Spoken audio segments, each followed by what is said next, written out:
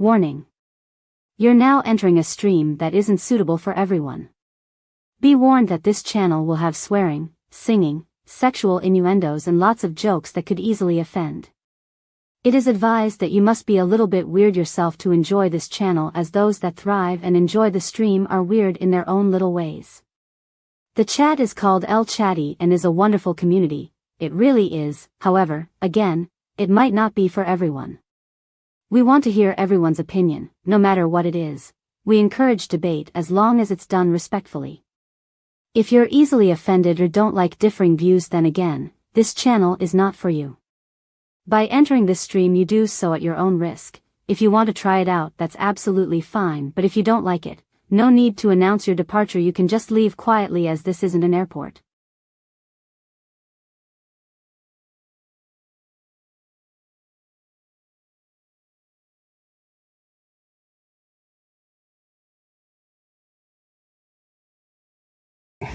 Good morning, good afternoon, good evening. How are we, everybody? I hope you're all well out there. We're going to early start today because the court is now starting early. The court is live, but we'll get to it. We're going to wait a second because it started way before I thought it was going to. So, good morning, Robin G. Good morning. No shit, another CG. Robin G cannot shit today. Bad Daza, afternoon, buddy. Hope you're doing well. There you go. Morning, Daffodil. How are you, my darling? What's going on? What's going on, people? It is an early start because I'll explain to you now what's going on. Before that, please do this. Press the like, press the like, press the like, please. Press the like and subscribe. It would mean the world to me if you liked and subscribe. Like and subscribe, everyone. Let's fucking go. Luckily, there's no N in front of the K there. Otherwise, it would have been. I did have to look twice at you, Daffodil, and go on. But does it just what? I was like, what? How we doing, Jersey Gem? Morning to you, my darling. Hope you're doing well. So, just so you all know, the court has lifted the 30-minute delay. So there's no 30-minute delay anymore. So that's why we're starting earlier. I'll put it up here now. I will, of course, zoom it. We'll. I'm not going to rush it this morning. Do you know what I mean? We can zoom through the break then, because most of you didn't know this was going to happen. So if you are on replay, skip forward 10 minutes. We'll start off in about 10 minutes for this because I was caught off guard. I didn't realize the judge, he only announced this morning that he was lifting the 30-minute delay. So yeah, we'll start playing this in about 9-10 minutes so that people get an opportunity to come in and stuff like that. Hit the like, Daffodil, please. Thank you, my darling. Yeah, hope you're all doing well. Hope you're doing it as well as you can be. It's a Thursday. There's no sign of the Florida trial yet. I need to go and Google that as well to see what's happening with that.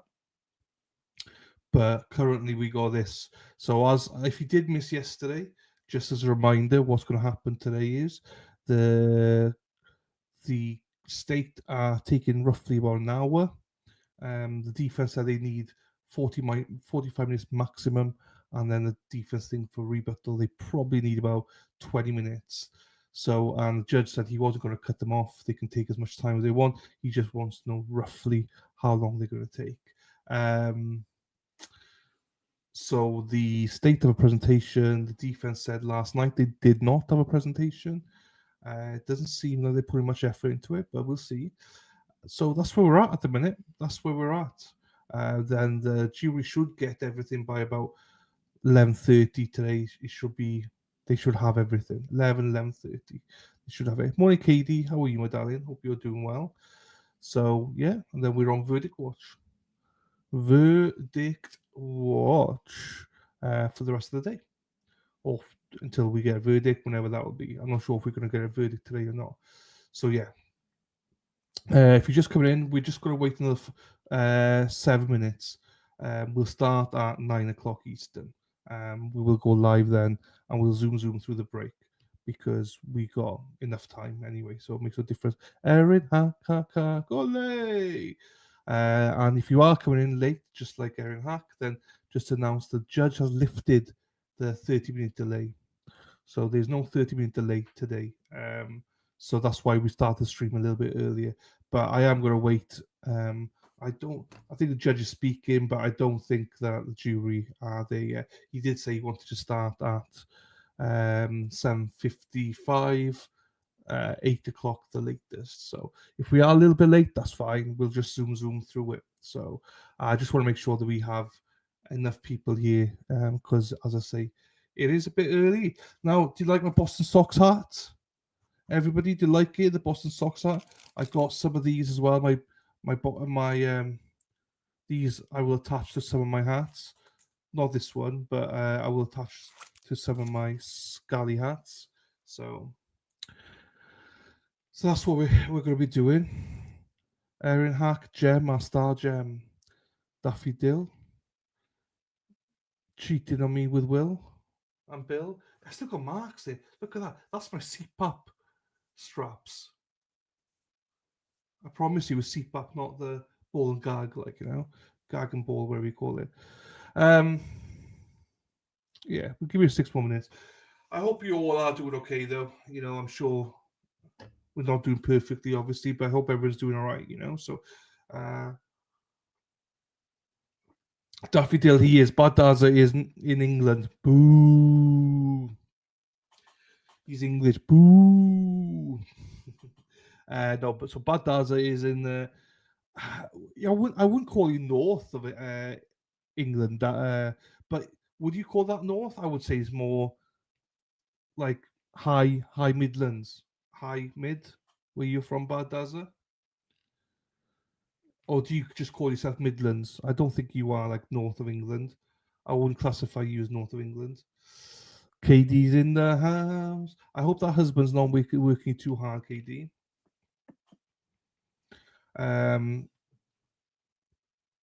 KD, no, stop it, KD. If you're joking, stop it.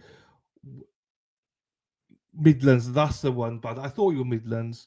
I wasn't sure because it's at the top of the Midlands, isn't it? I wasn't sure how you classify it. Wales are the same. No, they are not the same. The Welsh, we rock. No. So we're all part of the UK, but we are different countries. Beans bad. I love to watch the Horse Guard. I have no idea what Daffy's on this morning. She's on some sort of. She might be on meth. Daffy Dill, I think, might be on meth, people. So just be careful what she says in chat today. Yeah, again, there will be no delay. We will be started on time. We might have already started. I'm delaying it for a little bit. Just actually, what I'll do is I'll mute this and just fast forward to see if they've started. Judge, we don't need to speak. Oops, we don't need to hear the judge. Let's see where they are live now. He's speaking to the jury. So, we're not. Oh, hang on, we might be saying something important. Let's listen to what he's going to say. Type or related to exhibits. It may take some time for us to review those and decide what to do. And in that intervening time period, you should continue your deliberations. I'll explain that more as the morning goes on. When we finished yesterday, I read instructions. Last one I'll remind you of is regarding closing arguments of the attorneys. Instruction 160 says, consider carefully the closing arguments of the attorneys on both sides. But you're reminded that their arguments and conclusions and opinions are not evidence. You, the 12 jurors that will deliberate, draw your own conclusions from the evidence and decide upon your verdict according to the evidence and under the instructions, the law given to you by the court, the judge. All right, we're going to have the prosecutor start. Our court reporter is Taylor today, so she's doing stenography. Hi, Taylor. I've reminded the attorneys to go at a pace where they're not racing in the speed of their voice, just so she can keep up and make an accurate record of the proceedings. And I'll give them a friendly reminder if they go a little too fast. So I don't plan to interrupt them and don't want any interruptions from the back of the courtroom in any way. And have Nicholas Grody, the Deputy District Attorney, start with the state's closing argument. The podium is yours, sir. No, it's fine, Erin Hack. I came on early today, so don't worry. I'm sure Sarah P will be here at some point, the Queen of Links. But yeah, that's absolutely fine. I am sorry to hear that. I understand that everyone's going through it at the minute. I hope Mace is okay. Mace is one of my faves now. Her and Rocky. Yes, I can imagine they're in tears when you live in a woke state. They watch Charlie Kirk daily. So obviously, rest in peace to Charlie Kirk. It's a very sad time, and not just in America, but I think worldwide to hear that news. So again, my thoughts are with everybody and his family, his poor children and wife. So that I don't really mean to cover more than that, people. If I'm being honest, my thoughts are with everybody during this dark time. Right, we'll just give you one more minute, and then we'll be starting. As I say, we can zoom some bits then. We're literally probably a minute behind, so it's not bad. And as I say, the court has lifted the delay, so they will no longer be delayed because the witnesses are no longer on the stand. You're cool to be Erin Hack, but I know exactly what you mean. So right, are we ready? Are you strapped in? Are you strapped on? Whichever one you prefer. With that, we will do a zoom, and then we are starting. So here we go, everybody. In 10 seconds, we were ready to go. Erin Hack, she drives the bus, yellow bus, yellow bus. Erin Hack, she drives the bus all day long. Hey, Your Honor. Attorney Rockenbear, thank you as well. All right. Good morning, ladies and gentlemen. You've heard a lot from me over this trial, but I've never been introduced to you. My name's Nick. I'm the Deputy District Attorney. And this morning, I'm going to be delivering our closing argument. Now, you'll see when you go to the back, there's a jury instruction that outlines what we have to prove: first-degree intentional homicide. There are two elements to first-degree intentional homicide, and they're both written in front of you. You need to prove that the defendant caused the death of Joey Carnot and that she acted with the intent to kill Joey Carnot. I'm arguing that the evidence that we've presented, that you've seen, proves those two elements beyond any reasonable doubt. And when you look at it, it really breaks down into three separate things. Joey's actions and all the actions before show that he wasn't suicidal. The defendant's actions afterwards show it was intentional. And then her further acts show an intent to cover up her intentional crime. Now let's start with what we know. And in looking at this, I'm going to start by breaking down the beginning of the day, and I'll remind you of what the defendant said when she testified yesterday. She said that when Joey woke up, he went to work, but he did so on no sleep. Didn't have his meds for 72 hours. And throughout this, I'm going to remind you that the defendant has every reason to make it look like Joey was just about to go out of his mind, that he was just about manic, or whatever word she chooses to use. It's not reflected in the evidence, but the point I'm trying to make is that the defendant has every reason to show that, because it's not reasonable to think that somebody would just go throughout the day, just go to work, come home, and then all of a sudden just flip, just like that. So the defendant has all the reason in the world to show that Joey was essentially acting in a way that we don't really see in these PowerPoints. Now, on the messages. Now, the messages are a little hard to read, but if you remember when we had each one of them, the first one is, "Good morning, my shine bright like a diamond. I'd love to make home-cooked meals with you and to be partners in the kitchen." That's the first message, 7:27 a.m. What's the defendant's response? "I know you're trying so hard to have time with me. I'm so sorry I didn't think that little extra piece would put my dick in the dirt, but I'm still fucked up as we speak. Love you." Now, the defendant tells you that this is her using her Suboxone, her prescription medication. I would argue that this is beyond that. A little extra PC doesn't sound like she's using her medication as prescribed. And she, in her own words, is fucked up. But the defendant, or Joey, responds, says, I know you got a lot going on. It's okay. I just can't wait to say I do.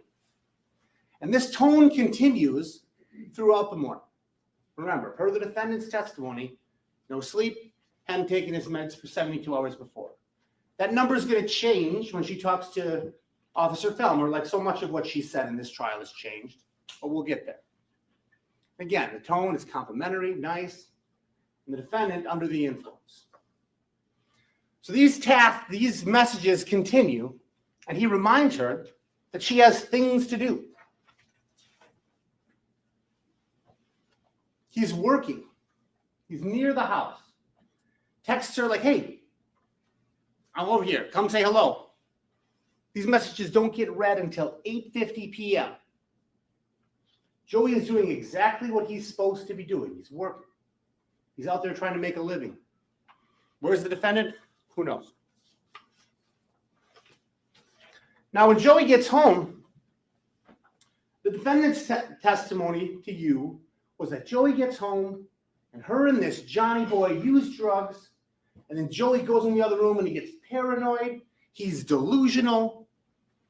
All these different things. Again, I remind you, the defendant has every reason in the world to suggest to you and to say that Joey is going off the deep end at this point. But look at these messages. What does Joey say? Sorry, I think I overreacted. It's all good. No worries. Okay, so he talks about an overreaction, but then he explains what it was about. I just didn't want to talk about that while you're with Johnny boy. I no worries. I ain't going to touch his stuff, but I was going to sit down and watch TV or whatever, and I see, in his words, a bitch in front of me. And we know what that means. That means a meth pipe or drug paraphernalia. If he's used already, as the defendant wants you to believe, why is he so angry about just seeing a pipe? It doesn't make sense. Like so much of what she's asked you to believe, it doesn't make sense. And I want to reiterate that as I go through this, I'm not trying to shift the burden in any way. This is our burden to prove this. It's our burden to prove this beyond any reasonable doubt. But the defendant presented you with this story. And my argument to you, ladies and gentlemen, is that it is more full of holes than a cheese grater. So he sits down, he sees this pipe in front of him, and he makes a comment about it. The defendant says that he's using, I don't believe that's supported by the evidence at all. And remember, it was the defendant who was high, by her own words, and also by this text. She started the day under the influence. Also, remember what John Pfeffer told us. He said that he was coming over later in the evening, and it was the defendant who was going to supply him with meth.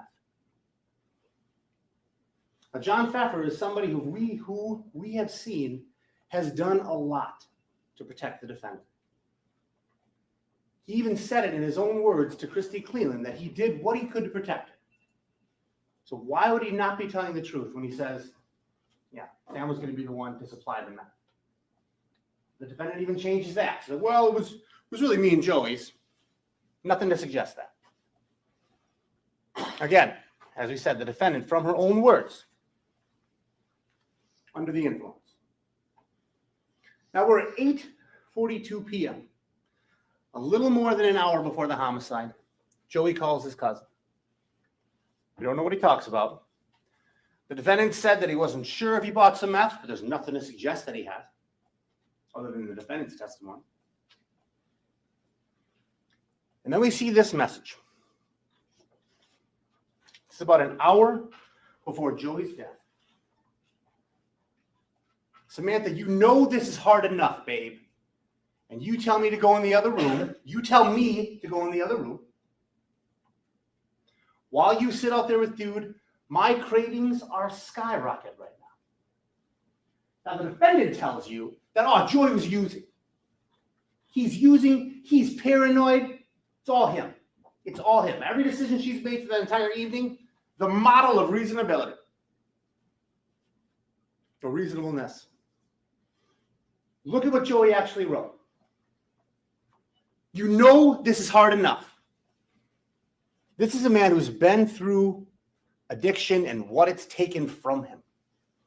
It's taken his son. It's taken jobs. And he has climbed that ladder to get out of that hole over and over and over again. And here he is climbing it again, working his way out of it. He has a job. He's doing what he can. And the defendant is using drugs in the next room, and he calls her out on it. Says, my cravings are skyrocketing right now. And what's her response? Chung left. Still, he's like, well, and she said, I'm just eating a bowl of ice cream. And he says, you're sitting out there high. Now, you remember from the testimony, the defendant said she thought, well, I thought he was saying you're sitting out there high. Ladies and gentlemen, that doesn't make any sense, because she's like, what, should I not be? She's admitted she's been using this entire day, and he calls her out on it. You're sitting out there high.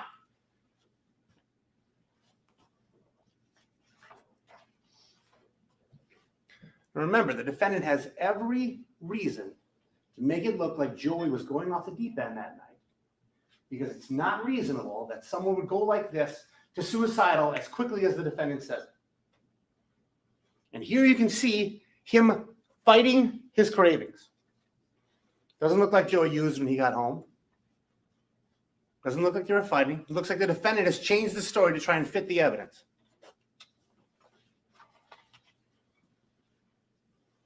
But it's not my job to present you one side of this. It's my job to present you the truth.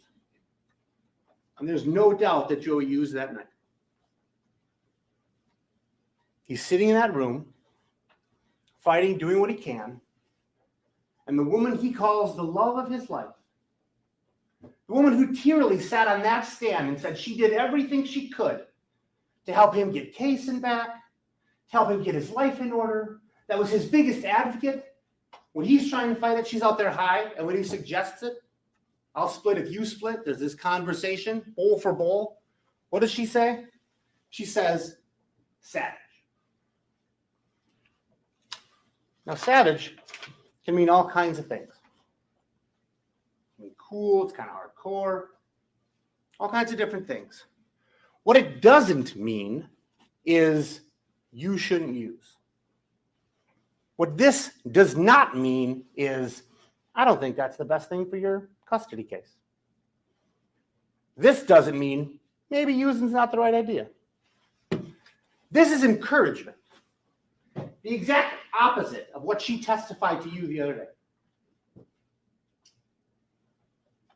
Now Joey talks to his cousin again. Seems like it's after he's used. Maybe he's canceling plans, maybe he's making plans, we don't know. What we do know is that less than 10 minutes before the homicide, Joey Carnot is making future plans.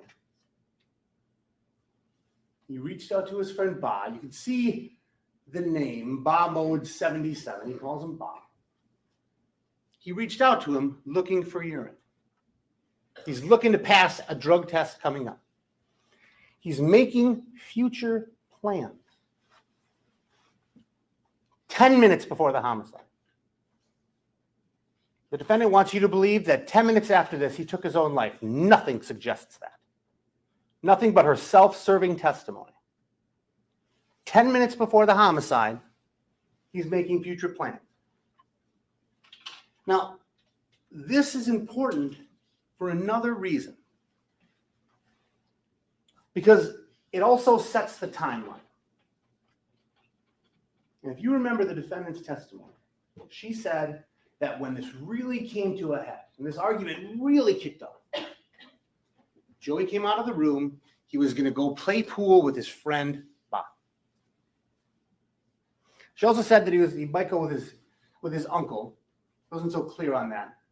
But the point that I'm making is that all of those things happened before that. None of them happened after this time. This is the first conversation that he's had with Bob all day. So there's no way he could be going to play pool with Bob if he hadn't reached out to Bob. Now, there's no messages to suggest that he reached out to Bob to play pool or anything like that, as the defendant says. Nothing in the phone like that. And if you remember from the original exhibit, Joey never received Bob's response to this. He was dead by the time that happened. The defendant's story is that when he came out of that room, he was going to play pool with Bob. So, all right, let's just give her the benefit of the doubt. She deserves the benefit of all reasonable doubt. Let's just assume that that was the plan when he came out. The timeline is indisputable. He has 10 minutes between now and when John and Christy get there. And let's go through everything the defendant says happened in that 10 minutes. Joey came out of the room. They used meth after that. She told him not to leave. She then goes to the bathroom. Apparently long enough for her to close the door, because the next thing she said is Joey came in the bathroom and startled her. She noted they knocked over that shelf. She said when that happened, he accused her of using without him and hiding drugs. He said he needed to use the bathroom, so she left, got her hand caught in the door. Apparently Joey closes the door, uses the bathroom. All still in that 10 minutes now. Joey then brings up some guy named Angel, accuses his mom of sleeping with this person, goes into some discussion about his dad not being his real dad. The defendant then goes into the living room, tries to call John 4 times. There's a lot of testimony about that. She was very sure that that happened 10 minutes before. That's not what happened. But we'll just keep going. Joey then continued carrying on. She told him to have some pizza, just relax. She then separated from him again. She went to put on her sandals. Now she's over by the couch. We're still in that 10 minutes. She's over by the couch where she saw something fly across the room. Joey then said if she leaves, he's going to kill himself. Then she says there's some point where now she's determined to leave. She tells Joey he's welcome to come to Jeff's. All he has to do is calm down. And after that, he comes into view. He has blood between his fingers. We're still in the 10 minutes. She says, oh no, reacts, asks him to lie down on the ground. He does. Blood is gushing from his wound, in her words. She's covering it, trying to put pressure on it. She gets paper towels from under the sink, I think she says. Tries to put pressure on it. Hands are covered with blood. Then John and Christy comes. She, according to her, with her hands covered in blood, buzzes them in. We'll get into that in a second. Then John and Christy walk in. All in that 10 minutes, according to the defendant. Ladies and gentlemen, I submit to you that that is not reasonable. It just isn't. And that's giving her, if that's a full 10 minutes. In reality, she would have had less than that. Because they didn't walk in and see just as she was stabbing Joey. By the time John and Christy walk in, Joey's on the floor. His pericardial sac is filling with blood. His heart is being strangled. And that's by the time they walk in. Now, she said, hands covered in blood. Yep, they buzzed him in. Well, that's peculiar. Because there's no blood on the buzzer.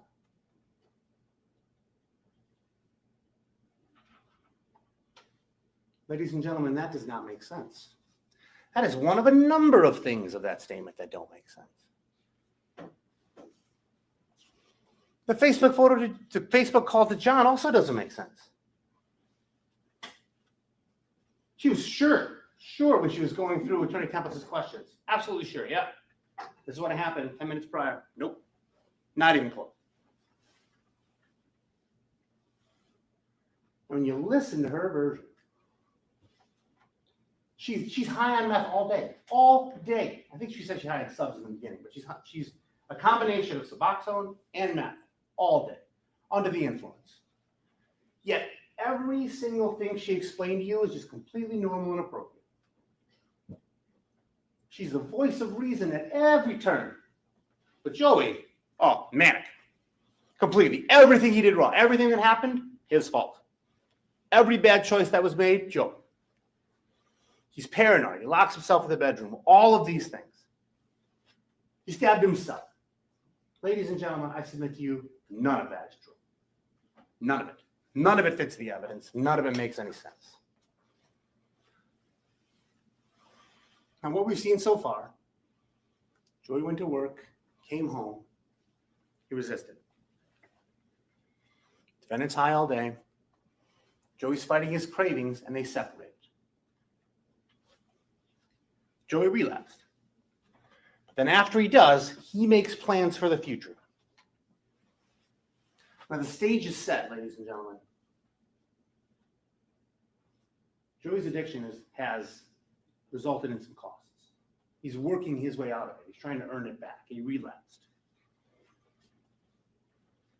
That leads to confrontation. And we know how the defendant handles confrontation. We've heard it from 3 witnesses. You heard it from Daryl Courtbine, who actually heard her on the phone talking to Joey. I'll kill you. I'll stab you. And this isn't some sort of threat where you're just mad at somebody and you're like, oh, God, I'll kill that guy. This is a specific, I will stab you.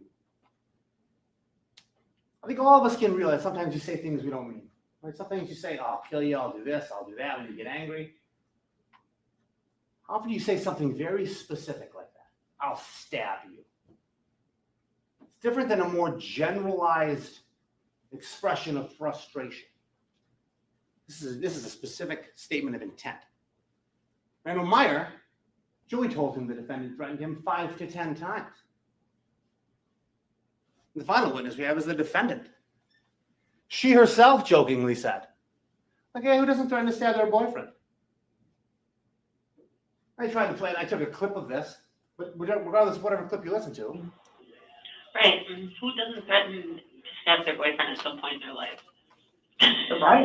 Right. I agree. She's talking to her friend. I agree. Who doesn't? I don't. Now, we know. We're going to play the crime lab video again. We've seen this a couple of different times. But now you know everything that happened beforehand. The stage is set before what happened. Now let's listen to this just one more time.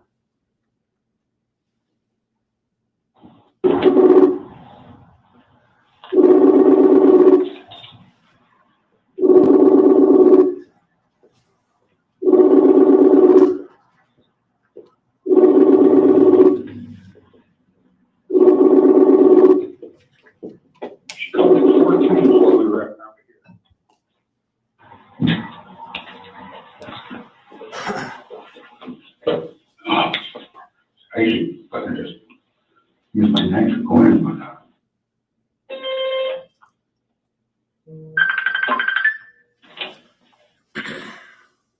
hello.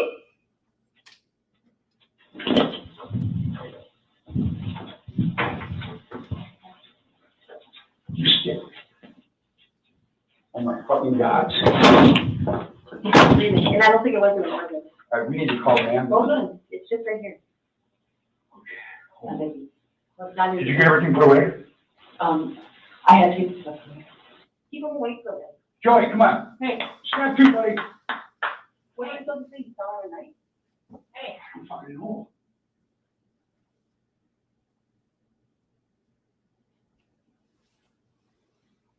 They talk about a lot in that short amount of time, 1 minute and 14 seconds. Never once does the defendant say it was a suicide. And wouldn't you expect that? In that situation, if it happened the way the defendant described, which I submit to you, it did not. But let's just again assume that it did. Isn't that the first thing she says when they walk in? Like, oh my God, he did this to himself. Nothing about that. Nothing at all. What does she do? John Pfeffer has the appropriate reaction. Like, we need to call the ambulance. And she says, hold on, it's just right here.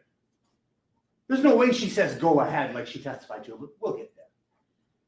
But her first response, when John Pfeffer has the initial response I think we all would have, when you walk in and you see somebody in obvious distress, life-threatening distress. The obvious thing we'd all do, we need to call 911. We need to get help. What does the defendant do? Wait a minute. Hold on a minute. Never in that does she say it was a suicide. Never.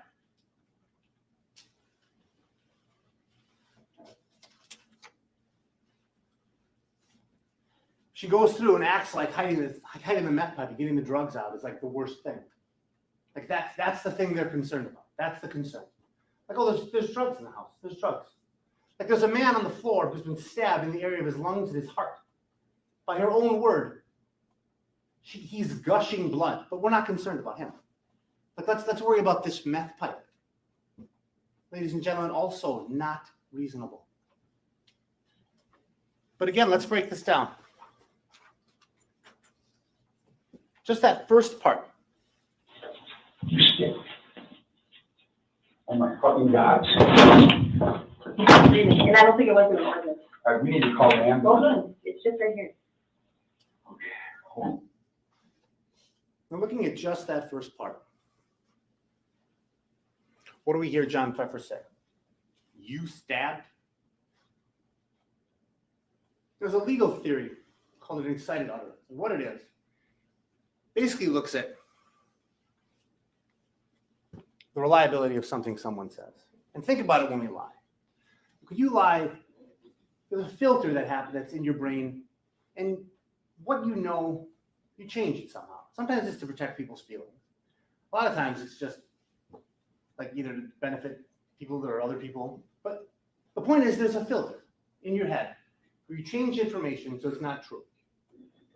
But every now and then, when you see something so horrible, so startling, so amazing, your brain bypasses that filter. And it just comes right out. And that's what happened to John Pfeffer that day. Because you've heard a lot about what the defendant was doing when people walked into that room. And a lot of them are conflicted. Christy says she was saying she could go to prison. She's standing over him. I think the defendant says she was treating him, trying to take care of him. John said she was also there.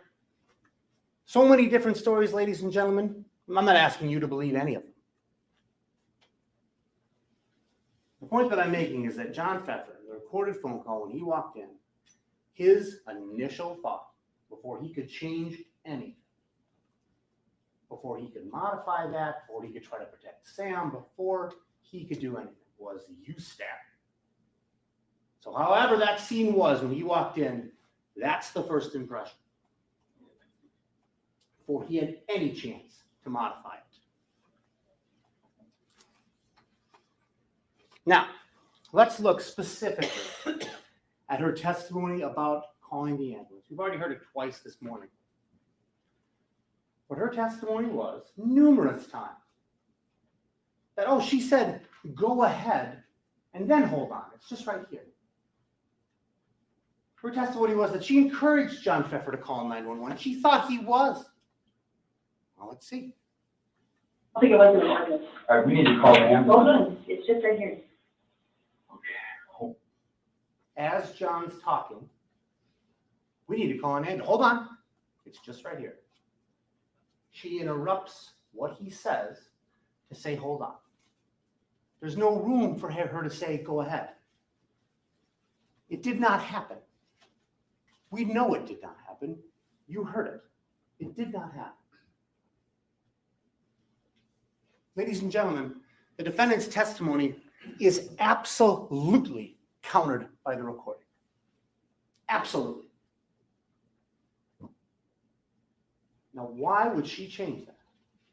Again, the defendant doesn't have any burden. Burden is completely on us. But it doesn't look good if she's dissuading John from calling 911. By the time she told you that, she had listened to all of the evidence. She had to fit that in somewhere. But it doesn't fit there. We know that didn't happen. She sat on that stand and told you that. Ladies and gentlemen, we know that didn't happen. When you go back into that jury room, one of the big things you're going to take with you is your common sense, your experiences, your everyday life experiences as adults living in the community. You know that didn't happen. And if someone's trying to avoid and not have law enforcement or first responders come up there, there's one heck of a reason. It's a lot bigger reason than just because there's some drugs there. That's because she stabbed Joey Carnot and she needs time to figure out exactly what to do. And this first story that comes out of it, like, oh, I'm not there, doesn't really work out. And now time's ticking.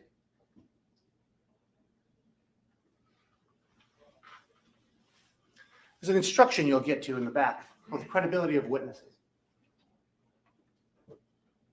There's a bunch of things you're going to consider. I didn't put them all on here. So you want to consider whether the witness has an interest or lack in the interest of the trial. The clearness of their recollections. The opportunity they had for observing. The reasonableness of that testimony. Possible motives for falsifying. Why would they falsify testimony? Part of that statement says you're not to discredit the testimony of the defendant just because she's the defendant. I'm urging you not to. Don't discredit the testimony of her testimony because she's the defendant. Discredit it because it does not match up with the evidence at all. And it certainly, ladies and gentlemen, does not. Now, this third clip, you may remember when the district attorney was asking her questions and asked her, like, you said, I've got to get that F out of here. The defendant says, yeah, I said that. I urge you to check your notes. I saw you all taking down notes throughout it. When she's getting asked questions by Attorney Templis, she says, oh yeah, that's what I said. But then her attorney asks her questions and she's like, oh, no, I didn't say that. I said, get that stuff out of there. And admittedly, it's a little hard to hear.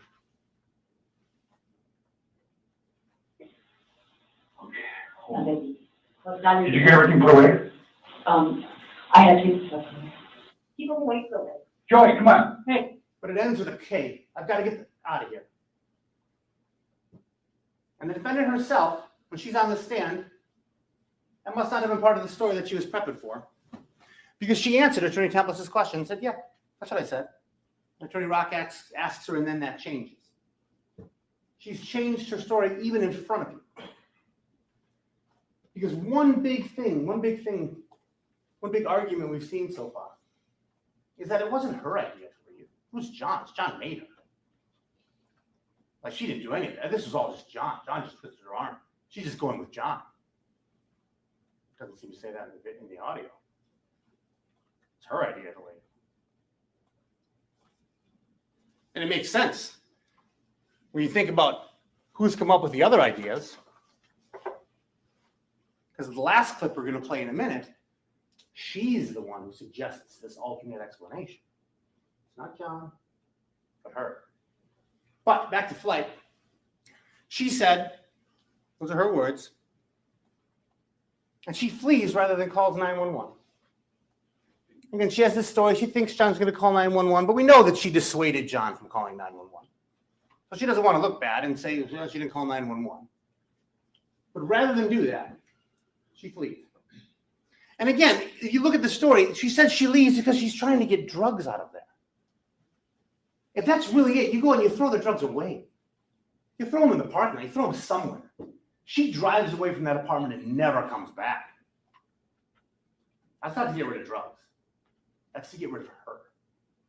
Because the real crime here is what she did when she stabbed Joey Carnot. You're going to get an instruction about that as well, that she fled the scene. And you can consider it. Both to show that she's conscious of what she did and guilty of this crime. Now, the final clip, ladies and gentlemen. What are you supposed to say? You saw her at night? Hey, I'm finding home.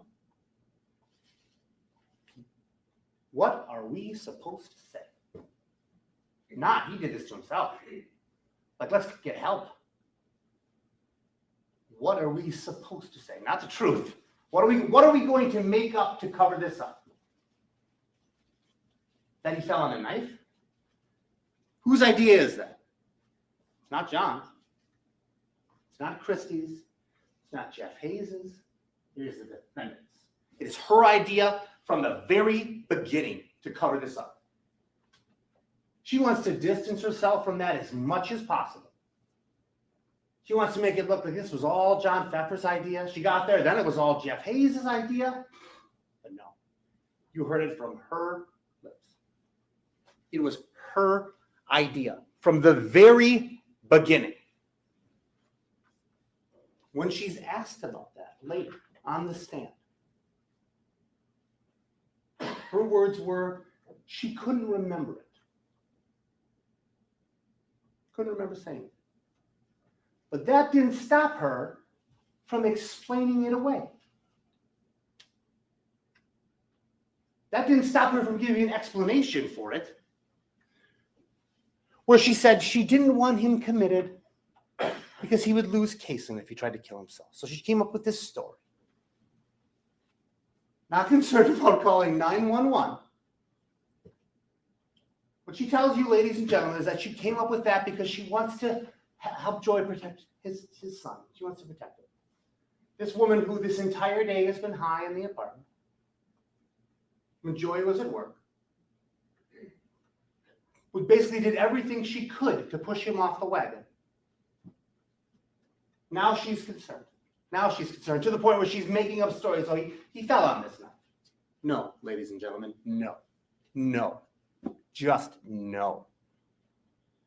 She said it because she stabbed Joey Carnot. But they need to explain that away. And that's the first explanation they come up with. And we hear that 2 other times. But we'll get there. She hasn't even called 911 yet. She says she thinks John is calling 911. You hear everything that happens from when John and Christy walk in until that statement. She tells you she thinks John is calling 911. What would give her that idea? Nothing. There's nothing. Before they call 911, before they even think about it, outside of John and the defendant telling him not to, the defendant is coming up with other explanations. She's trying to come up with lies to cover this up. Why? Because she stabbed Joey Carnot. Now, ladies and gentlemen, there are so many reasons. Again, she plans to cover up from the very beginning. We know it's not. There's so many reasons this is not a suicide. There's so many. The defendant's changing stories. She tells John not to call. Her statements. What are we supposed to say? He fell on a knife. Her saying she has to leave. We're going to get to what she did after that, but she drove herself from the scene in her own car. And she's threatened to stab him before. Ladies and gentlemen, there is no way this is a suicide. Now, remember, she says she tried to persuade John to call 911. And there's been a lot of testimony about that initial clip and when 911 was called. So this is that full video from the vet clinic that shows both that initial recording of John Pfeffer and then when the 911 call was actually placed. Listen to how far apart they are.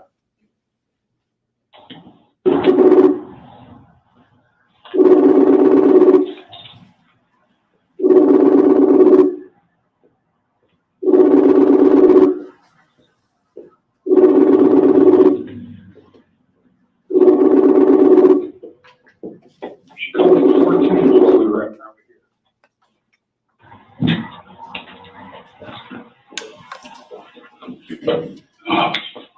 I usually fucking just use my knife and go in and whatnot.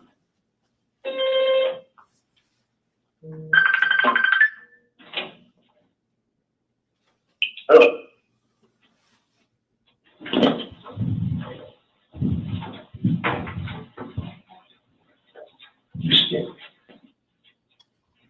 fucking gods. And I don't think it was an argument. All right, we need to call the ambulance. Hold on, it's just right here.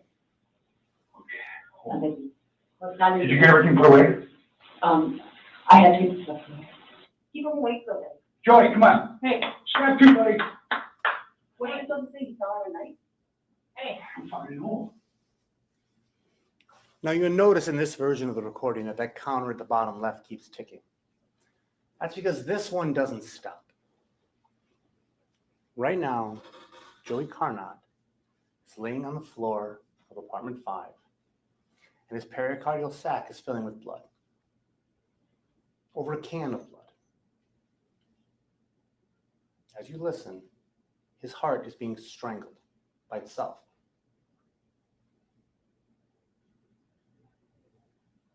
Part of what we need to prove to you is that the defendant intended to kill Joey Carnot. As Joey's lying on the ground, his life being taken away from him, seconds slip by as they could have called 911. And what do we hear?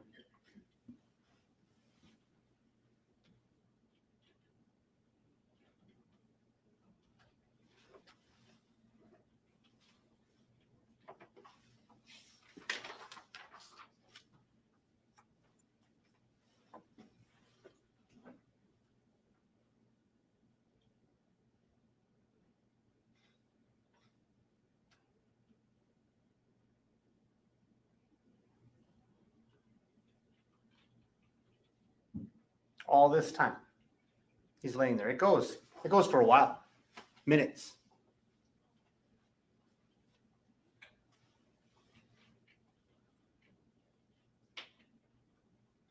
You say minutes, and you think, a minute's not that long. Right now, Joey Carnot is laying on the ground. Every second counts. And in here, you can feel them tick by.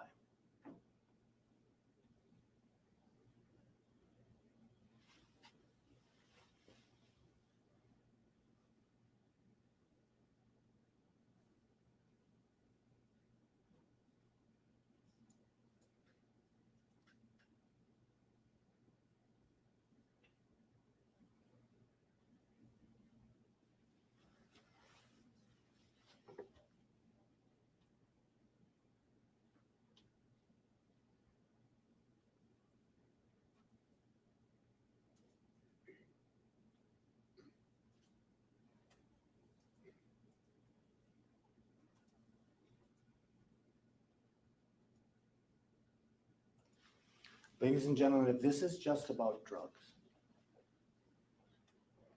all this time, they could have thrown these drugs into anywhere. But it's not. All this is time that they could have called 911. That first responders could have responded and actually been trying to save Joey's life. But he's lying on the linoleum as this time ticks by. That pericardial sac filling with blood, slowly, as his heart, as it gets harder and harder to pump.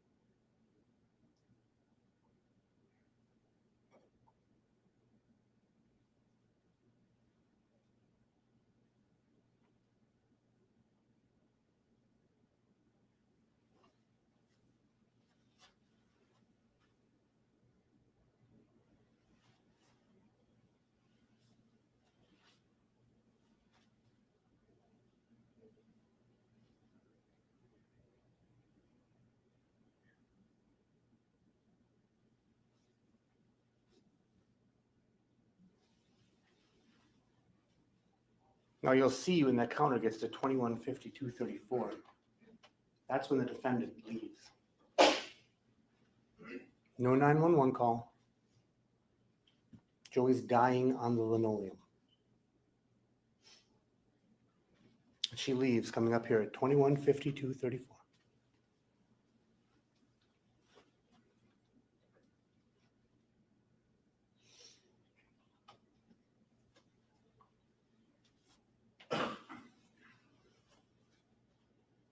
Fleeing the scene of the man she has stabbed in the heart.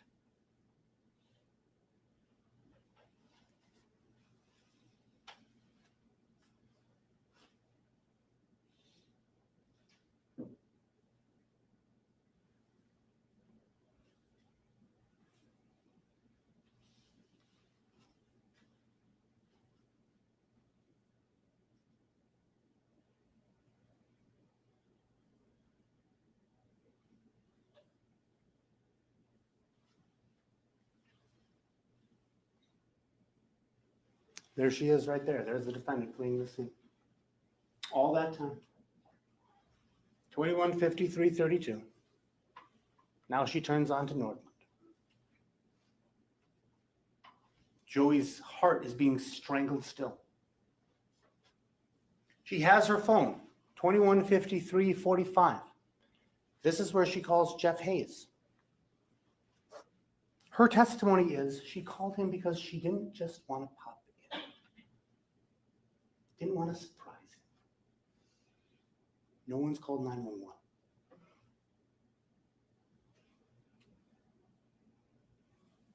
Ladies and gentlemen, that's an intentional homicide.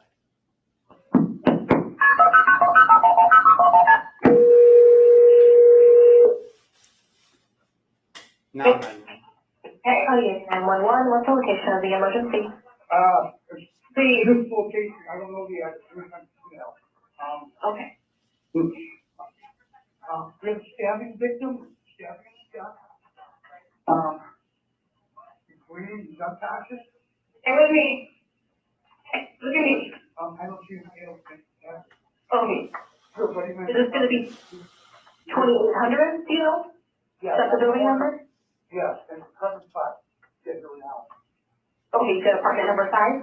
Yes. Okay, good luck, sir. Thanks. Okay, and was it self-inflicted or did someone do this to him? There's nobody here, so I don't know, but I think he fell on right. He flipped himself, Hey, and it looks like, I don't know. hey, stay with me. Oh, I want to confirm, you said apartment number 5? But, apartment number 5, yes. Stay with me, Mike. Hey. Okay, you said no one else was there with them originally? Hey, there. Hey. Nobody else? Hey, okay.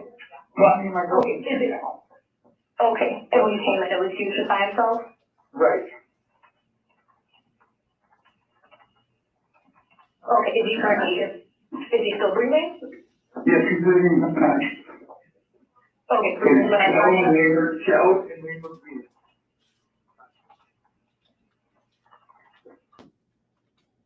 Joey was still breathing at that time. All that time. Where she left him to die after she stabbed him. But it doesn't end there. And she would have you believe that it's JP's idea. Even though what John said on the 911 call was what the defendant suggested. He said on the 911 call, I think he fell and slipped on a knife. Whose idea was that? That was the defendant's idea. You heard it on the recording. That's what John utters. That's what he repeats. And then Officer Felmer talks to her. It's now 10:19. And this is what she says happens. Actually, anyway, the cop wants to talk to you. Okay, hold on. What's up? This is the girlfriend. Not supposed to be, I suppose. How do you turn it on the speaker? I think it is wait. There. This is his girlfriend? Yeah. This is his girlfriend? How's this Samantha? Where are you right now, Samantha? I'm over at my friend's. Your friend's? Yeah. Okay. Is there any way you could come back to the apartment that we could talk to you? What's going on? Well, you could explain that maybe when, if you come over and talk with us. Some stuff happened at the apartment. What's your boyfriend's name again? Joey. Joey, yeah. So it sounds like some stuff happened with Joey. We were called out here to investigate. Is he okay? At the moment. I told him he has manic episodes. And he was talking crazy earlier, but What was he saying earlier?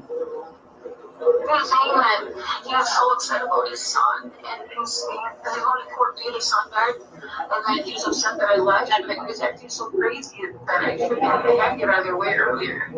And how earlier would you say that would be? A couple hours. Like about what time would you say that you left? I'd say probably around like 7. Around 7. That's my friend when I got here. Okay. And what was Joey doing? I guess that you mentioned he was acting crazy. What was he doing? When he acts manic, he like assumes I'm cheating on him, and everything I say is a lie, and everything in his reality becomes kind of like a delusion. Okay. He's on medication for it, but then they didn't send him to him in the mail right away, so he didn't have him in his system for over 24 hours. Okay. Okay. Would you be okay going back to the apartment?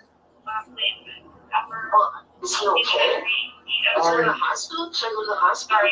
No, don't go to the hospital. I'm not sure what his medical state is right now. I'm not with him, but What do you mean his medical state? so he was found. I'm not sure if are these friends of his, or who are these? Who are the two that are here? Those are our mutual friends. Mutual friends. Okay, so it sounds like the friends had possibly found him in the apartment. And he just kind of collapsed to the ground. So, but I'm not exactly sure what all the details are surrounding it. Again, I'm not sure exactly all the details surrounding it. I didn't speak with the friends. I just assisted with, I guess, making sure that the scene was all situated. I'm not sure at the moment. We're trying to figure out what happened. Oh my gosh. So, would you be able to come to the apartment or come back to the apartment? And then we can talk with you further here. I mean, I can. Okay. But I'm not supposed to have police contact without letting my PO know first. Okay. Well, I think they would probably understand this one. I don't think they would have an issue if you were in police contact for this. Okay.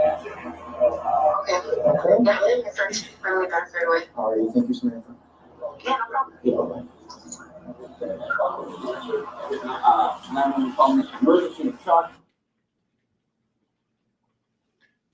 Note that she adds significant parts to that story. Joey's manic. She left hours before. The manic thing we've heard again here. That story didn't change. Feigned surprise and concern. She testifies that it was all John's idea. It was her idea from the beginning. Now, other noteworthy parts of this. When she testified yesterday, she said, it's been, 72 hours that he hasn't had his medication. Here the night of, she says 24. When she testifies before you, ladies and gentlemen, she's making it look worse. Then collapsed.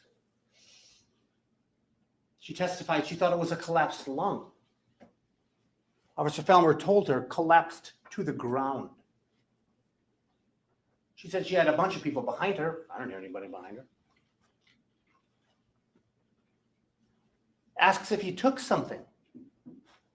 Completely untrue. She knows exactly what happened. She has no idea what happened. But she's saying, I'm not sure. Did he take something? And she tries to make this story to say she said it because in case they gave him opiates, he didn't want the opiate blocker. It's very complicated.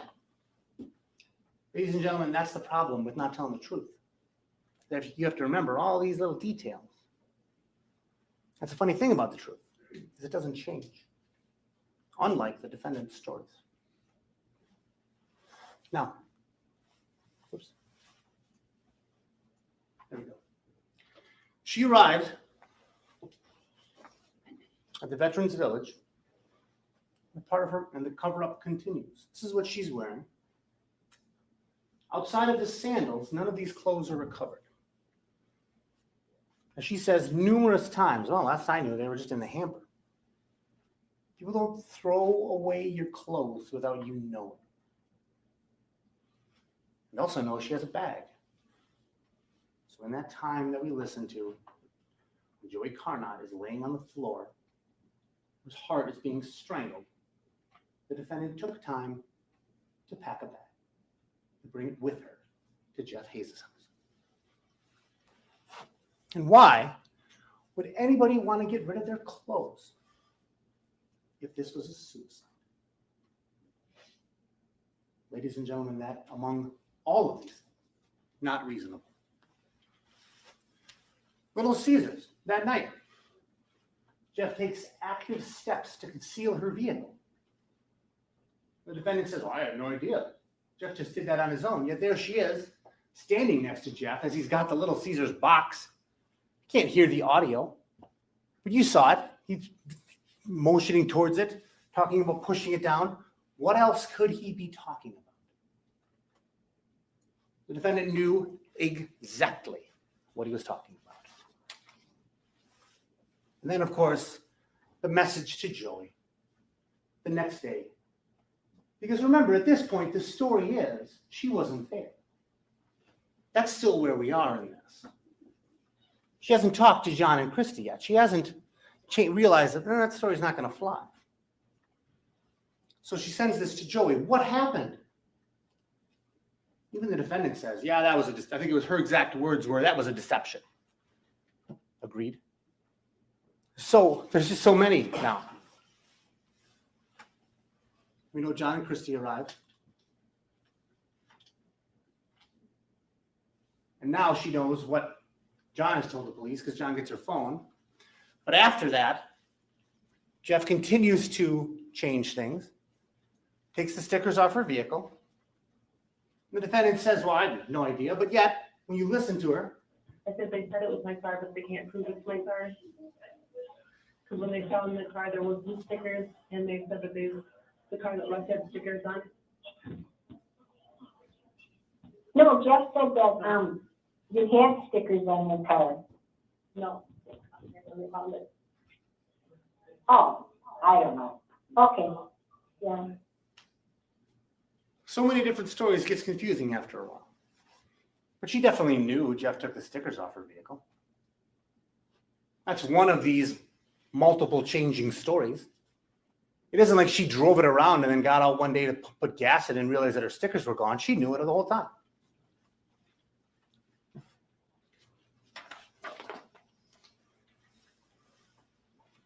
Now, all of this goes to show that the defendant intentionally killed Joey Carter. She's high all day. She's using in front of him. She called John 4 times, not 911. We talked about how the timing on that was off. She persuaded him not to call 911. Worked to create a story at the scene. Then left the scene.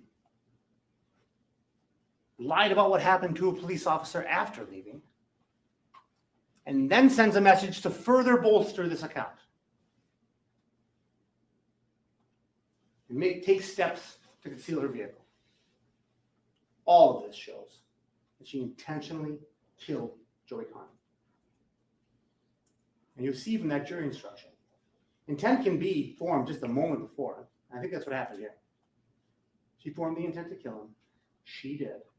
And then did everything she could to cover this up. But even that, there's more. Again, these changing stories, it's tough to remember. You know, he was blinking a lot on there, so maybe that was it.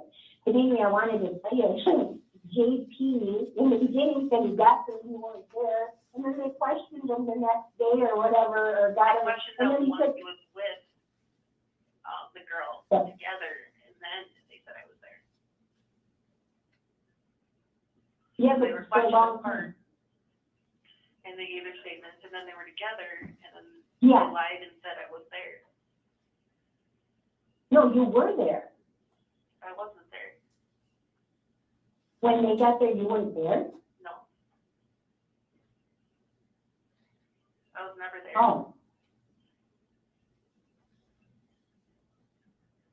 I was never there. oh, okay. All right, I got something screwed up here from when I talked to you in the beginning, right? Yeah. Oh, I get it. Okay, got it. It's not only the defendant's mom who got things screwed up. The defendant got things screwed up. Because then she says, There's a recording. John's phone recorded, JP's phone recorded when he walked into the apartment. You can hear what I say, you can hear what Christy says, and you can hear what JP says. When they walk in, and Joey's on the floor. Yeah. You hear it all recorded on his phone. you can hear what I say. So she was there now. How many times do these stories change? Ladies and gentlemen, the truth never changes, unlike the defendant's statements. But again, there's still more. She has these numbers written on her arm. Part of what she testified to was that, well, the reason she ran is she didn't want to go to jail for the drugs. But then when they apprehend her, after she leaves Jeff Hayes' house, she has these numbers on her arm. And the reason she writes them on her arm is because she says, well, I expected to go to jail, I was just going to report. So when Joey's on the ground, his life literally hanging in the balance. Everything to avoid police contact. But afterwards, she just assumes it's going to happen. I argue that it goes to show, like that night, she's trying to get away from this. She's trying to distance herself from it because she stabbed Joey Karma. A few days after the incident, she's going to Wisconsin Rapids. She feels she's sufficiently distanced and she's preparing to go, and she has numbers on her arm, ready to go. And one of those numbers is from Greg Allen. Greg Allen, whose texts we have seen.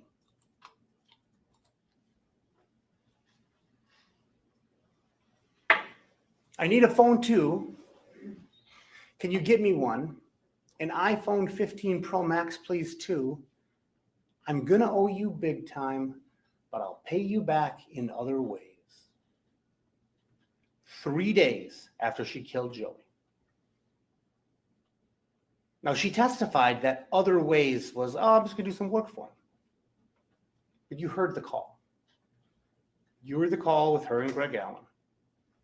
But they're talking about having a physical, sexual relationship 16 days after she killed Joey.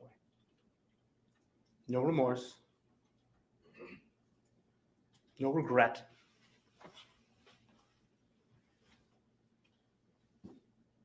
Doing whatever she needs to. Now, numerous things that she said were contradicted by the evidence. That she called John 10 minutes before. She played that call. We know that's not true. She said she was putting pressure on the wound. Her hands were covered in blood. No blood on the buzzer. Said she told John to go ahead and call the ambulance. That didn't happen. I have to get the fuck out of here when she says this. She admits it to the district attorney. When her attorney asks her, she says, no, I didn't say that. Just changes on who's asking her the questions. She said that laundry list of things happened in 10 minutes. Ladies and gentlemen, I submit that's not reasonable. You noted that when she testified, she said she'd been convicted of crimes 14 times. That's something you can also consider when you're determining her character for truthfulness. And back to the truth. Again, the funny thing about it is it doesn't change. Because we also heard from Pam Pfeffer, John's mom. The day after this, John goes to her house. And she says that John is like she's never seen him before. He's crying. He's emotional. He is just distraught. He has seen the life go out of Joey's eyes. And there are some times where you can take the most hardened people But they talk to somebody special like their mother, and they just tell them the truth. This is another excited utterance. But Pam knows things that only someone from the scene would know, unless she listened to the 911 call, and there's no reason she would have. Specifically, that the story was to say, what are we supposed to say? He fell on a knife? How else does Pam know that if John doesn't tell her? John told her the truth. John didn't tell that to law enforcement, but he told that to his mom. He gave another story to law enforcement. That Samantha looked him dead in the eye and said, just tell him he stabbed himself. He said that happened right when he got in there. You didn't hear that. But he tells his mom, that was the story. What are we supposed to say? He fell on a knife. Only hear that in the 911 call and that recording. And Pam says something else. Pam says John told her that the defendant admitted she stabbed Joe. We know John is telling his mom. What he's telling his mom is corroborated by what we hear at the scene. And John says Samantha told him. Ladies and gentlemen, there's no reason not to believe it. Look at everything the defendant's done. She's testified contrary to the evidence, to times that don't match the facts. She's persuaded John not to call 911. She noted it was her idea to leave. She suggested a cover-up before even leaving the scene. She fled before waiting those crucial minutes where Joey Carnot was dying on the floor. She fled and didn't call 911 on the way. She got rid of the clothes she was wearing when she got there. There's more. She called Officer Fellmer. Numerous inconsistencies, both with what she told him and what she testified to you the past few days. Supported Jeff's actions of altering her vehicle. She sent that message to Joey to support that first cover-up story. Then she called him numerous times. She said she was calling to check on him. She didn't call him to check on him. She left him. Blood was gushing out of a wound by his lungs and his heart. It's all part of her alibi to deceive. She then worked to avoid being apprehended. You remember her hiding in the cameras? Even when that last time they got out, Jeff came out and he motioned her to come out. She didn't willingly go out. They're doing everything they can to avoid apprehension, even then. Supports Jeff removing stickers on the vehicle, all in response to a suicide? Ladies and gentlemen, that does not make sense. That is not reasonable. Especially for someone who wasn't suicidal.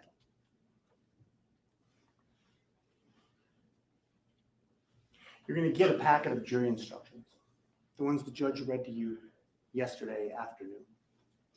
One of them is jury instruction 140. Defines reasonable doubt. A doubt based on reason and common sense. Read the entire thing. I urge you to look through all of it. What it all boils down to is you're not supposed to search for doubt, ladies and gentlemen. You're supposed to search for the truth. That truth that never changes. That truth that shows beyond any doubt that the defendant caused the death of Joey Carnot, and she acted with the intent to kill Joey Carnot. Thank you. Okay, ladies and gentlemen of the jury, we're going to take about a 15-minute break, and then we'll come back in for the defense closing. So,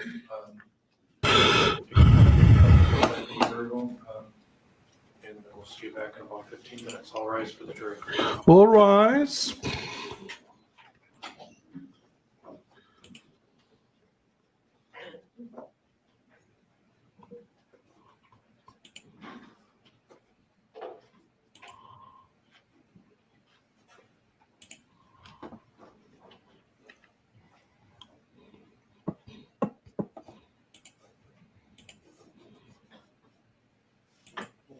We're in adjournment for 9:20. 9:20. Right. Let's have a look here then. That was. Oh, yeah. Yeah, it's a little fast.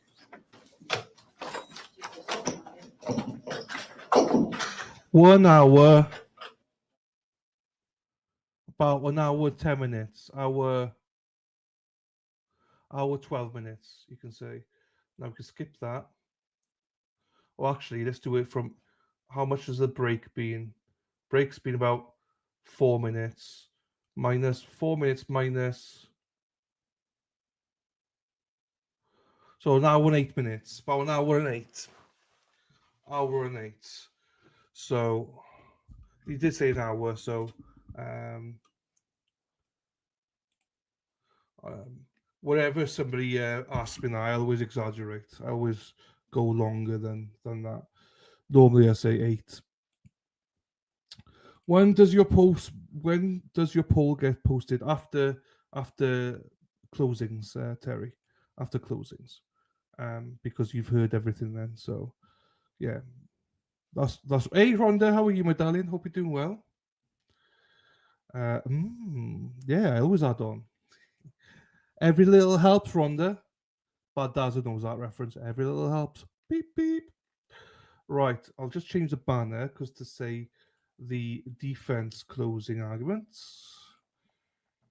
Defense closing arguments.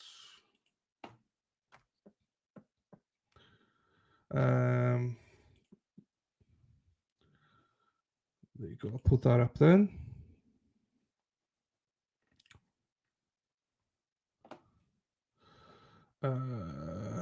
Spacey Stacy's in the house. What do we say, people? There she is. Oh, wrong one. That's why. Shit. Hippie chick, lady die, Spacey Stacy, walking those streets all night. You go, ladies, come and see what's going on now. Let's go, girls. Fuck, is it? I did not know meth was a weight loss drug. I might be trying meth. So I went to the doctor's today. I was like, hey, how the fuck do I lose weight? And he said, you're not that fat. I was like, well, I am. He goes, I've seen fatter. I was like, okay, thanks, doc. He's told me you could try these tablets because they can't prescribe the injections for me for free for whatever reason. But he was like, if you take them, you're going to be sick. And then I don't remember what he said called this therapy, but you probably know. It makes your stools not good or something. But I told him I was going to America. He goes, "Oh fuck, you're not going to have these tablets because you need to enjoy. You need to enjoy yourself. Eat like a king." He said. He goes, are you going to the Sweeney's again? I was like, "Yep, I'm going to Sweeney's again." Like, okay. So don't take these tablets. After we come back, we might be able to prescribe you. So apparently in the UK, they're going to bring out some tablets, same as the injections next year. So he might be able to prescribe those for me. So we'll see. Nah, no method me, Terry. I'm joking. I'm not really into all that, to be quite honest with you. Done a little bit of a weed, but that's about it. I'm not very adventurous. That's what she said. So yeah, I don't know. We'll see. Maybe the New Year's. Do they have the Ozempic? They do. So, but with my doctor, he can't prescribe it at the minute. I can go to private surgery, we call them surgeries, doctor's office, and pay for it. Or with our system is NHS is free, but he currently can't do it. Also, he was warning me not to really. He wasn't sure if I should take it. Because he was like, there's going to be tablets coming out that might be better suited. I'm not an injections guy. My nephew was a physician assistant in Minnesota, and every other patient he sees in a day asks for the Ozempic. There you go. I think it's Ozempic. One of the things. It's very popular. Very, very popular. The price has gone up sky high now, though. Like gastric bypass. No, just like a tablet. Because I was shocked. I was like, because my testosterone is all over the place, obviously, as most of you OGs know, I'm struggling with my testosterone levels, apparently, which is very normal for somebody my age. So we're testing that. I'm going to actually give blood next Friday. The testing into it because I have a history of prostate cancer and stuff like that in my family. My father had prostate cancer, so I have to have all these tests and stuff like that. So they don't do the finger up the arse anymore. So you have bloods and stuff and testosterone levels. It's complicated. I don't really understand it myself. But they're asking if I want to have children and stuff like that because, you know, there's many ways that you could go down. But anyway, the specialist thinks I'm too fat. My BMI is too big, but my doctor's like, yeah, you're not that big. I was like, well, no, I know I'm not that big, you know. But back to my weight, doctor. And he was like, yeah, I've seen bigger. I was like, I know, doctor, but let's get back to my weight, not my, you know, my PP. But no, he doesn't think that he goes, yeah, obviously, you know, it'd be good for you to lose weight, but you're not that big. So, so no, something in the new year. He told me to enjoy Boston, enjoy it, have a good time, and then we'll look at it in the new year. I've been seeing the tablets online here now. My friend is on the injection, and she said her stools are not good. There you go. So he wanted me to take some stool tablets that make it wasn't that injection, but it makes your stools really not good at all. And he advised against it. I was like, yeah, no, that don't sound good. Does not sound good.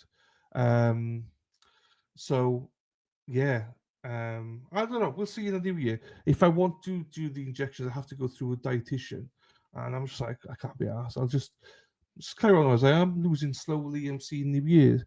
My friend had to lose weight before she had a gastric bypass. I'd never get one of those unless I have to. Do you know what I mean? I don't think I could ever do one of those. You know, I don't think. What's GI mean? GI Jane? What's GI mean? What does he mean? Oh, for fuck's sake, she's back. How the fuck did you find this? I literally hid you this morning. You and Lady Di, I hid, Bex.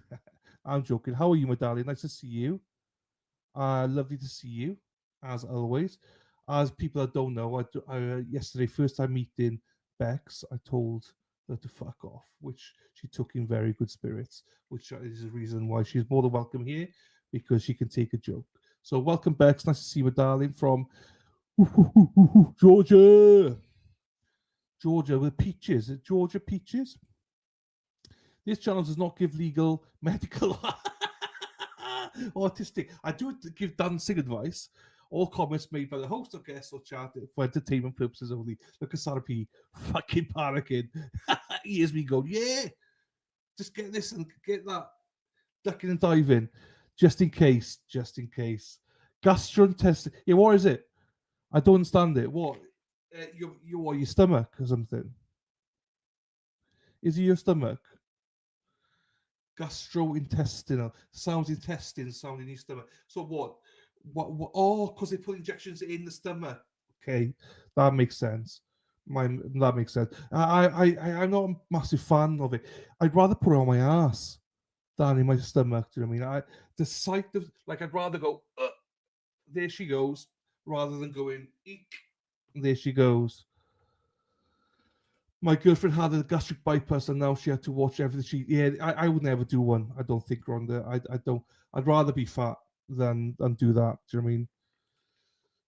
I've heard those injections are very expensive, even here if you have insurance. And the minute you stop any of the weight, because yes, you'd have to basically be on it for life. That's why I'd never pay for it. Bex is good. How is everybody else? We're very good, thank you, Bex. Welcome to the channel.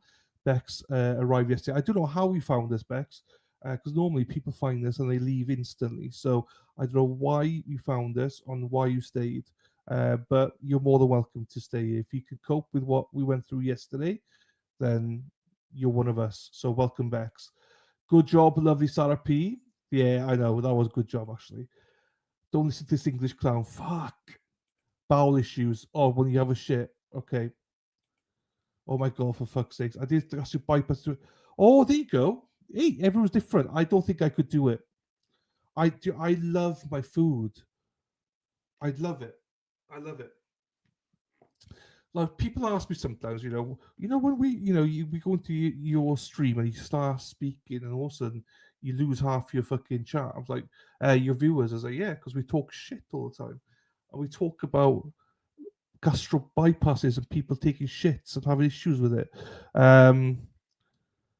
This 400 a month of friend is on. Yeah, ours is going to be about 300 something. So that works out about $400, Terry. I'm not going to do it privately. I'm not going to do it. And I would rather take tablets than that. But I don't like the addiction bit of it. I would love to take it for like 2-3 months, lose about 4 stone, and then the thing is, I just go. Look, the main thing for me,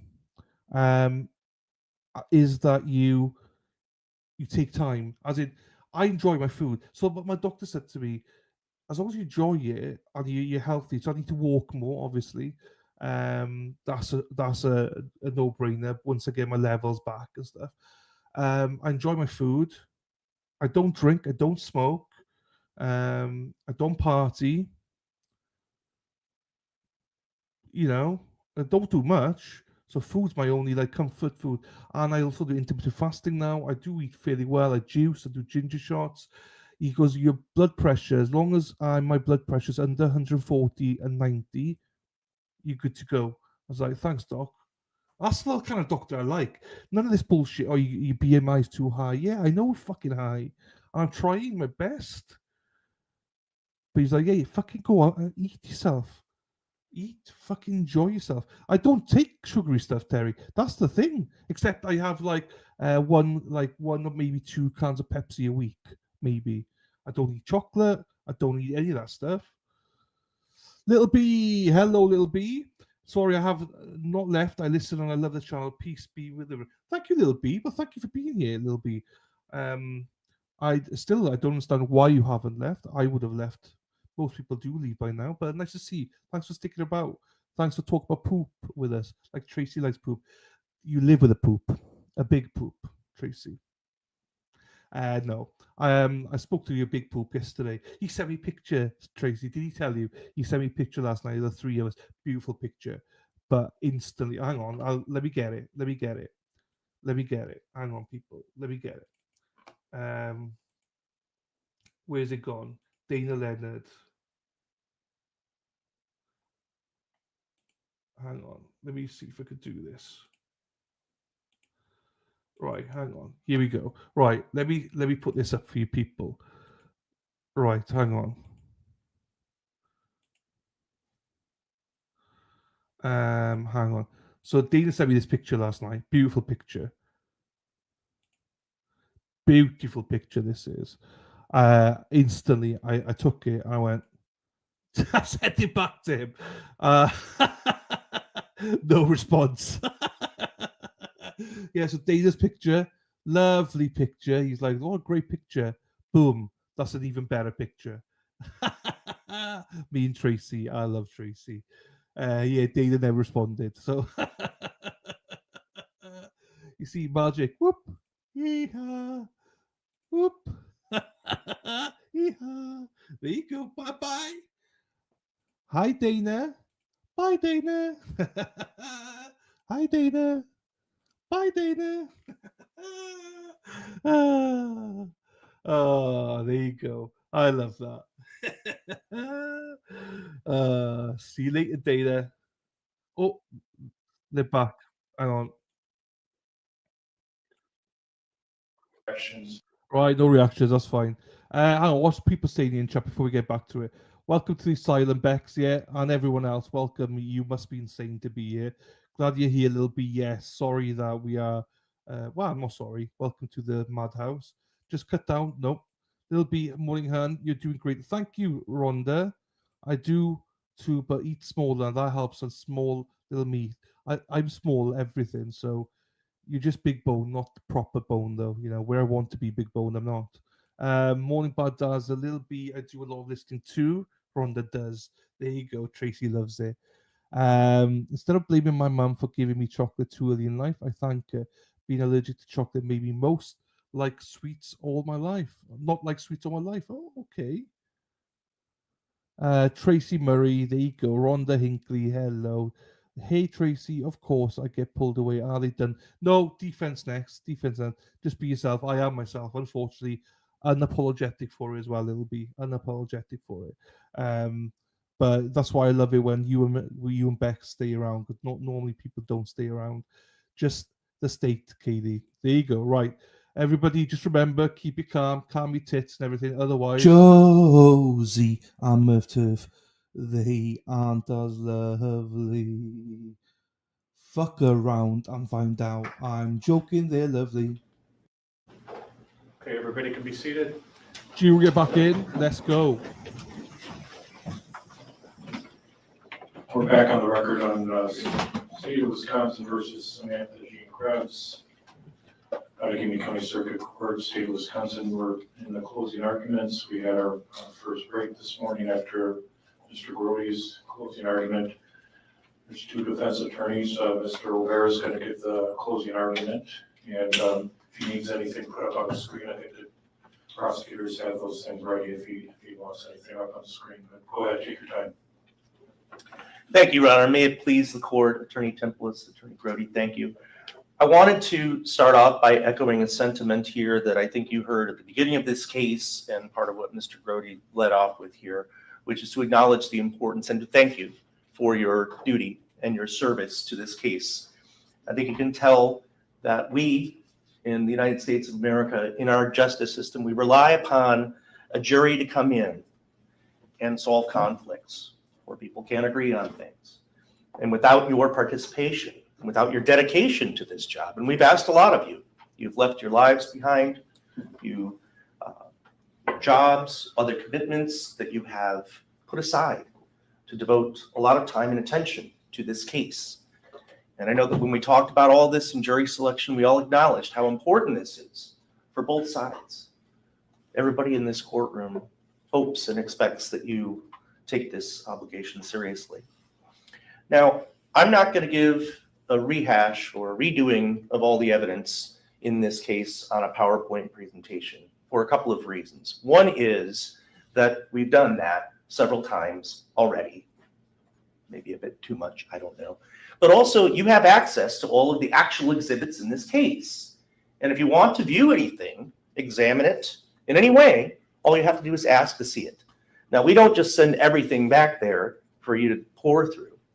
We wait for you to actually ask for it. So just remember that you can do that. If you really want to look at something else, again, you can do that.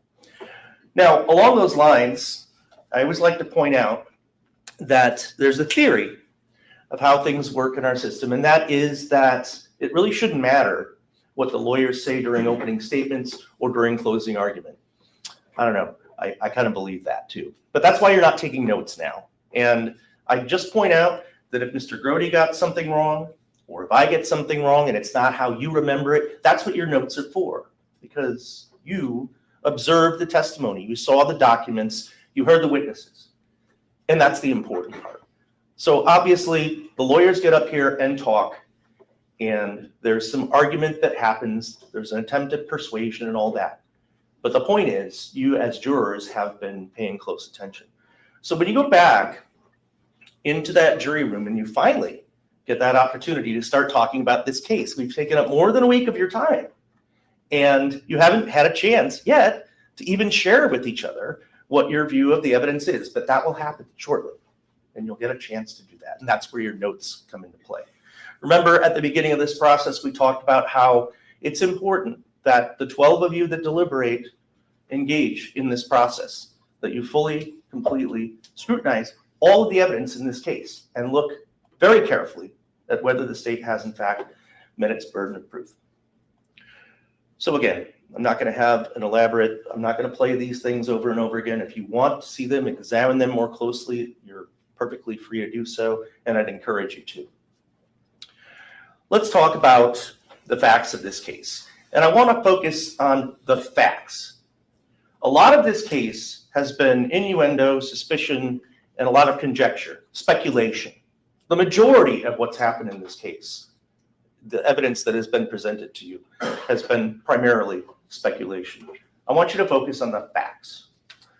Attorney Grody's entire closing argument here were all the things that the dots that he wanted you to connect from his perspective, the argument that he wants you to make.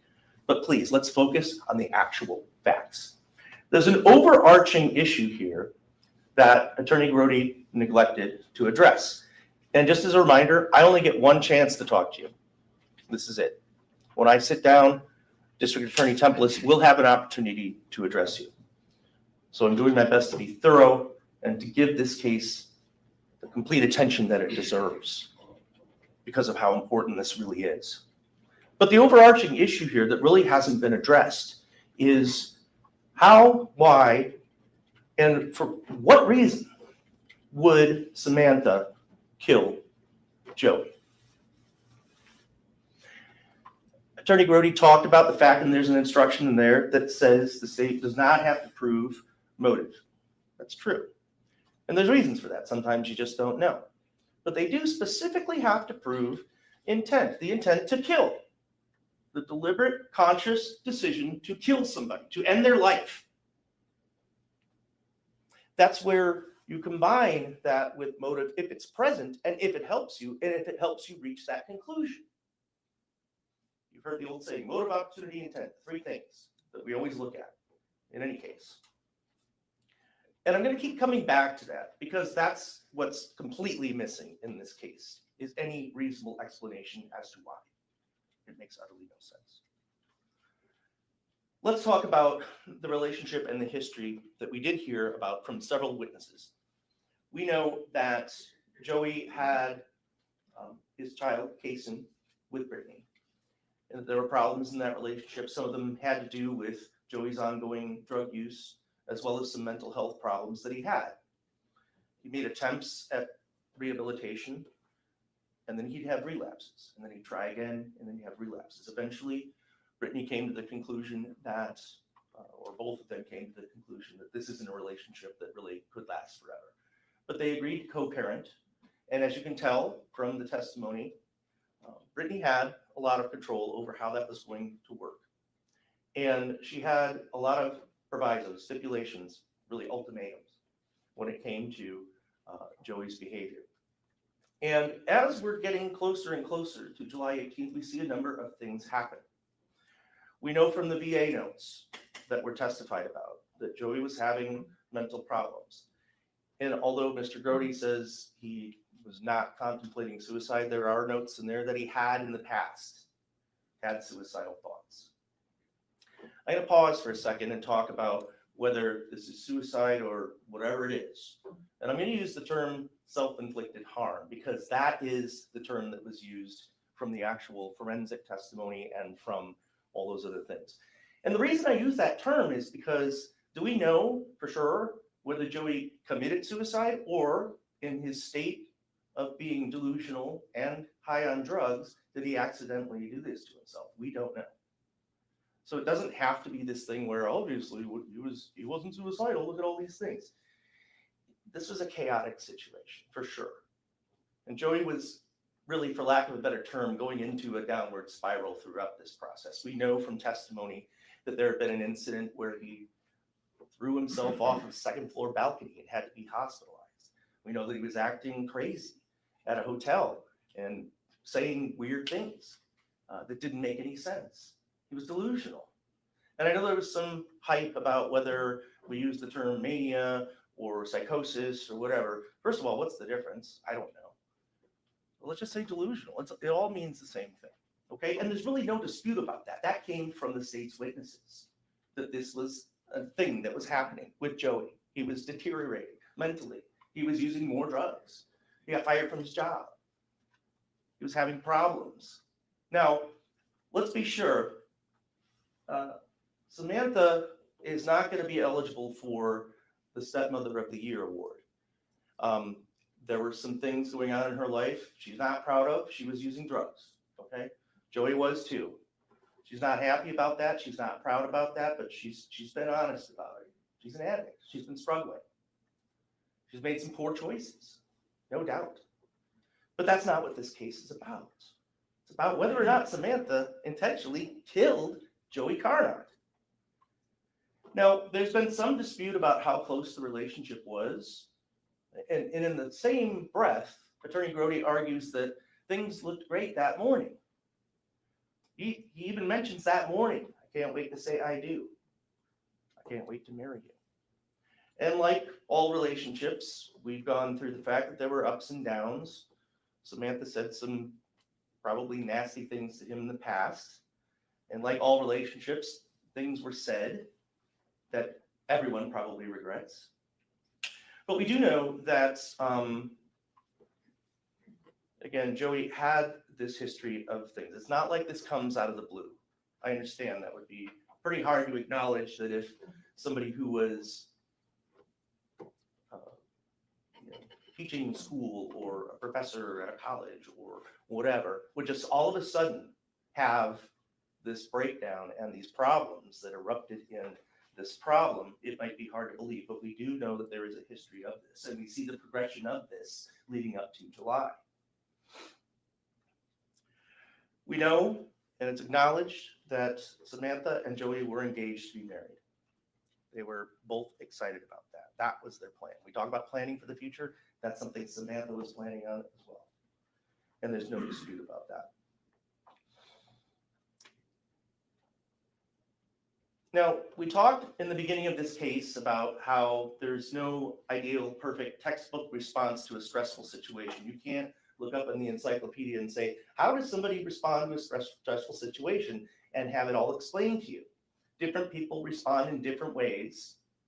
Sometimes the way you might respond, but sometimes not. And really, this entire case is boiled down to the state really criticizing the way that Samantha responded to the situation, and therefore they want to infer, they want you to make that leap to say that she must have killed Joey because she didn't act the way that they want you to believe that a person should act in that situation. So again, as we talked about, when Samantha decided that she was going to lie about her whereabouts, and you saw the progression of things about that, she acknowledged that that happened. She told you that.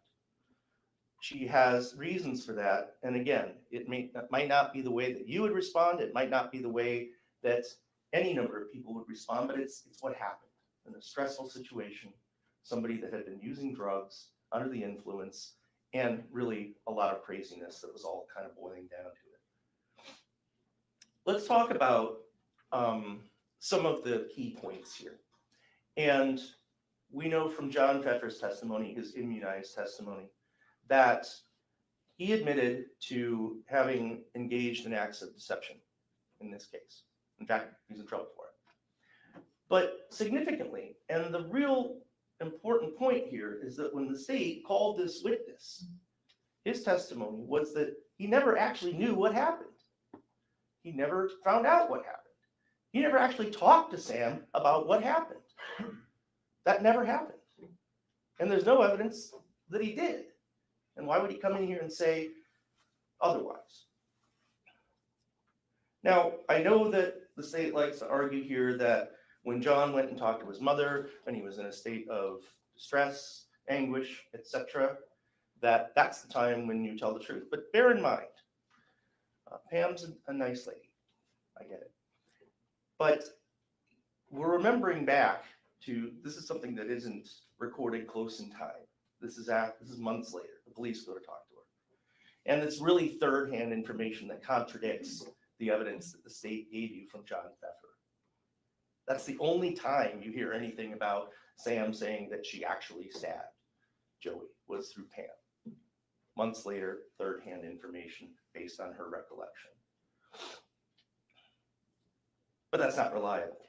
Now, we also know there's obvious things about this that probably raise an eyebrow, probably make you think, my goodness, this is a big mess. A lot of people doing drugs, a lot of people doing methamphetamine, a terrible drug, a thing that does terrible things to your body and your brain.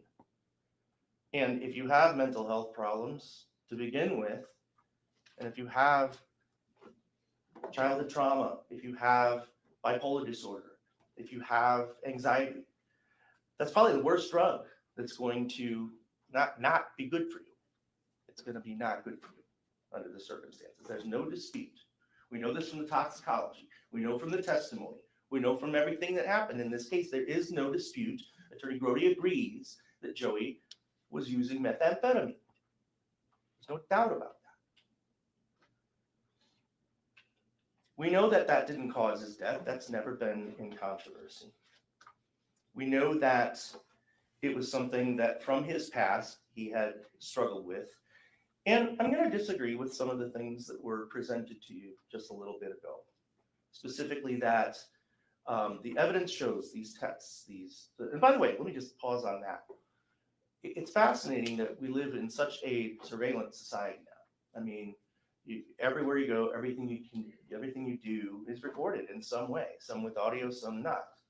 This app that catches audio from phone calls, all these other things. I mean, this case has been packed with all kinds of stuff that they went out and gathered.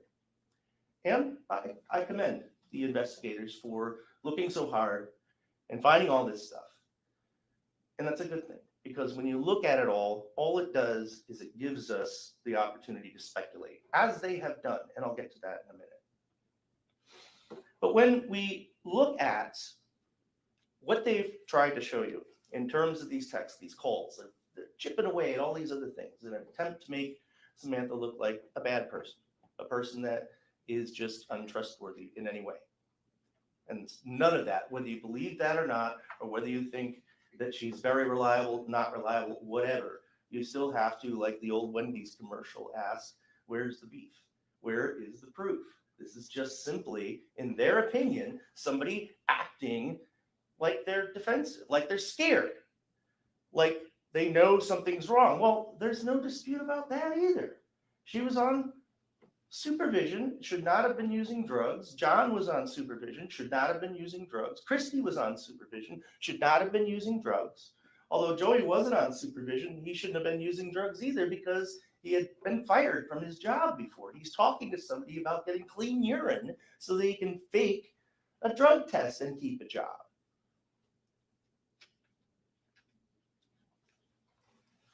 So when we talk about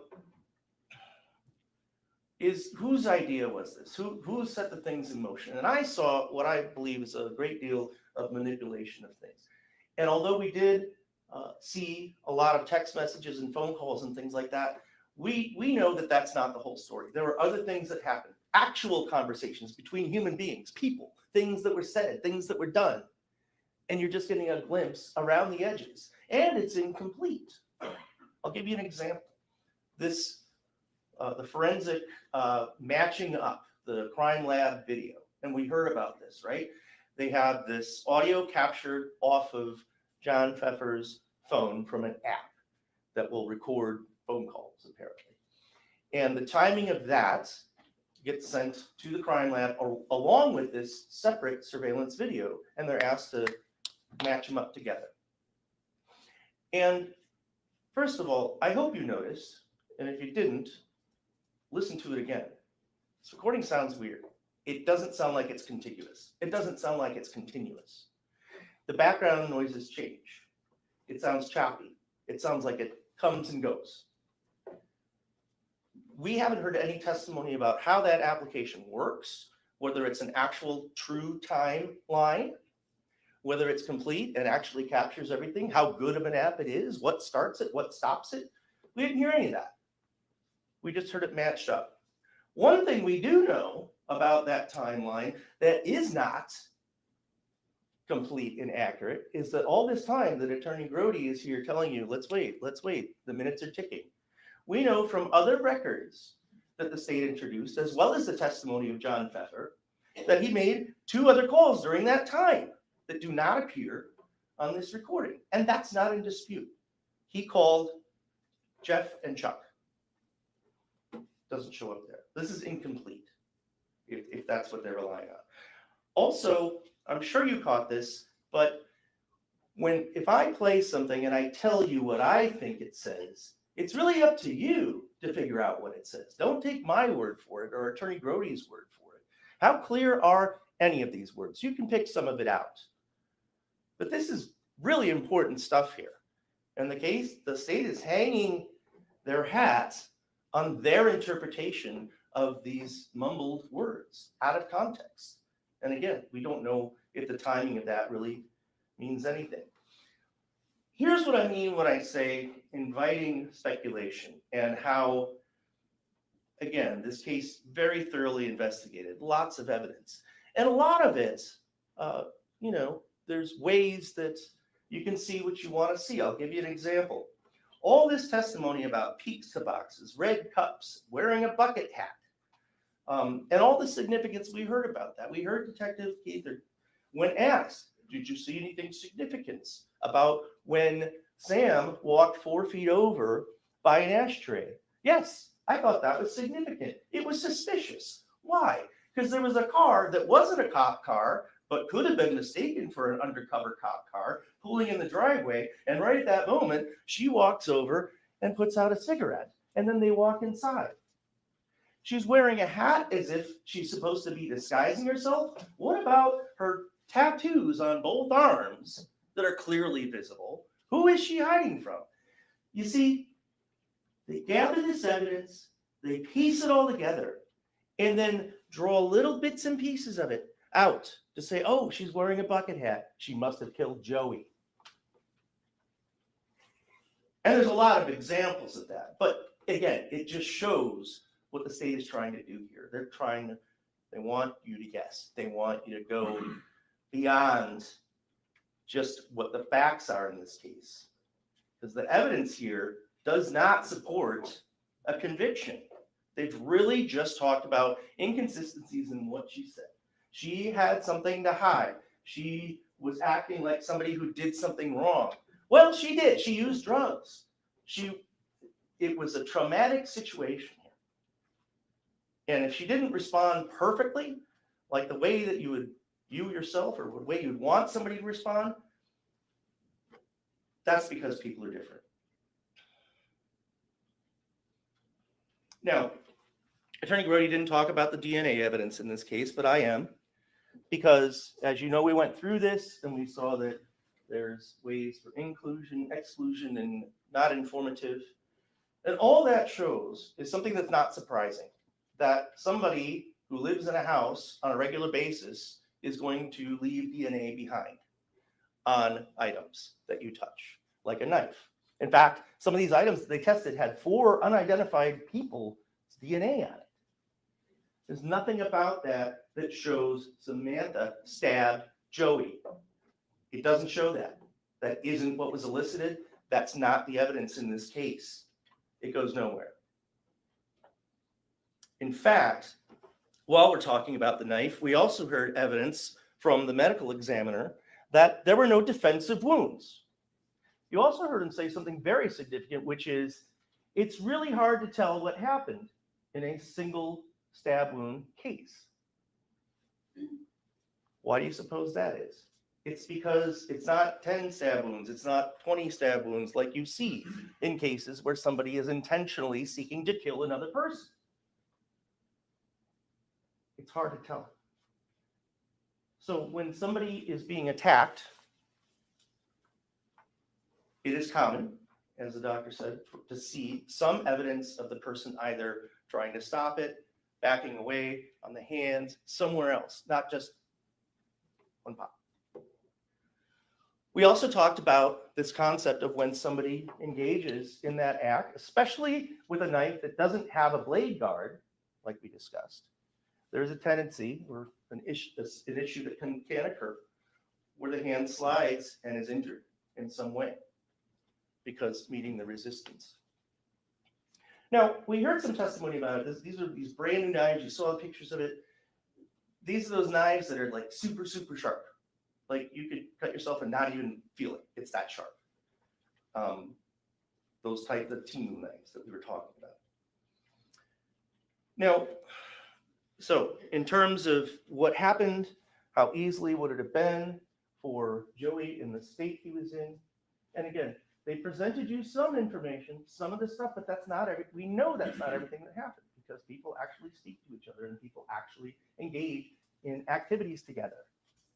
And no, they don't have any recordings of that, but we do have Samantha's testimony. And of course, it's very easy to pick apart some of these things, but again, this does not go to any proof that she actually stabbed Joey. That's missing. It's completely absent. They're asking you to make assumptions. There's also really been no dispute about the calls that were made. There's some dispute about the timing. But this is what we've seen, a theme, a persistent theme in the cross-examination of Samantha. And you heard District Attorney Template say things like, he's gushing blood and he's bleeding out. And, although Samantha did agree that initially there was more blood than later occurred because the bleeding had stopped, slowed down. She never agreed that, I know he's bleeding out, but she said that 30 times in the process of cross-examining Samantha. I mean, I hope you notice that this feels like trying to put a square peg into a round hole. Trying to make things match is what it feels like. She doesn't have to testify. The defense doesn't have to call any witnesses. She can remain silent. She could just sit back and see if the state can prove their case. But no, she took an oath to tell the truth, and she got on the stand and admitted things that she had lied about. She's not proud of it. But just because that happened, and just because she is a drug user, does not make her a killer. That's the part that's missing here. Now, I want to talk about some of the things that Attorney Brody said, just because I want you to check your own recollection of what happened in this case with your notes and to be able to freely discuss it rather than just being fed this information. Where do we come up with the idea that Joey must not have been using meth when he's talking about having cravings? That's what he said. He hasn't used yet. He's, struggling, and Samantha supplied him the dragon that he's trying to run away from, or however you want to word it. How does that mean that he hadn't used before, like Samantha said? It doesn't. Fortunately, hopefully, we don't know that much about what meth users do, but just from knowing how drug abusers act, the fact that you might take a big old hit of meth and then 10 minutes later or half an hour later want more is not at all inconsistent. So again, assumptions that are being worked into this, ways to argue this in such a way that they are crafting the evidence in that way. This whole notion that if she had blood on her hands, it would be impossible for her to buzz in John and Christy. Wow, okay. So the absence of evidence, the absence of something on a plastic thing on the wall means she killed Joey. Did we talk about which hand she used? Did we talk about whether the blood was still continuously there? She was asked at some point, was blood on your hands? And the answer was yes. They didn't say which hand, both hands, whatever. Again, they're picking things out and trying to get you to come to the conclusion that she's a murderer.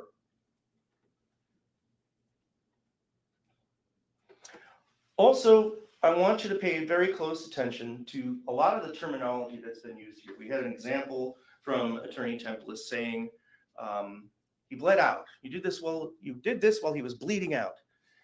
Remember the testimony and remember the timeline, even according to the state's own evidence. There is no evidence whatsoever at the time when Samantha left that she would have known how seriously Joey was injured. Her statements about that are consistent with what John said, with what Christy said, and in the own recording that they played for you. By the time all those things are happening, and by the time that John is calling 911, Joey's still breathing. He's still conscious. He still has a pulse. So Sam's long gone at that point. Now, does it bother you that she left the scene? Yeah, okay. Not a good idea. If she could do it all over again, I'm sure she wouldn't. It was a bad choice. It was poor judgment, but it wasn't murder. She shouldn't have left. It was dumb, really dumb. She'd been using meth.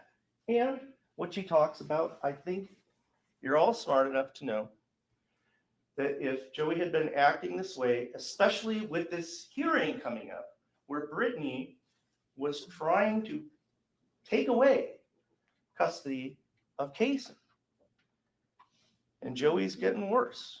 His mental health is deteriorating. And again, we heard testimony from his own coworkers about how when he's off his meds, he's delusional. It didn't just come from Sam. It came from people who know him and work with him. And by the way, this whole thing about threatening to stab, this is another example of the terminology that the state is choosing to use. When did you ever hear Sam say, yes, I threatened to stab him? There's a phone call, and you heard the whole phone call, not just the little part that they wanted to hear. And what Sam is talking about is how she didn't do this, and how ridiculous it is that this statement, whether it was made or not, somehow means she did it. I mean, it's almost comical that they would pull something randomly. And why, by the way, why would someone do that? If someone is going to intentionally kill somebody, whether they plan it or not, are they going to go around telling people, hey, guess what? Someday I might stab my husband, or I might stab Joey. Why would you say that? And even if she did, you know that doesn't mean that she did. That's silly. That's just silly. Sure, if she said it, she regrets it, I'm sure, because now it's coming up as an issue. But think about the logic behind that. That at some prior point, she may have said something that somebody else overheard, and that means she actually stabbed Joey. It really doesn't make sense. But threatened. We saw it on the slides there. Use the term threatened. She threatened. Is that really what was said? It's some editorial on what the state wants you to believe. And another thing, I'm sorry, it's not supposed to go off. It's supposed to be on silent. I was talking to myself though, like you wanted me to. So when we're talking about the recording, and again, like I said before, when Attorney Grody says, listen, this is what he's saying, this is what the words are, and that means so-and-so. This, you stabbed, or you stabbed, or whatever is being said. It's very unclear and it's a mumble. What does it mean? It doesn't mean anything. Another thing that Attorney Grody really focused on here, he used the term fleeing the scene. Okay, she left the scene. We know that. Did she flee? Did she jump in her car and drive to Kentucky, never to be seen again? She drove 8 minutes away to a friend's house and didn't go anywhere for a few days after that. Attorney Grody thinks it's incredibly significant here that she changed her clothes at some point. Again, it's all these little things that they're focusing on because the evidence of her actually killing Joey is absent. There's also, they want you to hear that whether she needs to get the stuff out of here or the fuck out of here, and Attorney Grody hears it a certain way. Point is, this is right in response to John asking her about drugs, and the first thing she says is, whatever, out of here, okay? Again, we're asking questions about things that could be wrong, things that could be interpreted in a number of different ways.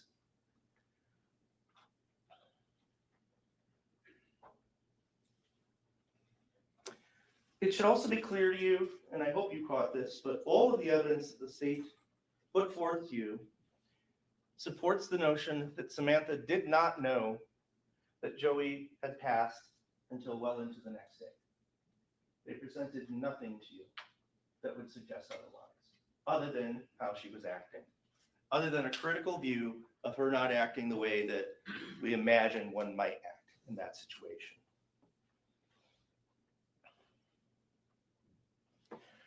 When we're talking about stories changing, I also want you to pay very close attention to that exhibit that they put together. That was basically, a narrative of what the state thinks the significance of the stories mean. Of course, that's not evidence, it's just their view of it. And as we discussed on cross-examination, it doesn't include some other things. But look, a lot of this has to do with a conversation that Sam had with her mother or somebody else, and knowing that it's being recorded, which she admitted to, she's just talking about stuff. And it's to another person. It's not in court. It's not in front of any significant witness. It's not like she's saying this is exactly what happened. And, truth be told, if she was nervous about what to say, that's understandable.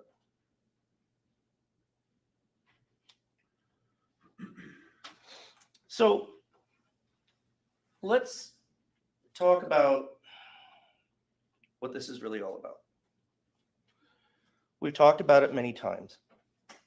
Proof beyond a reasonable doubt. What does it mean? We give you some guidance in this jury instruction. It gives a lot of different examples of ways to think about it, but reality is there's no mathematical formula. We can't say you need to be a certain percent convinced. It's really supposed to be something where, if you follow the law, like we all agreed we would, if you follow the judge's instructions, and if you do your job properly to look at this evidence carefully and scrutinize it and come to only logical conclusions, the answer should be that Samantha is not guilty if we follow the law. In fact, it must be. Reasonable doubt, we talk about this all the time. It's one of those concepts that, again, it's very hard to define. But when we say beyond a reasonable doubt, and we use that term reasonable, what we're really talking about is don't imagine something that wasn't part of the evidence in this case. There was no testimony about Martians beaming down and killing Joey. No evidence of that. What it means is look at the evidence, look at the facts. You find the facts from that evidence. You don't imagine things. You don't speculate like they want. I'll tell you right now, here's how it should be impossible to find Samantha Krebs guilty of this offense. And it comes from the state's own witness, Dr. Kelly. This is the single most important fact in this case. When he took the stand, this is a man who is a forensic pathologist. He does autopsies. He's been doing it for decades. He's the deputy chief examiner, medical examiner for Milwaukee County. He was asked, and he testified that it is reasonably possible that this was a self-inflicted wound. His testimony has established reasonable doubt in this case. Right there, the state's own witness. In other words, there is nothing about the autopsy, nothing about that examination, nothing about the characteristics of the wound, nothing about anything that points to this being an intentional act.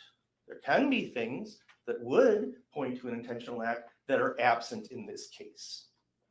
Dr. Kelly told you this could very well have been self-inflicted. Now, there's part of that instruction that says if you can reconcile the evidence with any reasonable hypothesis consistent with innocence, you must find the defendant not guilty. And that is that reasonable hypothesis right there from the mouth of Dr. Kelly.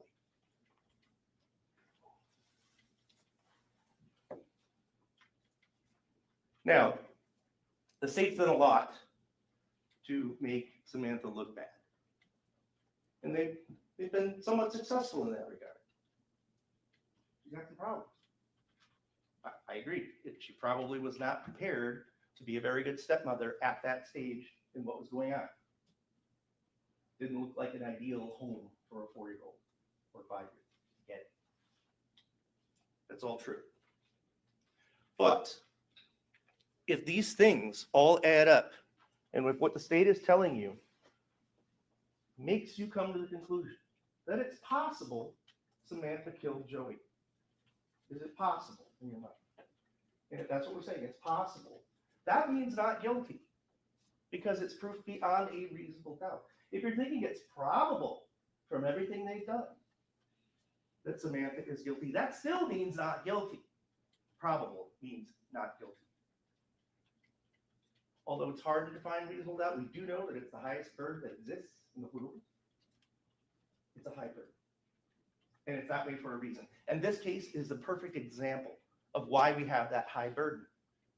Because it's very easy to make assumptions, draw conclusions, form opinions about things, about someone's character, or if you like them or not, but you have to focus on the evidence itself, not bucket hats or pizza boxes. Even if you think it's highly likely, based on what they've shown you, that Samantha killed Joey, that's still not guilty. And I'm not being defensive here when I say that. What I'm telling you is that they have a high burden to overcome. And even if they can score some points by making her look bad, that doesn't mean she's guilty. It's the reality of life. There's another instruction in there, and I just want to address this briefly because in these cases, we all observe the anguish that has gone on, the very unfortunate and tragic death of Joey Cournot that everyone knows.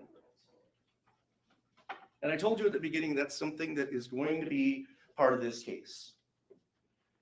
At the same time, we also promised at the outset that you're going to find facts based on the evidence. It is not for you to consider what happens afterwards. It would be wrong and contrary to the law to find Samantha guilty because you feel bad for Joey's family. I feel bad for Joey's family. But that's not a reason to find her guilty, and you know that. The judge will tell you you are not to be swayed by passion or prejudice. You are to look at the evidence carefully and do your duty, which you've promised to do, and we all appreciate. Folks, Samantha Krebs is not guilty.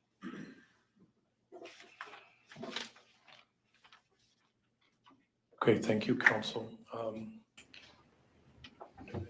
About 40 minutes. Stand and stretch for about 2 or 3, or if any of the jurors think we should take about a 5-7 minute break if you think you need any restroom. All right, we'll take about a 7-minute break. Yeah, they need a shit. Everyone you have to take care of, and we'll be back in about 7-8 minutes for the rebuttal. Hello, Jersey Jen.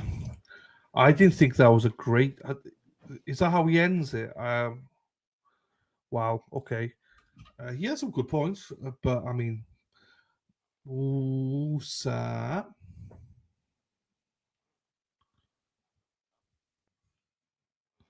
I don't know. I mean, his points. Some of those points were fine, but where's the enthusiasm, dude? I don't know. I don't. I don't think that helped it overall. But hey,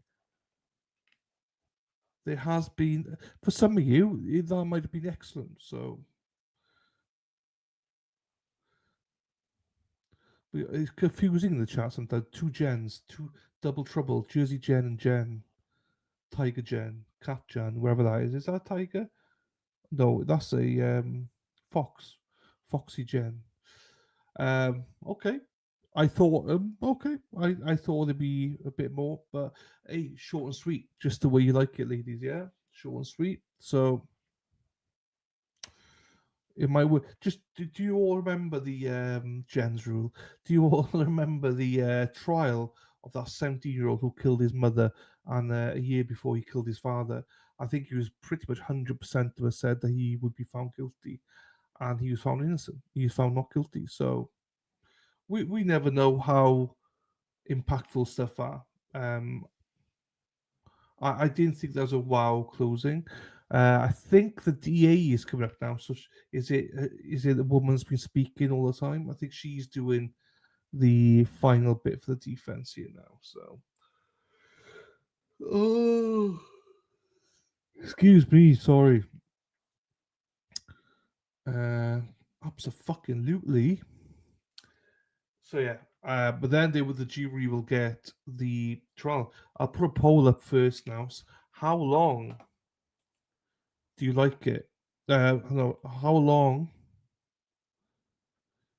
50-50 toss. I'm always in for a toss, but yeah, absolutely. How long until a verdict? Less than 2 hours. 4 hours.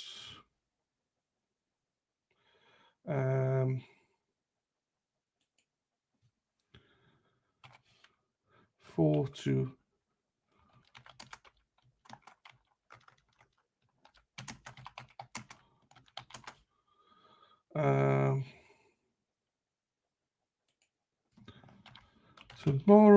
tomorrow, Erin Hack is here tomorrow. I thought it was Friday today, but it's Thursday. So there's a poll. How long until a verdict? Less than 2 hours, 2 to 4 hours, 4 hours to the end of the day, or tomorrow. So that's where we are at. Just also, you may have missed it because I didn't really post too much for the trial that we're looking to do, the death penalty trial. They are not struggling, but they haven't got a jury set up yet. And they were saying it's harder to get a jury for death penalty, obviously, because there's more. They're more going to it, So that's why they are behind, and it's more than likely the trial will begin estimated on Monday now instead, is what Law and Crime believe. Me said undetermined. Emmy, yes, undetermined as well. I don't agree at all what Samantha was all about, but the law says if there's reasonable doubt, you must acquit. Yes, what's the famous line? If the glove don't fit, you must acquit. I believe there's reasonable doubt, in my opinion. Just saying, Dave, all of that is very reasonable, Dave. Dave from Boston Labourers Union, love it. That's all very reasonable, Dave, and all very sensible, Dave. And this is why we need more jurors like you and Jen. How long to deliberate? I'm trying to crack my back. And my sack. My back, my crack. I can't do it. So, how long to deliberate? They will start deliberating. Fuck my foot. They will start deliberating in about, hopefully, 30 minutes. Because they did say the rebuttal here will be no more than 20 minutes, but who knows with states? We know what they're like normally. Then the jury get it, and then we're just going to be. Then you're stuck with me. Then we're going to be doing some hopping around. Short videos, not Lady Di videos. Don't worry. Lady Di's quiet. Lady Di, are you working because you're quiet? I don't like you when you're quiet. I feel not guilty. There you go. It'll be. We'll put a poll up right at the end, people. There's only one charge, and that is, I don't remember what it is, but it's basically first degree intentional murder. I think it is. No woman, no cry. So yeah, it's I think it's first degree intentional murder. Neither side wanted any lesser included charges, so it's shit or get off the pan, shit or bust. It's a Spacey Stacey or bust, basically. So I prefer that. I prefer there was only one charge. I don't like when there's a host of charges. I know lots of people think differently. Jen is well behind the chat. Fine. Jen Fox, thank you, my darling. You are well behind on the chat, but thank you. I'm not sure how long you are, probably about 10 minutes. That's my name, Fox, Jen Fox. Jen Fox. Spacey Stacey. Cheating Stacey. I took off today, tomorrow, watching on TV, trying to nap, but you have a loud ass mouth. Hey, Lady Di, walking down the street. I don't think we really know what happened. That's true, Josie. I have no clue. I have no. It depends how believable you think some of these witnesses are as well. So I do know that that guy wanted to lay the pipe on her. That's for sure. There was a lot of sexting going on. So lots of sexting.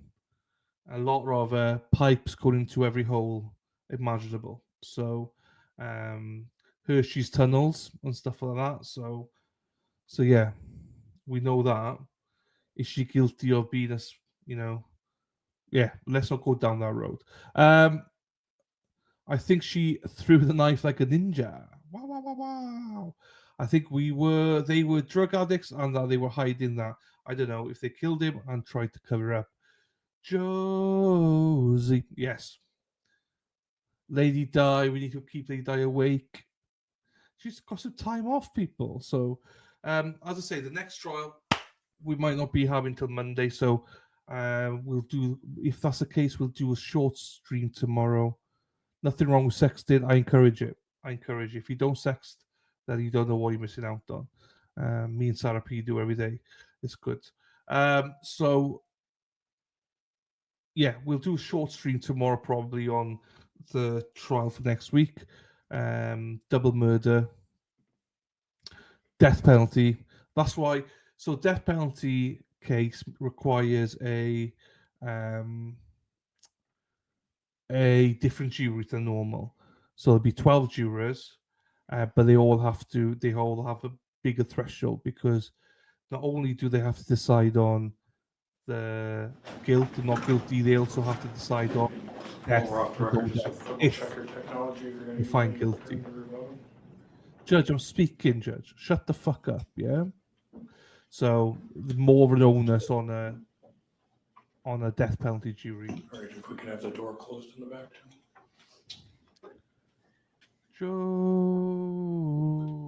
Josie, I'm if they aren't as lovely. Fuck around and find out. I'm joking, they're All lovely. set? They all set? No, Christy, no. Yeah, if they're all set, we'll bring them back up. Christy did, no. Erin Hatchie drives a bus. Yellow bus. Yellow bus. Erin Hatchie. Yes.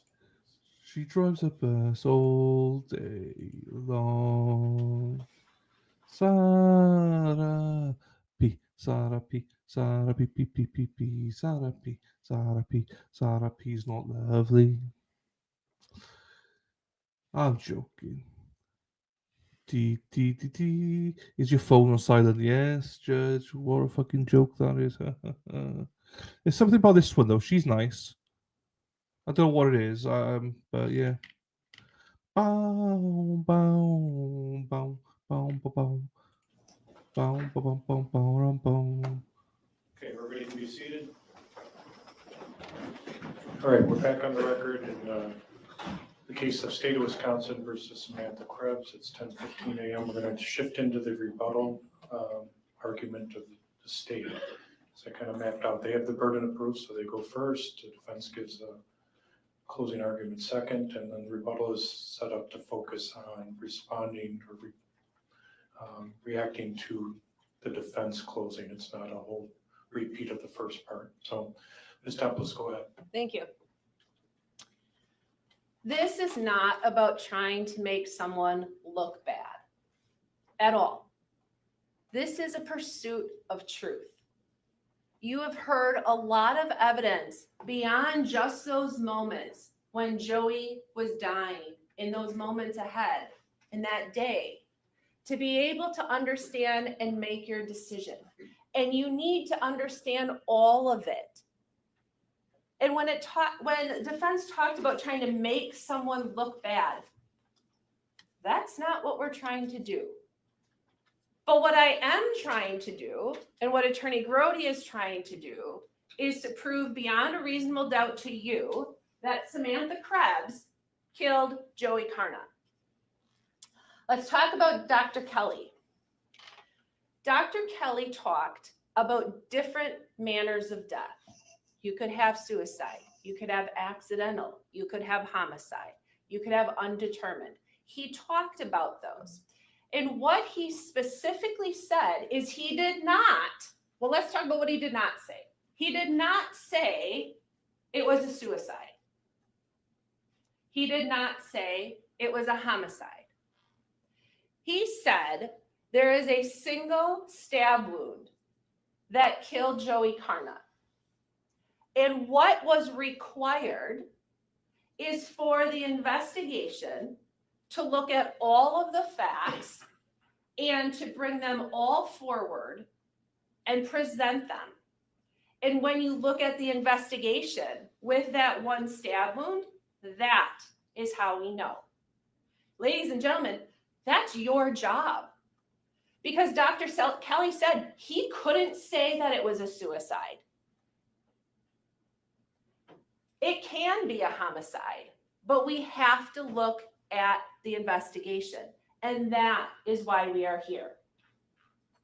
Now, there was a conversation during defense's closing about, well, there wasn't any hand slippage. There was no cut on her hand. She couldn't have done it. There was no cut on Joey's hand either. It just didn't happen. And what Dr. Kelly said is that sometimes there is none. If it might be a multiple stab wound and you have a lot of blood and somebody is stabbing someone multiple times, there could be that slippage, because I think we can all use our common sense to understand with that much blood gets around the knife, and certainly it could get slippery. But what we know is this is a single in and out. What he also said is there were no defensive wounds. I think that's super interesting.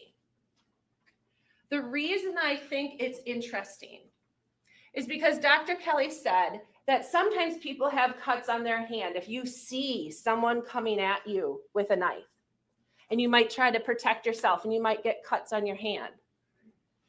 Or if you're being stabbed multiple times, you feel a stab wound and then you're starting to try to prevent other stab wounds and you get those defensive wounds. But there are no defensive wounds. His stabbing wound on those photos, right under his left breast, his left nipple, right into the cartilage of the ribs, off to the side, and an easy way for someone to have a knife and just stab in and out. No slippage, no defensive wounds. Someone who is mad. Someone who has been smoking meth all afternoon. Who has been smoking meth that night. There is so much focus on Joey, and rightly so. But ladies and gentlemen, we are not here today to just focus on his actions, because the determination and the actions of the defendant, Samantha Krebs, are what matter today. So there's all this conversation about Joey.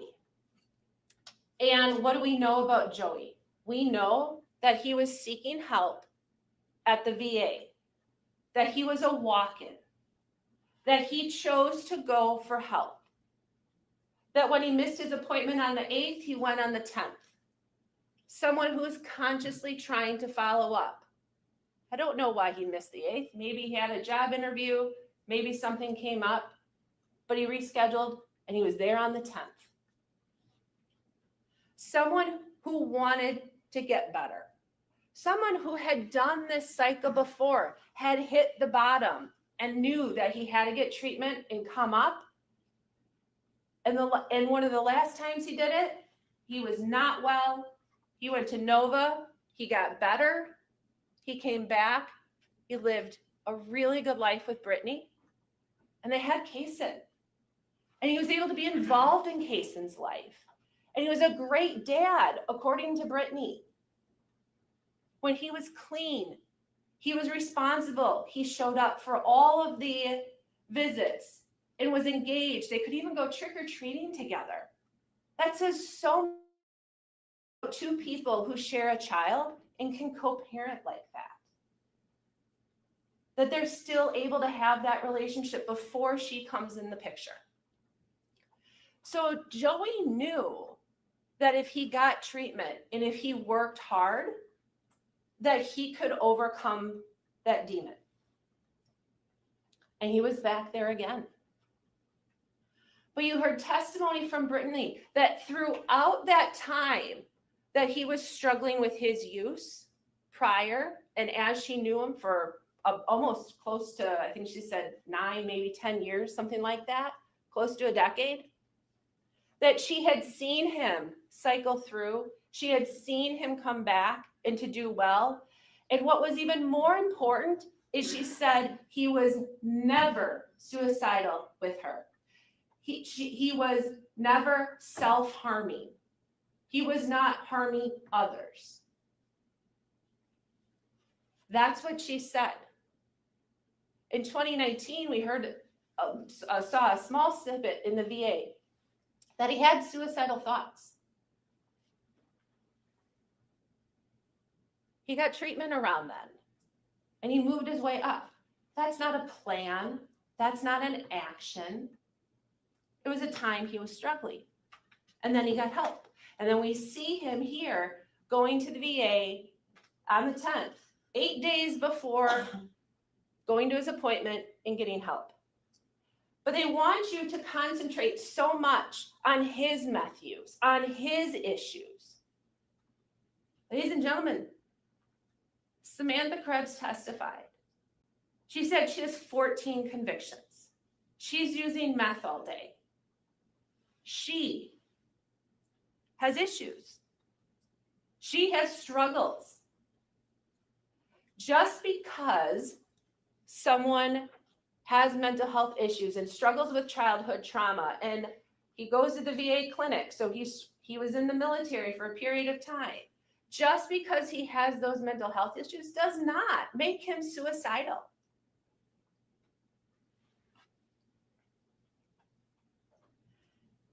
Samantha talked about being engaged to him. And I asked her on the stand yesterday about how if you're engaged to someone, you want them to be their best self. And she has created this lavish story of how manic he was and how crazy he was.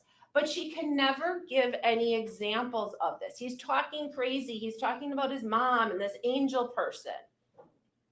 I don't know what's true. It doesn't matter.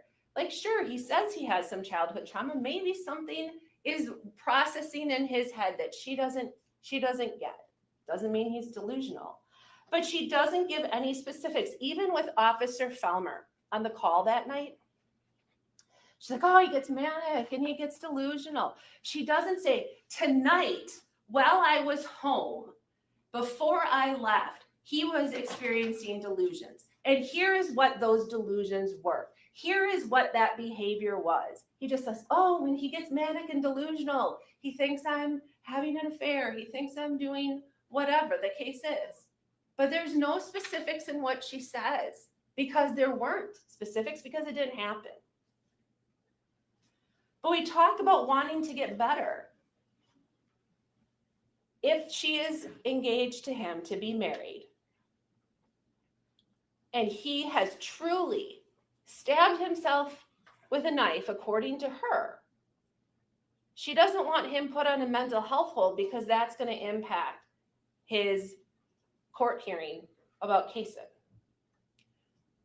That's where the common sense, we want jurors with common sense because that makes no sense.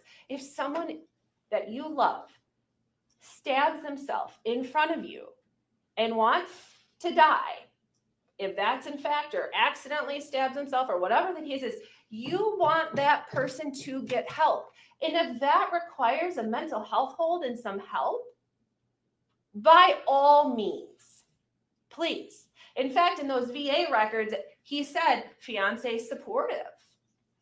So you would think that she would be supportive this night when he is having the supposed mental health crisis, right? But she doesn't. She doesn't at all. In fact, she begins to just hide the truth. This would be an opportunity if he is struggling so hard and doing so poorly, according to her. This is the opportunity she would have to say, oh my gosh, we have hit a place where you just have to get help because I love you and I care about you and I want the best for you. Because I know that he struggled. And she would tell JP right away, oh my God, JP, he just stabbed himself. That would be the response when he walked in. Sure, we all respond differently, but that's that excited utterance where you're like, oh my gosh, he just stabbed himself. But that is not what she says. It's not. Because it isn't. Because she stabbed himself. And she immediately has to start creating her stories. And she immediately has to be able to have a different version. And if law enforcement comes and she's there, that's going to create a problem for her because she doesn't have all the answers yet and she has to think about it. Because if it's really a suicide, all she has to do is go flush the meth down the toilet and have JP throw the meth pipes away. Take them outside, get them out of here. Call 911. That's what you would do. You can flush the meth and you can get rid of the pipes. But she has to think about so much more than that because it's not about the meth. It's about what she just did. And she knows what she just did. In fact, coming back to this story she has, he's manic, he's delusional, he's crazy. Those neighbors heard nothing. Nothing. The ones right connected to his apartment who said if it would get loud, you could hear. They heard nothing. She talks about this 10 minutes, but we know that those phone calls came from John Pfeffer. And we talk about the recording and the question that defense brought up about the recording, and we don't even know what it is. We know that he has this app on his phone that records when he has a phone call. So we know that when he tries to answer Sam's call, one of her calls, as he's getting out of the driver's seat, we hear the beeping of the car door and he's walking, and a couple seconds later, he makes the call as he's walking in the apartment. That is not 10 minutes for all of that other stuff to happen in the bathroom, with the argument, with him being delusional, with him getting some pizza, with him grabbing a knife, with him throwing a sheath, with him stabbing himself, and all of a sudden being on the floor. There is not enough time for her story. And what happens is that she can't remember all the different facts. And so she says that's 10 minutes before, and it's not possible. That recording records his call that he receives. So he calls her as he's walking up the apartment complex steps, says, Sam's just calling. We hear some different beeps, we hear some things, and we hear a recording. And that recording is what gives us this piece of evidence that we have now.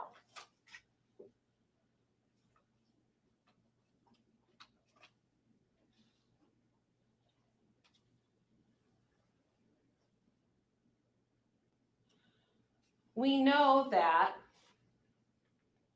when she talks about how he acts manic, it is these generalities, that it doesn't provide facts about what is actually happening because he wasn't doing anything wrong. Defense says they don't want to put a square peg in a round hole. But that's exactly what she's doing when she keeps trying to change these stories and fit the facts. There is a round hole. And the round hole is the evidence. The things that are uncontroverted, because you can't just get these text messages and you can't get the 911 call. You can't get all of these pieces and change that. That's out of her control. So it exists. And now she has to take her various stories that she's had, and there's a lot of them, and she has to figure out, how do I fit them in here when they don't really fit? And when she's on the stand and when she sits here, you take in her demeanor. On it's Thursday, Tuesday, when she was testifying for defense, she's sobbing about what happened. And what happened is awful. Awful for everybody. She's sobbing. Yesterday, her demeanor, very different. Talking about the same things, but very different. That is part of what you can assess in credibility. Defense talked about how she didn't know how serious this was. That when she left, he was still breathing and still alive. Again, that common sense. You hear Jen, snap to it, buddy, snap to it. He's out. Christy, for all the different things Christy says, she's like, at one point he kind of gets up and he's back down and he's out. He's unconscious. And she said he was unconscious. And Christy said he was pale, consistent with what Dr. Kelly said. And his pulse, it's faint. It's not coming through strong, which makes sense according to what Dr. Kelly said. And supposedly, if she was rendering aid, she would know that the pulse wasn't very strong and that he was losing all of that blood. And so when that's happening and when she's walking out, it is dire. She says, well, I thought John was on the phone with 911. And then she says, oh, but I didn't think it was that serious. But then she talks to Officer Felmer and she testifies, contrary to the video, but testifies like, I thought he said he had a lung collapse. Oh my gosh, then how much more serious does it get? When I didn't use the word gushy, I did use the word gushy, but that word came from her. Because at the time, there definitely is blood there. At the time, there probably was, right when she stabbed him, there probably was, as she got him down on the ground, a decent amount of blood that came out from when he was standing upright and she stabbed him. And then she says she gets him on the ground. He gets on the ground, whatever that happened. And then you think about somebody's blood pumping through their system as they're moving and as they're kind of collapsing to the ground when he first got there. Is that how the blood ends up kind of splashes up on the side of that wall in the kitchen, between the kitchen and the living room? After that, when that happens?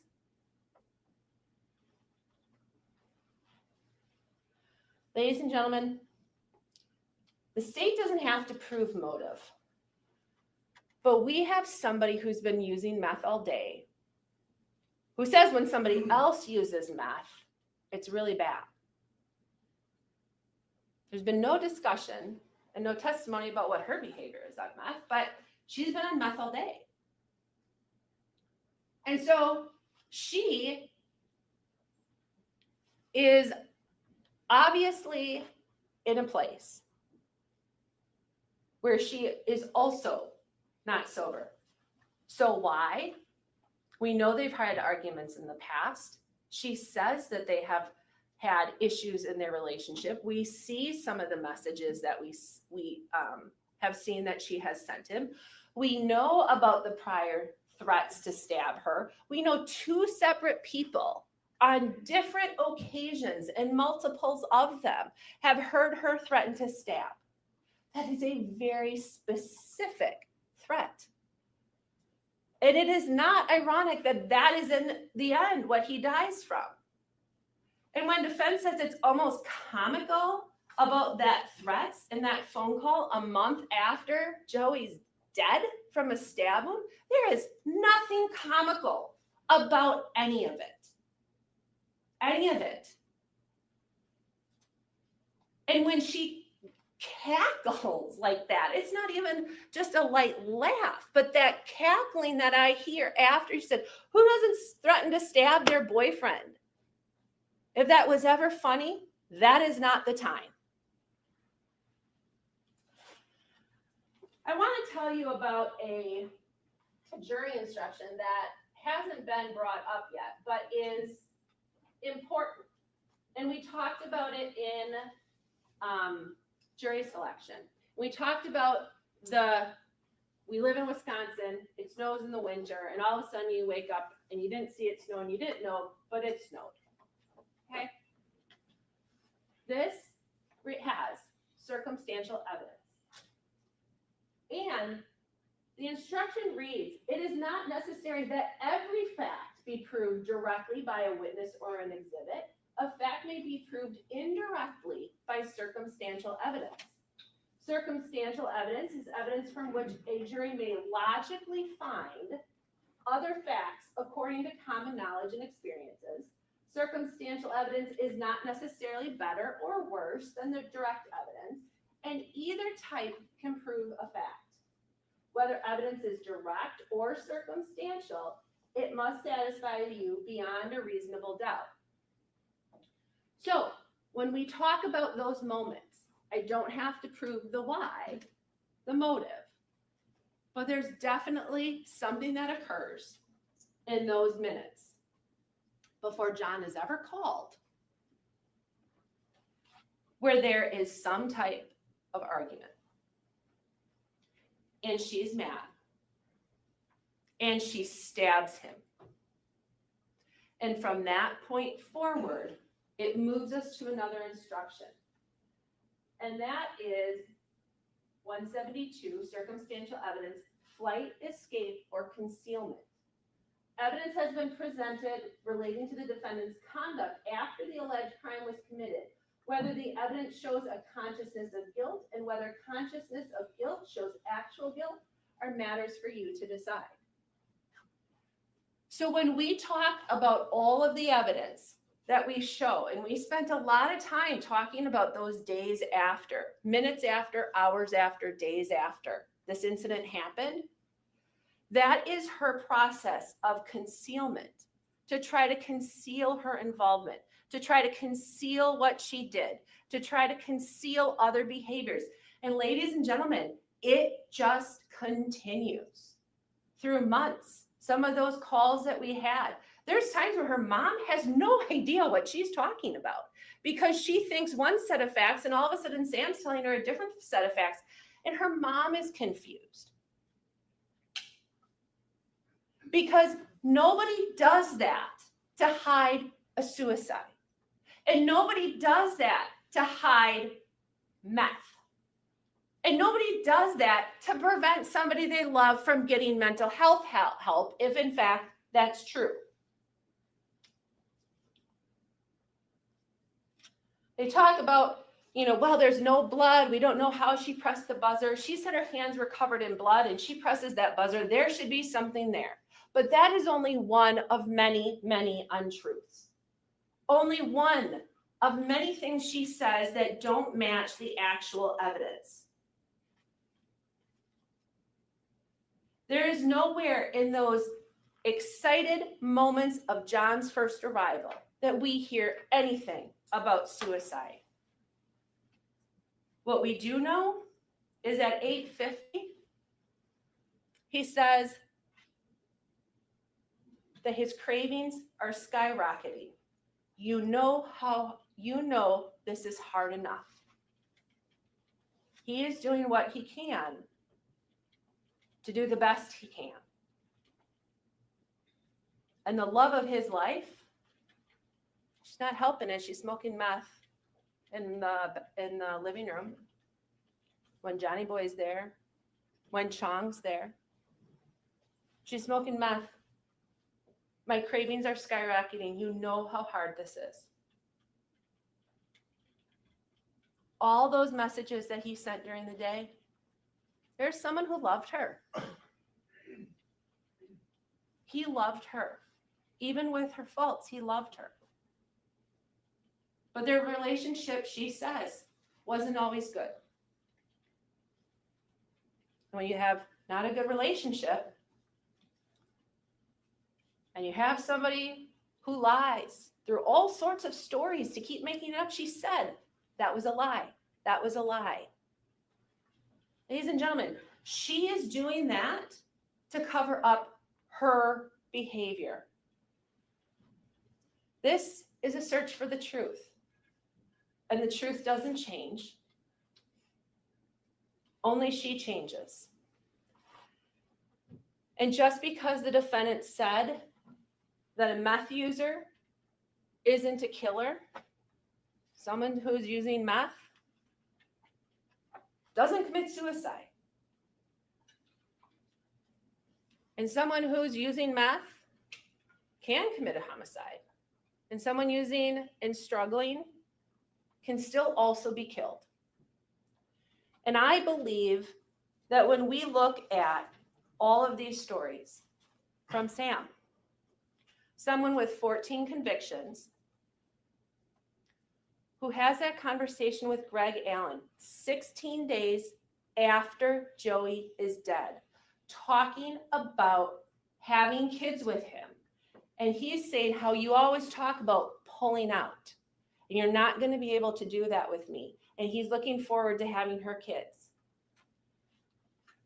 And you have that message from her saying, right after the homicide, I just needed to hear your voice to calm me.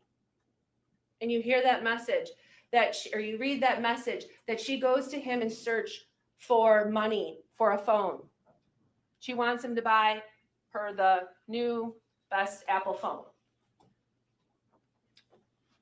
And she said on the stand on redirect that she didn't mean it, but he has money and she will do whatever she needs and say whatever she needs to and be in whatever conversation she needs to get what she needs.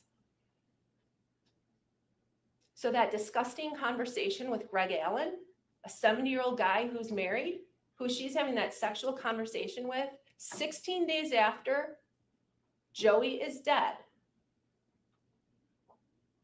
She's just doing it because that's what she needs to do. That is manipulation. That is someone who will say and do whatever she needs to do, which she also said on the stand for herself. And that is to try to avoid accountability, like she has done from the beginning, where she has always focused everything on Joey and all of his issues without focusing on her behavior and actions. And this, ladies and gentlemen, is where that has to stop. Whereas we pursue the truth is she's guilty, and I ask you to return that verdict today. Thank you. Oh, thank fuck for that. Great, thank you, counsel. All right, there's a few more instructions I need to give to you. And then, That was 29 explain minutes. the alternate process too. 29 minutes that was. Hey, Boston Brandy. Hello, my darling. Hope you're doing okay, my darling. Hope you're okay. All right. Members of the jury, the duties of counsel and the court have been performed at this point. The case has been argued by counsel. The court has instructed you regarding the rules of law, which should govern you in your final deliberations. The time has come when the great burden of reaching a just, fair, and conscientious decision of this case is thrown wholly upon you, the jurors selected for this important duty. You will not be swayed by sympathy, prejudice, or passion. You will be very careful and deliberate in weighing the evidence, and I charge you to keep your duties steadfastly in mind, and as upright citizens, render a just and true verdict. Now, this instruction also has an important caution about the scope of your role. You are to decide only whether the defendant is guilty or not guilty of the offense charged.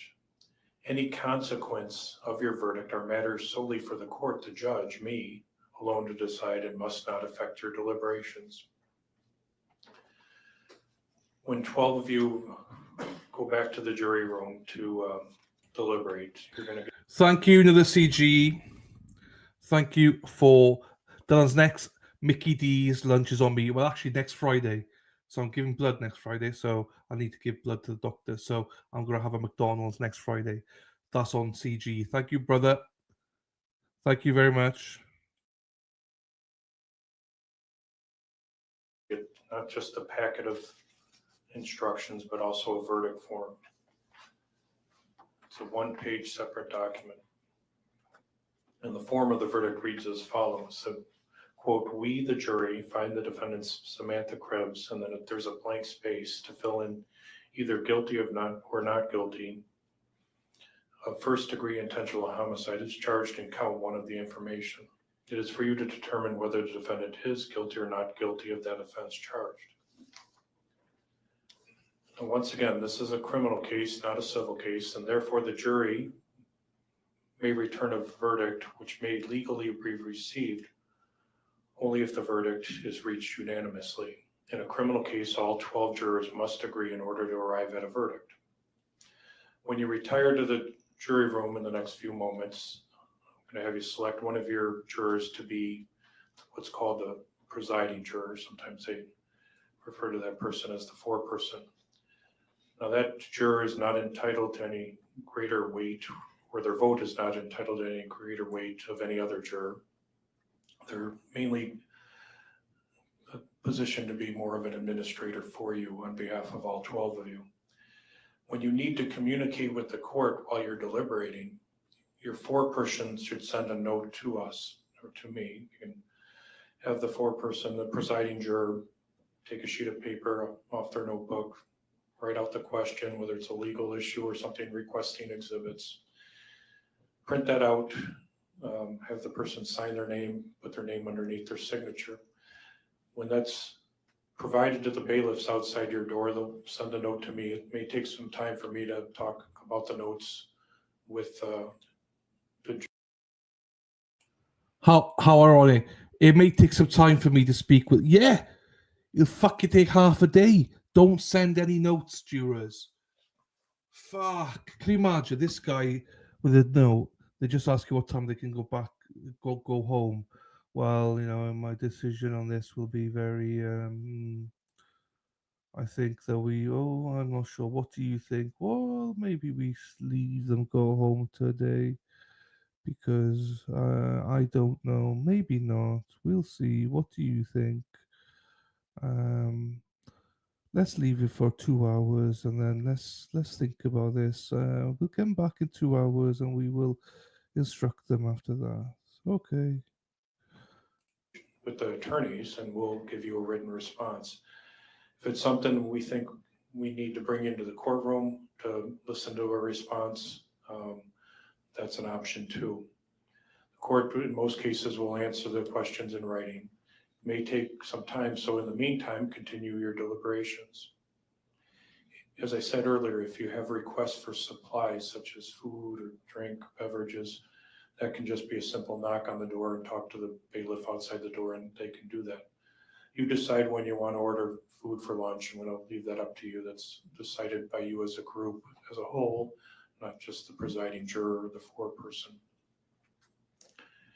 As you continue your deliberations, at some point, if you reach a verdict that's unanimous, the presiding juror should fill out the verdict form, sign it, and date it. Notify the bailiff that you've reached a verdict. At that point, the bailiff will be in communication with me or my staff, and we will assemble the people in the courtroom.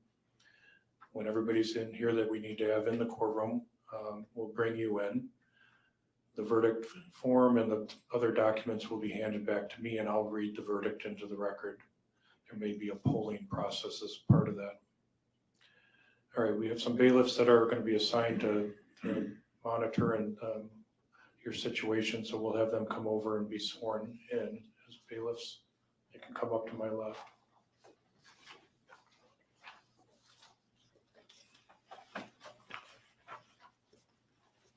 You do swear that you will, to the utmost of your ability, keep all jurors sworn on this trial together in some private and convenient place, subject to the direction of the court, until they have agreed on their verdict or are discharged by the court, and that you will not, before they render their verdict, communicate to any person the state of their deliberations or the verdict they have agreed upon, so help you God.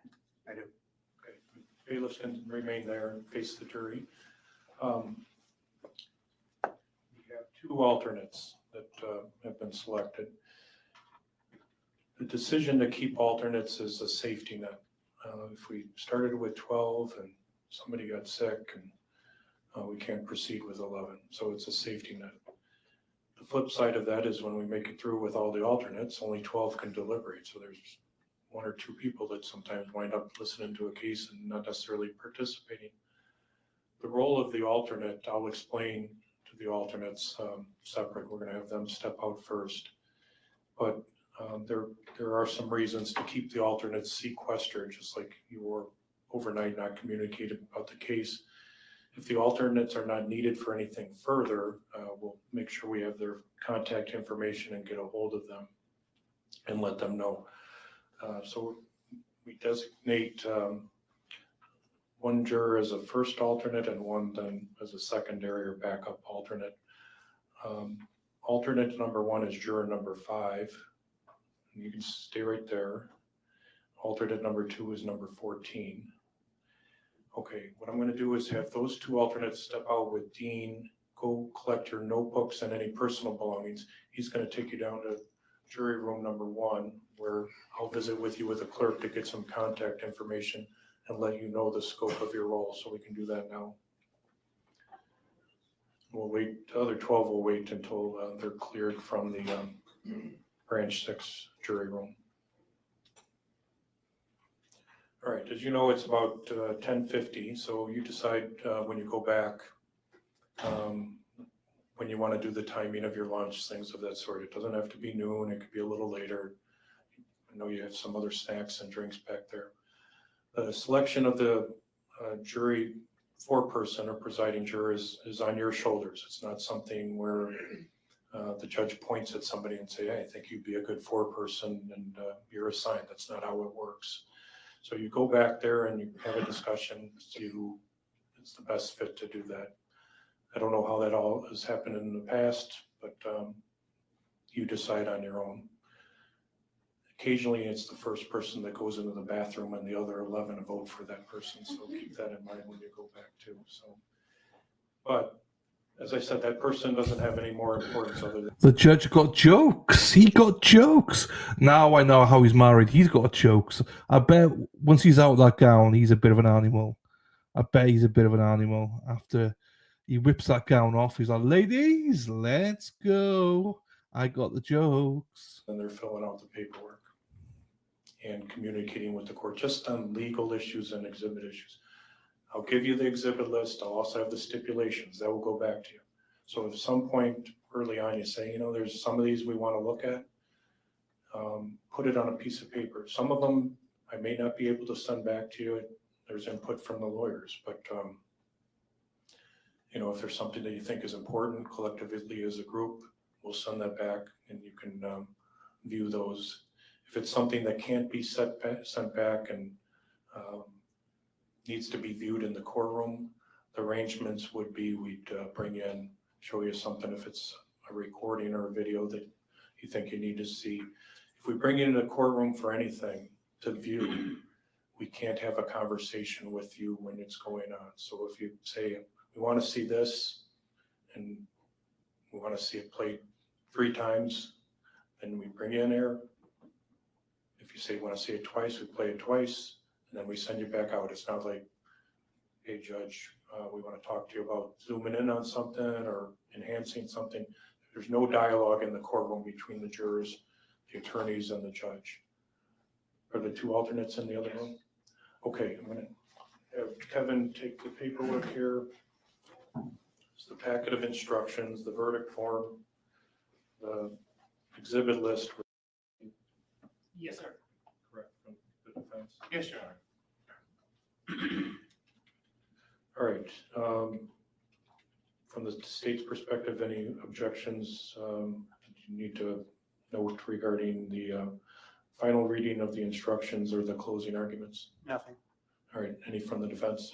No, Your Honor. All right. When we go into break in the next few minutes, the court's preference is that you linger either in the courtroom or in the hallway or in close proximity.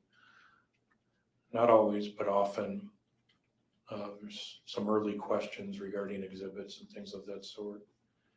At this point, continue to look at the exhibit list. There are some that may be pretty easy to respond to and just send back photographs and certain things. But when we get into documents that have extra things in them, then we get into an issue of if we have to excise or black out things. Obviously, there's audio recordings and video recordings. I'm not going to send a laptop back there. I'm not going to put them in the control of anything electronic.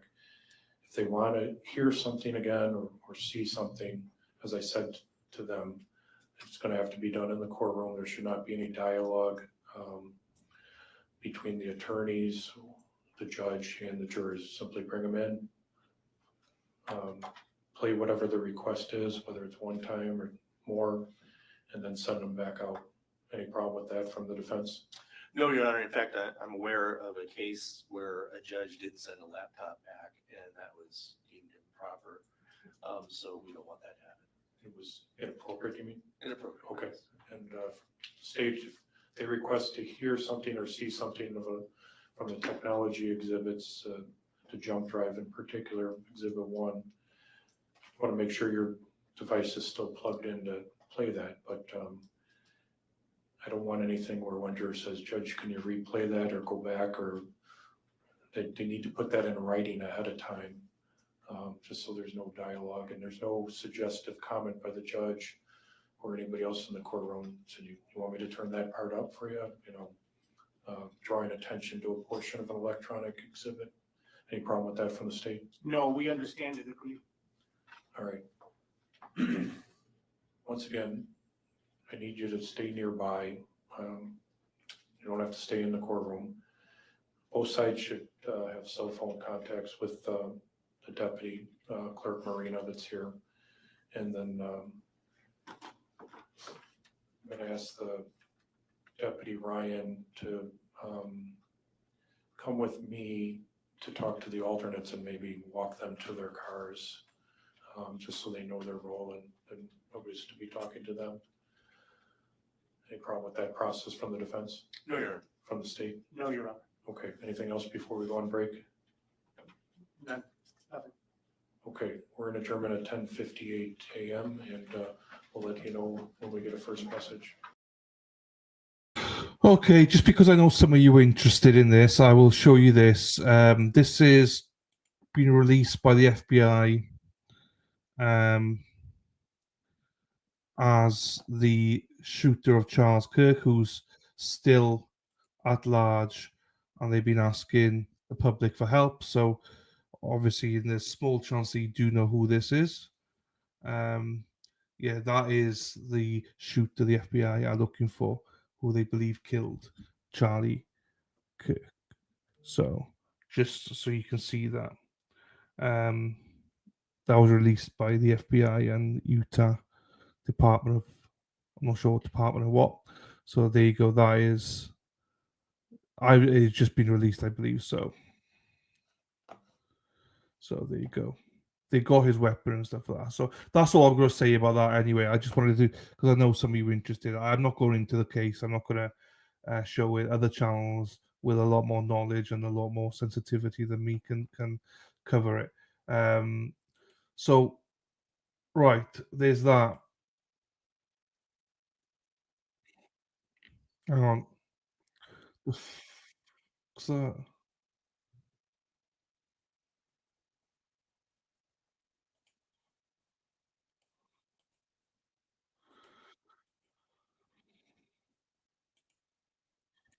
Oh, right, okay, that's just Core TV. Fucking nightmare. I hate Core TV sometimes. Right, anyway. Hey, girls. Oh, Mama Ames is not here today. My favorite person from Virginia. She's not here today. Right, she might be following the Kirk trial. Not trial, the case. Right, I need to, where have I gone? Why am I not there? Here I am.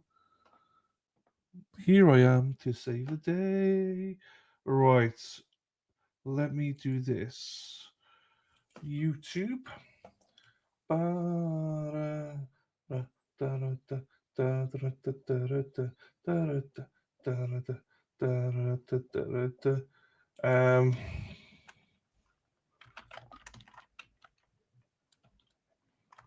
I had something here, and I just need to find it again.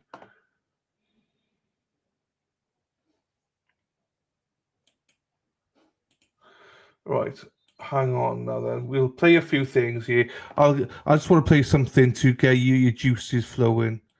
Let me get something to get your juices flowing, and then we'll watch something else after this then. We'll watch the different things. A little bit of car chase to begin with, and then we'll go to some cases. From a speeding vehicle in Michigan that wedged itself under a box truck, and a Georgia state trooper who stayed in the chase after a bullet grazed his head, to a stolen police SUV in Florida that crashed into oncoming traffic, and a car thief in Milwaukee who drove his new ride over a bridge. Here are 8 police chases that went horribly wrong.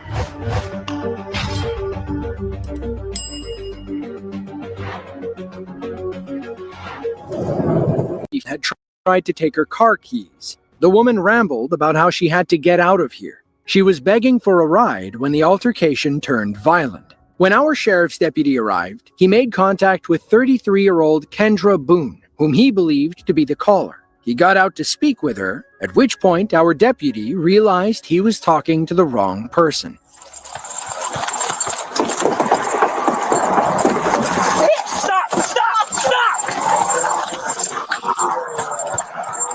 Get so fast, she just got my car took off. We rarely get to see high-speed chases from the suspect's point of view. Watch how she hits speeds over 100 miles per hour, weaves through traffic, and drives in the oncoming lane. When I'm behind her, she is going westbound on 40. She has light and fires on, running opposite side of traffic.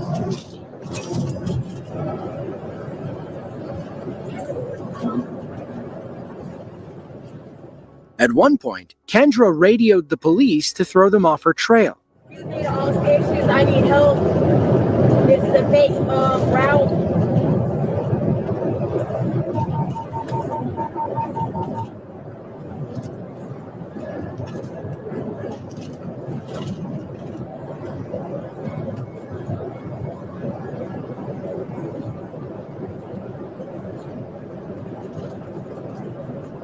Tell me what.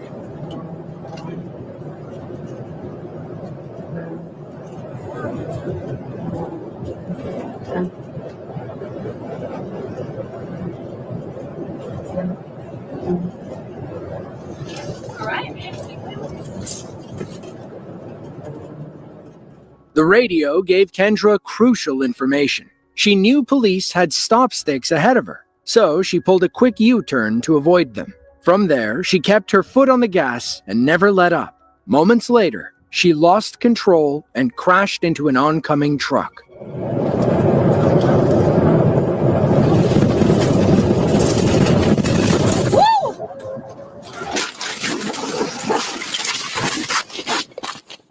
Signal 4, signal 4, signal 4. Signal 4, station 1033. Stay away from the car, stay away from the car. Back up, back up, back up, back up. 6316, back signal 4, send back to 18. We got another vehicle over here. You guys okay? Hello? Signal 4, another vehicle. You guys okay? I'm not getting a response from this. Hello?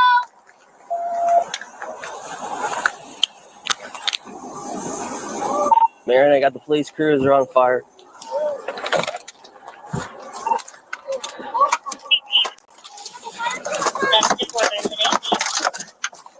Hey, Millers, get my fire extinguisher. Fire extinguisher. All right. Fire extinguisher. Get it over here. Get it over here. Right here. Really hot. Really hot. Where's yours? Let me grab yours. Kendra and 2 occupants inside the truck passed away on the scene. A third was rushed to the hospital in critical condition, and it's unclear if they recovered from their injuries. In a post-crash conference, Marion County Sheriff Billy Woods called Kendra a moron. To prove his point, he unraveled her rap sheet of 13 felony charges and 9 misdemeanors. He said the deputy did nothing wrong, and that all the blame falls on Kendra for the passing of 2 innocent people. Kendra's family felt differently. They claim Kendra was going through a severe mental health crisis when she stole the cop car. They had contacted Marion County Police the night before, but Kendra fled the home before anyone arrived. In the end, hindsight is 2020. The crash was a tragedy that should never have happened.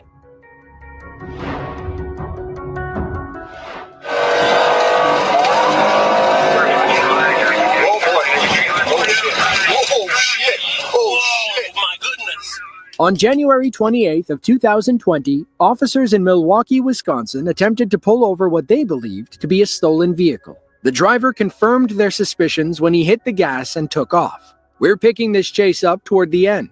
Watch as the suspect peels out of a gas station and launches off a bridge like Evel Knievel.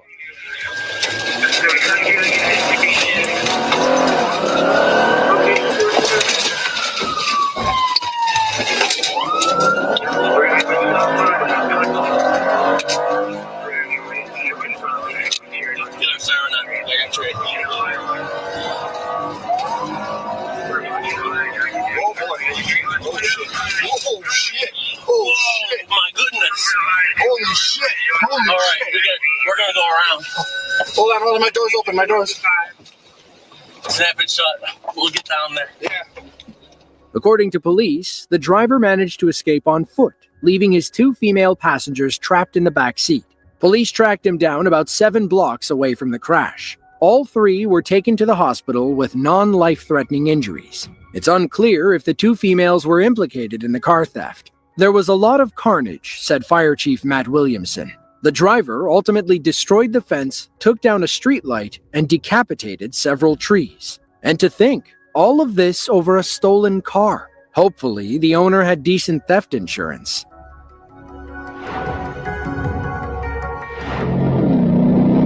Oh, 250, bad 250, land, bad 250. Go ahead and start a 252 immediately. May 10th of 2024, Atlanta, Georgia. A GSP trooper was parked at a gas station on Donald Lee Parkway when he observed a red Dodge Ram TRX pickup with illegally tinted windows. The driver, Kewan Tucker, was parked across the street at a different gas station. He was locked onto our trooper, knowing the cop was about to pull him over. So, before he decided to run like an idiot, Kewan took to Instagram to brag about how his Hellcat-powered engine could eat up the GSP. See, State Patrol, look, when State Patrol wants you, the difference between them and a regular county cop, APD, if they looking for you and they want to f with you or they trying to, harass you, they'll go park in the corner somewhere. They go park somewhere and wait till you pull off. State Patrol, them going to ambush you immediately. Now, I ain't do shit, but just the sight of them just give me chills. But see, from right here, I can eat that straight up. From right here, so many police ride by. But from right here, I can tell them, I'm going to tell you why. Because they still got to come car that light. Once you got a good enough head start, you got to, and I'm all-wheel drive, you got to hit. Ooh, see, somebody just hit the gas. Oh, that Mustang did that. They ain't even come out there. Y'all, they just sitting right here. Probably come out window tint. I don't know. But I ain't going nowhere. We'll sit here all day. Ultimately, Kewan didn't feel like sitting there all day. According to our trooper's report, he followed the pickup as it pulled out of the station. Kewan punched it as our trooper pulled behind him, leading to a high-speed chase through the Atlanta suburbs. Heavy traffic forced police to slow down. Our trooper lost sight of Kewan's truck, and it looked like the boasting streamer had escaped. Unfortunately, that's not how things worked out. Hey, stupid! Oh, 250, bad 250, land, bad 250. Go ahead and start a 252 immediately. That's going to be a 250F. That's 250F. It's unclear how exactly Kewan crashed. Here, you can see some trash cans knocked over and some damage to the grass. We think he came around the turn too fast and skidded off the road. He regained control momentarily and then crashed into a tree on the left side. You can see the damage on the trunk right here. His truck split in half, and that was all she wrote. Sadly, Kiwan passed away on impact. When they ran his license, they learned he had an active warrant out of Douglas County for shoplifting. Police also found a backpack with a Kel-Tec pistol and 2 small bags of crack cocaine. Let this video be a lesson. Running from the cops is never worth your life. All right, we got the lead again from center line. He's jumping through the grass just south of 10 and east on Lawrence. Somebody go to Sherwood in 10 miles for me. Warren, Michigan is a small city in Macomb County, roughly 13 miles north of downtown Detroit. It's home to about 140,000 people and was the scene of a fatal car accident involving the local police, a convicted felon, and a box truck. It was the day after Christmas of 2023. Warren PD spotted a suspicious red car near Van Dyke and Stevens Road. The red 2015 Chevrolet Cruze had expired plates, giving police the authority to pull the driver over. Police likely knew from the start that this 24-year-old suspect had something to hide. The window broke. Can you put the car in park? Here's the park. So the reason I stopped you is because the plates expired on the car. Yeah. I'm just coming from work. Oh, yeah? Is this your car? No, it's my girlfriend. Probably down the street. Do you have your license with you and no registration? I don't have my license. Nothing? All right. Is your girlfriend's car? Yeah, she down the street. She got her license. Where at? What I gotta have you do is just hop out for me real quick, man, just because you don't have your license on you, okay? Nope.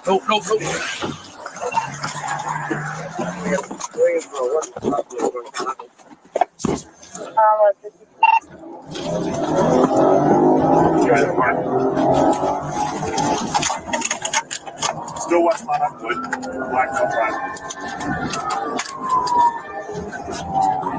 And he's been 15 into the grass, north on Lawrence. He's in the grass, jumping back down northbound. Dreads.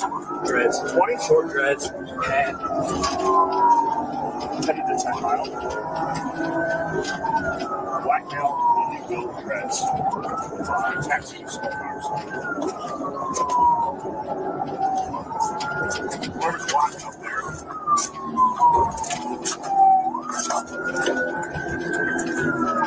Center line's blocking. He's up in the grass.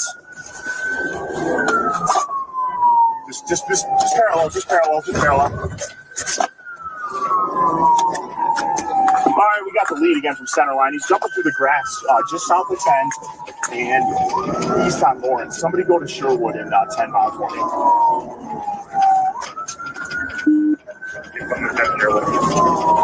All right, we're by that apartment complex just east of Sherwood, coming out to 10. All right, west on 10. You're good, clear, sorry. Yep.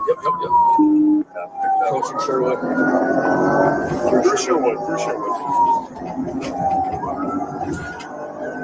right, who's ever on Mount Block?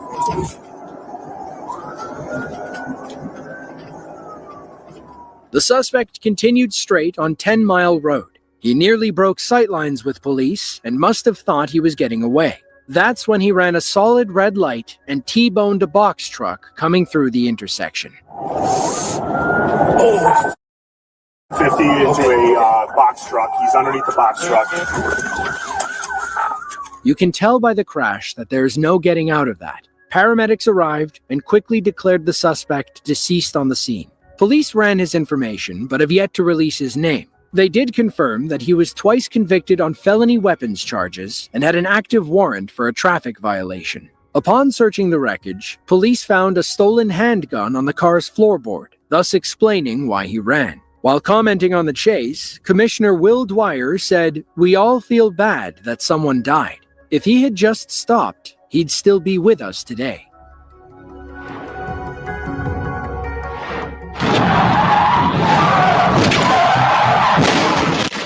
It was December 19th of 2023. ASP Trooper Jason Bird was helping a drug task force in West Memphis when he spotted a white vehicle fleeing the scene.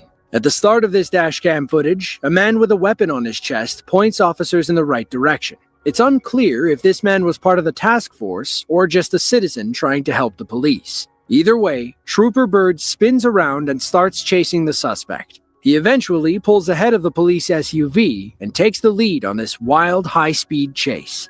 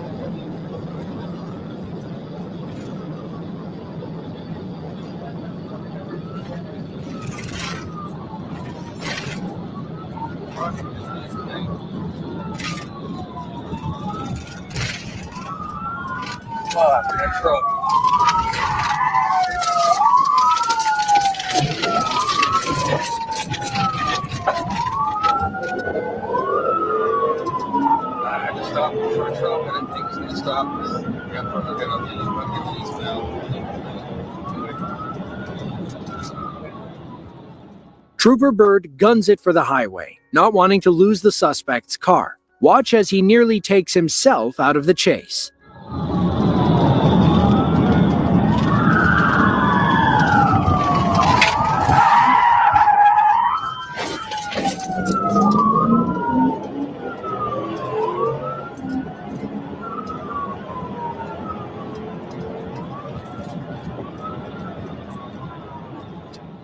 Thankfully, Trooper Bird recovered and got back on the suspect's tail. After topping 140 miles per hour, he finally caught up, leading to this catastrophic collision.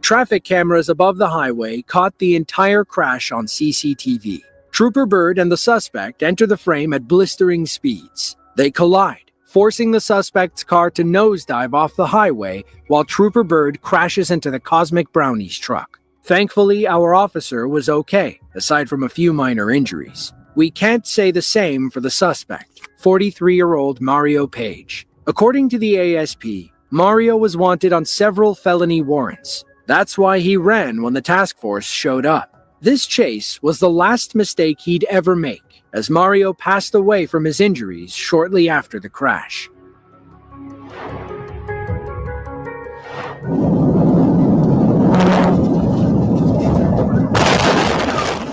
October 23rd of 2022, West Memphis, Arkansas. An ASP trooper was conducting speed radar on the highway when he clocked a vehicle going 83 in a 65-mile-per-hour zone. Our trooper quickly caught up to the driver and activated his emergency equipment. The driver refused to stop, leading police on a 140-mile-per-hour nighttime chase. Unfortunately, it didn't end well for our officer and the innocent civilian who was just trying to get home.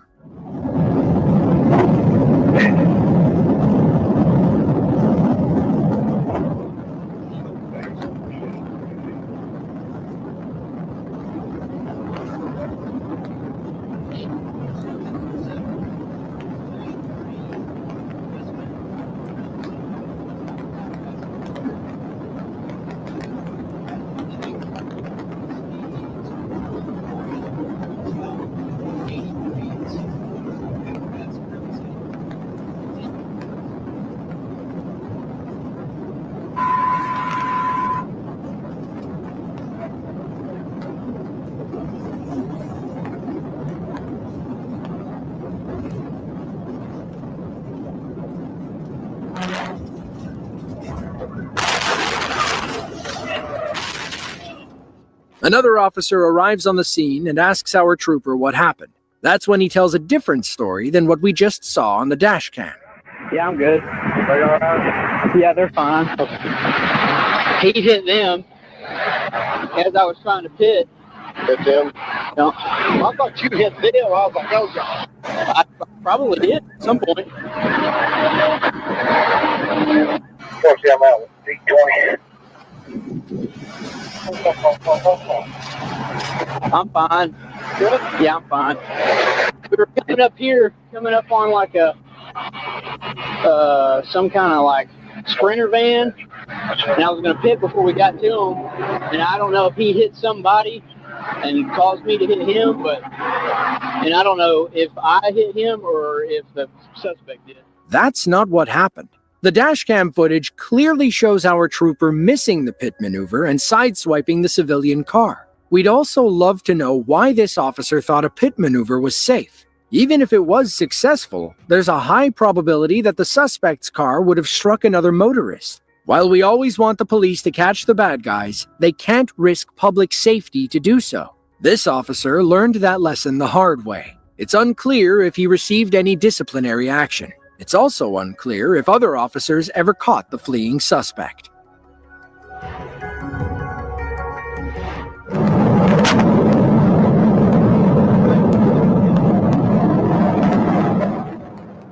March 14th of 2021, Tatnall County, Georgia. The local sheriff's department and the Georgia State Police are in hot pursuit of an armed kidnapping suspect. Kelly Bowen of Vienna, Georgia, allegedly broke into a home in Reedsville around 11 that morning. According to the Georgia Bureau of Investigation, or the GBI, Bowen forced one of the occupants outside with his weapon drawn. They got in his car and fled, prompting the victim's family to chase them in their own vehicle. The family backed down after Bowen opened fire, and the state police got involved. Officers then engaged him in a rolling gunfight as the hostage's life hung in the balance.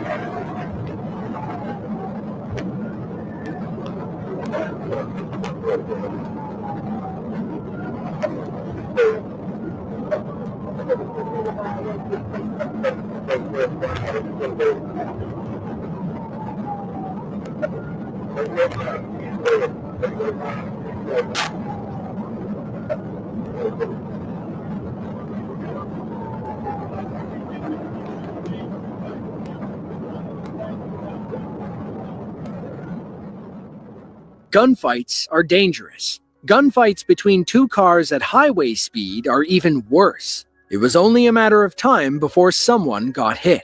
Unfortunately, that someone was our state trooper.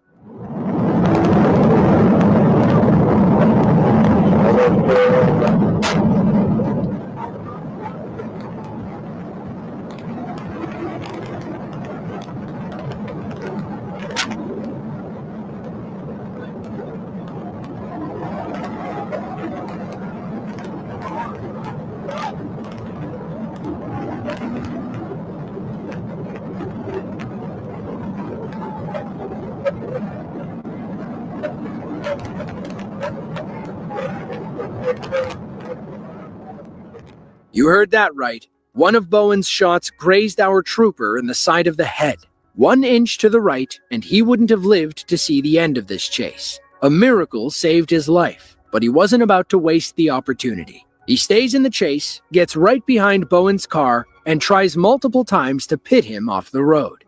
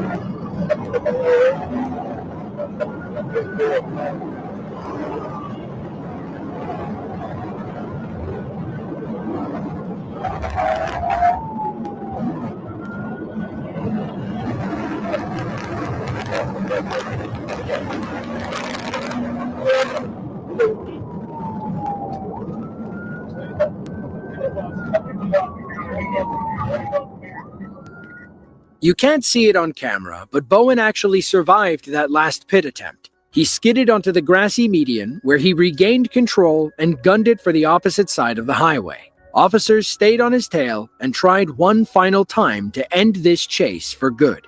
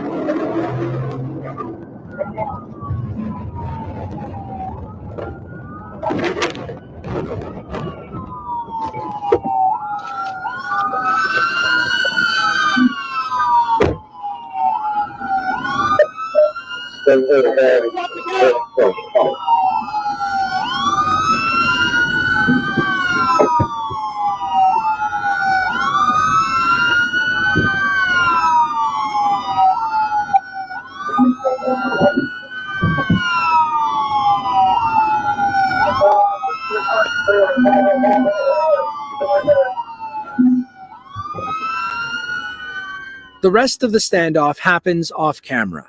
According to the GBI, Right, okay. I just needed a quick break. Right, let's get back into it then. Let's do this, baby. Hit me, baby, one more time. My loneliness is killing me. And I must confess, I still believe. Still believe. When I'm not with you, I lose my mind. Give me a sign.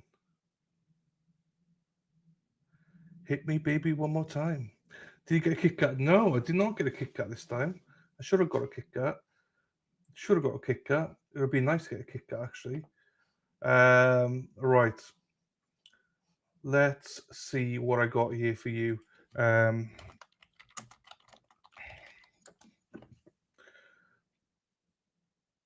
Ba ba ba ba ba ba ba. Hey girls. Ba ba da ba da ba.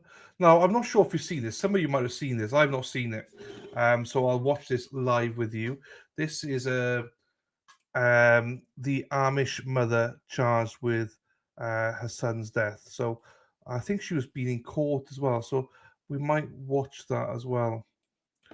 I might try and find that. Hang on. Let me get it up for you, ladies. So this woman reminds me of Mexi Texi. In fairness, whenever I see her, she just reminds me of Mexi. So whenever you see her now, this is basically Mexi Texi.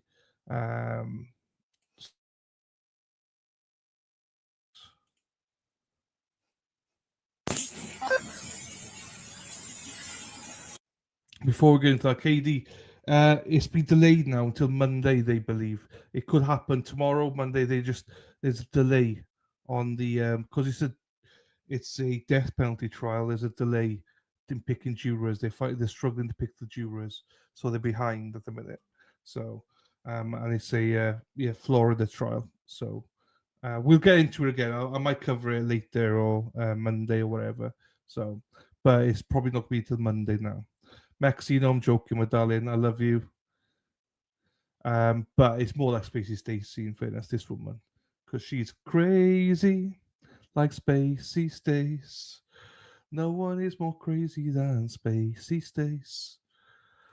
Oops. This lady's nuts, religious lunatic. Is she getting charged with her husband too? I don't know. We'll have a look. We'll have a look now.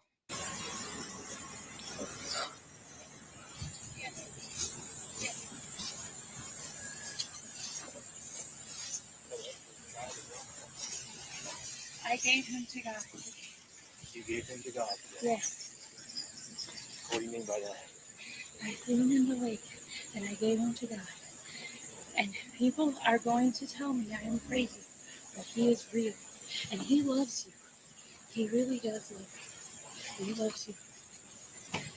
And I doubted him. I doubted him so many times. But I am to tell you, he is coming soon. He is coming very soon. Prepare your hearts. The end is close. And I'm for sure supposed to tell you that he does love you. Okay? Ma'am, can you explain to me what happened? Who did you throw in the water? I gave my son to God. Your son? Yes. Where's your husband? He went for a walk this morning. And you haven't seen him He since? didn't ever come back. And we went to the boat and his clothes were there. And God told me he's in the lake and a fish swallowed him. And you're actually supposed to go look for him in the bottom of the lake. A fish swallowed him. I think I've heard that before.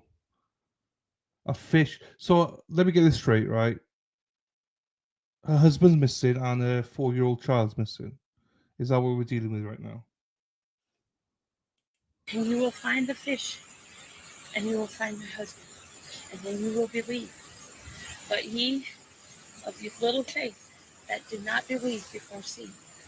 Okay. So send people down to the bottom of the lake looking for a fish. That has my husband. How old's your son that's in the lake? 4. He's sweet. I love him. I gave him to God. Okay. 7/9/40 Central. We're out with the mother. She is advising that she threw her 4-year-old son in the lake to give him to God.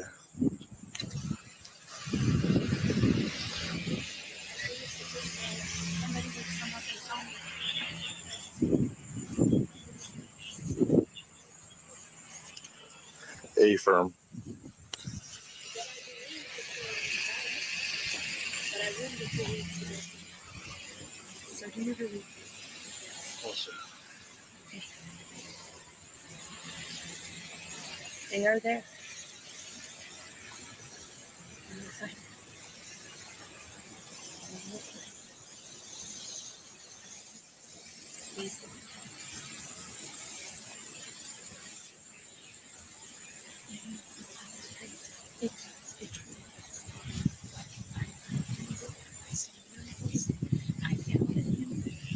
then pain came back to me. My husband and I both got at him, and pain came back to me. I need to know where your husband's at. He's at the bottom of the lake in a fish.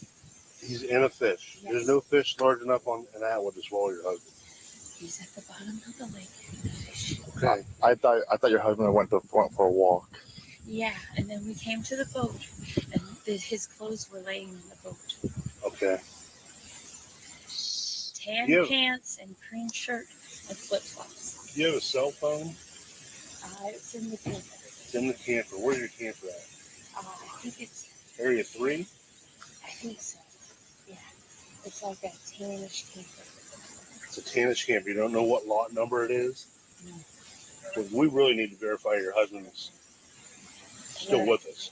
Oh, okay. Okay. Well, he's actually just go out in the bottom of the lake. Well, I can't go in the bottom of the lake. So Do you have scuba divers? Yeah, we're gonna have to call divers in to go to the bottom of the lake. Please do. And you're saying Get the best ones there are, because this is a miracle from God. You will see. You will see. you're saying your 4-year-old son's down there too? He's with God. Where's his body at? I don't Where know. did you throw him in the water at? Off of the dock at the causeway. Where the bike was today? Where the boat was? Yeah, where the boat. I know. When there's supposed to be one coming out there. I think there was one. Does anybody have a glass of water? We can get you water. Please. So Thank you. we're right now we're gonna walk up to the squad, okay? That's what we're going to do. We're gonna put you in the back of the squad. You will find my husband. Okay, but you're gonna sit down in the back of the squad for us, okay? Can I actually just sit with my children and have water? Yeah, we can bring your children over. I would love a glass of water. Let's go up in this squad over Well, here. my children are here. We'll bring them over in a minute. Let me go check you out. Yeah, we're gonna get it. Kyle went to go get you one.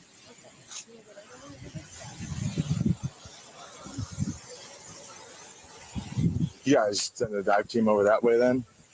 They're supposed to bring one in over. Which dock is that so I can tell my dispatch? That's cluster dock, the center cluster dock. Center Or cluster. on the causeway. Causeway center cluster dock. Causeway Center Cluster Dock. 7940 Central.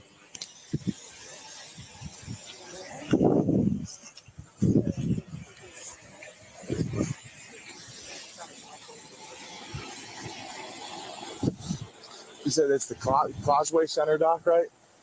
Causeway center. Causeway Center Dock. 7940 Central.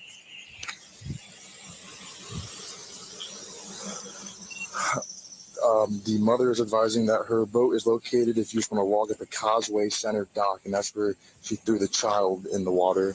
She's also now saying that the husband's in the water. She just want to log that and notify the dive team. The Rangers are heading over that way right now.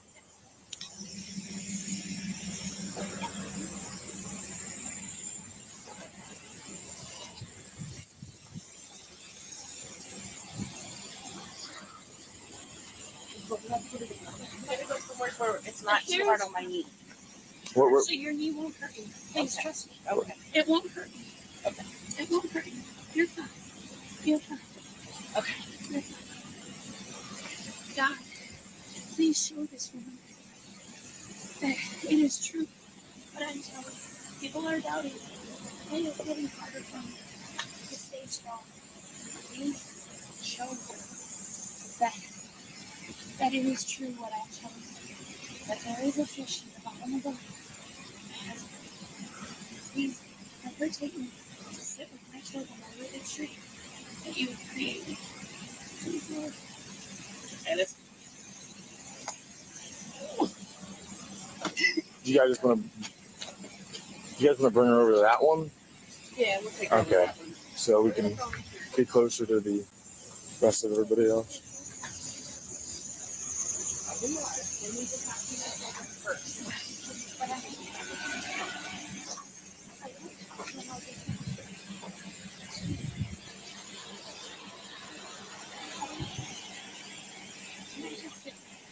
All right, have a seat right here. We'll go get your children as soon as they're done. no, I want to go Right here.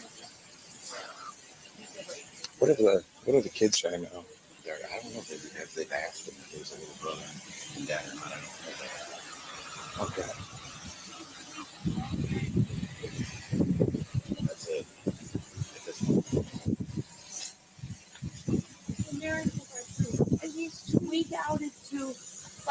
true they are. And it's amazing. I can't tell you enough.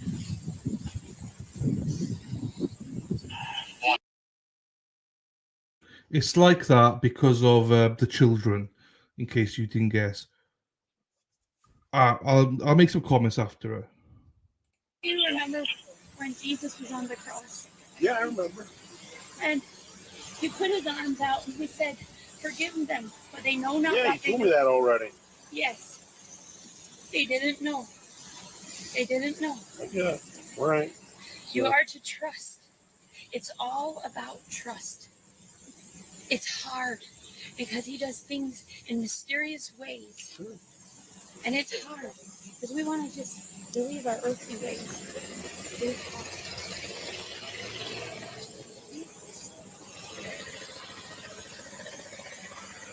It's part of you happy.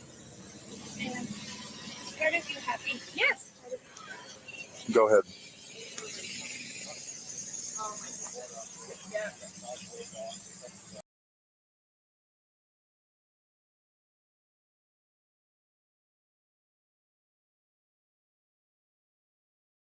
Okay.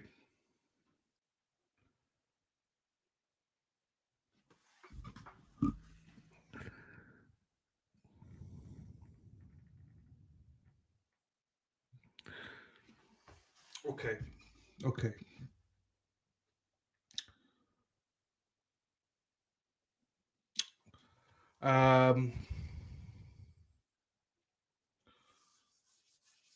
Okay.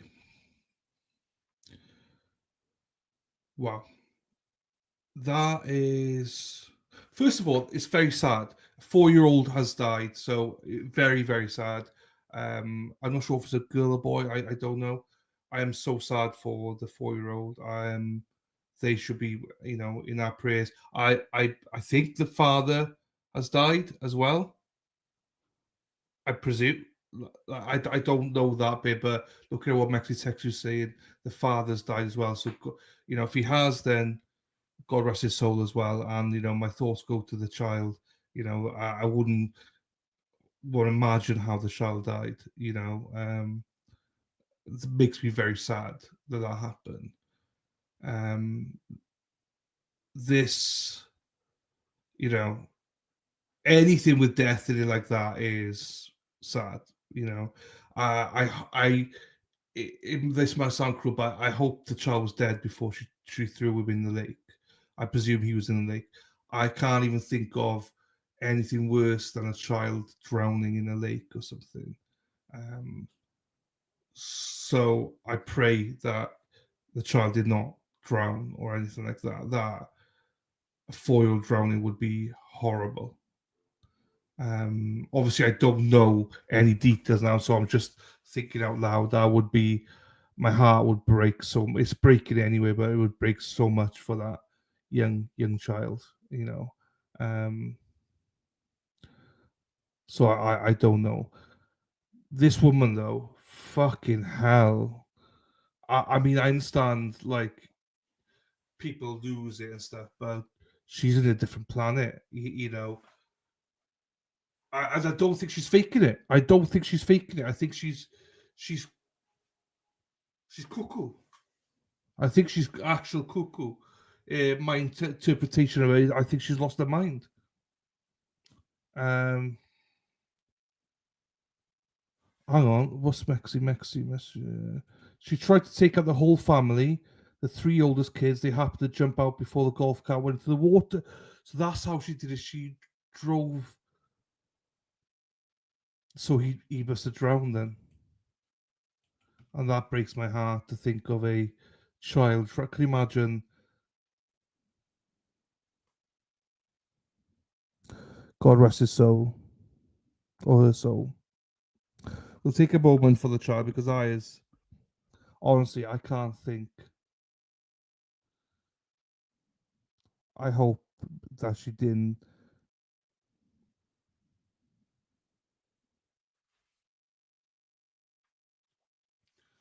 Wow. That's going to be quite a tough one once we hear. I'm confused on when she did what she did, the 4-year-old. I think she did that before driving the golf cart. Still waiting to clarify. Okay, fine. But was the child dead or alive, Terry? That's the question. What was the child dead or alive? I mean, obviously, child's dead, but as harsh as it sounds, I hope it's quick. You know, drowning is not quick. You know, so.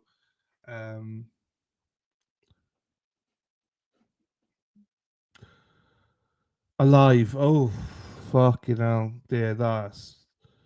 Can you imagine? Can you imagine dying by drowning? For a child like that. Oh.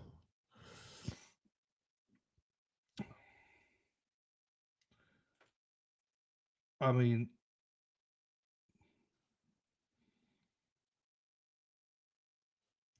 let's see the court. She obviously pleaded insanity, which is no surprise. But yeah.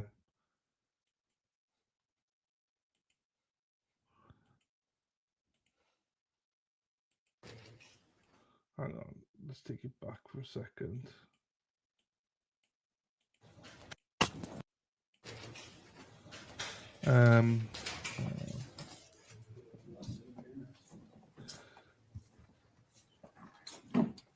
Okay, Amish mum who reportedly drowned her son enters insanity plea.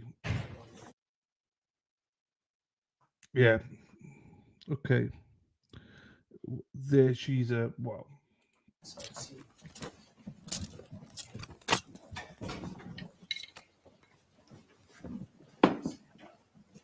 Everyone may be seated. I appreciate that. We need to be all seated.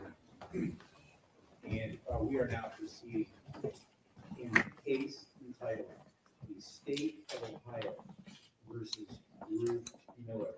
It is case number 2025 CR 090285. And we are here today for an arraignment. Ms. Miller, my name is Mike Ernest. I am before a common pleas court judge. Your case is one that was randomly assigned to my courtroom. And for an arraignment, there are three things that I do in every arraignment, and that is I address your right to counsel. I'm going to read to you something called an indictment, and I'm going to address the issue of bail as well. And starting. Now, I've always said that I believe that everyone deserves bail, but this was definitely a case you can't give a bail. You just can't. This is a case. I'm a staunch believer that everybody should have bail. Not on this one. You can't. She can't get bail. End of. In my opinion, anyway. How can he get bail? She's fucking cray. And it's hard because I don't think she's putting it on. I think she's just absolute fucking crazy. She lost her mind. I do think she lost her mind. I think she's absolutely crazy. When we watched it all, I don't think you could put it on. I don't think you can act like that. I know some people would be like, you can act. I'm not sure you can. I don't know. I need to see more.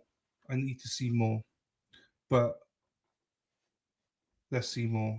In this matter, I would note, though, for the record, that in this case, notices of appearance have been filed on your behalf.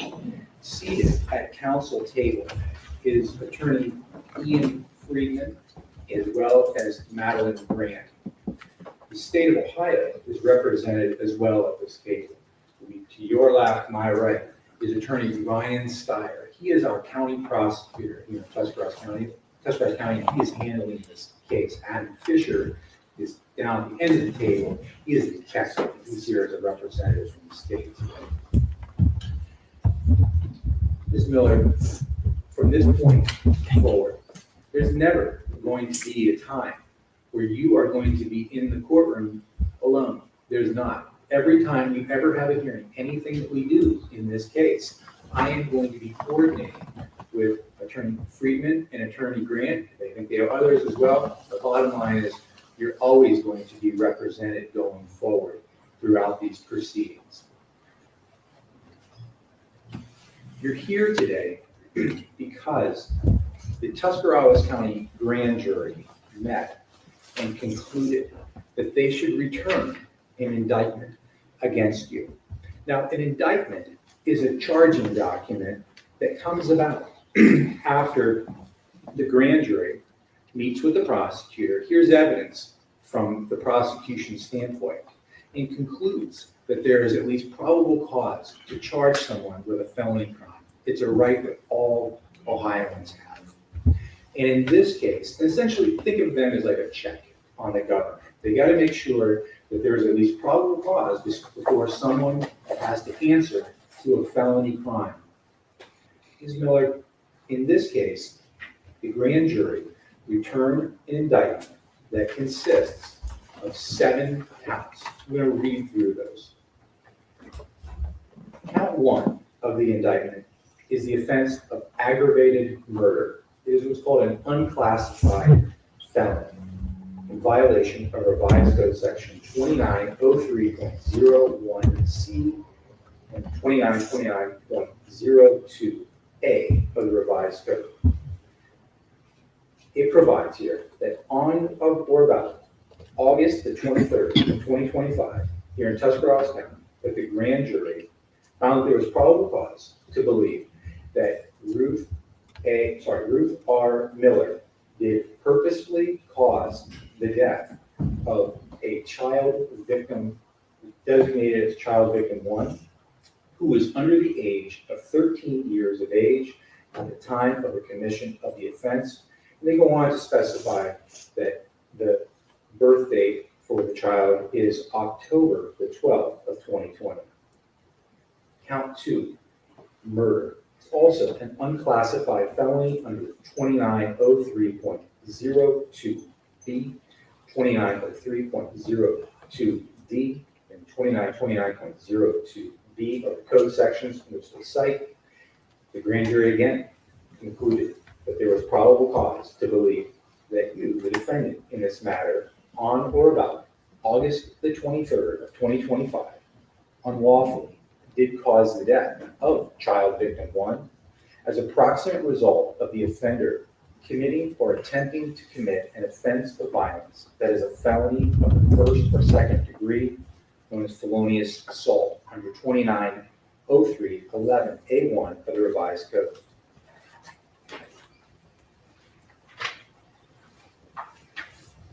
Count 3.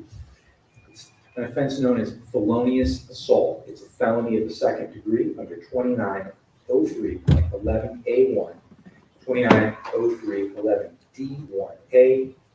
Again, the grand jury concluded that there was probable cause to believe that you, the defendant, on or about August the 23rd, 2025, unlawfully did knowingly cause serious physical harm to child victim 1. Count 4. It's an offense known as endangering children.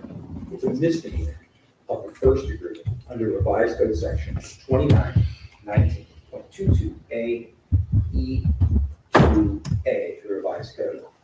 Each grand jury concluded that the defendant, on or about August the 23rd of 2025, unlawfully was a parent, guardian, custodian, person having custody or control, person in loco parentis, of a child under 18 years of age who did create a substantial risk to the health or safety of the child victim. In this case, is designated child victim 2 by violating a duty of care, protection, or support.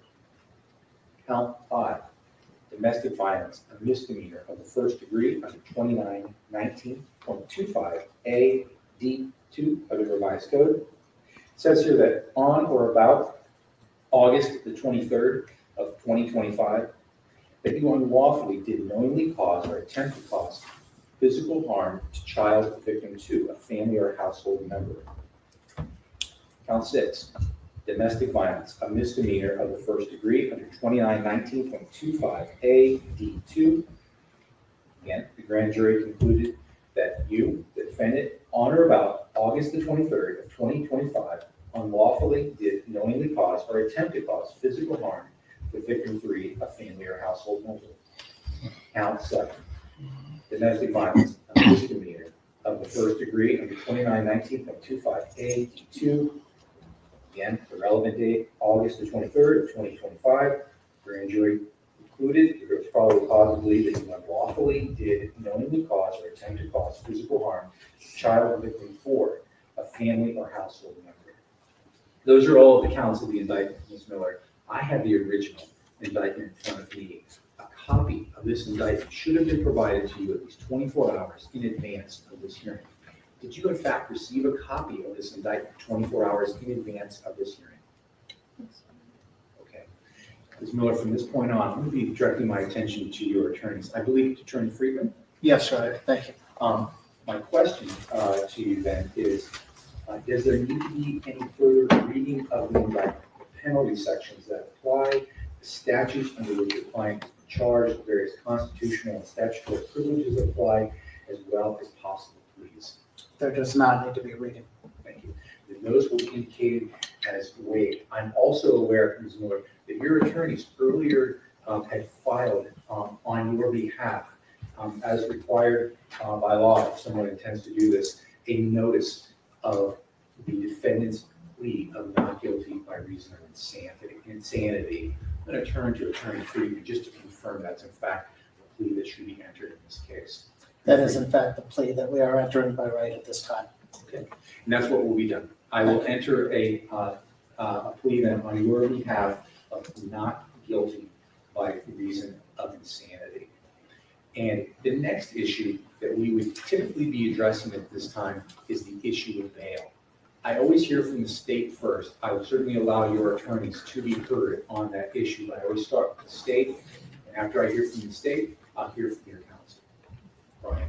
Thank you, Your Honor. This morning, we did file a motion to deny bail under revised code 2937-222, and we would ask that that be set for an evidentiary hearing.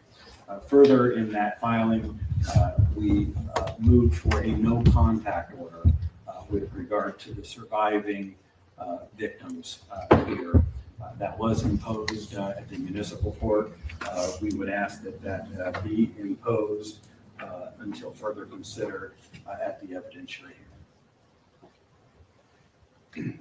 Attorney Friedman, do you wish to be heard? I do. Thank you, Your Honor. Your Honor, I am in receipt of the motion to deny bail and motion for no contact order. I would also concur that a evidentiary hearing need to be heard. I would ask a defense motion that hearing be continued so that we have adequate time to prepare for it. Mm-hmm. Thank you. You may be seated. Ms. Miller, by law, that based upon the request that's been made by the state, I'm going to hold you in the Tuscarawas County Jail without bail. I typically would have to have a hearing within 3 days, but your attorneys made it clear to me beforehand that they intend to challenge that motion. They need some time to prepare for it. I intend to give them that time to do that. So I'm not going to set it within those 3 days based upon your attorney's request. But at the conclusion of this hearing, I'm going to coordinate with your attorneys with the state of Ohio to make sure that they have the adequate amount of time that they need to secure witnesses to be here at that hearing.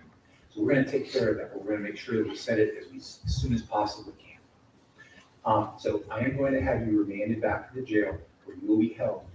I'm going to have the hearing, and then I'll make a decision as to whether or not I agree with the state or agree with your counsel and set what I believe to be, what I believe is the appropriate decision. The state of Ohio's request is, I believe, certainly a reasonable one to not have contact with those surviving victims in this matter. As I'm not setting any bail at this point in time, I guess I'm going to turn to your attorneys. Do you foresee any objection to having her wanting to have contact with them until we are able to actually have bail set? No, I think that that should be made part of the evidentiary hearing as well. So I think that issue should be held in abeyance until we have that hearing. Ryan, your thoughts on the matter? As I'm not setting any bail at this point, other than no bail. I think it would be prudent at this point, and I would urge the court to implement immediately a no contact order with regard to the children. She does have phone privileges at the jail, and so there is some potential for contact. And I think that needs to be prohibited. Let me just ask you, Brian, is there some other avenue other than usually as a term of a bail, I would say you can't have contact with the victim because I'm not setting any bail. Is there some other avenue from which this could be addressed? Your Honor, Protection order that we. I think anytime you are putting on an entry as it relates to bail, I think anytime you do that, you have the inherent authority to set restrictions. If the court were to impose immediately a no contact order, either directly or indirectly with her children, and if we were later to learn that there was an infraction in that regard, we could bring that to the attention of the court, and the jail could take corrective measures. Okay. Let's do this. Ms. Miller, I think you probably can gather this is not something the state wants you to do, is to have contact with any alleged victim. I'm going to take the matter under advisement. I want to double check a couple of things on that point. But as of right now, you're going to be remanded back to the jail where you will be held until we have the essentially what we call a no bail hearing. And from there, I'll be able to set forth specific orders as to what the bail is or isn't going to be in this case. Anything further from the state? No, Your Honor. Thank you. From the defense counsel? No, Your Honor. Thank you. All right. Thank you, everyone. And from there, I will issue in writing what is taking place here today. It's going to be shared with your attorneys, Ms. Miller. They can then share it with you.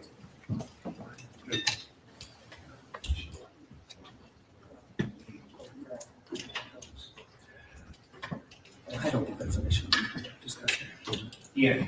Oh, sorry. You talk about. I think I know what you're asking, and we can address it after. If there's nothing further, then the arraignment is concluded, and I have to bring it back to jail.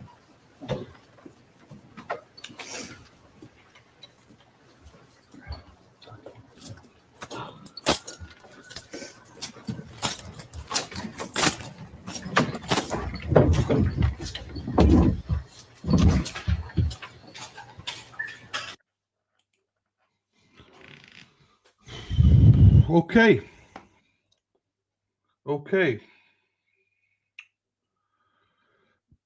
That was not something I was expecting today from that. Very sad. Very, very sad.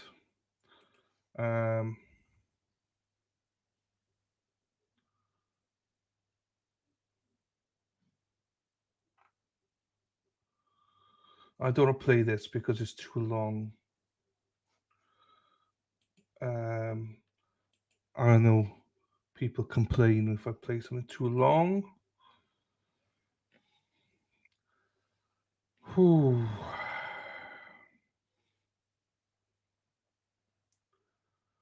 All right. Hang on, people. Let me just do this. We need something else now because that was a bit sad, wasn't it?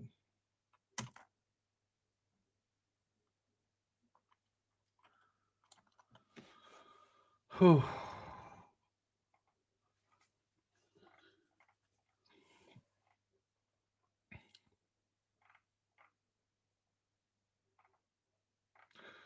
Hang on. Right, let's watch this then. This is something a little bit different. This is more of a airport terminals takedowns. So it's a little bit different, and to lighten it up a little bit because that's quite heavy, you know. That's very heavy. So these are 6 airport terminal takedowns. So this would be a little bit like lighter. Well, not lighter, but you know, after hearing that, that's a lot. That was a lot. I didn't expect that. I went into that not really knowing what was going to happen, and I'm quite sad now. Very sad after watching that. Do you know what I mean? No one wins in that situation. Husband, a 4-year-old child. The thought of a 4-year-old child drowning is horrendous to me. They're so helpless, doesn't know how to swim, so helpless. I just, He goes right through me to think of the suffering that the 4-year-old went through. And then trying to kill the 3 teenagers. It's like, they're scarred for life as well. You know, we've said before, the one person he should always, and you know, should 100% always rely on is your mother. You know, the woman that gave birth to you, and she's, you know, she did that. Insanity or not, she still did it. So, so yeah, my thoughts go out to them. That's just made me sad now. I feel really sad with that. I don't even want to play anything else, if I'm being honest.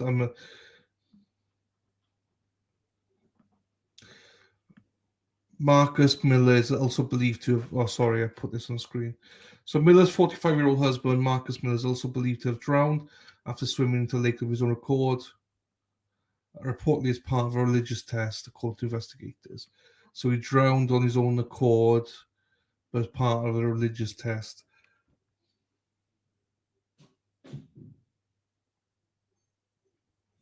What do you say to that? Do you know what I mean?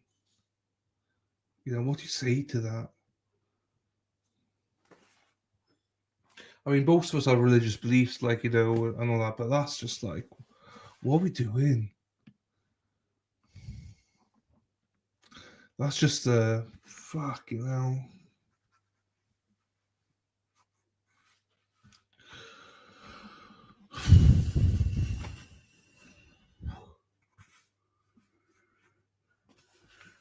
Oh, fuck. I feel, yeah, I'm depressed now. I'm making all of you probably depressed now as well. But that's depressing. Right, we'll watch this. Yes, any song now. I don't play any songs. I don't play any songs because it is. Well, I don't think it's a strike. I think I get demonetized for it. So any songs I get demonetized for. Obviously, during current read, I switched my ads off. We didn't do any ads or get money, but my ads are on now. You know, so it just means that whoever gets the any money I raise will go to the third party agent that strikes me. So there you go. I know, but it's not worth it for me. Otherwise, I'm gonna have to edit it all out and stuff like that. It's just I got my last 2 videos are in escrow as well because people have been claiming my stuff, and I have to delete all the music from the car chase. It's a fucking nightmare. That's where you got to be very careful. I wouldn't be surprised if some of this stuff is I have to edit it out as well. So.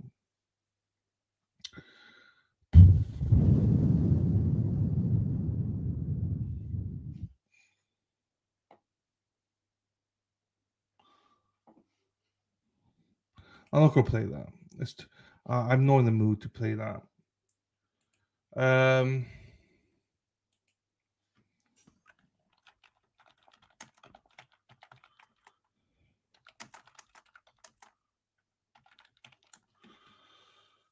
Right.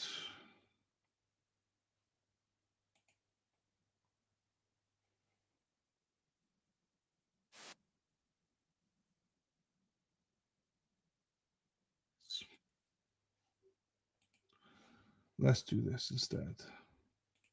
Because this is something I'm interested in. I'd rather do something that I'm interested in rather than fuck it. So here we go. It's all about the bass, So this is US and UK grocery swap. So the difference between foods of America and UK. So we go for Lucky Charms. Grocery items in the US and UK.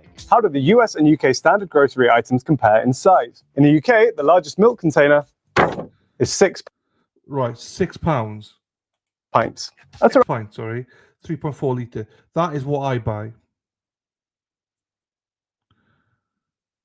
That is what I buy. You need a pick-me-up. Go get a Dunkin'. My Dunkin's here. We don't have Dunkin's in Wales, Derry, so I have to make my own. My Dunkin's actually run out. I got no more Dunkin's. It sucks. It sucks. Literally no more Dunkins. I'm gonna buy some more. But I'll buy some out in Boston. So another thing I'm drinking. Around 3.4 liters of milk. Whereas in the US, we commonly see 1 gallon. Right, 1 gallon. $30 for it. Jugs of milk, which works out to be 3.7 liters or 6.66 imperial pints. The gallon jug from America is bigger than our largest size, but only by around 8.8%. It's quite rare to see someone buy these. I think only really big families will buy these, or maybe like... I buy them. To be fair, I do buy the 2 pinters more than the 4 pinters, but I do buy them. When you eat cereal and all that, I fucking buy them. Because they last longer. Like an office that caters for a lot. Does Amazon send them to you? Yes, they do. I can't get them on Amazon. They're just a little bit more expensive. That's all. It's fine. I'll have another filter coffee. I'll buy more in the US. They're more expensive, but it is what it is. It's fine, Terry. It's fine though. Of people. The fact that Americans can buy bigger milk sizes than we can might have something to do with the fact that their milk actually lasts longer.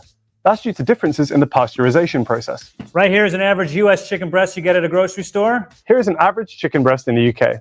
Right here is an average U.S. chicken breast you get at a... That fucking looks disgusting. That doesn't even look healthy, that chicken breast. If I saw that chicken breast, I'd be like, that's off. Maybe not off, but I'd be like, oh, that's on its last legs.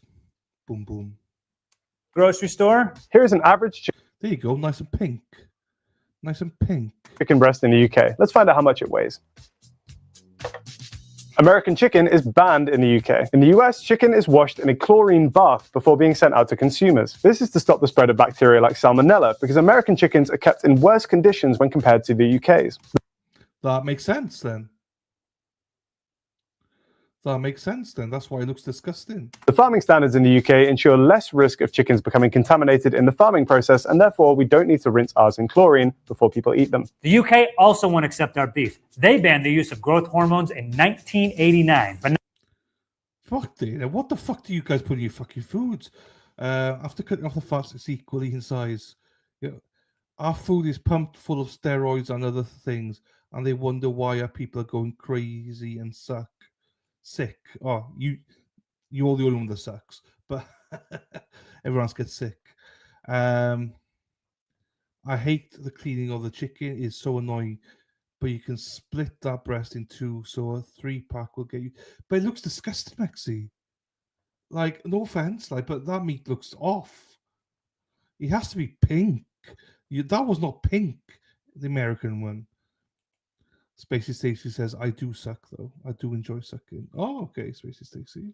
At the US, baby. The FDA is totally cool with our cows getting roided up. I did most of the shopping for this episode in a Sainsbury's, which happens to be my local supermarket. The biggest Sainsbury's is posh as fuck. It's like, yeah, you're a posh guy. Steak I was able to find was this one, a thick-cut rump steak weighing 450 grams. I went to our local Vaughn's and grabbed any ribeye. This one here's a little over a pound. It's about 485 grams.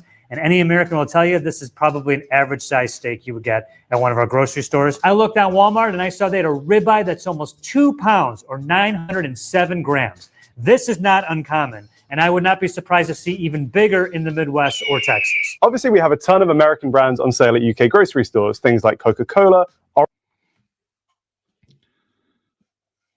See, Spacey Stacy did not deny that she enjoys sucking. So, Bex, loving this.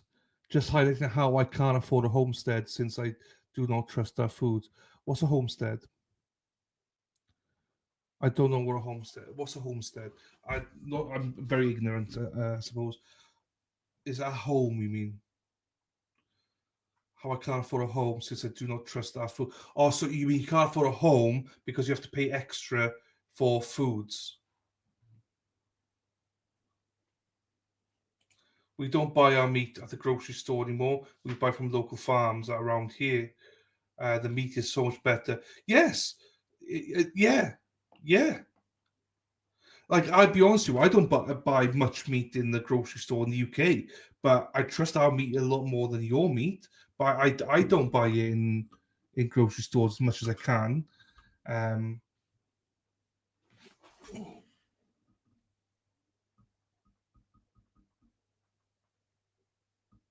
No, that's fine. Sarah Peach will be cool. Right, bags. Land with a home in it. Thank you, Mexi. Thank you there. C-Star, we get our meat from Adam's Farm, local to me. See if you can get a local, but I bet it's more expensive, isn't it? It's more. Same with us. If we get it from a proper place or a butcher's, it's more expensive. Much nicer, much healthier, but more expensive. A lot more expensive. So that makes sense what Bex was saying about a land. Like land where I can raise cattle, chicken, goats, like being self-sustaining, large starter. I'd love that. That's amazing. There you go, girl. That's amazing. That's amazing. That is like I don't live on a farm, but we have a family farm, so we obviously raise beef, cattle, some chickens, and actually some of the farm has goats and stuff like that. We actually have a donkey. Well, I don't. My cousin's son has a donkey, and we got horses and stuff. But I think we take it all for granted, because we don't even think about being self-sufficient and self-sustaining, I should say. I'd love that. I think that's fantastic. Plant your own vegetables and everything. That is good. I love that. For me, it's actually cheaper or the same as a group. But do you have to do a dance with a pole? Is that why? Do you have to do a pole dance and then you get the same price? Is that how you get it, Sarah P? I know what you're like, Sarah P. That's interesting. That's interesting. I've always wanted to do that. Terry, thank you so much for the 5 memberships, my darling. Thank you, thank you. Congratulations to Jen. Jen got a membership. So did, Jackie. So did Gretchen. So did Monica C. Oh, Monica C. I've not seen her for ages. Angela Rogers as well. Congratulations to all of you, and thank you to you. Thank you to you, Terry. As always, very generous, Terry. You are so way too generous for me, my darling. But I appreciate you. Thank you so much. Same. I get all the mini animals. I need myself a mini cow where I can boop the nose on the daily, boop the nose, and milk the teats. Like, you be an expert. You women will be great to the teats. Let's milk the cow. You be awesome, women, ladies. You're not ladies. Bex, we have the chickens and garden, and I'm slowly getting there, but boy, oh boy, it's expensive, I imagine. And a lot of work, I imagine. A lot of work as well, I imagine. Hens for all. If she was here, she'd be loving you right now. She'd be loving you because we call her Hens because she has chickens and all sorts like that. But she's busy. She's a counsellor now, so she's always busy. Thank you for the membership, Terry. Thank you, Terry. Welcome to any members. Thank you so much. That's good. That's all right. Bex knows it. Bex knows how to work the teats. You knows it. All right.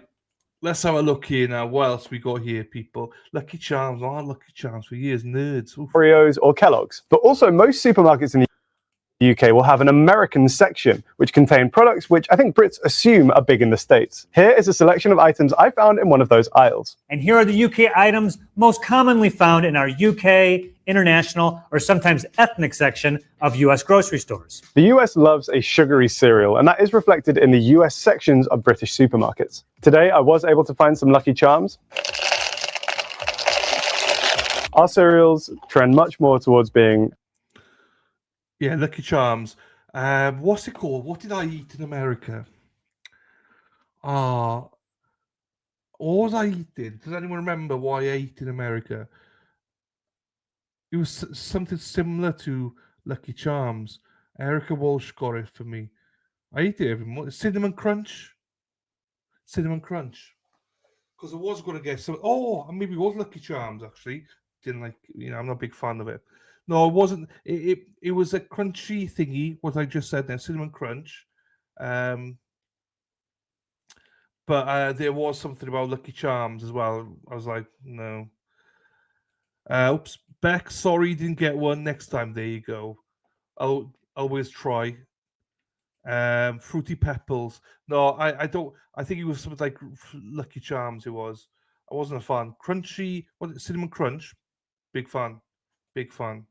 I do not like Mountain Dew. I don't like Mountain Dew either. I don't like Mountain Dew. I think it's disgusting. So I'm with you on that one. See that? High in fiber, low in sugar. Try and get a spoonful with several of the charms in it. I mean, when I was younger, I used to eat Lucky Charms, as in, real, kid. But it's like, I haven't tried Lucky Charms for like 30 odd years, It's no problem. Fingers crossed, though. That'll be my lucky day. Hey, every day you're here is your lucky day, Bex. Don't fucking forget it. Every day you're in this channel is your lucky day. It's a bad day when you get banned because I've just banned Lady Di. Get her out. No, every day that everyone's here in this channel is a lucky day. I feel lucky when you're all here. I feel blessed. The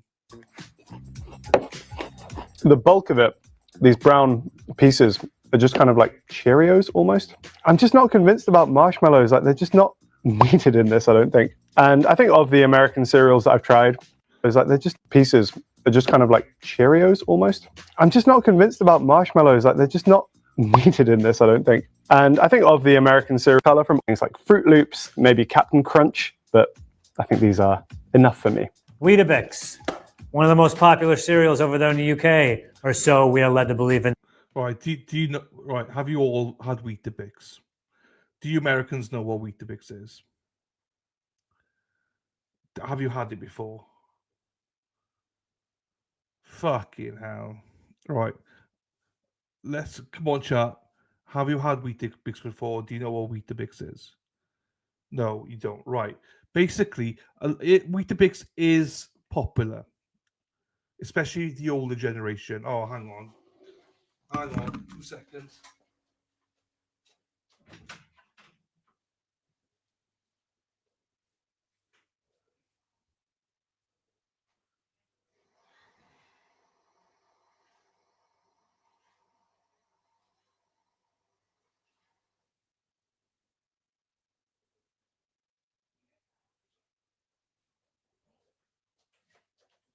Oh, sorry, people. When you have OCD, I hate it. That was my OCD moment. I had to very quickly go and wash my hands. It just happens sometimes. I have to fucking do it. I hate it. Right.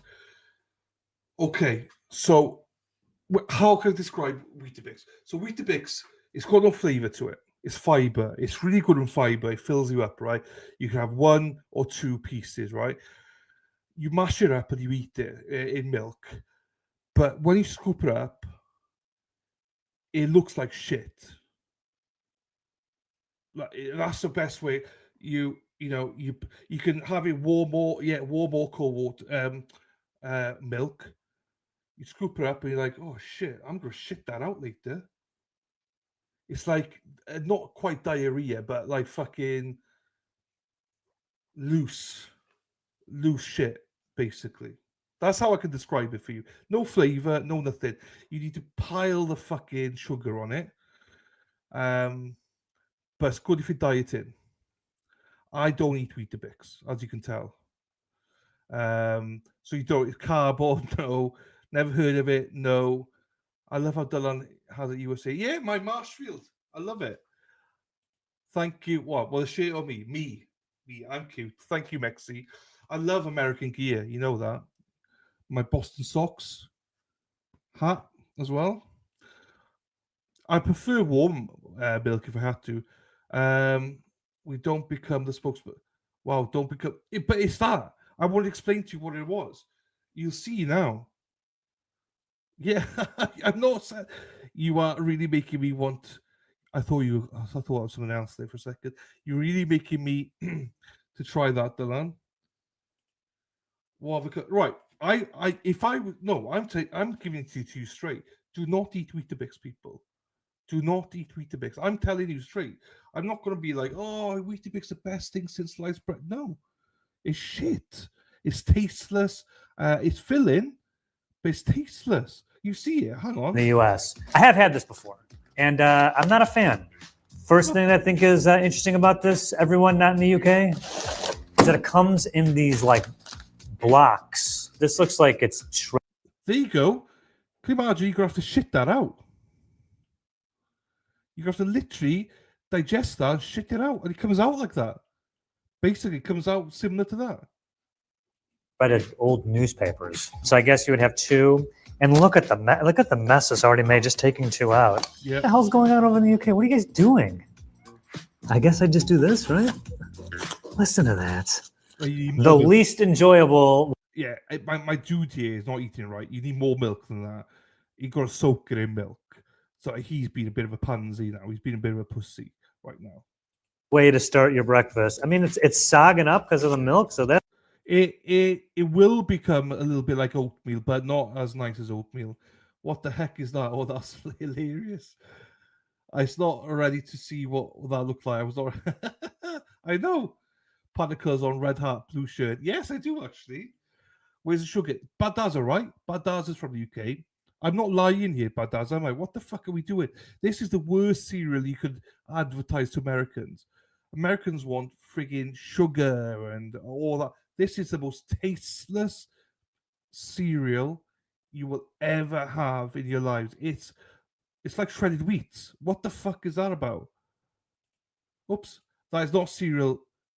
I'm willing to argue. No, I agree with you. It's not. This is shit. Oh, there. That is shit. For instance, my parents eat that. It's for, so if you're old and you're like diabetic or anything like that, this is great for you. It's great for you because it's filling, and the older generation, it's good for them. Do you know what I mean? But yeah, I agree. This is not cereal. It is cereal, but it's not. Shredded wheats, big biscuits, it's similar to that. It gets into mush. This goes mushy as well. That's what I meant about shit. Do you know what I mean? Kind of looks like an MRE. What's an MRE? I wouldn't eat that if I was stranded in the desert and dying of hunger. I do like frosted shredded wheat, but I don't eat it with milk, just dry. But you eat shit. You would literally eat shit. I know you would. Sounds like grape nuts. What's grape nuts? Where you have to have an entire bowl of sugar to get it down. You get anything down, Sarah P. I got it. Looks like a frozen McDonald's hash brown. It does. It does. That's a goodish thing. I don't like our sweet American cereals. I want to get that out of the way here. I never go for the U.S. sweet cereals. I don't like them in the morning. But this is like the opposite problem, where it's so. Yeah. Now, Sarah doesn't have an issue swallowing anything. So if she says she has an issue, that's serious. Oh, flavorless and bland. A very popular item that I cannot get today that you guys have for breakfast. Something called Ready Breck. Right. This, I will say, is nice. I like Ready Breck porridge. I presume you guys don't have it then. But this I could eat. This I could eat. This is nice. Again, you need sugar. You need sugar. And so with this, you need warm milk as well. I would want warm milk with this, not water. I'm not a water guy.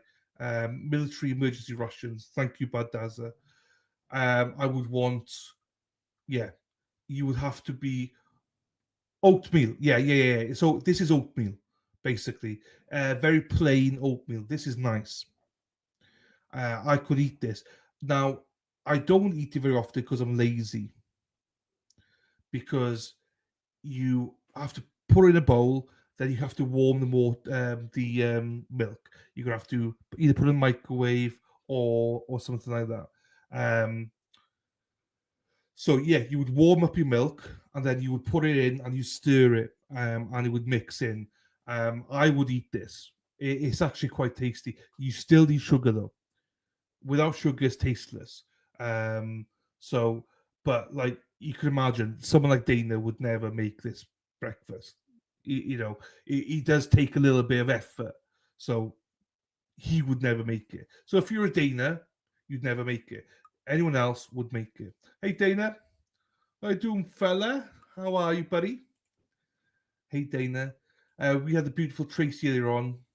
Oh, it's nice to see Tracy. Tracy said, whenever I wave, she waves back. So, Dana. So, yeah, this I like. You're an amazing cook.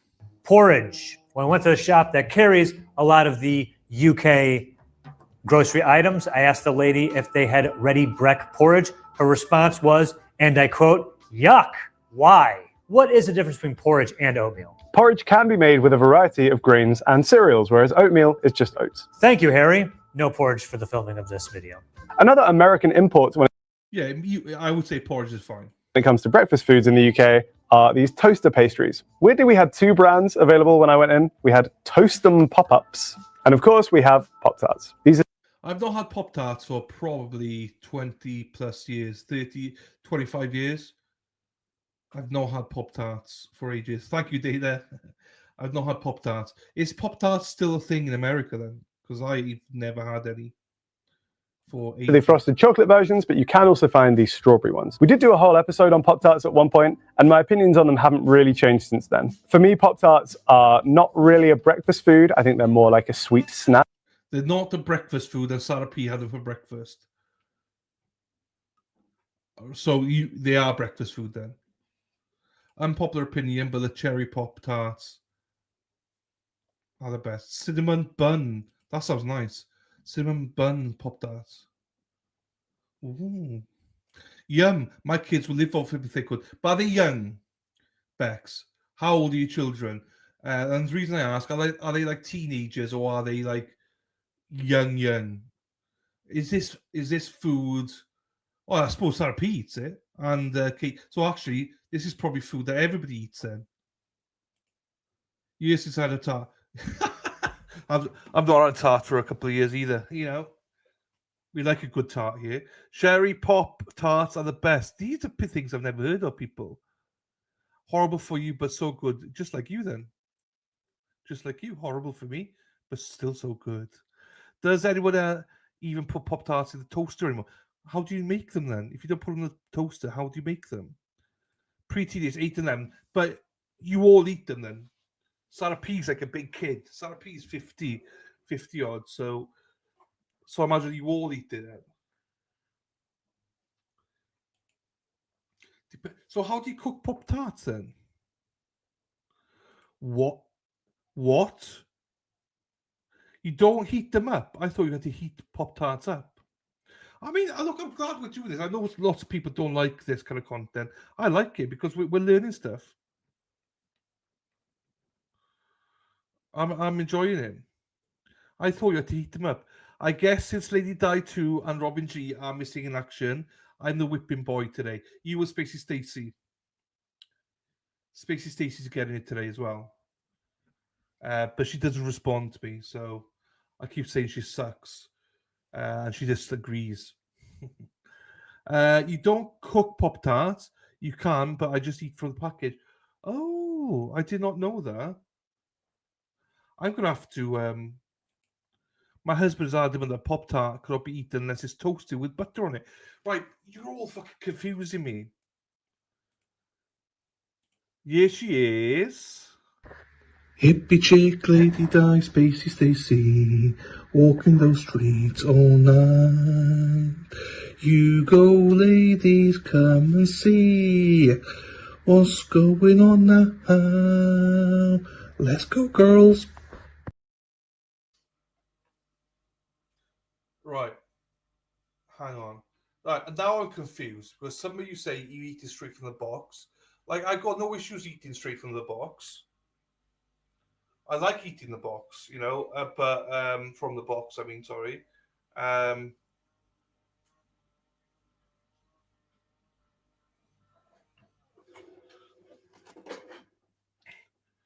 Right, hang on. With butter, you put butter on it. My kids heat them up when they're feeling fancy. Otherwise, it's straight out the bag. Okay. You love it.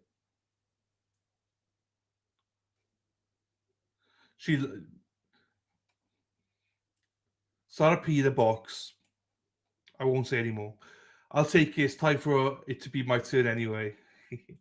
Mexi like drowning in butter. Wow, you put butter on it. What in the Pop-Tart nation?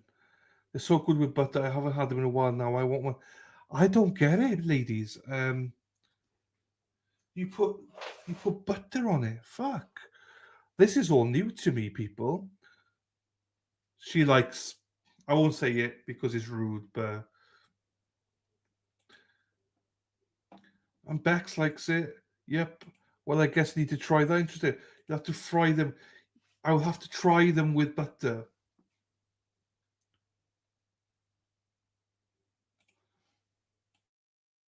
Lord, specifically the cinnamon brown sugar one with butter. But what do you mean with butter? So you just like literally get it out of the box and just put butter on the top of it and eat it?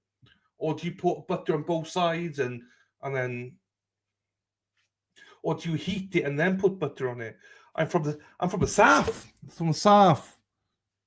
We butter everything. Butter me up, buttercup. Whoa, whoa, whoa, whoa.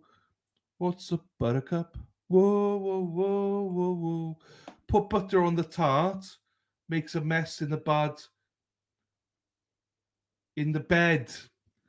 Put butter on the... Well, yeah. Yeah. Depends what tart you're talking about. Yeah, but yeah. I'm not sure if Americans call themselves tarts. Badaza. It might just be the UK that we call them tarts. I'm not sure. Warm toasted Pop-Tarts are better, but sometimes you just eat it out of the package. Just eat it out of the box. Go straight in the box. Eat it out of the box. If you're on the go. No. Heat it up first. So in the toaster, you put it in the toaster, let it come up, and put butter on it and put it in your mouth. That sounds nice. Just toast it and slather the top part when the frosting is with frosting. I need to see this, I think. Bed. Isn't that what rubber sheets are for? Woo! Sarah P. Sarah P. Sarah P. The box in bed. Sarah P. Sarah P. She's a right goer. She likes her box licked out. Do you know what I mean? So, haha, Sarah. That would be funny pop slappers. I know. Do the Americans in chat know what tarts are? If I say she's a tart, do you know what that means? You're a tart. Back from my hike. Hey, Dennis, how we doing, fella? We're just talking about Pop-Tarts. Dennis, I need to try a Pop-Tart, Dennis. It's on the agenda. I haven't had... All right, Dennis. Dennis is a foodie. Dennis, as long as it's not Chinese and he does not like Boston cream. Apart from that, Dennis, when you eat the Pop-Tart, do you put butter on it? And do you eat it hot or cold? You can eat Pop-Tarts without the frosting. Okay, so it doesn't come with... If you're buying the Pop-Tarts without the frosting, you're an immediate red flag. Talk about red flags. Sarah P. Thought that was just for water sports. There you go. Pop-Tart with butter. Right, what does Dennis say? Because Dennis is a foodie. I need to try these Pop-Tarts then. I do like the sound of cinnamon one though. No hot. So no hot. Not hot. You don't eat cold. Cold then. Hey Marky, who eats Pop-Tarts without frosting? Yeah, I would have to have frosting, I think. Strawberry, my favorite serial killer, that Subex. Right, let's see these Pop-Tarts, because are these some of your... The amount of sugar in here is kind of crazy when compared to pretty much any other breakfast offering here in the UK. They are tasty, don't get me wrong. A lot of sauces and spread from the UK we have here in the US. I'm going to try some. I'm going to do so. I have some toast. My cats got into the bread this morning, so most of this is going in the garbage, but I was able to salvage a few non-cat chewed on pieces of bread. Starting down here, Branson pickle. What is this? That is delicious. Acquired taste, Bronson pickle. I had it the other day, and I have to tell you all about it. Dennis, do you put butter on your Pop-Tart? Dennis, we need to sort out cinnamon Pop-Tarts. This is nice in a sandwich. This is not nice on... I wouldn't have this on toast. Relish? Oh, no. What the hell is this? Good Lord, United Kingdom. What is wrong with you? This is nice. It does look like shit, but it is nice. I like it. It's a bit of a sour taste. So it is a little bit, strong and sour, but I like it in a sandwich. A ham and pickle sandwich. It's nice. So it is spread on. Bring on the Bransons. You love it as well. Who that is? What that is? So it's something you spread on. It's like a filling. You know when you do a sandwich, you put butter on it, a slice of bread, bit of butter, then a ham, bit of ham in there, and then on the other side you put butter and you put Branston pickle on the top. Squash it, and it's nice. It's nice, but it's a quiet taste, a quiet taste. I can guarantee you put worse things in your mouth. I'll just say that. It's not that bad of a taste. It is a quiet taste. Not everybody likes it. So I don't like Marmite.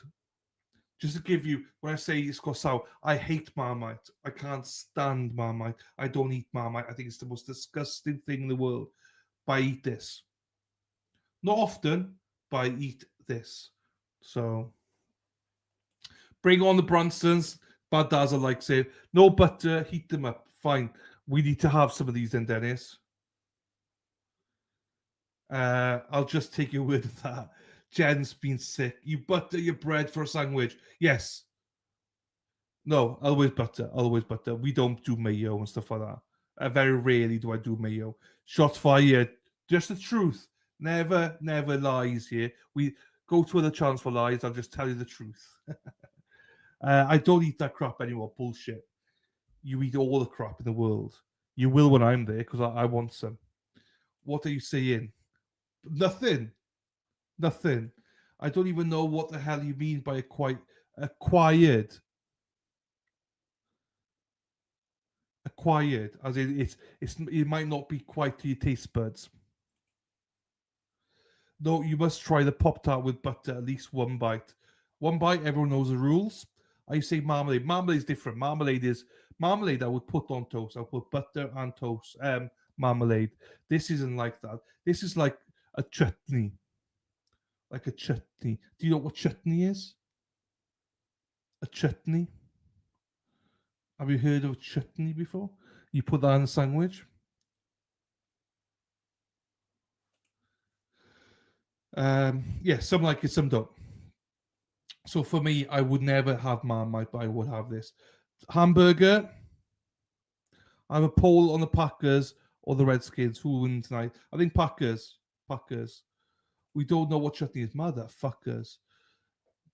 Right, hang on. Let me just find some stuff. Hang on.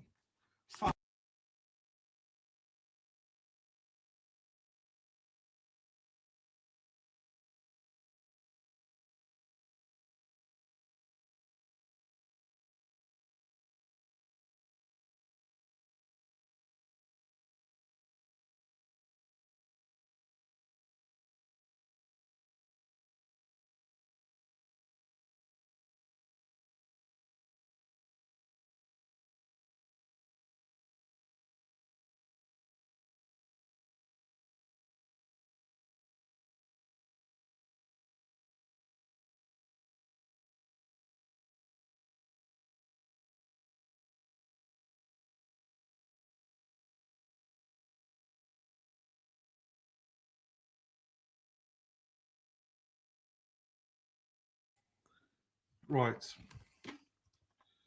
So, hello. Oh, Mag. Hello, Mag. My favorite sandwich cut, Brad's pickle, all cut into tiny pieces, grated cheese. Oh, in a crusty roll. It's sweet and savory type of way. That is true, though. I love it with cheese. I do. Cheese and Bronson pickle. Mwah. You lost me with the Marmite, though, but everything else spot on. Mag. I love it. So, this is chutney. Chunky mango chutney. Oh, delicious. There you go. So that you would put on bread. You put a layer of butter. The bee is right there, David. So this is marmalade. Totally different. So this you would put on toast. Paddington. Erin Hack, if she was here, she'd be like Paddington. This you put on sandwich. And this is a jam. This is what you would put on toast as well. Butter and toast. So chutney jars up a stir fry. I won't put it in a stir fry. Hang on, I need to put the lights on. Because no one's home.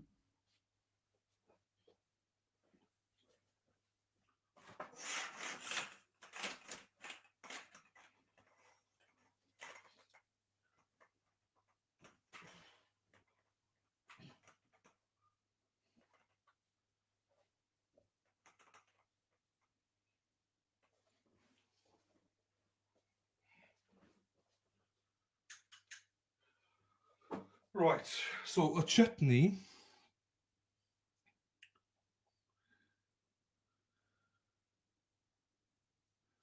what's in it? Water, sugar, dried mango, vinegar, modified maize starch, dried onion, salt, spices. So that's what it is. You spread it on bread. And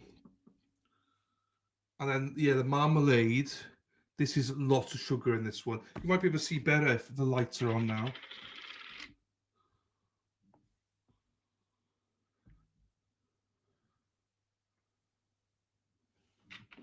So,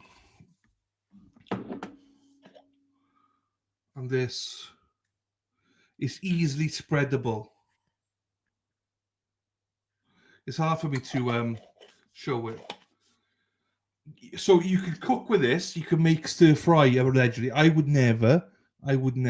So this would be nice if you made a nice little Indian and he did a starter and he wanted some dips with poppadoms. This would be nice with that. A lot of people would use it for that.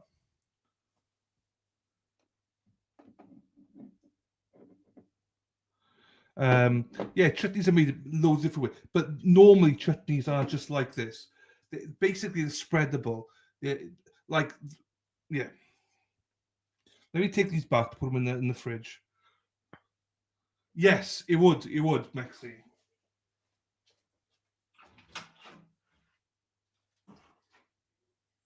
Oh, you got show it out.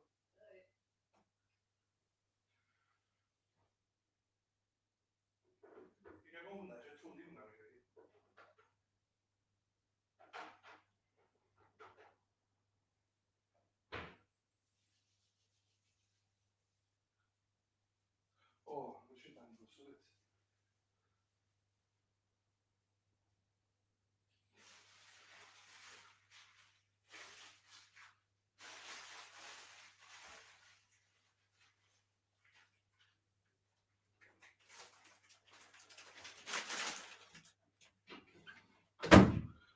So when I tell you about crisps, Quavers, this is Quavers.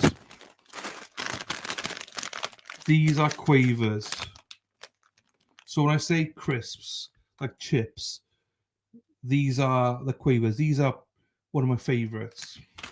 Now, we've got these, but these are going to be for my mother because these are tomato ketchup crisps. Like Dennis Sweeney would love this. tomato ketchup crisps. I'm not particularly a fan of these. Personally, I don't like them. I just saw them now, so I thought I'd bring them in. So, does the Yanks think we live on beans and toast? So anyway, that's just an explanation of what these things are. That's fine, Bex. As long as you're learning, that's the main thing. So here we go. It smells really vinegary and also not good. Well, oh, the crunchiness of the vegetables are really. But he's a fucking idiot. You don't eat it that way. Do you know what I mean? You just eat that with a slice of... You don't eat that way. You got to have something like cheese, and you wouldn't eat that much on a piece. It's spread out. So it's a thin layer. But he just put I just ate... No, you don't eat it like that. That's just stupid. Mag said, nice little roll, bread roll. I will put a bit of butter, a bit of cheese, a bit of brown pickle. Oh, lovely. He's embarrassing you. He's absolutely... This Yank's embarrassing the American culture. Robin G loves ketchup chips. Mag. The Aldi version of Branston has got carrot, sweet, onion, cauliflower, sugar, malt vinegar, apple pulp, date, paste, water. Shit. Wow. That's a lot. We have jam and jelly. I don't know what the difference is, though, in America. Really bizarre texture. But after it's like really vinegary, and if it's just a sauce without the veggies, not bad, but apparently it's been around for 100 years. Congratulations. Branston pickle is fantastic. Not a fan. Yeah. Coleman's mustard. I bet this mustard's really strong. Before I open this, I feel like this is sinus cleansing mustard.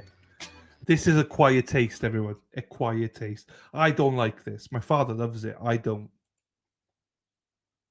Whoa.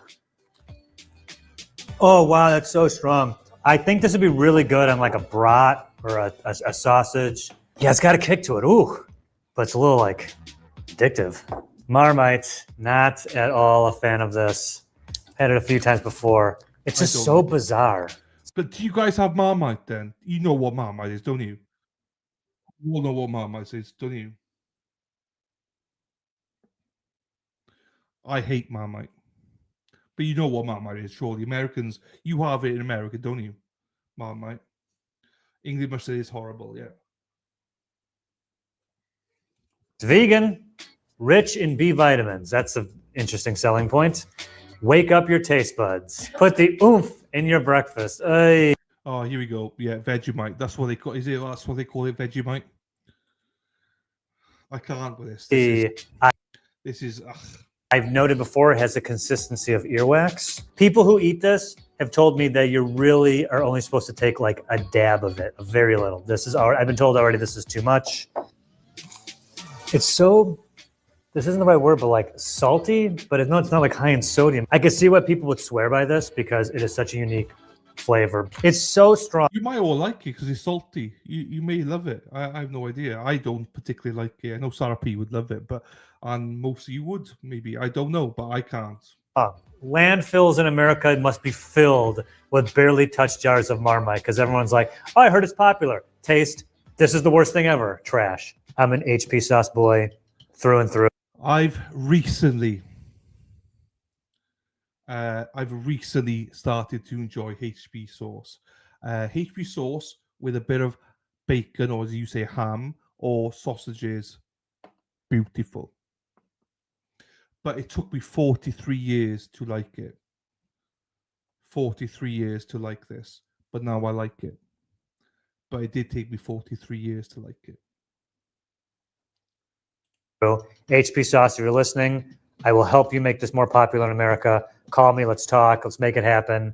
It's not like A1, but it is an A1-ish brown sauce. It's fantastic. I had this the first time when I went over to the UK in like 2000. I couldn't believe it. I was putting it on everything. I love it. I always have a bottle. You don't put HP sauce on toast. Definitely something you'd put on. What do you call bacon if bacon means ham? So for me, bacon's bacon. Ham is thins.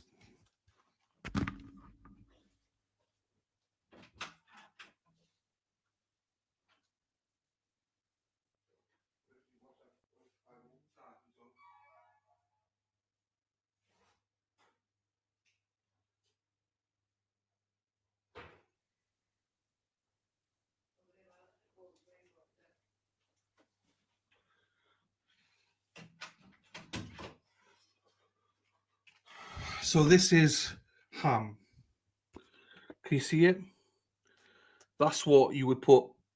There's 5 slices in that. That's thin. Oh shit! Hang on. Court's back. Hang on.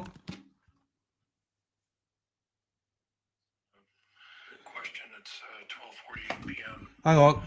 So the court has provided the note. Hang on, people. Let me get the court. It's a question, it is. It's just a question. But still, we need to listen to it. Then we'll get back into the conversation. Shit, I can't find the stream. Hang on, bear with me.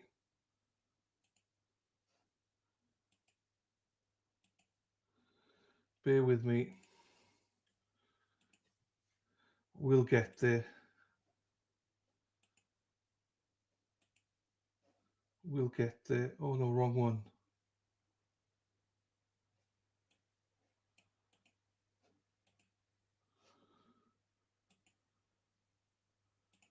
Hang on, people.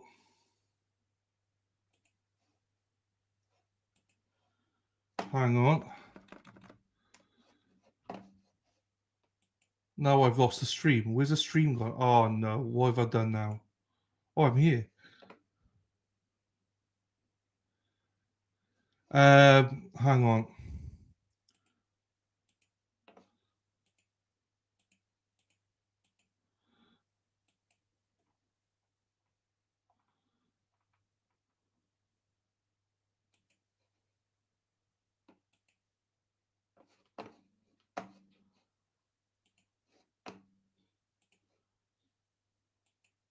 We'll get back into the conversation now. Don't you worry.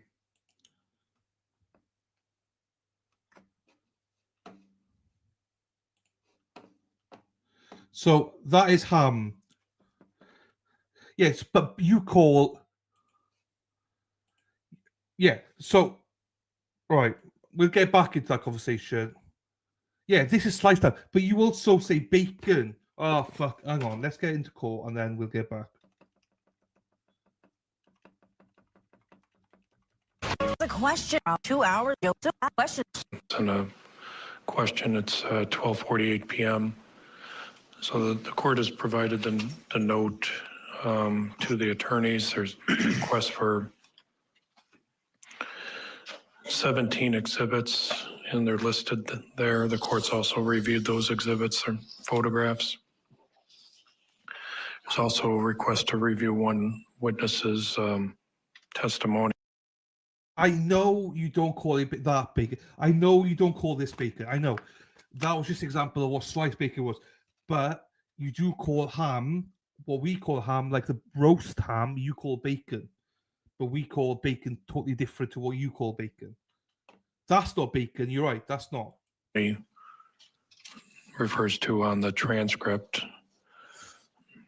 At this point, there are no certified transcripts, so the court's roughed out a response typed out, so I've also provided that to the attorneys to consider and give input on. Just give me patience. When I come back after this, just give me patience to deal with these American women that fucking their hard work is unbelievable. Absolute hard work they are. Oh, thick as shit, some people might say. But I can't say that to them because, you know, they might get offended, but they are literally thick as shit. But I love them. So what am I supposed to do? You know, the chat is, you know, what I love the chat. Doesn't matter how thick they are, how stupid they are. But what am I going to do? People wonder why I call them thick bitches, but I don't know. But once I unmute myself now, I don't know. I'm just going to have to be so cheerful and pretend that, you know, they're brainies and, you know, they know what they're talking about, even though they're thick as shit. I need patience. So if I can get some patience, that'd be good. That'd be good. Because I'm at the end of my tether with these women. Fucking hell. I really do. Why is the court not playing? Why are they not playing? I don't get it. Court should be playing. Did I press something? Oh, what the fuck is Sarah P doing again now? She's fucked up somewhere here. Hang on. Let's have a fucking look here. What the fuck has she done? These fucking mods are mine. Fucking pain in the fucking ass. Oh, fucking Spacey Stacey's trapped in now. She's out on the street somewhere. Fucking Robin G down the Glen there. Bex, what a fucking bitch she is as well. Another CG. Oh, Dennis Sweeney. Fucking hell. Unbelievable. Why the fuck's the court not playing? I don't get it. Why am I unmuted? Oh. Obviously that was a bit. I was just doing a bit. I 100% knew I was unmuted. I 100% knew I was unmuted. I just obviously joking. Obviously joking. Love you all. You're all amazing people. Love it. Let's get back to the court now then. Love you mods. Love everybody. Love you all.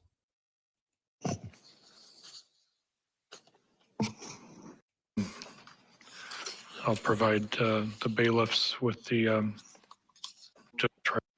it's for review are provided with this response. And then the second part of the note says certified court transcripts of jury trial testimony have not been prepared. The jury should rely on their collective memories and notes regarding the trial testimony of all witnesses. And once again, the state's satisfied with that response? Yes. Says too? Yes, sir. Okay, so the original note and the court's response will be scanned in. And then I'll provide the bailiffs with the typed out response. All right, it's 12:51 p.m. We're in adjournment. We'll have you stick nearby in case they ask for additional exhibits in the coming minutes. All right, we're on break. We got Grumpy Hack is back. Grumpy Hack. Well, I don't remember what was there exactly. Grumpy Hack is back. Right. Oh, shit. Let me take the ham back because otherwise it's gonna fucking. Yes, you call this ham as well. I do as well. Yes, it's ham.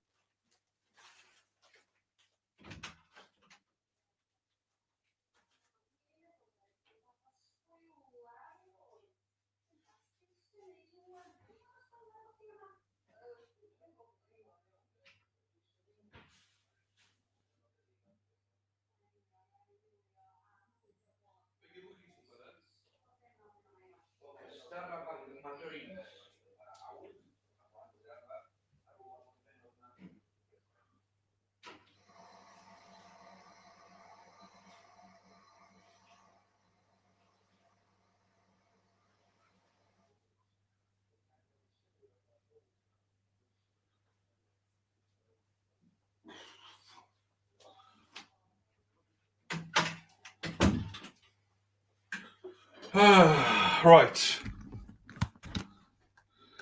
Right.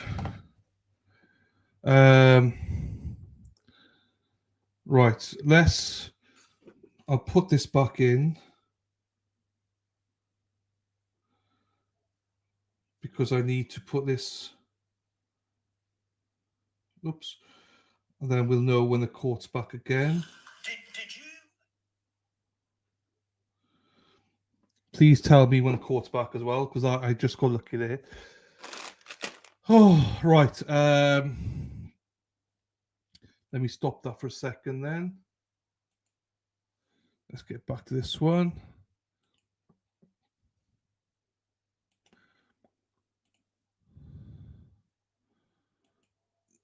Yes, so this is brown sauce, not the brown sauce that you obviously we talked about yesterday, Hershey's. This is a different kind of brown sauce.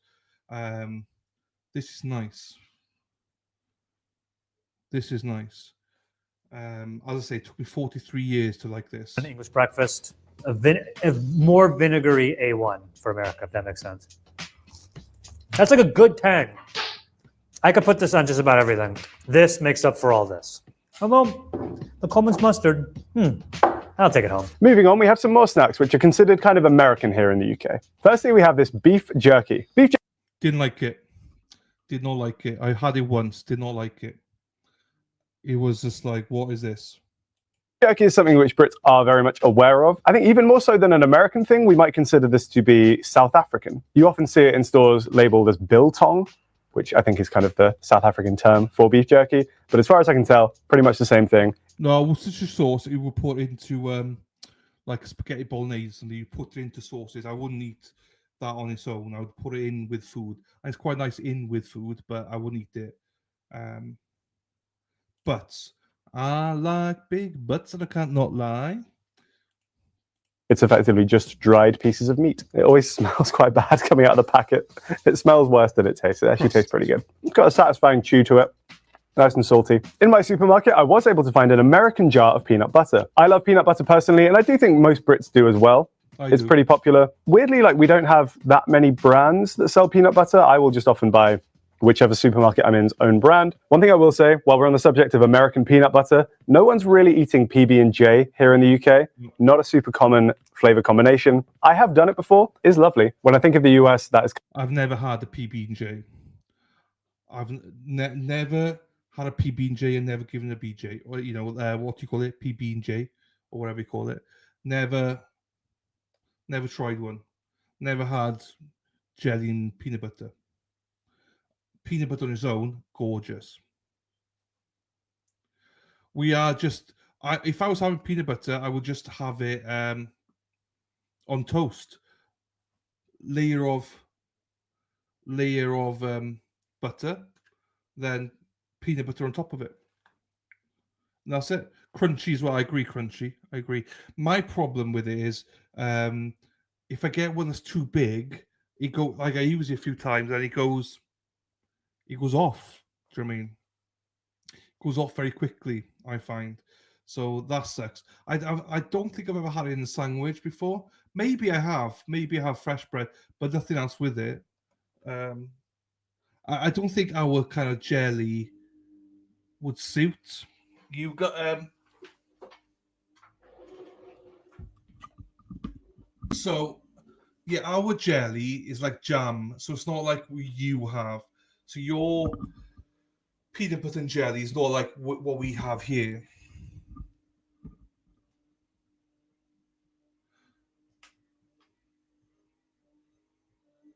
Hang on, let me get the table back down. Oh no, don't fall! Fuck, don't fall, please don't fall.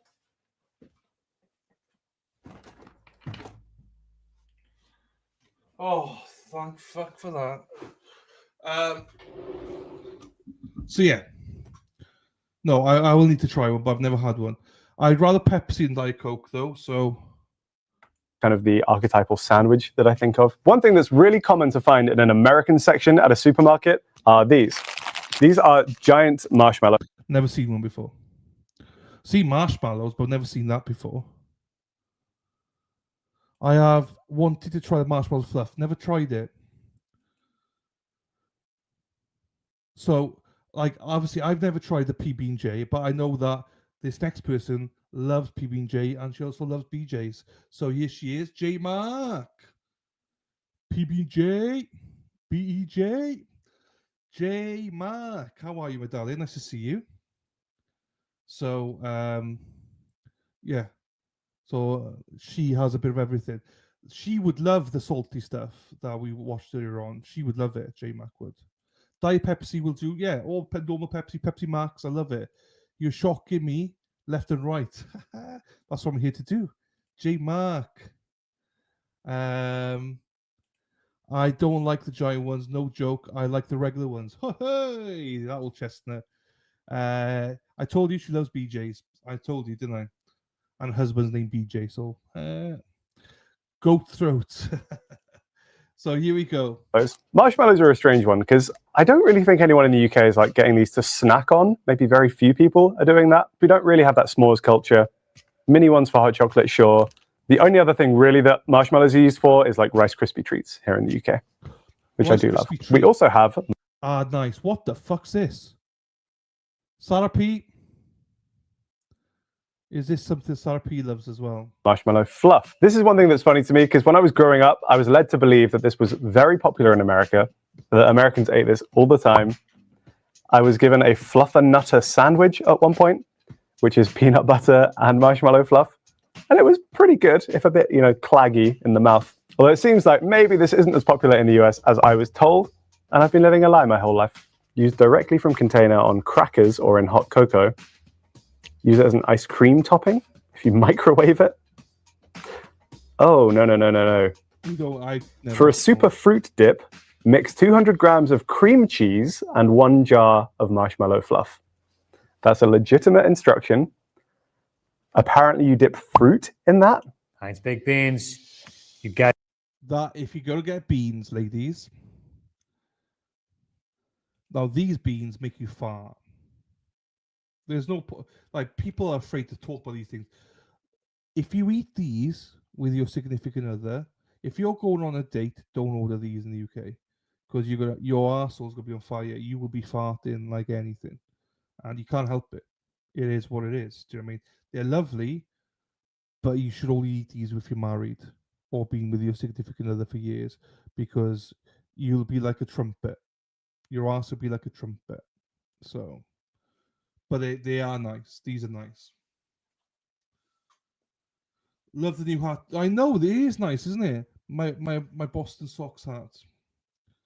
I have stuck strawberries into marshmallow fluff, held it over the fire, then drizzled chocolate on it. Ooh, that does sound nice. I'll be honest, that does sound nice. Sardines and crackers, not a fan of that. My husband eats baked beans with hot dogs in them, and it's so disgusting. But these beans, Heinz. Guys love your baked beans. His ass would be on fire. If that's not fire, it hurt him, but he'd be like a trumpet. Beans over there. One thing that differentiates these baked beans from the baked beans we're used to from America is more of a tomato-based sauce.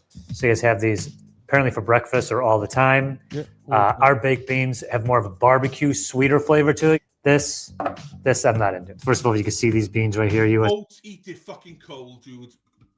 Don't eat it cold. If you're going to eat this cold, then you're an animal. If he eats this cold, he's an animal. If he eats this beans cold, he is an animal. He's a disgrace to America.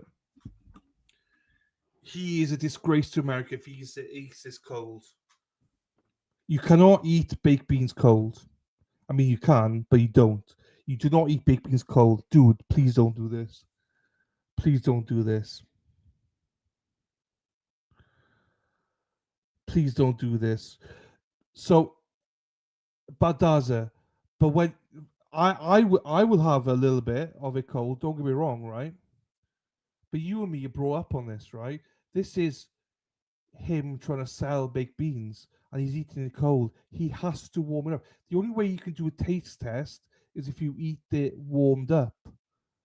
I can eat beans cold. It's not great, it's okay, but it's not like he's going to eat it cold and give a review on it. No, you've got to eat it hot if you're going to do a review. So, KD, this is totally different to your beans. Totally different. Beans, good for your heart. The more you eat, the more you fart. Yes, Bex has got it. He's already embarrassed me. Let him eat the cold because I trust nothing he says. Better with butter and chili flakes in it. No, you're right. You're getting down in my estimation as well, Badaza.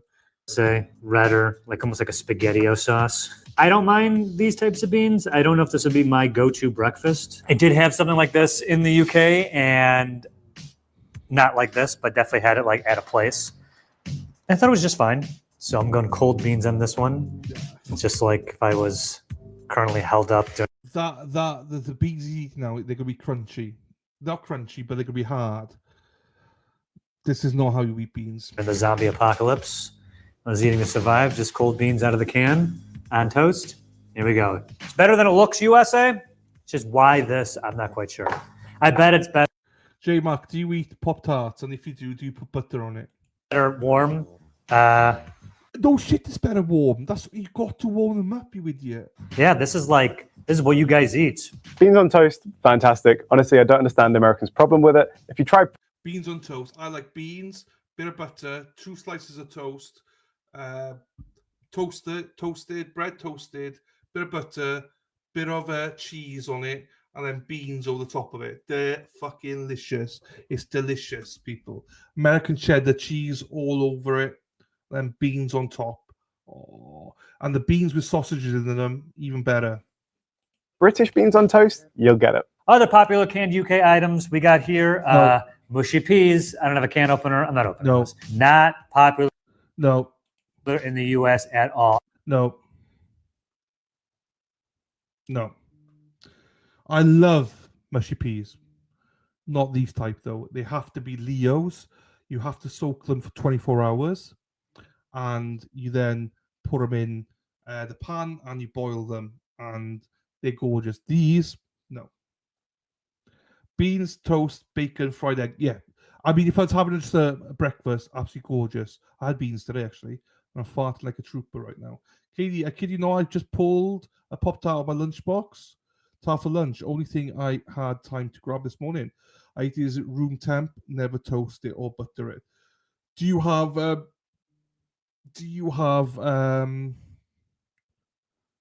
frosting on it? J-Mac, do you have frosting on it? Robin G doesn't like mushy peas. Have to be baby food. What? Yeah, these no. Nice with fish and chips, but I love mushy peas with fish and chips. Again, not quite this make. My mum and I used to have cold baked bean sandwiches with her leftover homemade baked beans. Right, but that's different, Jersey Jen, as well, because again, they're not. Your beans aren't tomato based or anything, are they? I think they're different beans. What flavor, J-Mark? I never see any sort of mush or mashed peas. For those of you who don't know, it's seemingly mashed potatoes, but peas instead of potatoes. No, thank you. I had it at the UK. This can stay over there. You can also get the UK version of Heinz tomato soup, regular peas, Ireland's favorite, salad cream. Doesn't at first glance you'll sour cream. I love sour cream. The other stuff I'm not a massive fan.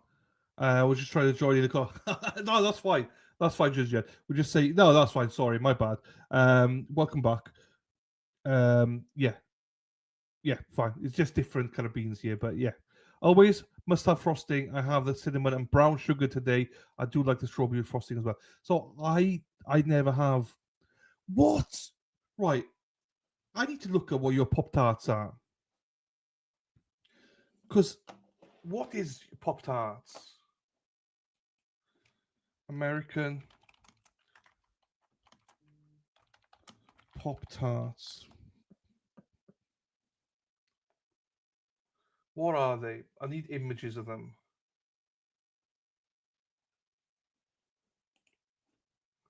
Okay.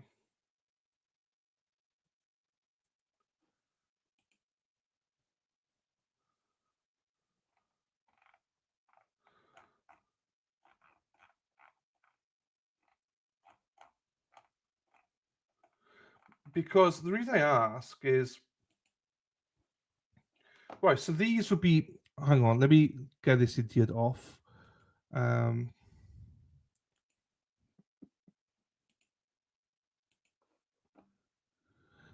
Is this the Pop-Tart then? Those are Pop-Tarts, yeah?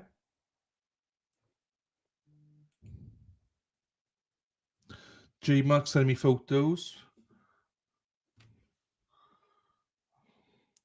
What's this one, J-Mac? Do not share with us with the chat. Your eyes only. Okay, what is it then? Ooh, yeah, nice pair. Oh, okay, nice pair there, J-Mac.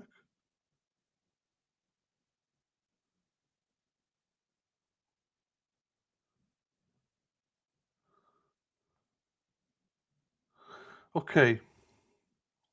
Because the reason I ask is, sorry, I'm a bit flustered now. I'm a bit hot now because J-Mac just sent me some pickies. Well, titties. I'm joking. She'd never send me titties. She'd send me a Pop-Tart. So this is J-Mac's Pop-Tart, everybody.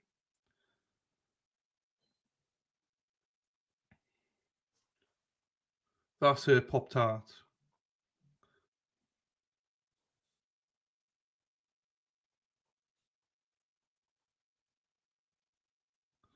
So, and this is the packaging. The reason I'm asking, because what do we have in the UK then? There's one we have in the UK. What's it called?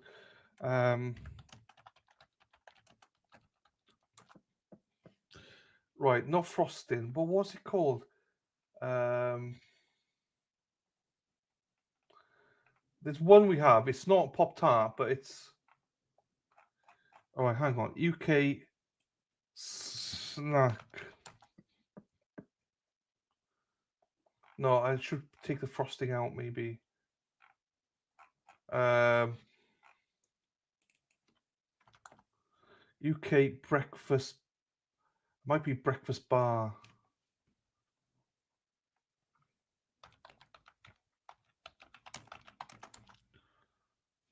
No, not that kind of fucking bar.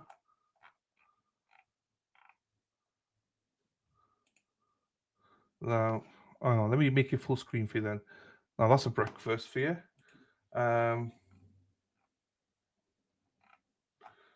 Cheapers. Tweet.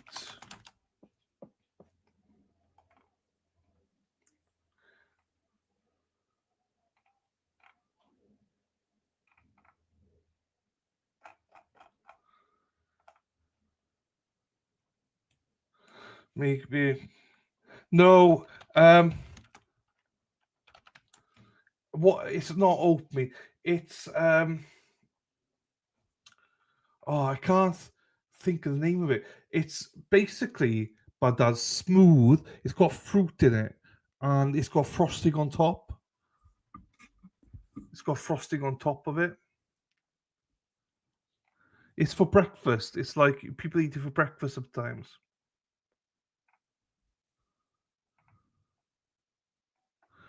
It's not this one, but it looks something like that. But it's not that.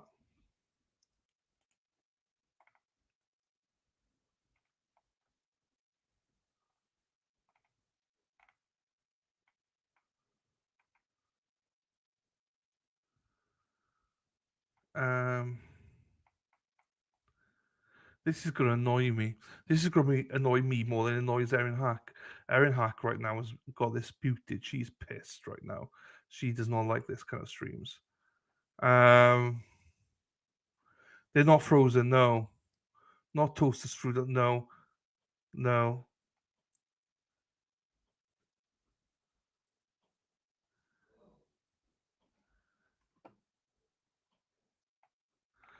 It is...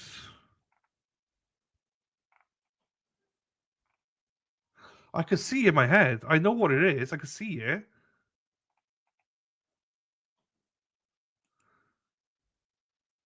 No, it's not that.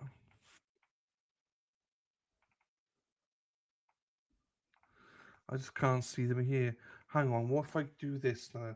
Bear with me 2 seconds. If I just go here and just see if I can find one here in the store. Welcome to the corner. We cover trials here. We talk about shit and we swear and we do all sorts. And then we cover food, breakfast bars. I got him. I got him. I got him. I got him.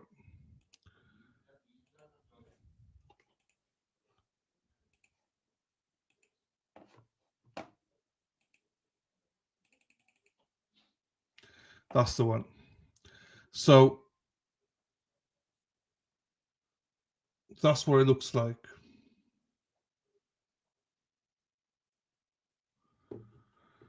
So inside here has got fruit, and the top bit here is literally frosting. Yogurt flavor topping on a light, crispy biscuit with sultanas and a berry flavor filling. That's the only thing I could think of that looks like a Pop-Tart. That's the only thing I can think of. They're nice. You get 71 calories. You get 2 in a box in the sleeve, and I think they're nice. But that's the closest thing I can think of that is well, Special K bars more like this is just smooth, Robin G. This is smooth. And the top is frosting, yogurt frosting on top, basically. And it's like a biscuit underneath it. It's very nice. They're very healthy. That's the closest I think we got to Pop-Tarts. To you guys, I think.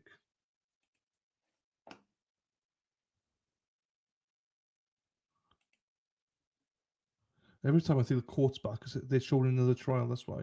Right, let's go. So this is what I use, salad cream.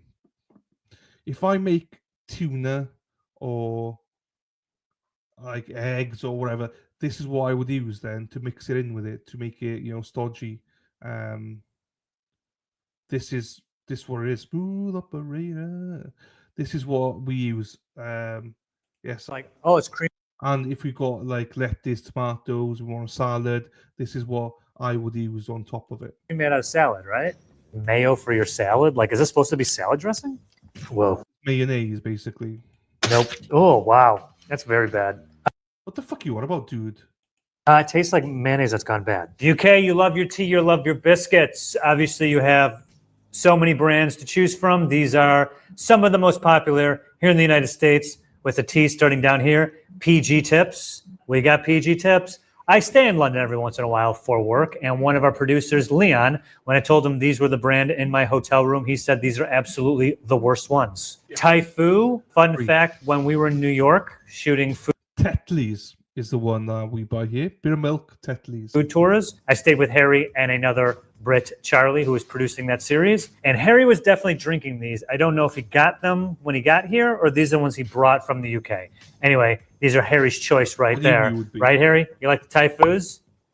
He was drinking them in our Airbnb anyway. And these last ones, Yorkshire tea. I feel like I see these all the time. The tea has been brewing. I'm told it's supposed to be at least 2 minutes, Yuli. Get the PG Tips, Leon's choice.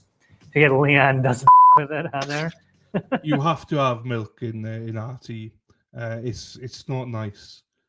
Otherwise, you have to have it. It's not fruit. There's no taste. You might as well not have tea. There's no taste to it. It'll be very vile without milk. Hey, Rhonda's out kayaking and fishing, listening to you. Thank you, Rhonda. Hang on. Let's see if she's listening. Erin Hartree drives a bus, yellow bus, yellow bus. Erin Hartree drives a bus all day long. Oh, you put sugar in it. Okay, well, you cheat then. Yeah, you cheat. You put sugar in it. No, it's different if you put sugar in it. Yeah, if you put sugar in it, fine. You might as well just Basically, you drink water, boiled water with sugar. Essentially, that's what you drink.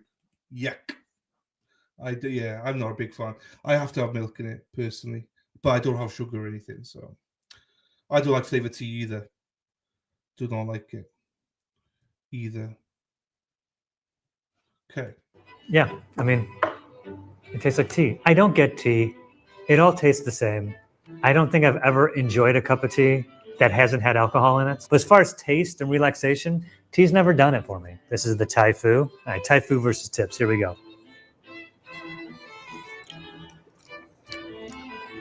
Very low. This is a stronger flavor, maybe because the tea bag's in there longer. I don't know. And finally, Yorkshire tea from the Shire of York, Old York, not the new one. That's here. It's all the same. It's all the same. So this is boring and I'm not enjoying it. But you guys love your biscuits, your digestives, huh? Got digestives, got hobnobs. Right, please tell me you got hobnobs. Please tell me you got knobs. Hobnobs. Please tell me you got chocolate hobnobs. They are the best. Chocolate hobnobs are the best. Digestives are very close second. Definitely. Then he's about to go to Rich Tea. Rich Tea, they're not Dunkin' biscuits. Rich Tea is nice with butter on it. If you don't have butter on Rich Tea, it's not nice. The others, you could just dunk them in your coffee or tea. Rich Tea. No. What's the best combination? The most boring looking cookie stroke biscuit ever. Yeah, but it's fucking nice, dude. It's nice. It's a biscuit, so it's you would call it a cookie, Katie. Cookie. I'll dip it in this one. PG tips. I'm under the impression that these are called digestives because they help with digestion. It's the most basic cookie I've ever eaten. Let's go to Hobnobs. Hobnobs. I'm liking the look at this. I got the chocolate one. Get a load of this, you fuddy-duddies. Yeah. Better, but the chocolate is the main reason. Yeah, you don't need to fucking dip it, you knob. That's why. Spacey Stacey, there's something you... yes. That's something you would. You don't dunk hobnobs. You don't need to. And then chocolate hobnobs, you don't dunk them. Normal hobnobs, yes, dunk them. No, everyone's watching this going, there's better tea and there's better biscuits. Yeah, Rich Tea, you do not dunk it in anything. You just put, just put butter on it. Just put butter on it. I'm mad at him because he fucking says it all wrong. Sorry. He says it all wrong. He does it all. Cold beans, Rich Tea without butter, chocolate hobnobs in your tea. No. Hobnobs, yeah, not chocolate hobnobs. Don't put chocolate in the fucking hobnobs into your tea. Put hobnobs, yes. Spacey Stacey. Use also refrigerator cookie cake. Hobnobs dipped. Yeah, hobnob, I totally agree, but not chocolate hobnobs. He's complaining that was melting. Yeah, it's going to melt. You just put chocolate in your fucking tea. Biscuits, I believe it. First, I'll go dry. Oh, God! It's the worst one. I don't know why, but I want Thai food to be the best one. I think because of its packaging. I like it. I like its vibe. It's just completely flavorless. I will say, though, I have been to the UK, and we did do an actual afternoon tea or Sunday tea, I think it was. Check out that episode. And I did love the teas, and I did love the food that they offered. I actually had a really great time. This does not reflect that at all. But as far as just these packaged crackers and these boxes of these teas, no thanks. In the UK, you might also be able to find some American drinks. The one I found today was root beer. I actually kind of like... My favorite. My favorite. My favorite. So you don't do... Yes, we do. We dip cookies in tea. We do. Biscuits, yes. We call them biscuits. We do. Digestives, dip it. Hobnobs, dip it. Ginger nuts, dip it. Dip, dip, dip, dip, dip, dip. Chocolate ones, no. Rich tea, no. If you put rich tea into boiling coffee or tea, it'll break off, it'll snap off, and it'll fall to the bottom of your mug.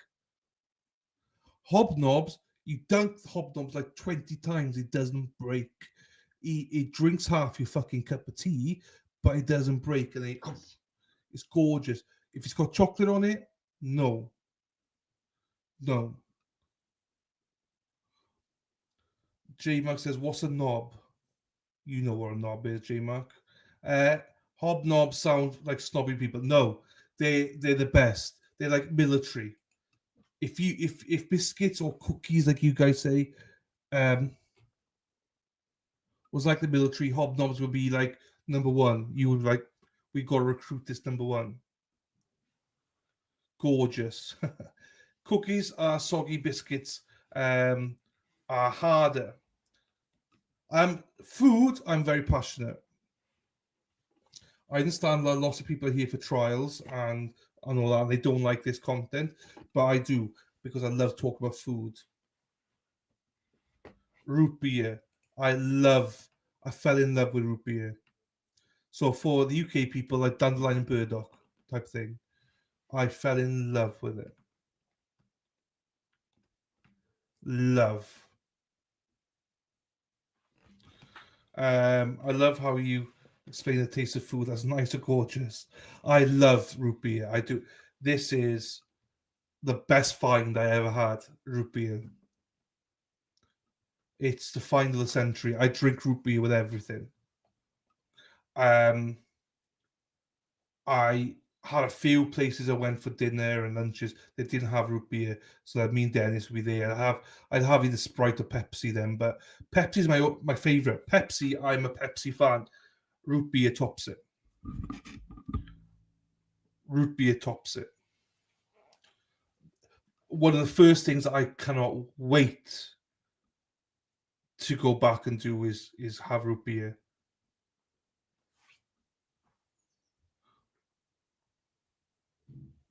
Just like you, J-Mac.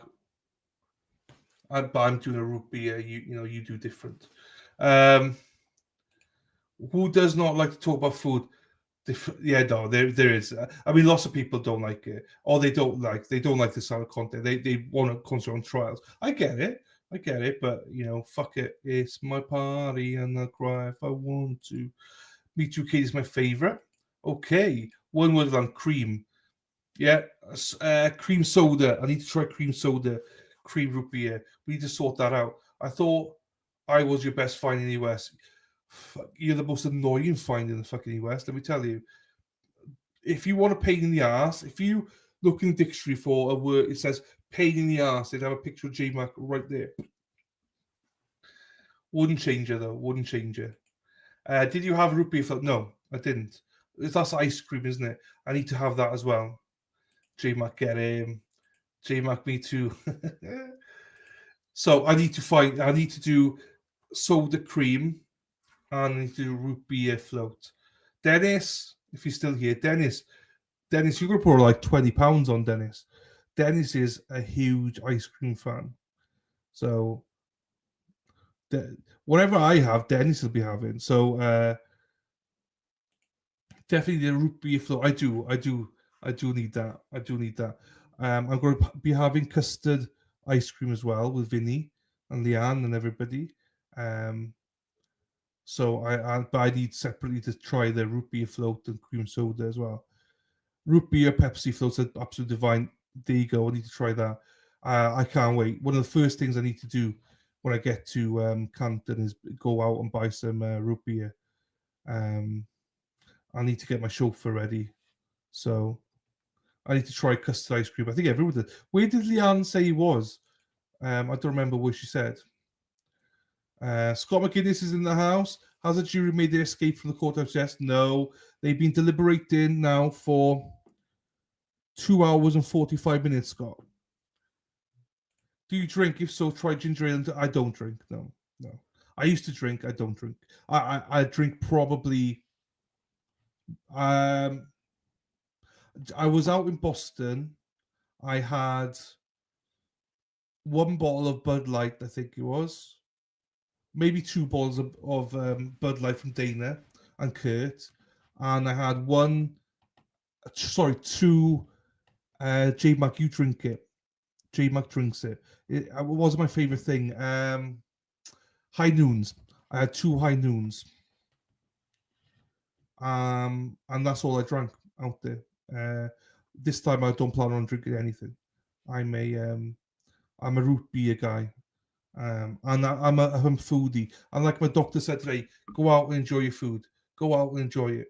So I'm going to be, Dennis and me are going to be putting on like 20, 30 pounds when we're out there. So my day is ruined if my biscuit drops in my cup and never dip rich tea. Thank you, Mag. That other guy didn't get it. You don't dip rich teas.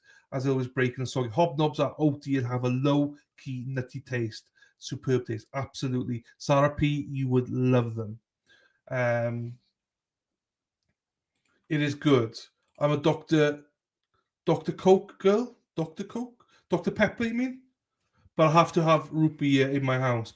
Root beer, 3 weeks. I will be bathing in root beer.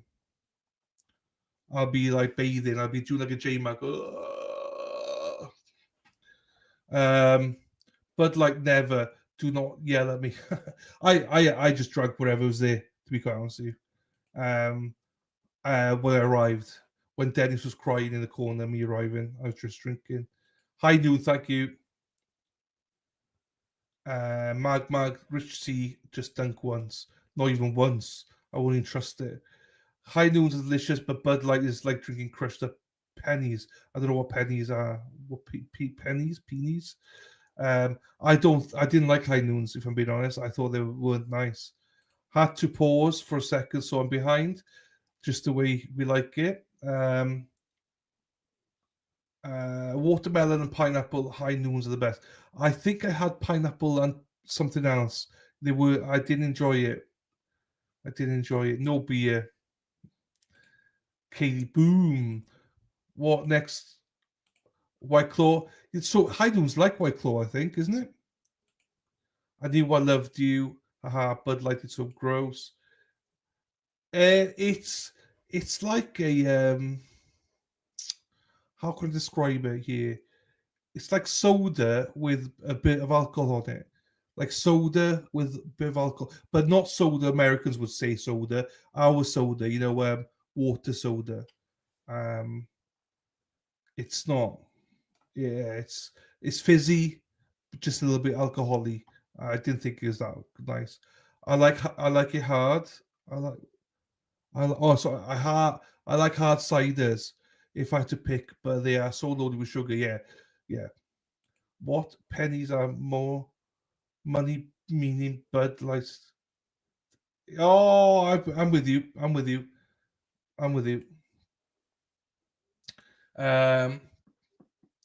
Bad is a bad word, lol. You had maybe grapefruit or something gross. I had two. I think one was pineapple or peach. I don't remember. I think it was pineapple. And maybe watermelon was the other one. I don't remember. No, it wasn't watermelon. It was both in Dive Bar. So I drank it, but I wasn't a fan. High noon's better. You can get vodka, tequila. The vodka ones I get. Tequila, I'm not a big fan of tequila. Rather have White Lightning and Mad Dog 2020. There you go. What Claw Nasty truly is if I'm desperate. High noons always and ginger ale and Captain definitely happening. Mad Dog 2020. Peach, yeah, it was peach. Yeah, it was peach. I think it was peach. They didn't have pineapple. I don't think they had pineapple. So I don't like grapefruit, so that's why I know it's not grapefruit. I do Malibu rum with my Diet Coke, but I haven't done that for a while. So I used to Malibu Coke. I'm a sweet guy. I don't like whiskey. I don't like rum. I don't like. I like it sweet. So, the more pink it is, the better. I don't drink anymore, but when I did, I like sweet drink. I was always that guy that everyone else got, like, oh, give me whiskey, give me, rum. I'm like, give me the fruitiest cocktail you got. So, because I like fruity drinks. That was my go-to back in the day. Pineapple or lime high noons are the best. Lime, if you're being honest. I'm not a big lime. I'd try the pineapple though. Peach or whatever it was. I don't know. J-Man's confusing me now. Like Dave, if you're here, you can see the B. Oh, that's right. It's confused me because the court's back in session, but it's another trial they're showing. Do you know what? I don't think I've had a strawberry daiquiri. I don't think I have. I like cherry brandy. I like with Coke or Pepsi. So when I lived in Glasgow, though, I got really go into gin. I never used to like gin, but I really go into gin for the first time ever, especially pink gin. I really go into pink gin. So every Friday night, I'd go to the gin place. We all would after work just to drink. Loved it. Jersey Jen. Bad Dad's a judgment woke up in many a field after bottle. There you go. Right, let's go. Root beer. I've now been on a few trips to the US and have tried it on a couple of occasions and gotta say, pretty good. Pretty good, dude. That's fucking great. Had much better root beer than that. That's kind of bad. I think the best comparison I could make for a British audience is Dandelion and Burdock, which is now kind of like a slightly outdated fizzy drink. So upon closer inspection, we thought this was an American soda import, but it turns out it might not be. This is AW branded, whereas the American version is A and W. I was going to say A and W was my favorite. A and W. Oh, hang on. Can I get root beer here then? Let me just check this now then.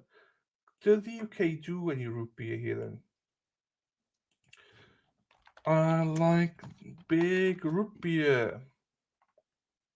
Oh, they do root beer. But it's not like, oh, hang on. Robin G. You'd like this, Robin G. Hang on, Robin G, you love this. Here you go, Robin G. Zero sugar, cream soda. I never knew that existed.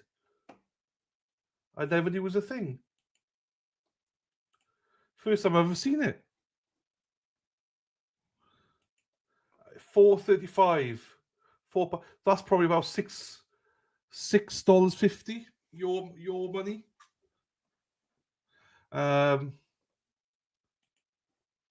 So root beer. Oh, I spelled root beer wrong. Hang on. Root beer, but it doesn't look like. It doesn't look,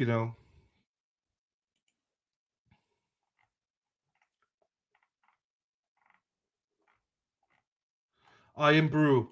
If you go to Scotland, you have to have Iron Brew. IBC. What did I just say just now then? What was the one I just said now then? Oh, but it might be IBC. I don't remember which ones I drink. But right, hang on then. This done. Here we go. This is A&W. Thank you. This is Dandelion and Burdock. So this is the closest thing we got to root beer. I used to drink this a lot. I don't anymore, but I used to drink a lot of it because it's normally £3.50, about $5.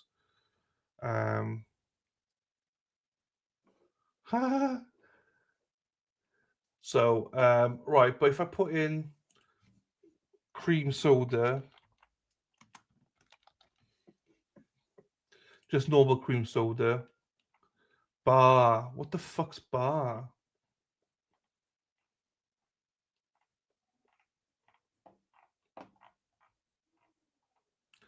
I am bro. Okay, so I need IBC, you're saying, yeah?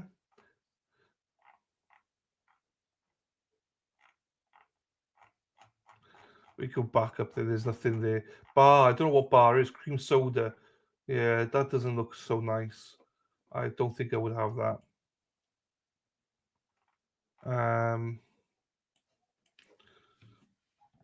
Cheating. Stacy.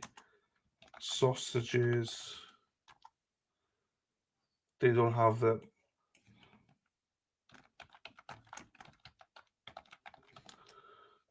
Oh, here we go. These are the kind of sausages that Spacey Stacy likes. Thick.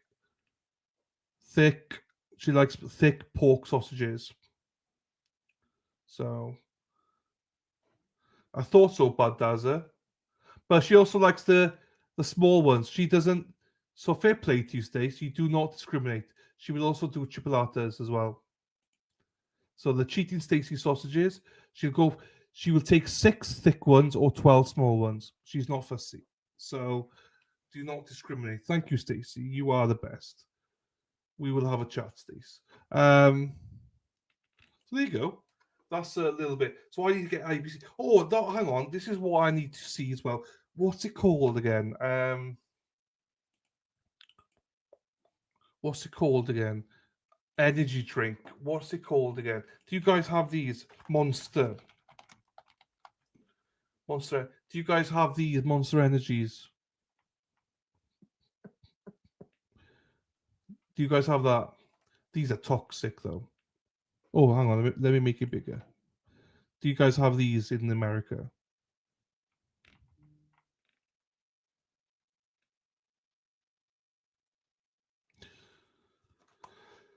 I don't. Yeah. So you definitely have Monsters, but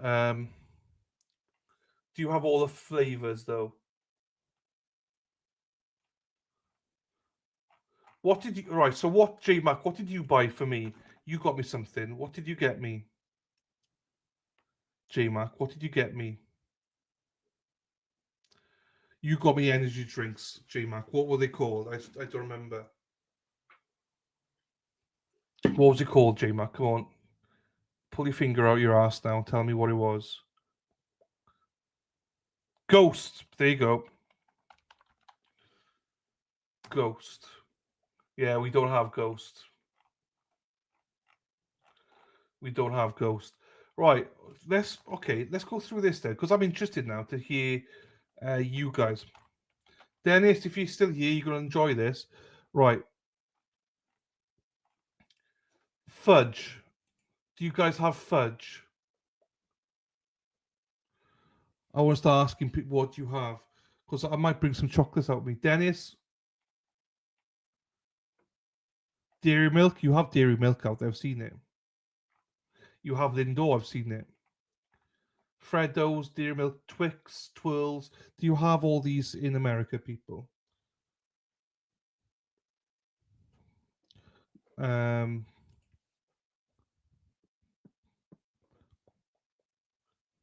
Dennis Sweeney's turned it off by now. He's like, fuck, this is shit. But this is what he would love, the chocolate sections. That's not your Twix. To be fair, that's not our Twix. That's a crispy roll. That's not our Twix either. That's not how we have Twix. That's not ours either. Twirls. You don't have Twirls. Twirls are one of my favorites. Twirls are nice. Surely you have Crunchy and Whisper and Flakes. Those are three lovely ones. Flake, Crunchy, Whisper, you can't go wrong. Flake's a little bit flaky, but you must have some of these. You must have Crunchy and Whisper.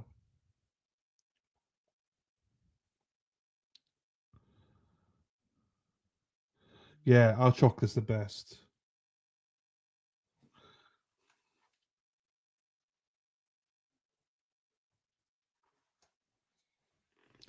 There you go. They are best snacks. I'm just waiting to see if you've got Crunchy and stuff.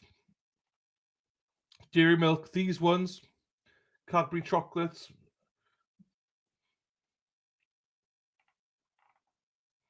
Whisper Gold, Picnic, Twirl, Double Decker. Now you must have you got all these, yeah? Whisper Gold, Picnic, Twirl, Double Decker. You got all that, surely, yeah?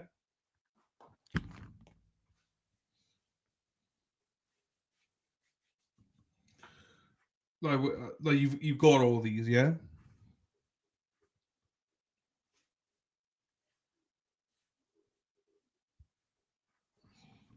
You don't have Crunchy.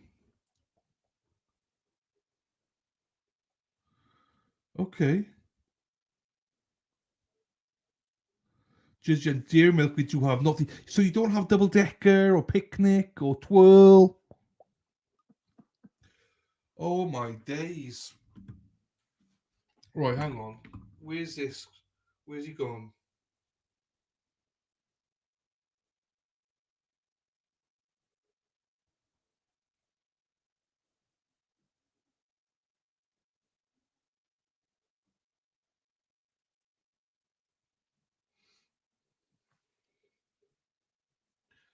Oh, he's not there.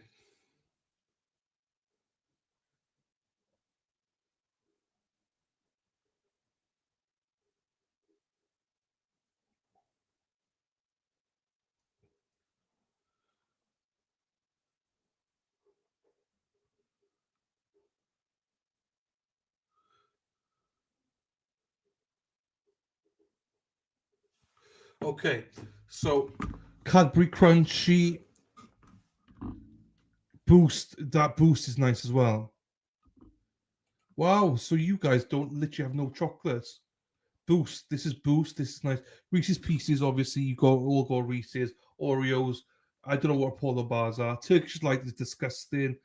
None of these. J-Man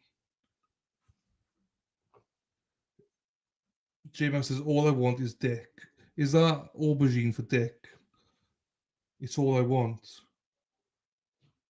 And just a picture of what you normally use for a dick emoji. J-Mac. Fucking hell, J-Mac. Rolos are nice as well. Bounties are nice. Mars bars are original. They're not my go-to, but Rolos. Dennis would love Rolos. He would be popping the Rolos. Shall I try call Dennis?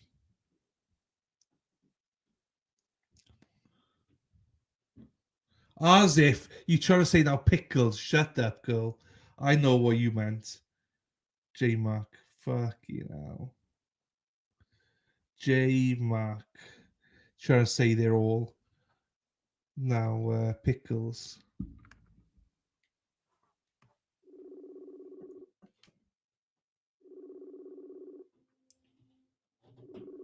Trying to ring Sweeney.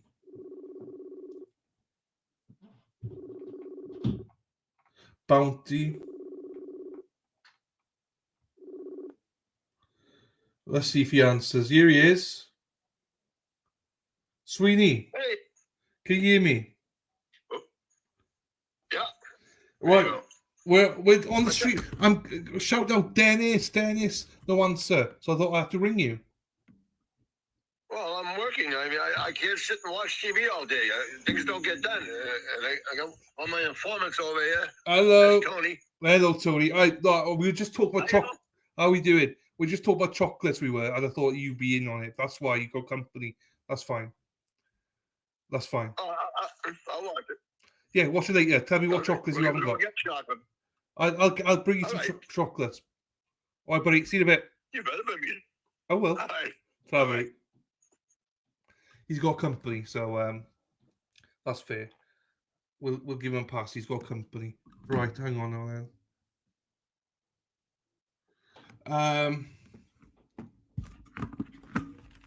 So yeah, so lots of these twirls, gorgeous. So this is Twix for us. This would be Twix. Is this what Twix looks like for you? Is that the same?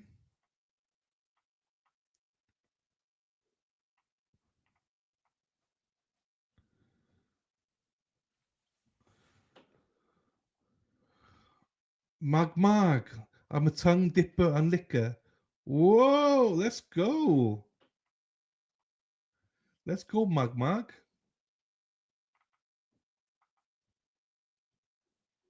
So you got the same Twix. You got the same Twix. Fine.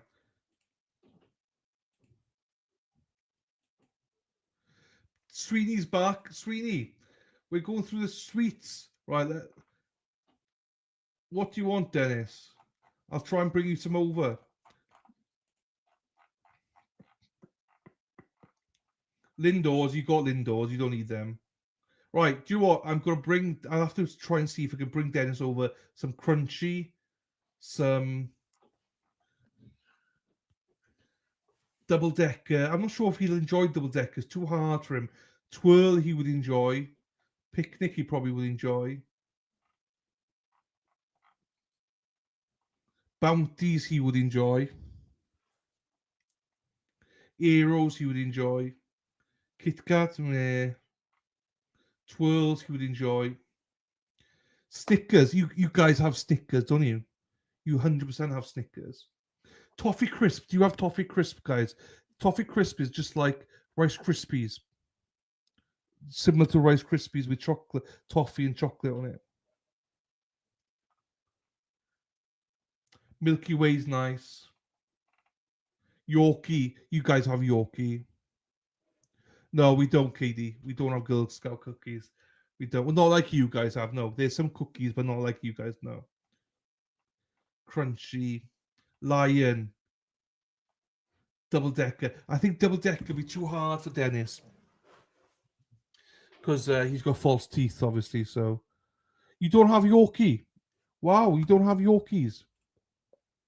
Yorkies are they're man's man. Do you know what I mean they sell it and they say you can only be a man to eat Yorkie. You have to be really manly to eat Yorkies. Yorkies are nice. Okay, there's a variety there that I need to bring over then. Toffee Crisp, if I can find it, that'd be nice.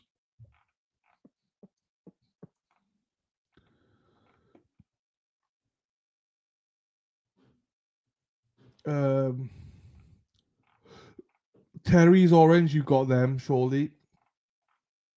Lindor was my favourite. Maltesers, do you have Maltesers out there? Maltesers, suck them in your mouth. They're nice. Maltesers, you just leave them in your mouth.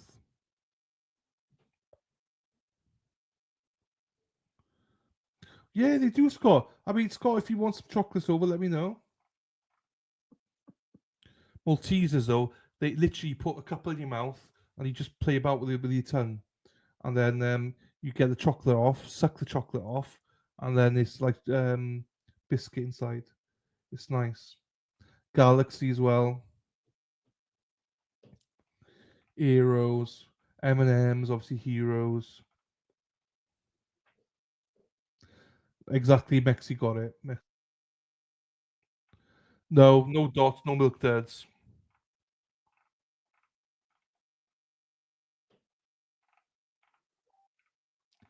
Toblerone. Do you have Toblerone? Yes, you have Toblerone. I'm sure. I'm sure I've seen Toblerone with you guys. I'm sure I've seen this with Dennis before. You got Toblerone.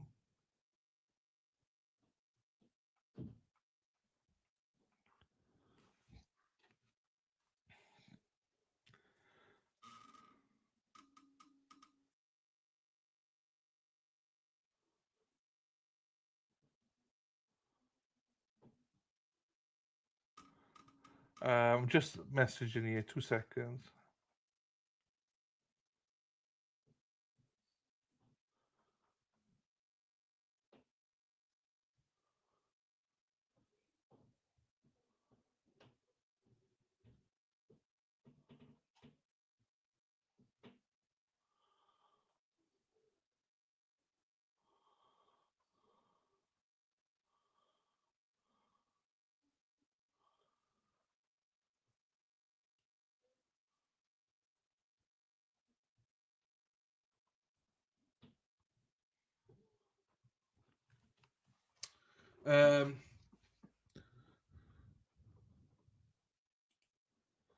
Right. Let's get back on that one then, because I'm sure you have that. Oh, you don't. Freddo's Twirls. Yeah, Snickers. You have Snickers, don't you? Oh shit, I'm going right at the back. Snickers you have, I'm sure. Lindor, strawberries and cream, white chocolate. Ferrero Rochers, I'm sure you have that. See Rhonda. Terry's Mint, Toblerone. Yeah, I mean, we got so much. Oh, I love the buttons as well. Buttons are nice. You could scoff them all day.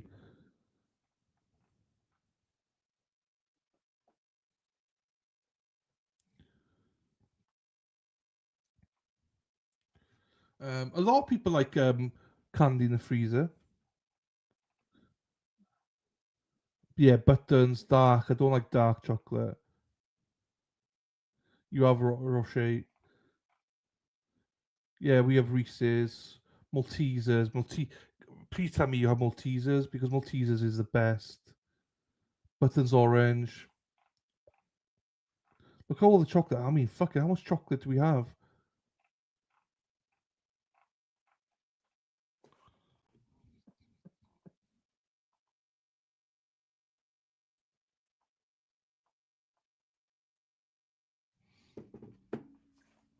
So I'll try to keep an eye out for this for the trial as well.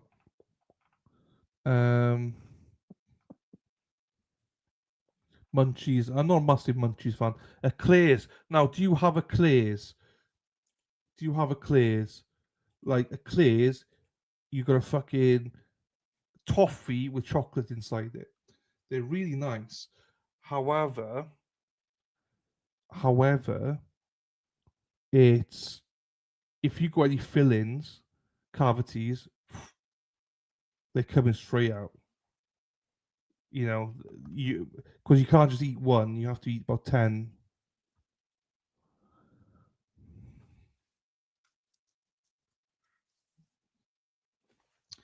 Yeah, well, I can't get these for Dennis because Dennis's teeth will dentures will just come out with him. Do you know what I mean?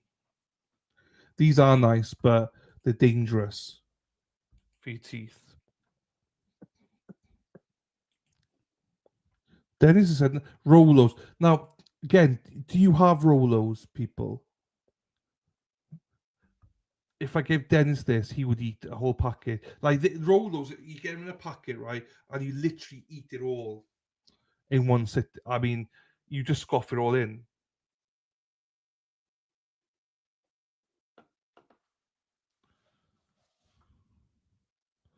Who? KD says what?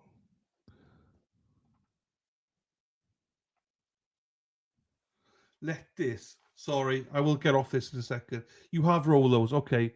J Mac had to spoil it. There you go. Thank you, J Mac. I'll stop now. J Mac to. I'm joking. Right, let's get out of this then.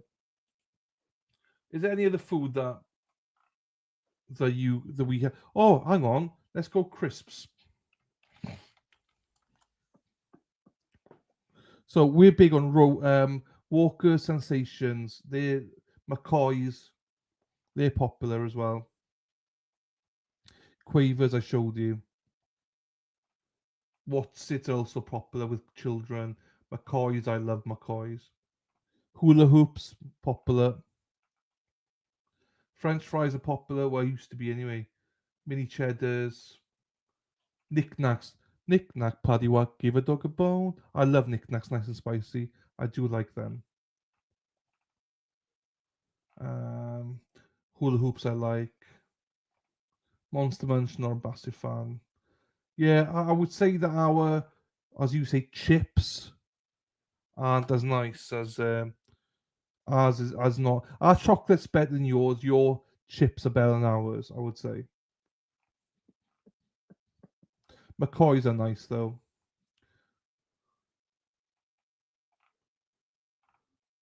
Ooh, hula hoop smoky bacon. Okay, that sounds nice. Golden Wonders as well. There used to be competition with Golden Wonders and Walkers, but Walkers thrashed them. So,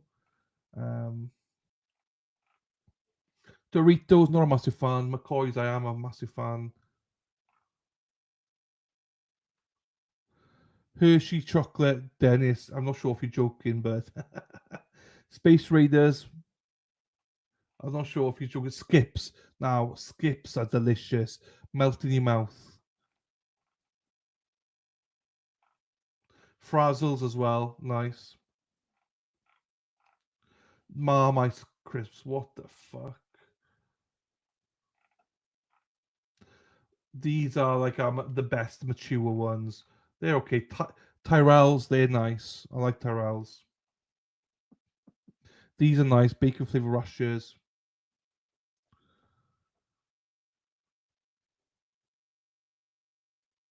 I don't know about those actually. Kettle, I love kettle chips. I love I don't like that. I like the salted and vinegar ones. Sea salt and crack. This is my favorite one. The sea salt and balsamic vinegar. I love that.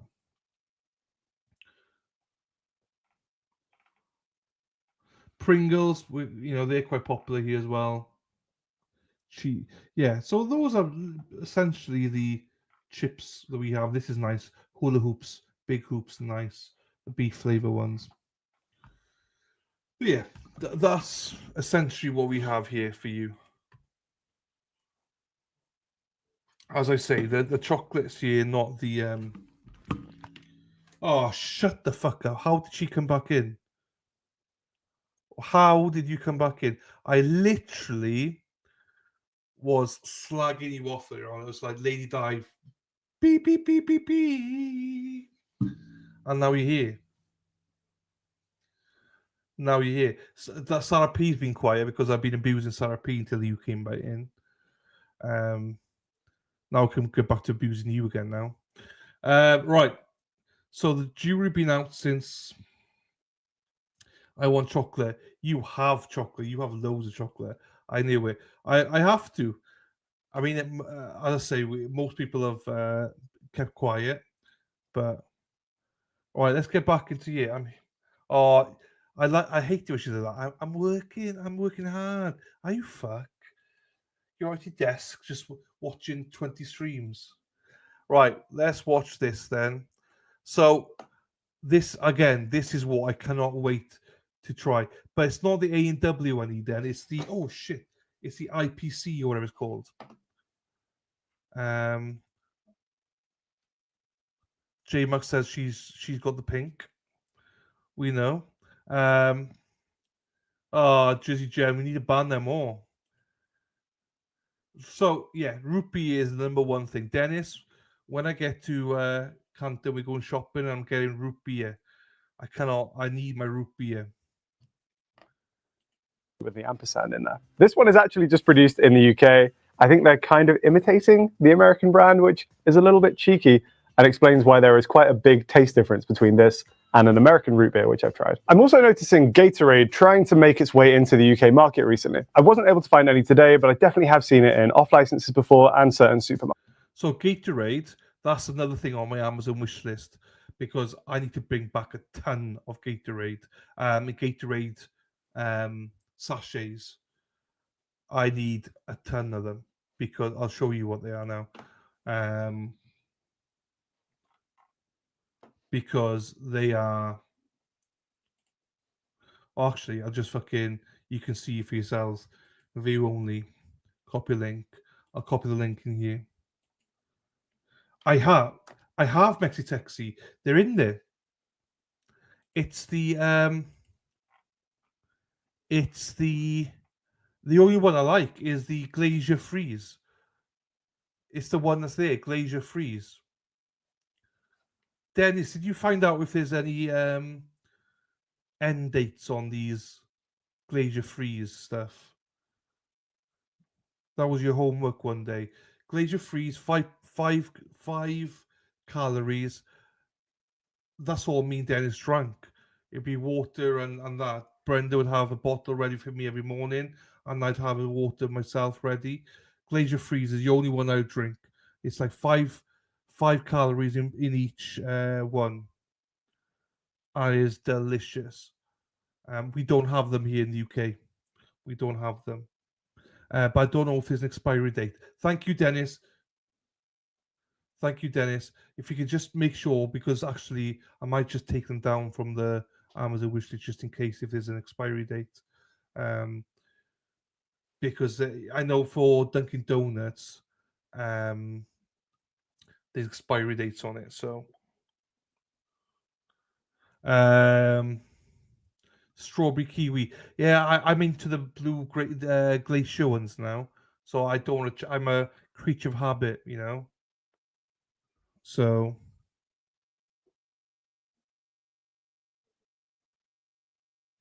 Oh shit! Hang on. Let me check one thing. No, they don't, J-Mac. No, they don't. You're lying.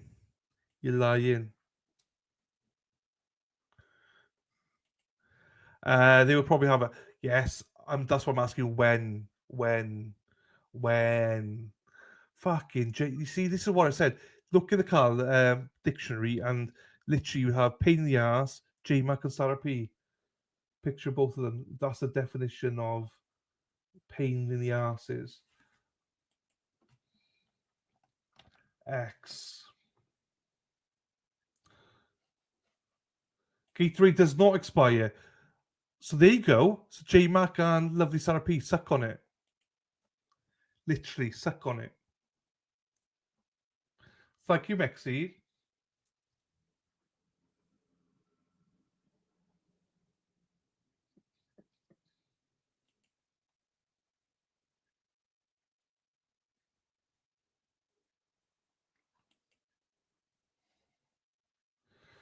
Well, Mexi Tex is from America. She's in the US. So, okay, well, Mexi's wrong then. Sell by date. Thank you. Thank you, Mexi. I'm on Mexi's side here. Gatorade you have is June 26th, 2026. There you go. Thank you, Dennis. And thank you, Mexi, for putting J-Mac and Sarah P in their place. Thank you.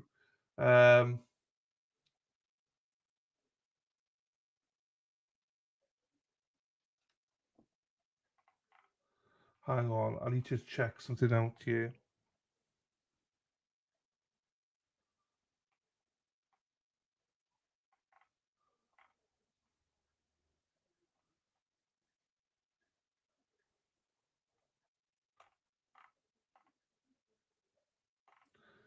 Okay.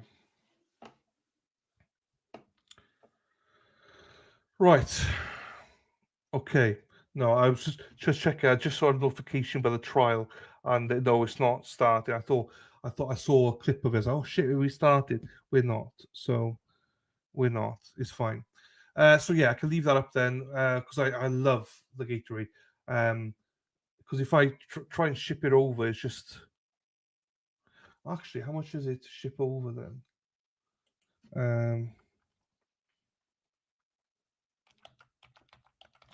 Glacier freeze.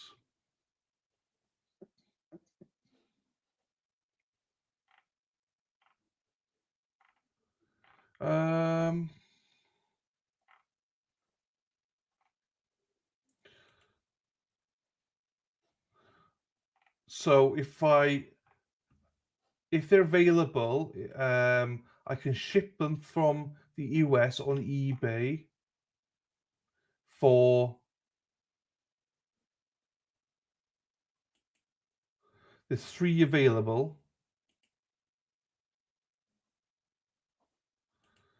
Like you can only buy like 2 packets at a time.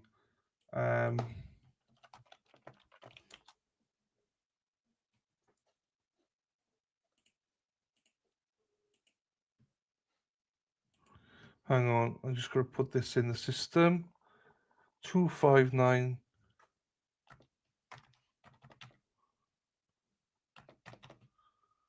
Oh shit, wrong one.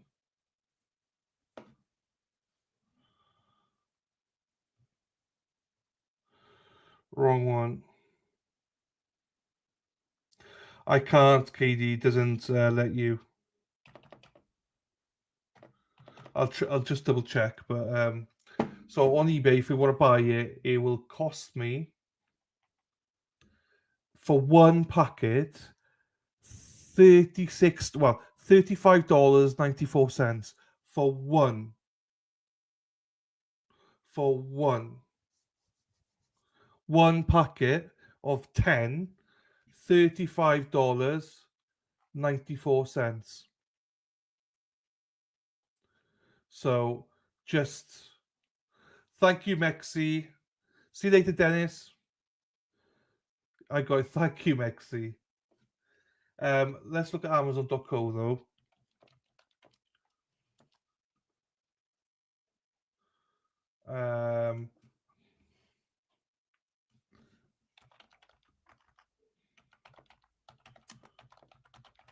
Glacier freeze.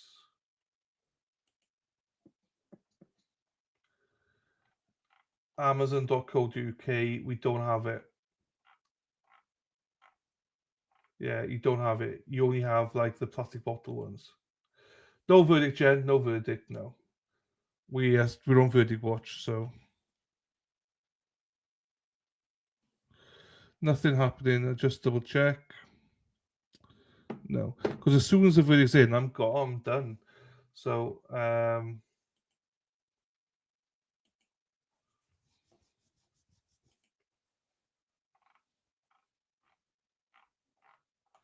right. Yeah, no.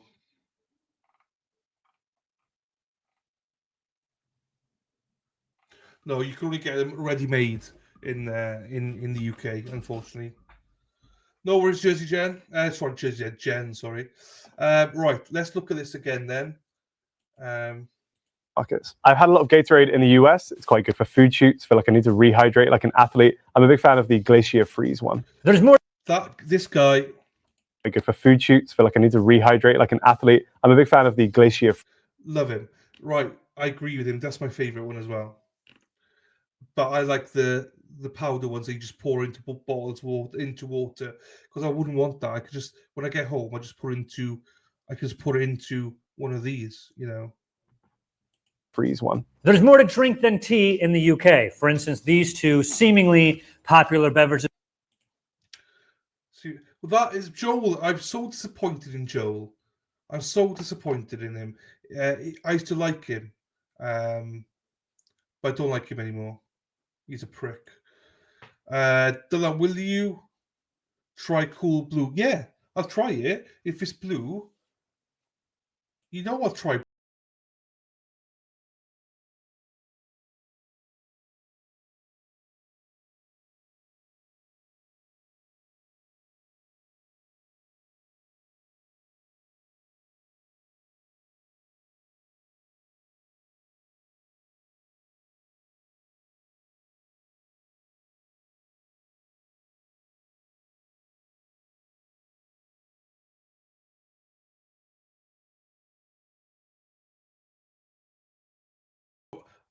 I would, yeah, I do. I would. I'll have to get it. What about it to try it? I would though. You know I would. I love white cherry Gatorade. Okay, I can be. No, you're fine. Jersey Jen's fine. Absolutely fine. Just I got confused for a second. I know. So you will only drink? No. It's just I like it. Sorry, I know I like it. It's like I like big butts and I can't lie. Do you know what I mean? When you like something, I like big tits and I can't lie. Do you know what I mean? It's one of those. Do you know what I mean? So I know I like it. So when you like something, so if I'm having something in bulk, like I'm not going to risk it. Do you know what I mean? I'm getting peach or some shit like that. I know I like glacier. I love it. It's 5 calories. Like J-Mac, is the one that you just said, is that like 5 calories? Because I only want the 5 calorie ones. The other ones are like 100 something calories. I only want the 5 calorie ones as well. There you go. You all love it. I love it. Blue paint. I know. Gotcha. Erin Hack. Is Erin Hack here? Because I miss Erin Hack. She's miss her shouting at me. So. Ole, ole, ole, ole, ole, ole, ole, ole. Erin Hack, hack, hack, ole. Erin Hack, hack, hack, ole. Let's go, Erin Hack, hack, hack, ole. Erin Hack, hack, hack, ole.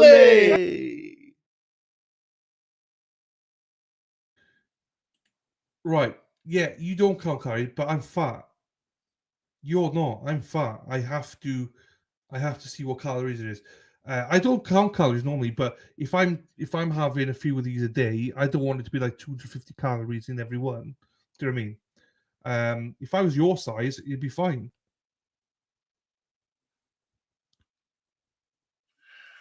Okay, hang on. We're back in court. Jury got a question. Hang on. Let me get the court back up. Let me get it back up, people.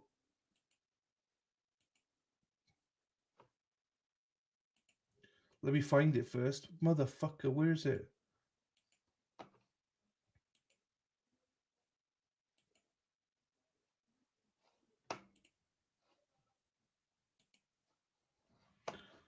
Right, we're on the record, so hang on. Let me put this up. We're on the record.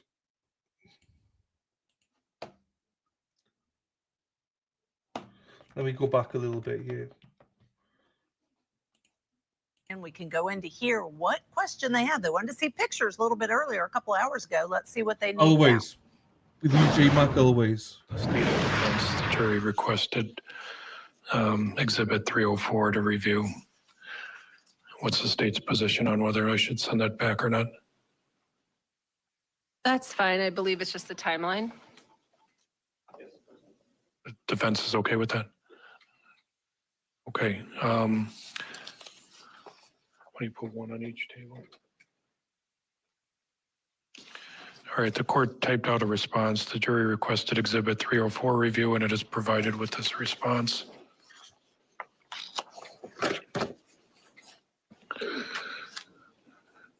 All right, the record should reflect it's 2:24 p.m. and we'll send that response back in the next few moments. Okay, we're off the record until there's further inquiry from the jury.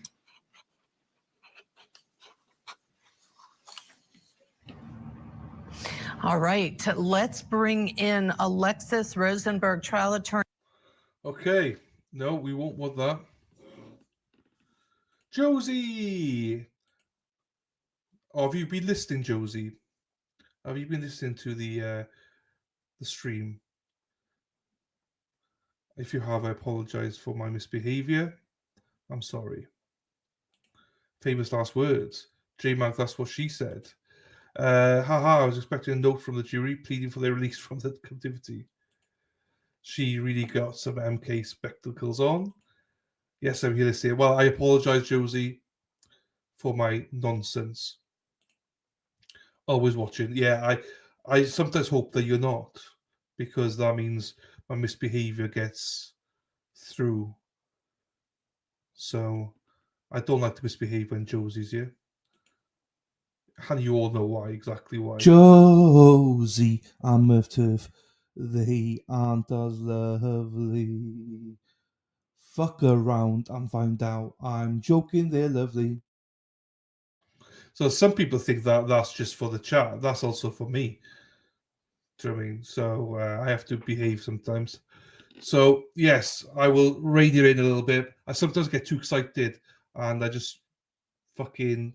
No, I'm joking. Josie's great. You can sling it with Josie. I am only joking. I'm teasing Josie. I am. Right. What we're going to do. Right. Oh, I'll go back to that stream, didn't I? Hang on. Right. I need to guess. Let me move this now. So I got it next to me. Then I will have...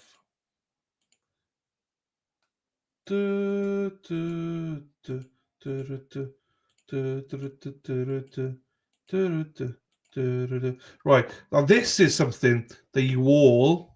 Sorry, OCD. I will be back. My OCD.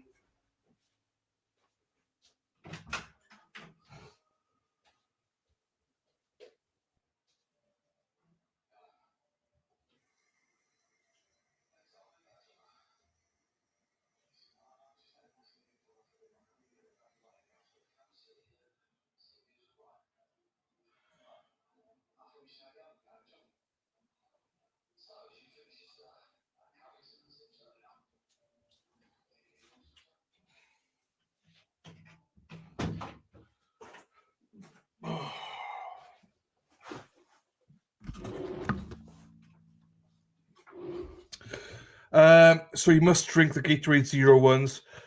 I will find the... Yeah, if there's any, I will have them. It's just because they're like 110 calories, and I just, you know, when you're fat, you can't. Do you know what I mean? I've got to be careful with it. That's the only reason why. Right. Now, this is controversial because most of you don't know what this is. Squash, or we say Ribena and squash. So most of you don't even know what the fuck this is. Is over there, the Ribena and the Robinsons. One thing that strikes me as unusual about these types of drinks is that you're supposed to dilute them. You don't drink them straight out of the bottle. We really don't have anything like this in America. I'm sure there is, but the idea of getting a bottle of juice and then having to like mix it with water, we don't have the time. This one specifically, black currant. Also, right. Black currant, not a popular flavor in the US. In America, like 100 years ago, black currants were also harboring some sort of bug or fungus that was killing all plants. So they got rid of it. And we didn't have it for like 100 years. And all the while, another purple flavor of fruit came to popularity, aka the grape. So when black currants now can totally be in the US, people just don't know. When they see purple, they think grape in the US, right? Rain, yeah, not in the UK apparently. So this is not grape flavored, America. This is black currant flavored. I don't know what it tastes like either. It's fucking delicious. Oof, I don't like the smell of that. It's saying 1 part squash juice, I'm assuming, and 4 parts water. Whoa, dude. Okay. All right. I think I might be warming up to this concept of mixing it before you drink it. But I think because I'm doing it sparkling, which is like making actually pretty refreshing. And yeah, I'm not too familiar with black currant, but it's like a tartar cranberry. It's delicious. Yeah, all right. I like that. How do you like that? Someone's visiting the UK and getting this and being like, yeah, this looks good. And just like housing. I mean, I have to know. No, it's just strong. Yeah.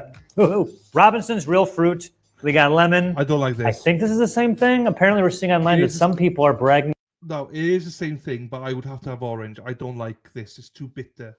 The lemon is very bitter. I'd have to have orange. Orange is nice. And Ribena, people, is nice. That they don't mix it. All right, blokes. Trying to impress the ladies by just going straight to the neck with the real fruit Robinsons. I'll try that out. Don't be an idiot. Oh, don't do that. Yeah. Oh, whoa. I bet told this you. is great for mixing cocktails. It's like lemon concentrate. Who doesn't love lemonade? Mix it up. This is actually very good. I think if they advertise like that in America, like, oh, they could be like, don't let those fat cat politicians in Washington decide how diluted your juice is. If you're a Brit looking for a classic American-style hot dog, we have Dino's branded goods in the UK. I was able to find the classic American-style hot dogs, some sliced pickles, and some crispy onions. These are pretty heavily marketed as being American products. I love hot dogs, right? I love hot dogs. Footlongs. So I'm down, ladies. I'm down with it. What the fuck are we doing with jars of sausage? I wouldn't buy any of these. I wouldn't buy any of these. I don't like pickles. I don't like your pickles. I like Branston pickle, and I like these small pickles like balls. Those pickles I don't like. They're more like gherkins to me.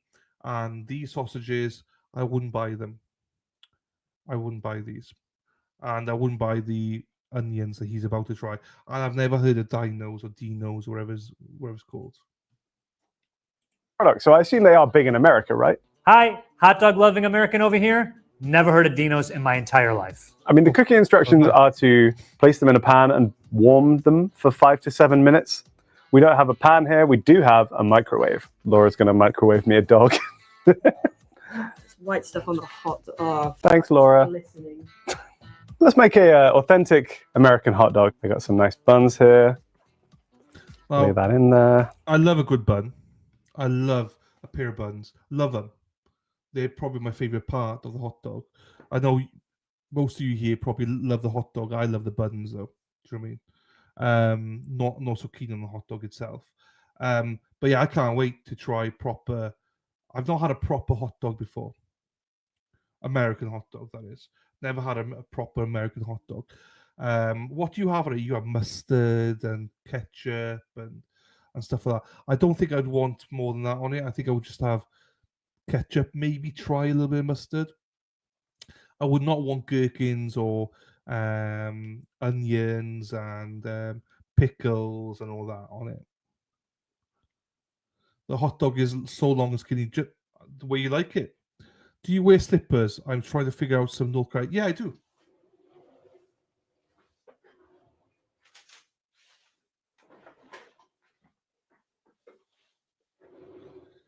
These, so I'll be honest with you, I don't wear them all the time now. These I never wear these, but I oh shit, I need to start wearing them. But I do wear slippers. I've got big feet though. You know what's saying about big feet? Big socks. So yeah, the only problem is I think I'm a 12.5 or 13 American, because 12 UK. I'm a size 12 in the UK. Oh shit, you can't see. Hang on.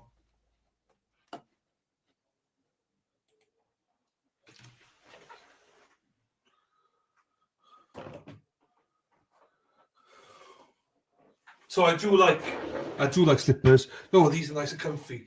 What size? I'm 12 UK. 12 UK. 12 UK. So I presume that's either 12.5 or 13 US.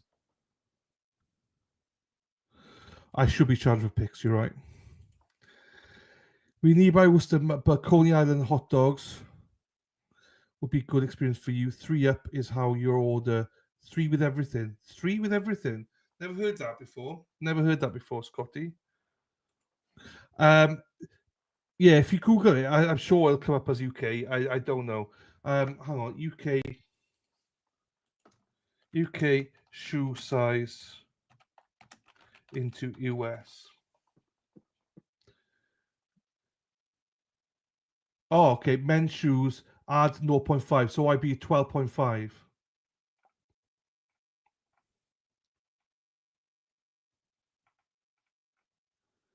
men's shoe sizes, UK.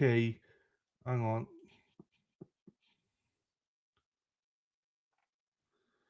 Oh shit! Don't do that. UK size 12. Yes, 12.5 US.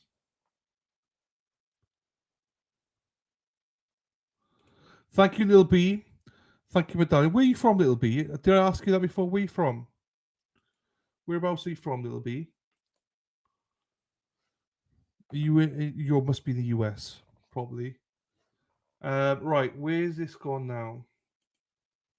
Right, I don't know what 3-up is, but it sounds like I do need hot dog. I mean, I had a hot dog with Dennis, with Brenda. She made peppers, onions, and all that, which was delicious. But I don't know, there's something about getting one from, like, I want to go to Gillette Stadium, so there's probably one getting a hot dog from there. Is the Gillette Stadium one's nice?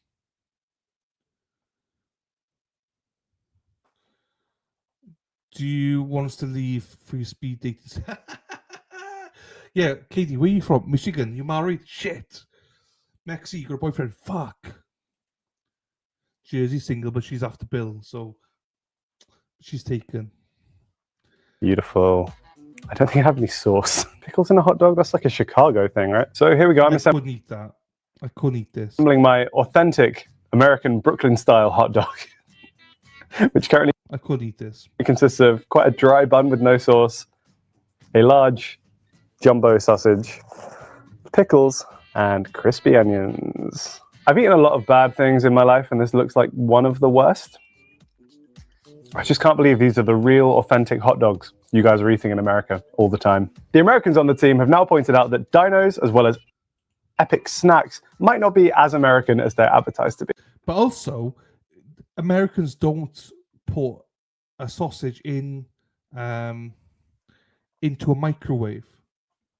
Do you know what I mean? I would hope. So I'd hope that they won't put it in a microwave and then serve it with that. So yeah, it's not going to be authentic American food, you idiot. Despite Mari, 34 years this past 20. Hey, congratulations, little B. Yeah, are you American, though? Are you from America? I just wonder. Congratulations to you anyway, my darling. Bex, I hope you're still there listening. Hope we didn't scare you off. Elsa Quarter Bill left me already. I'm available. There you go. So, Jersey Jen, she's available and ready to mingle. Happy anniversary, everybody. America, happy days. Congratulations in America. Happy days. That makes sense then. I used to play card. No, I don't play card. I used to play poker, but I don't anymore, my darling. Typical man, Terry. Who's this? Baby Bell is on another honeymoon, Katie. Despite the fact that they both sit in the American section of the supermarket, they're actually both owned by the UK brand Urban Food Brands. I should probably have guessed by the fact that most of So why did you read that? Why did you not read it?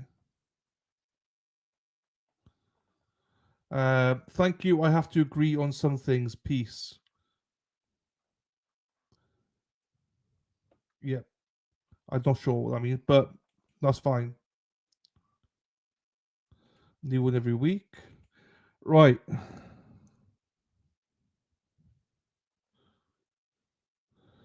You don't drink or play poker anymore. Make a trip to Michigan for one night, please.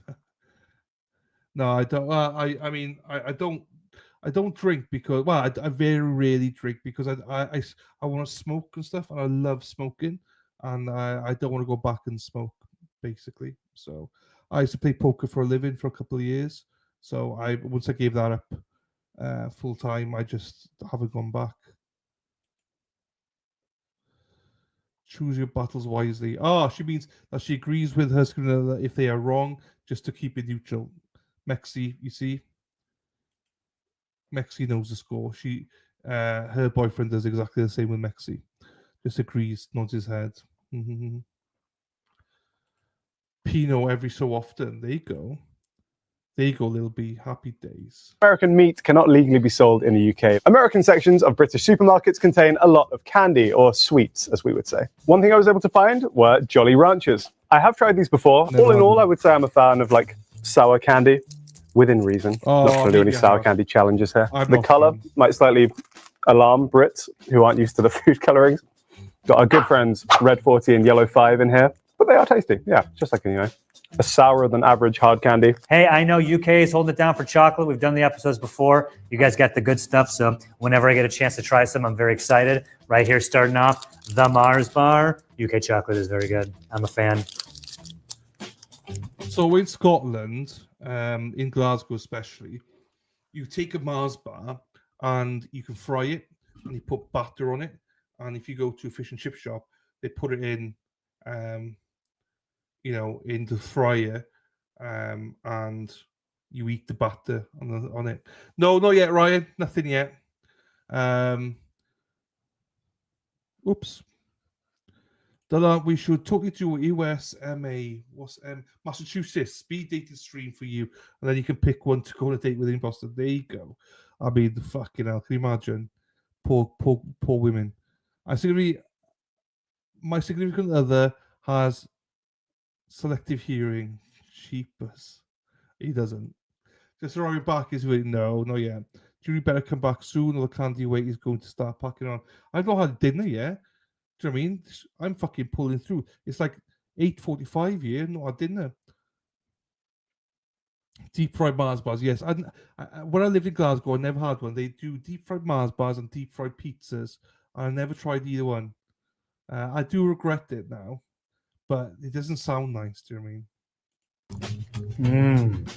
Your caramel is good too. Yeah, this is like a Milky Way to us. Bounty, love chocolate and coconuts. So good. Oh my God. Lion bar, gur, baby.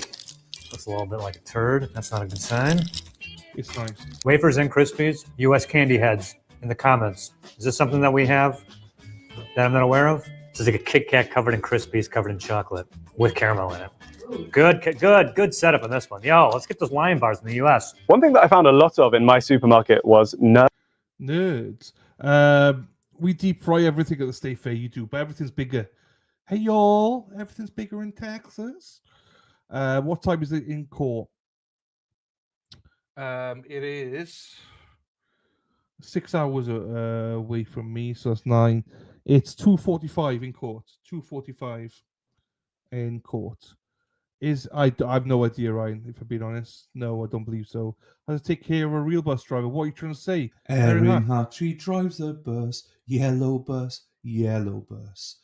Erin Hartree drives a bus all day long. No, sir.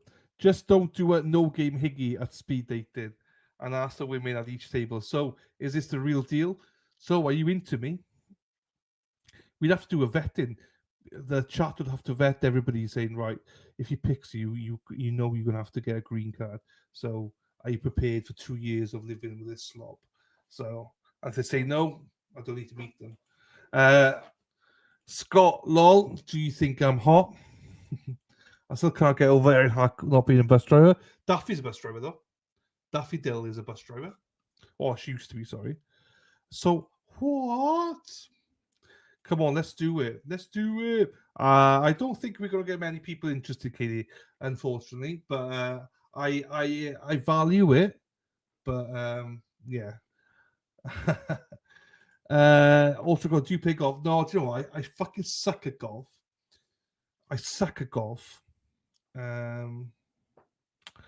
I hit one good shot around, and that's it. I should play golf. Lots of my friends play it, but the local course to me is like ages away, so I don't play it, unfortunately. I wish I did to a certain extent, but I don't know. The false advertising here is like mainstream media in the US. Well, Katie, I'm dying. So true. No, come on. Don't doubt yourself. Everyone deserves love, and someone should be honored to be even like, thank you, Katie. No, it's fine. Yeah, everything happens for a reason. If I meet my significant other, I meet her. Do you know what I mean? It is what it is. Me too. If you think I'm sexy, come on, tell me so. If you think I'm sexy, then Bing bong, a bing Bombay, bing bong, a bing Bombay, bing bong, a bing Bombay. Scott likes to wear lingerie. tell me so. If you think I'm sexy. Do you wear ankle socks? Hang on. Oh, fuck. I do. I wear both socks. Ankle and normal socks. What about mini golf? Love mini golf. I've not played mini golf for years, so.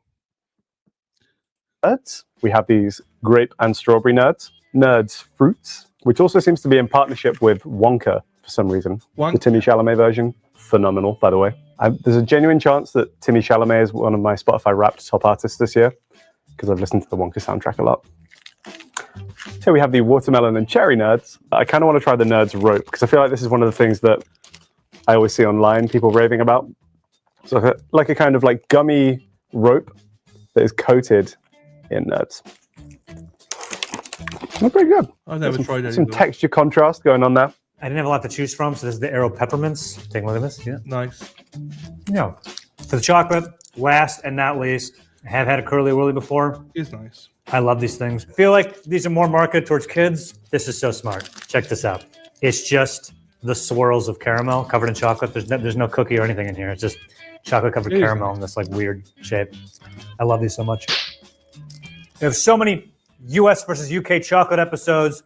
Go ahead and watch them after this, please. Don't leave yet. Well, now Harry's holding up without chocolate. Probably not very good. We are able to get Hershey's brand chocolate here in the UK. I actually found a few different varieties. We have obviously the standard Hershey's milk chocolate. We have cookies and chocolate and cookies and... Now, we know most of you like the brown Hershey's, ladies. After yesterday, we all know that you, some of you really love it. cream salted caramel. Honestly, I think it's brave of Hershey's to even try and sell things in the UK because our chocolate is way better than American chocolate. Hershey's always feels quite grainy.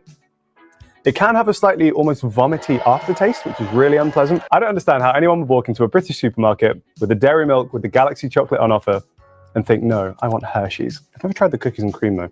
Is this better or worse than the milk? Let's find out.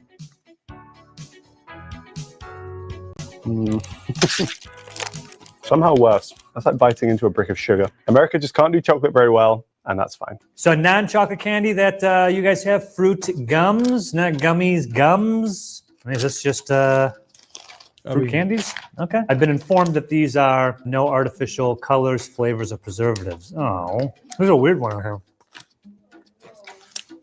I think it might be blackcurrant. They're not terrible, it's not that good. Another American classic, Mike and Ike's. These are the sour mega mix version. Looks kind of just like a long jelly bean. Yeah, texturally basically a jelly bean. Again, it's just these vibrant colors that you really don't. J-Mac bought me these similar to these, but just in root beer. And I tried a couple. I was like, oh, I'm not really fussed about it. Then all of a sudden, it just hit me, and I started popping them, and I loved them. So I just used to eat a pack, and so there's like 500 calories in a pack, and I was just popping it. So I loved them. So thank you, J-Mac. Yeah, you introduced me to them. I adore them. First couple, I was like, not sure. But after that, whoo, I was flying. J-Mac looked after me. Fair play to her. When I first met J-Mac, she was so nice to me. Now she's a complete bitch to me now. But, you know, I still love her, so it's fine. Do you like cinnamon? I do love cinnamon. Hot tamales are so good on Mike and Ike's. I don't know what tamales are, but I do like cinnamon. Cinnamon buns. Don't see in the UK anymore. Visually spectacular. We also have Reese's Peanut Butter Cups. These are one that I think, again, has kind of transcended the line now between being an American candy and just being a sweet that we have in the UK. These are the bigger cup versions. I have to say... And J-Mag introduced me to my, what do you call it, blackcurrant or black, whatever they are. I take them every morning. My, basically, J-Mag's my doctor, so... Overall, I do like these, even though it's the American chocolate. Gummies. I and also the American peanut butter. I think I'm just such a sucker for peanut and chocolate as a combo that I'm willing to overlook those things when it comes to a Reese's Cup. One of the best flavor combinations, hands down. Depending on which supermarket you go to, you might be able to find other options as well. I've definitely seen things like Twizzlers in the past, maybe Butterfingers, or like Hershey's chocolate syrup. Now let's take a look at some items which are the same in both countries, but go by different names. Okay. Frosties are nice. Frosties are nice. Kellogg's Cocoa Pops, nice. If you're a kid. Sultana Bran, get the fuck out. Sultana Bran, get the fuck out. Josie, I love them as well. I'm like a sour. You are like a sour. You literally are a sour patch kid. You're so sour, it's unbelievable. Well, you're sour towards me. You're nice to everyone else. You're a right bitch to me, though. Do we have? You do. No, I know. I think your peanut butter's fine. It's your chocolate that sucks, Josie. Your chocolate sucks. UK chocolate by far is superior. Now your chips, you're far superior than us. But your chocolate, we're far superior. Your cereal, I think you're far superior as well. Elderberry immunity boost, that's the ones, yeah. Thanks to J-Mac, I eat them every morning now. 2 of them. I can only do the strawberry or watermelon ones. Regular ones are too sour for me. Names. For instance, these UK cereals are called Frosties, Cocoa Pops, and Sultana Bran. We also have Curiously Cinnamon, which unfortunately I couldn't find today. In the US, we call them Frosted Flakes, Cocoa Krispies, Cinnamon Toast Crunch, and Raisin Bran. So, Erica Walsh got me into Cinnamon Toast Crunch, and I fucking love it. We just don't have it here in the UK. Absolutely love it. Absolutely adore Cinnamon Toast Crunch. There you go, SRP, it is. I mean, our version sucks. Our Frosties are great. They're great, as Tony would say. Cocoa Krispies, I don't know what that is for you, but ours is nice. Milky chocolate, it's for kids. Cinnamon Toast Crunch, lovely. Raisin Bran, well, it's the same as ours, is shit. Colton loves it, yeah, I bet you do. In the UK, we call this vegetable an aubergine. Now, ladies, this is your section. And this one, a courgette. The little leafy herb that you might sprinkle on a taco, that's called coriander. In the US, we call them... So, they're the same thing, though, aren't they? Just one's girthier than the other. One's long, one's girthy. Same thing, isn't it? The little leafy herb that you might sprinkle on a taco, that's called coriander. In the US, we call them zucchini, eggplant, and cilantro. The average UK family spends around £5,304 a year on groceries. In the US, the household spending average is $5,700. Regardless of what the average household is purchasing, the money will probably go to one of these 10 corporations. What about the prices of common items in both countries? Ground beef makes up 40% of the US beef sales. Average price per pound is $4.43. In the UK, the average cost of minced beef per kilogram is £6.84. Once again, our meat is less expensive. I've been to the UK and I've tasted their chicken and their beef. Gotta say, not impressed. I could not disagree more strongly, Joe. I know you could. What the fuck? I've seen your meat. Whatever your name is, Joe. It's shit. Herbs and spices. When was this video made? 1 year ago.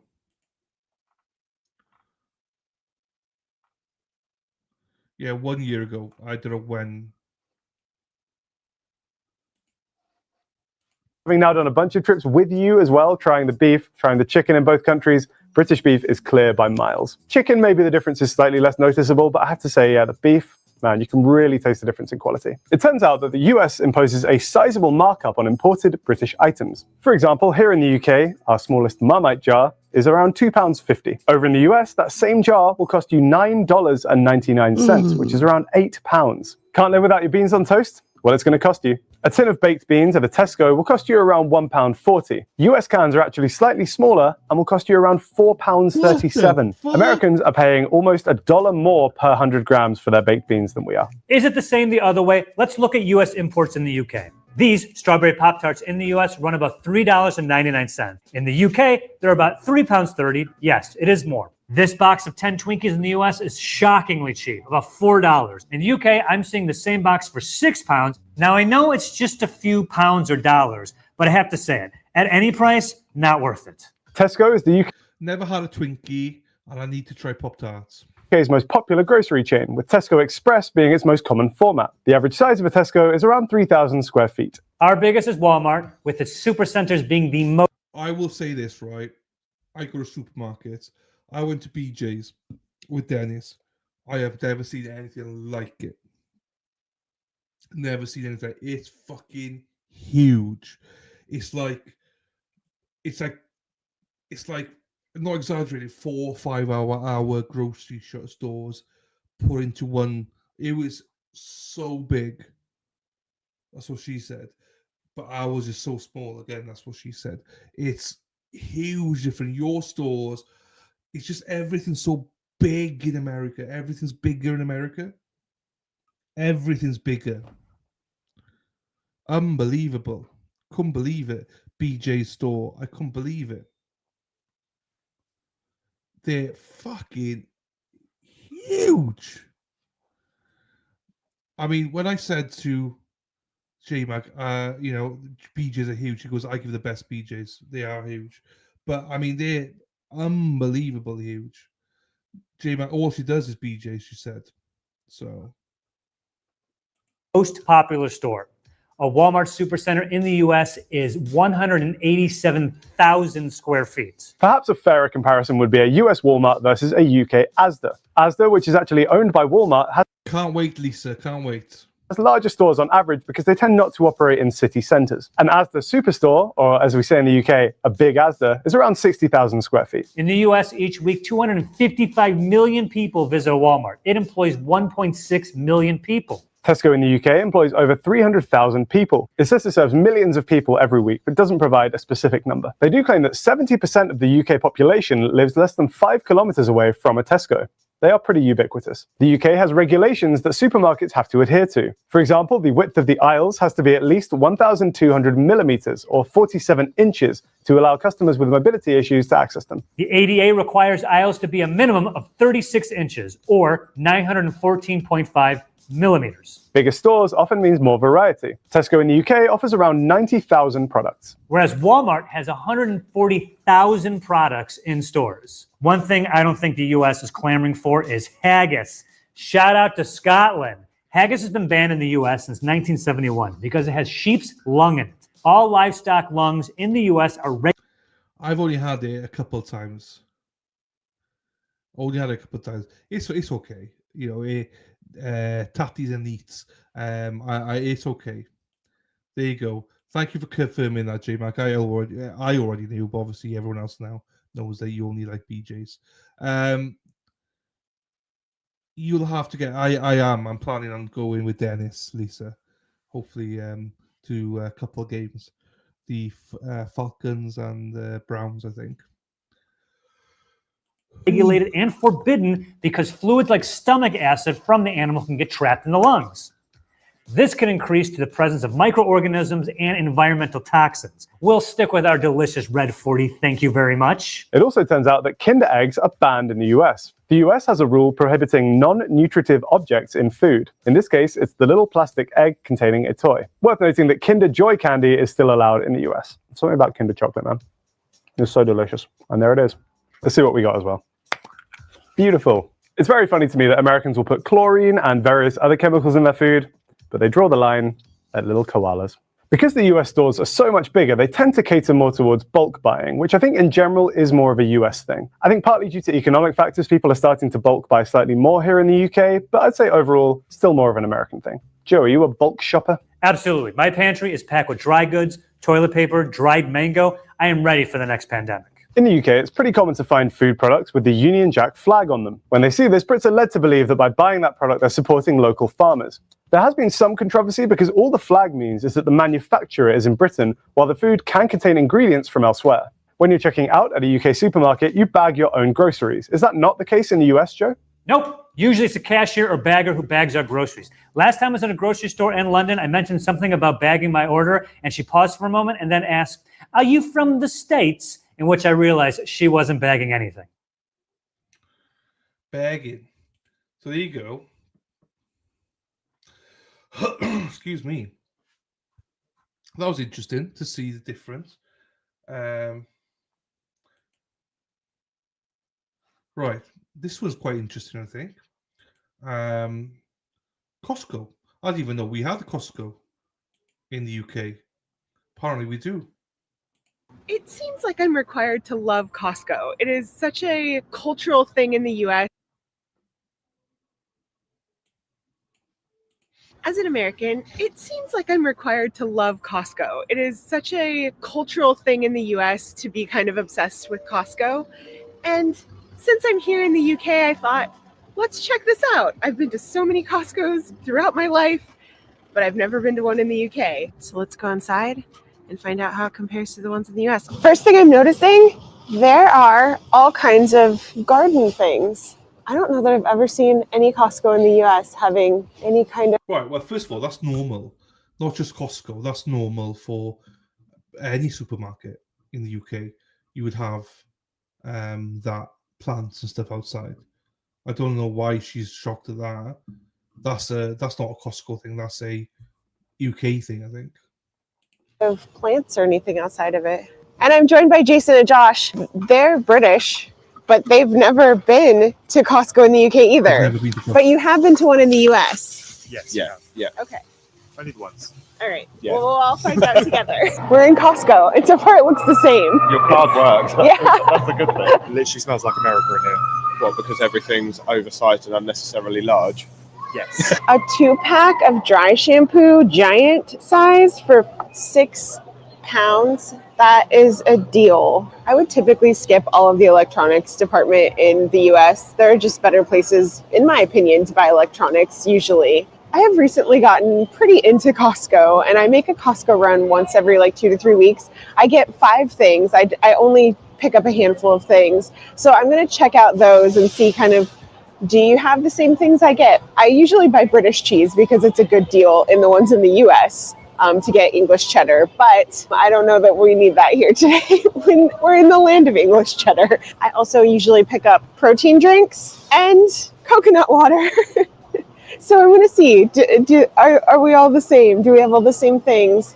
And then we're going to check out the food court and see what the food court's like and how similar that is. Oh my gosh, I do not need a box of 60 snacks, but I just love a Costco-sized box of What's-Its and Monster Munch. That is pretty nice. It looks like you can pick them up for less than 10 pounds. Oh my gosh, I don't know why I wasn't expecting to see. Kirkland Signature is like the store brand of Costco, and I wasn't expecting to see that here, and I'm not sure why, but to have so much Kirkland Signature branded stuff feels like home. It is so weird because this feels like it really does feel like the US, doesn't it? It really does. Dried jackfruit. I have never seen this ever before. I'm intrigued by that, but I probably don't need a 10-pound bag of it to sample. I had these on my flight and they were really good. Those are really tasty. American-inspired snacks, apparently.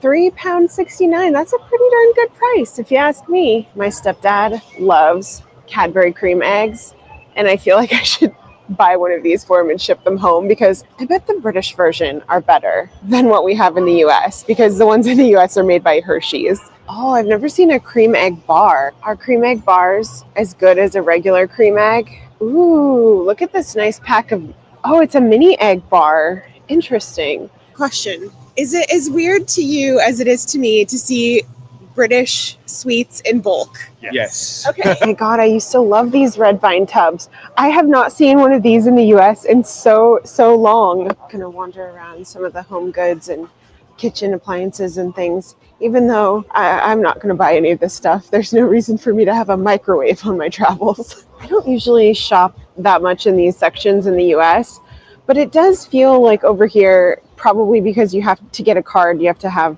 be attached to a specific kind of business. It's like more It's not set up for retail consumerism like it is in the US. And so I think maybe because of that reason, there just seems to be a lot more office and business related things. Oh, that's so weird. My parents literally have these exact chairs from Costco, folding chairs. I don't know why that is cool, but it is. I like that there are a lot of similarities though, because I do remember seeing cups like this, thermal cups. We carry the Hydro Flask brand at my local Costco.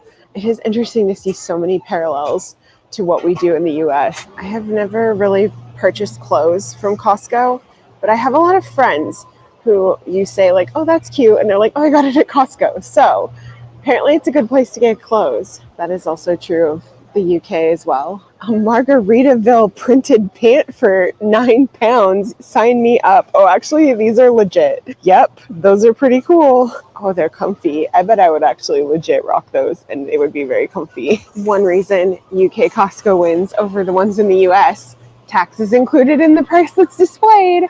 We don't do that in the US. I have to admit, I don't even think that I knew there were sporting goods at Costco.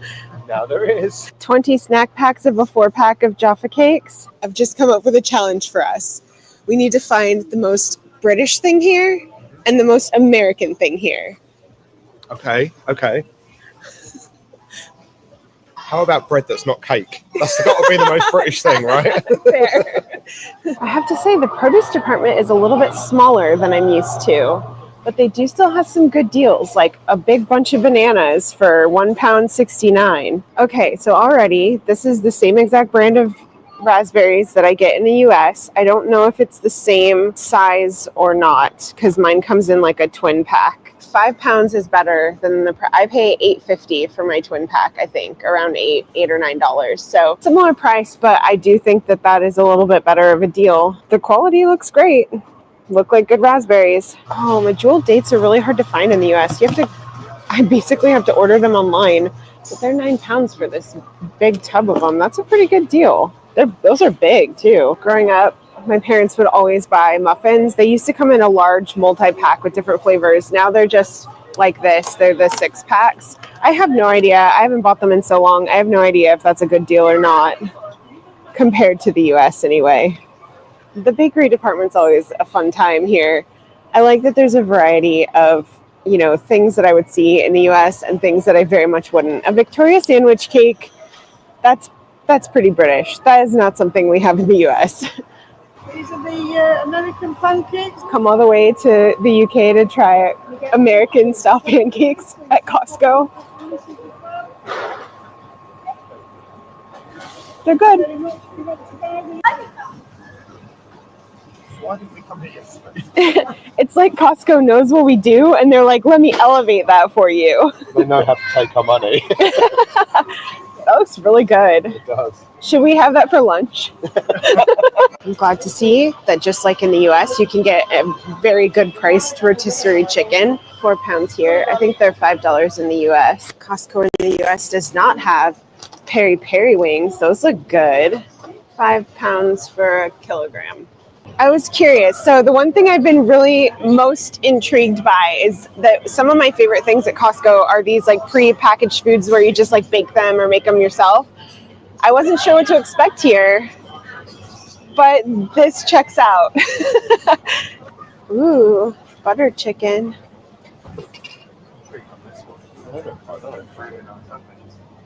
Yeah, these are nothing like any of the things that we get in the US. Oh, are those enchiladas down there? Sorry, I got excited.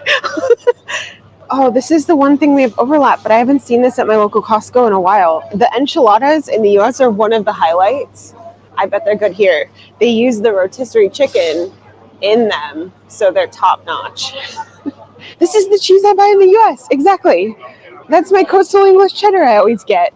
I can't remember. I think that is a much better price, probably because they don't have to, ship it to the US. They do have quite a nice selection of cheeses.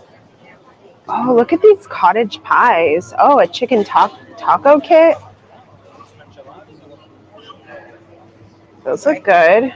Quite a different selection of alcohol than we have in the US, and a much smaller selection. But in the US, Costco has the Kirkland signature, so they have a lot of, you can buy like gin and vodka and stuff in giant things, giant bottles. Lots of wines, though. Oh no, it keeps going. I think that there are definitely just as many, if not more, options for alcohol here. Oh yeah, whoa, it keeps going and going. Oh my gosh, never mind. There's a lot more alcohol here. I just didn't realize it. This whole like back end is like rows and rows of different alcohol. Okay, never mind. Lots and lots of options. I wonder if they have any of the Kirkland Signature brand alcohol.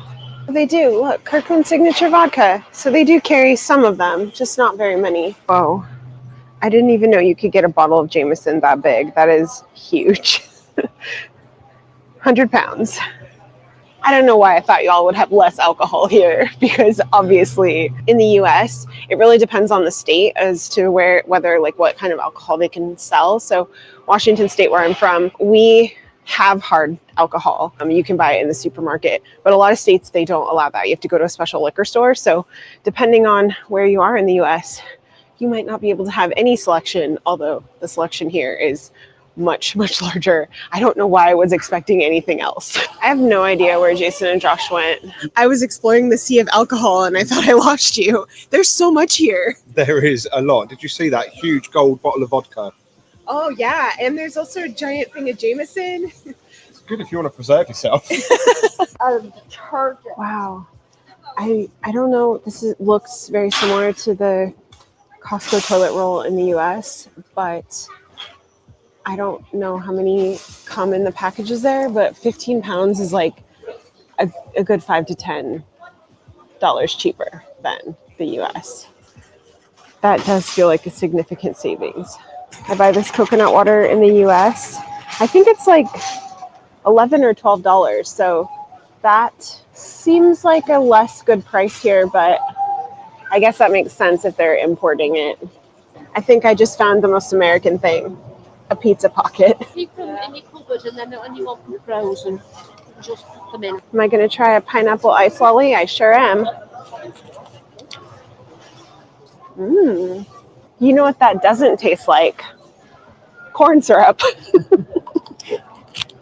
was kind of hoping to see some Diet Coke in a glass bottle, but they only have plastic, just like the US. Wah wah. So this is my most American thing, the Cheesecake Factory original cheesecake. I haven't really dabbled much in British cereals. Ooh. But I do like that one. That is one I've tried. I like that one. It's interesting because I feel like when I go to supermarkets, I see a lot more variety, but they seem to mostly carry the Kellogg's brand here, I'm assuming because of the American connection. Oh my gosh, you also have Capri Sun? 12-year-old me would be excited about this. These are not flavors I'm used to seeing. Were your flavors always that simple, or did you used to have, I think as a kid, like they had flavors like fun in the sun, and like, I don't know, you didn't know what flavor it was just cool. So in the US, we used to have flavors that were like fun in the sun, and like, I don't know, they had weird names. Did you do that too? Yep. The only thing with Capri Sun is they're not as good in the UK anymore because we're not allowed to fill them with crap. So they don't taste as good. Come to the US, we still do it. Okay. That's a really good deal. Less than 5 pounds for this giant thing. One of these, the small regular one, is like $7 in a US grocery store. I So don't think I've ever seen anybody get so excited over jam. if I've learned one thing in my time here, it's that good jam is important. I've never seen Marmite in a container like that. That's a decent amount of Marmite. 600 grams of Marmite for 6 pounds. Skippy peanut butter feels pretty American too. I would say that maybe the tea selection is the most British, but they don't even have a huge one here. So maybe that's not the most British thing. Okay, never mind. This feels very British. 1,100 tea bag package. No one in the US, not a single one of us, is going through that much tea. You can tell that the popular one is the Yorkshire because there's only a few of them left. I was kind of curious to look at seasonings because I think we have a lot of different seasonings. But the only thing that is of note to me here is that there's an Old Bay, which is one of my favorites. Chip seasoning. That's different. Oh, paprika, onion, and garlic. So it's like Red Robin seasoning. I've never seen this. Red hot spicy mayo sounds kind of good. Nando sauce. Possibly another thing that feels very British. salad cream. A twin pack of salad cream even. Ooh, they carry Hellmann's, the best mayonnaise. £5.50 for a, is this a twin pack? Yeah, a twin pack. That's pretty good. That's a good deal. This is the same quinoa I buy in the US. And I think it's actually maybe cheaper here. Or yeah, or around the same price. Heck yeah. Good deal. Good deal, good quinoa. I love me some pot noodle, but man, I've really been into these. I discovered these about a year ago and I really like them. They're really spicy and they're good. Oh my gosh, that is a lot of beans. A 24 pack of beans for less than 14 pounds. That feels like a pretty good deal. Definitely a lot slimmer selection of protein drinks and things here than the one in the US, which honestly is probably a little overwhelming if I were to choose some here. Like, I have two choices. I will choose this one. Oh, I've definitely sampled peri peri sauce before, but I'll take a free sample when I see one. Oh, medium's too spicy. Uh-oh. Too spicy? It's a no from me. Went back for samples because I just noticed that this tea is Peter Rabbit. I want the tin. Jason and Josh bought a few things. I decided not to get anything because it would be kind of weird to buy things in bulk in my travels here. But now it's time for my favorite part, the food court. I got what I always get, a slice of cheese pizza. Instead of being $1.99, it's £1.99. So it feels like still, I mean, still a fairly good deal. Like $2 for a slice of pizza, £2 for a slice of pizza. It's still pretty much the same, right? And Jason and Josh each got hot dogs. Even though we did ask for onions and we haven't got the onions. Oh. But it's fine. And all three of our meals came to £5.99. So pretty good deal if you ask me. Oh, and that also includes the cup of Yorkshire tea I bought because I thought if I'm going to try Costco in the UK, I better get something I wouldn't get in the US, and that is tea. We don't have tea in the US. I mean, we do, but not at Costco. You cannot get a cup of tea at the Costco food court in the US, so I had to get a cup of tea, obviously. And I don't know if it's because we're in Yorkshire or it's just what they serve, but it's Yorkshire tea, so good times. So also, I just remembered, oh wait, no, it's food, so it wouldn't have tax. So it would just be $2 in the US. So it is a little bit less good of a deal, but still. I'm trying to remember. I think when food is prepared for you, it does have tax. So it probably is about the same. It probably equates to a similar price. Let's try this. This cheese, it has yellow cheese on it, which is different. It looks different. It looks the same and yet different. Is it weird that it tastes fancier and it is not what I'm used to? Like, it has more robust cheeses on it. It tastes like, I don't know. I'd expect that though, because American cheese Yeah. isn't the same, is it? Yeah, and usually like Costco cheese in America, it's mozzarella, but it's like weird American mozzarella. This is definitely better, but also I really like my crappy American mozzarella, so it's different. And I like this, but I also really like mine too, if that makes sense. But it's good. So what you're trying to say is ours has better quality ingredients, but it's not what you wanted from a Costco pizza. Yeah, you nailed it. I want my crappy American Costco pizza. Jason also just pointed out that the drink machine does not have ice. That's appropriate. Yeah. Welcome to Europe. How were your hot dogs? For £1.50, including a drink, I can't complain. I was expecting just your standard Frankfurter hot dog, but actually that was actually really good. You know, the ones that just taste like metal. Yeah. But no, it wasn't that. No, it was that actually really good. Yeah, decent. I do enjoy that there are things that this Costco has that we do not have in the US, like jacket potato, but I was very intrigued that tuna was a topping you could get on it. I didn't know that that was a thing. Have you ever had tuna on a jacket potato? Oh yeah, definitely. Tuna and mayo and sweet corn. That sounds like something you're not into. He doesn't like the idea of warm tuna. I don't either, but also mayo, warm mayo. Warm tuna as a tuna steak, fine. But like tin tuna warm? It's nicer than it sounds.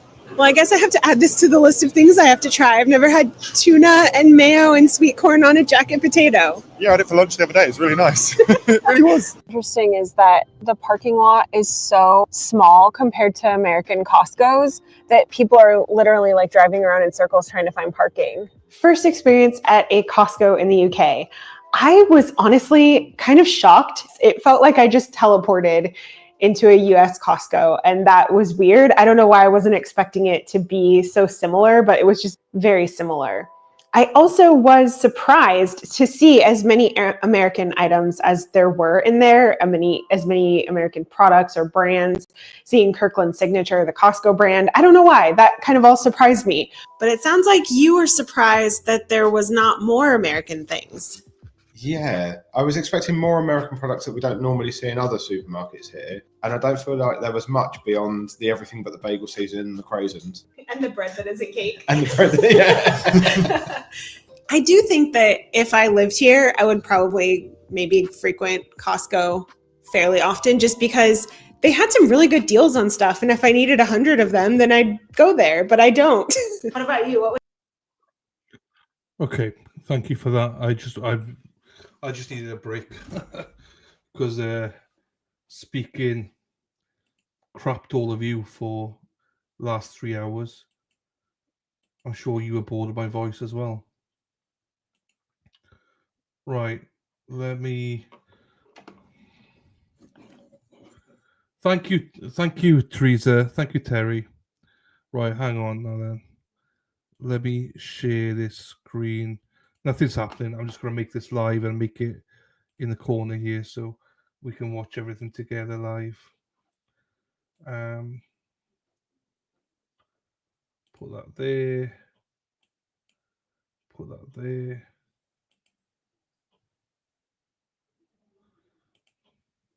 There you go. So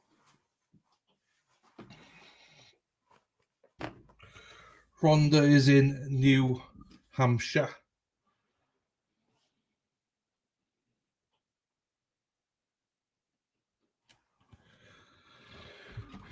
Right, what do we do? What shall we discuss? What do you want to know? What do you want to discuss? Put some questions in the chat. I'll be back.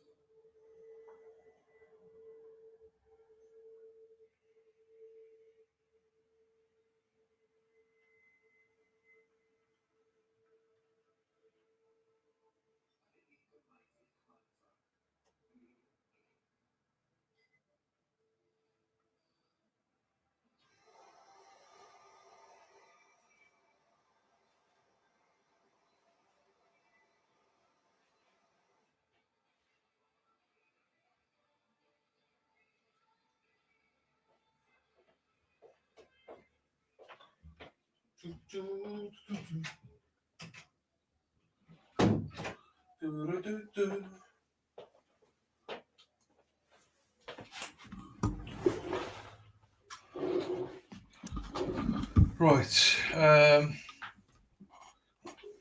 Your wonderful voice, boyo. Cheers, boyo. I'm close to both of you, Jen and Rhonda. Dylan, I live a couple exits away from New Hampshire. Oh, there you go. There you go then. Yeah, because you're right up there. You're not far from Peabody, are you? So when we go to Peabody, you're about an hour and a half from Peabody.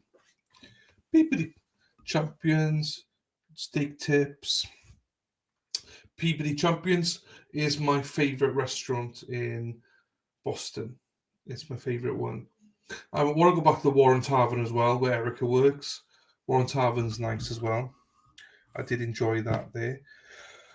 I'm going to Marshfield on, I think, the 25th. And probably Plymouth to see the Plymouth Rock. Timar is taking me down on the 25th. So anyone in the Marshfield area, Hippie Chick, I believe, will be joining me. Depending, I suppose, on her back, how she is. Hopefully she'll be okay. So she, I think, is joining us for that day. Yeah. Oh, here she is. She's here. Hello, Hippie Chick. Sorry, I wasn't sure if you're here. So yeah, hopefully Hippie Chick will join us in Marshfield and maybe Plymouth. I think Dennis is going to join later on in the day, probably for an early lunch. For lunch, we might have lunch in Marshfield, and then maybe dinner in Plymouth or something. But Dennis needs to go back because he's got jazz, so he can't be around. So, how do you get your steak tips cooked? In Champions, probably a medium, because it's so large. That's what she said. I probably can't eat it all in one sitting, so I'd probably get a medium. I wouldn't. So I like my burgers cooked well done, but I like my meat medium rare. So I probably would go medium rare, depending. I would probably go medium just because everyone else tends to go medium. So I'd make it easy for the chef. If everyone went medium rare, I'd go medium rare. I wouldn't want to go rare. But I asked for a burger in one restaurant. Actually, it was me, Dennis, Brenda, Dana, and Tracy. And actually, that was a meal that Erin Hack paid for me. She sent, I think, $50. And that $50 went towards the meal for us. And I had a burger and fries there. We had sauce there, one of the best burger sauce I've ever had. It was gorgeous. I forget what it's called, but Tracy was like, I need to make that. It was so nice. Oh, sorry, it was dip or something it was for the bread. It was gorgeous. So I had I asked for a well done burger, and they gave me a rare burger. So I ate it. So I ate it, but yeah, I don't know. I've got a thing about burgers.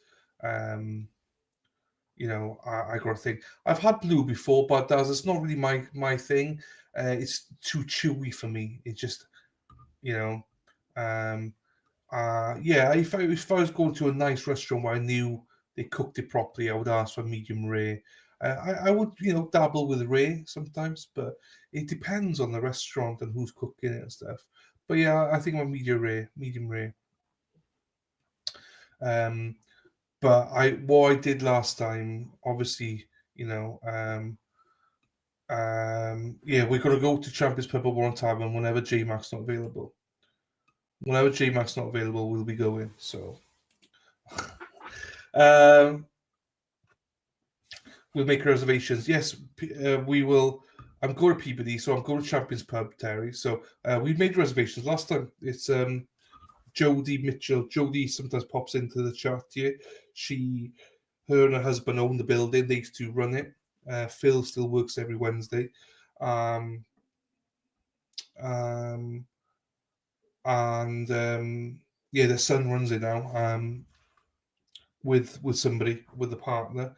So yeah, the hospitality we had was unbelievable.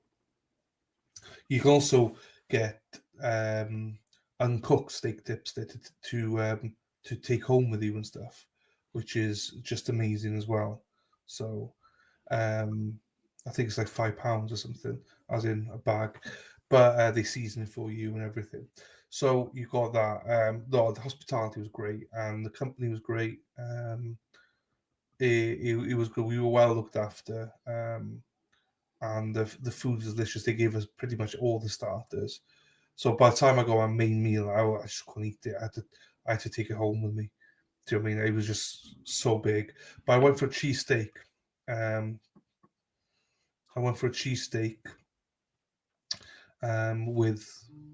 With on Dennis went for just steak tips with fries. I went for fries with cheesesteak. You could basically cook it any way you want. Yeah, they do uncooked, Terry. If you ask for a bag, they sell it. They do sell it. Don't know you staying in the Airbnb again. So, no, do you know what? I stayed in the Airbnb for 5 weeks last time. Boston's very, very expensive, people. And it cost a fortune, obviously. I'm very grateful lots of people donated last time, but obviously I still have to pay a lot of money myself. But though I've got the Wades of their son is away in university, so I'm having his, like, they got a spare loft that I can use. So before I left last time, they said, if you come back, we want you to stay with us. And if you don't, then we're going to kill you. So I'm staying with them. So yeah, I'm very lucky and very blessed, because that saves like $3,000-4,000 easy, staying with them for 3 weeks. So J-Mac, you make me a brat sometimes. No, I love J-Mac. I do love J-Mac. She's just a fucking pain in the ass.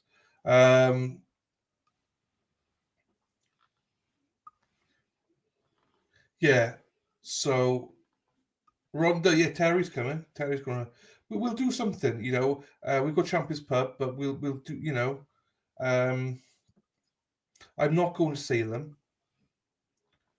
Yeah, it was nice, Scott. You were probably so Ashton came over. It was a day that it was me, Timmer, and Erica were there. I think it was the day that Erica got arrested. Actually, not arrested. Sorry. The first time they picked her up on a shirt, Ashley came up and was like, we know how much it costs and stuff like that. But we want you to come back, and if you come back, please stay with us. We would love it. They're in the actual middle of doing renovations at the minute, so I'm going to be there for them for it. But yeah, very graceful, very appreciative of them allowing me to stay with them. That's a big help for me. Do you know what I mean? I've only got like the cost of flights and this and then to think about. So yeah. Public safety threat at UMass Boston again. Did that happen not long ago? Basically, Stacey. Unconfirmed shooting. Police was wrong. Boss wrong, people. UMass Boston. There you go. Thank you, Stacey. I did not know that. So there you go. There's something. You are right. God bless the Wades. Yes. Unfortunately, they're going to be busy. As I say, Bobby's redoing the kitchen. Lowell campus last week, 4 days ago. Do you know what I mean? It's so sad to hear this. So sad to hear this, especially for you guys. Lots of you close to home for you. Jen, I'll be there. I will be there from. Well, I'm going to be in Boston. I think 21st of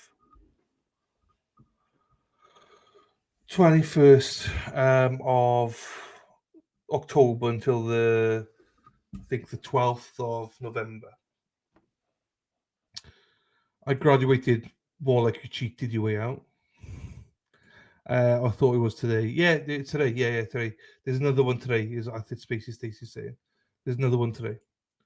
I'm not sure. It depends if she's working, Terry. She's obviously got to work and stuff, so it depends on that. There's no guarantee she'll be there, unfortunately. I don't know.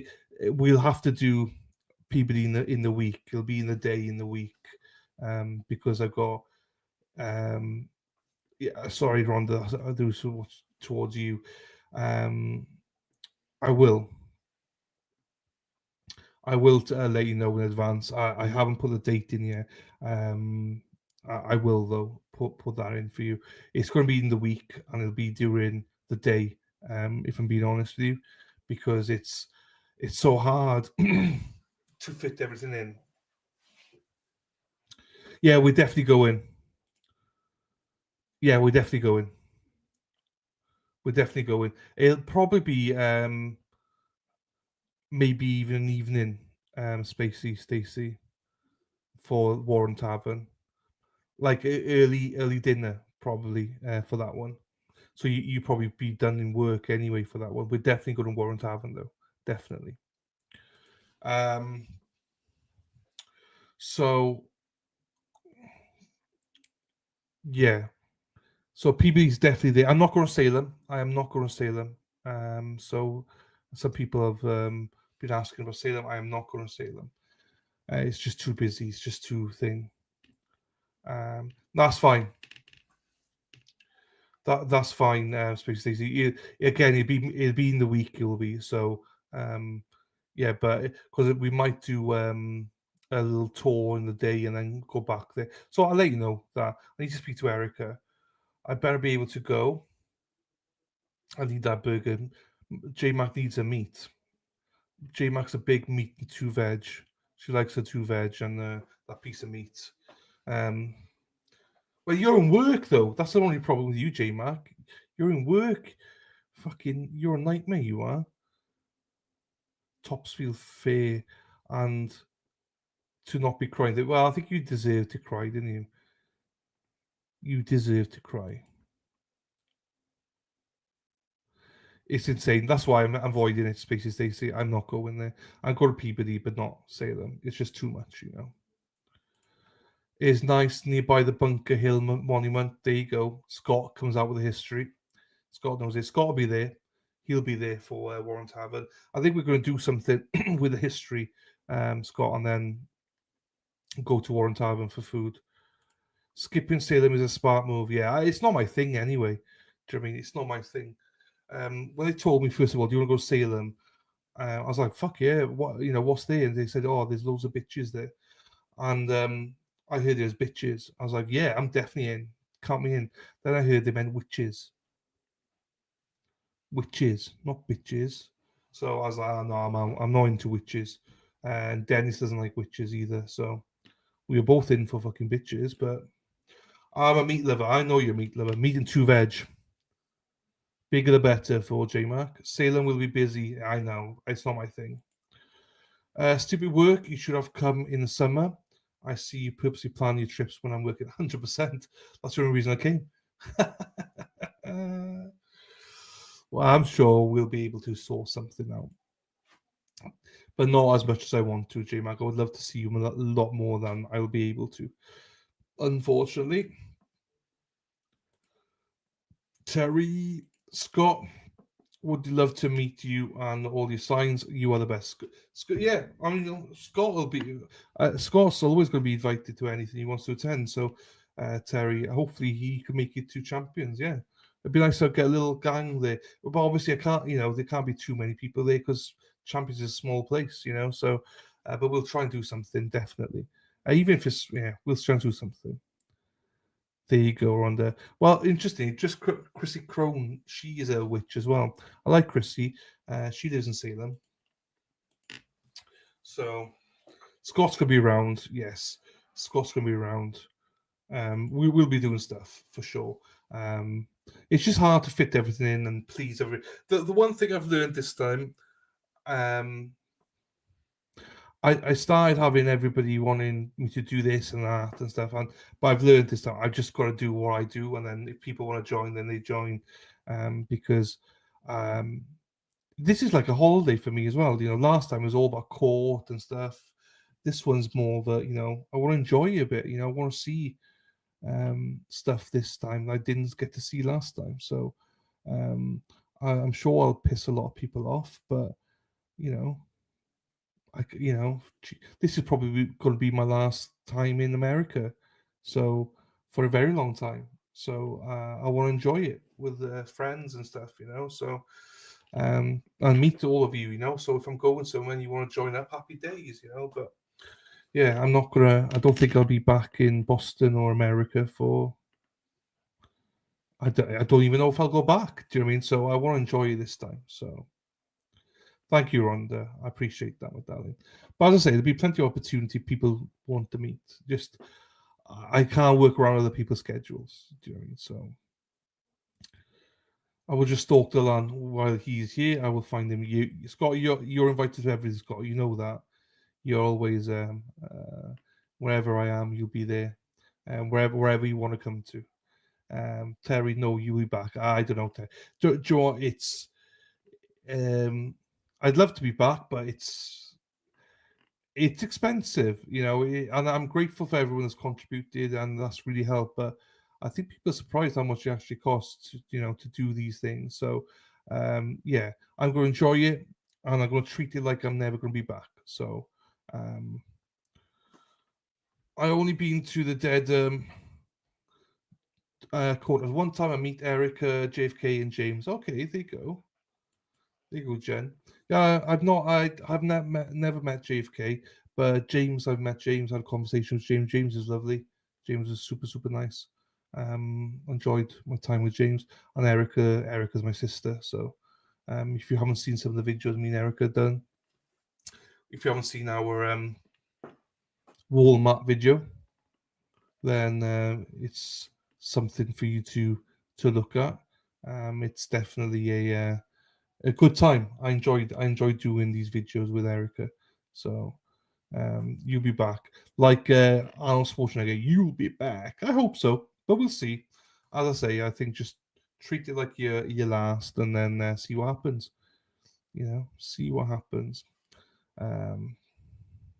Walmart video was fantastic. Yeah, obviously the quality wasn't great because signal and stuff, but I enjoyed it, and he was natural.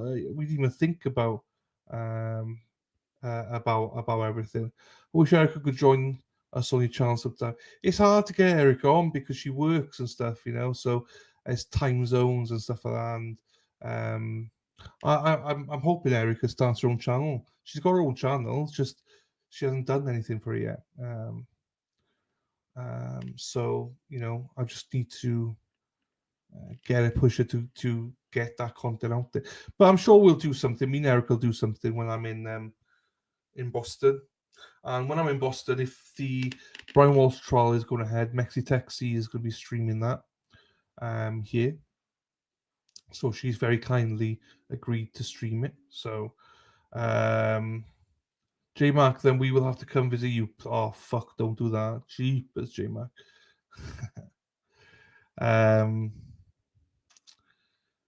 So we'll see. But yeah,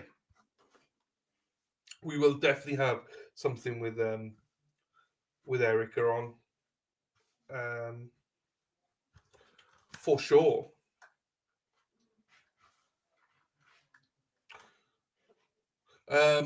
But those of you, anybody going to the Wilbur tomorrow night with Turtle Boy, I think there's a small amount of tickets left. I think Erica will be there, Dina will be there, Scott will probably be there. So if you do go, or if you're not sure, then I encourage you to go. There's about 50, 60 tickets left, I believe. So if you can go, I would definitely encourage you to go. And don't be scared if you have to go on your own, because everyone's there for the same reason. For probably met because I can't read, or supporters of Turtle Boy. Yeah, Scott's going, so it's well worth it. Hey Sally, how we doing, my darling? Hope you're well. Hope you're doing well. Terry, hard for me to get that night. Oh, I'm sorry to hear that, Terry. That sucks. Hippie Chica, we should just go in. Oh, there's a verdict. There's a verdict, apparently. Well, we're on the channel, so we're live, yes. There's about 4.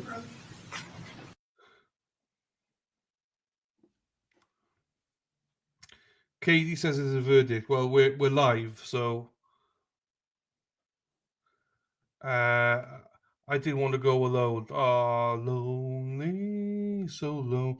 You meet people there. There's loads of people going. No, oh, it's a shame. I'm camping this weekend. The streets are safe this weekend, then people. But what people that go camping normally go dogging, don't they? So enjoy yourself, Spacey Stacy. Little joke. I just wanted to. Oh, fuck's sakes, Katie. I was wondering because I was like, you got people excited in the chat. Rhonda, let's go. Guilty, I bet. Yeah, go. Rhonda, go. J-Mac, go. I'm sure there's tickets left, so go, ladies. If you if you can go. I will definitely. So just before, there's no verdict, people. So, oh shit, hang on. There's no verdict, people. There's no verdict. So stop posting. There's no verdict. Not posted here, I mean social media. There's no verdict. You should really go. I look weird in Wilbur in a baseball hat. You'd look weird, J-Mac. You look weird anyway. Do you know what I mean? So being in a baseball hat will actually make you look pretty good. Most people be in a baseball hat anyway. So I'm sorry, Jen. You look fine, J-Mac. You know you look fine in there. And there'll be people in baseball hats there. No, there's no verdict. Don't worry. It was Katie messing about. It's fine. There's no verdict.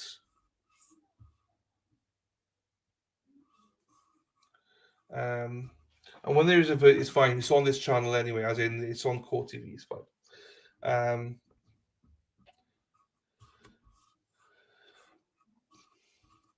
Be there, be square.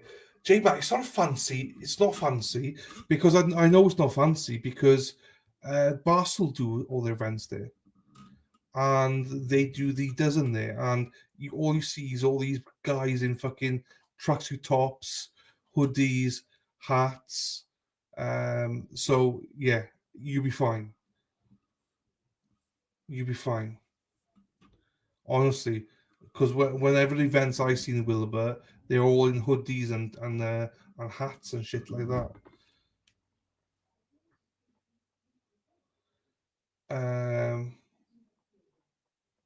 Jersey Jen, go back to the shower, Jersey Jen. Katie was just messing about. She was just joking, Jersey Jen.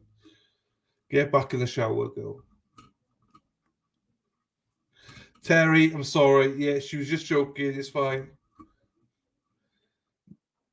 No.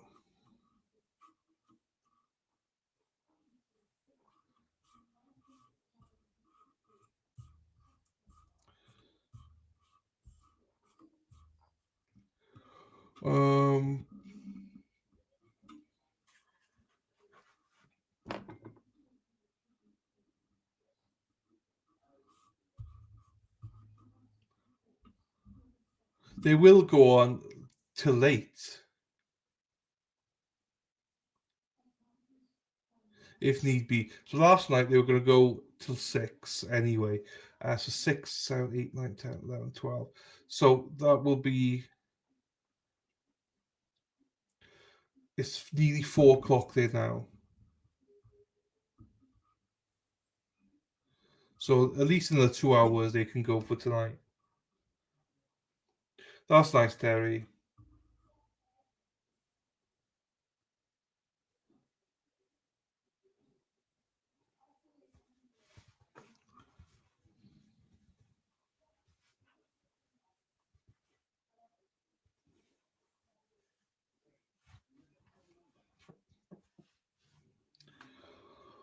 Oh, there's another trial going on, the Sunnybell trial. I've not watched it.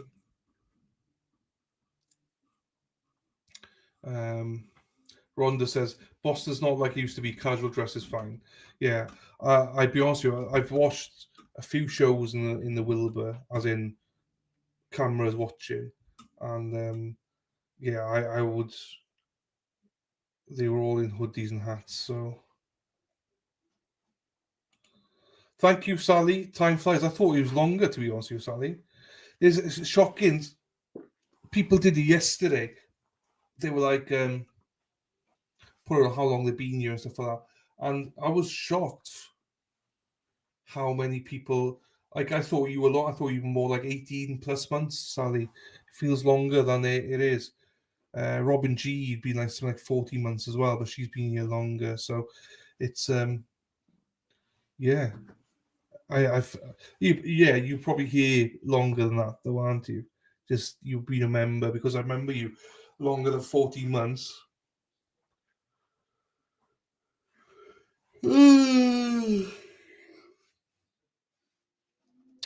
So I had a conversation with somebody about this, and in Massachusetts, their laws govern more. You know more about this than me.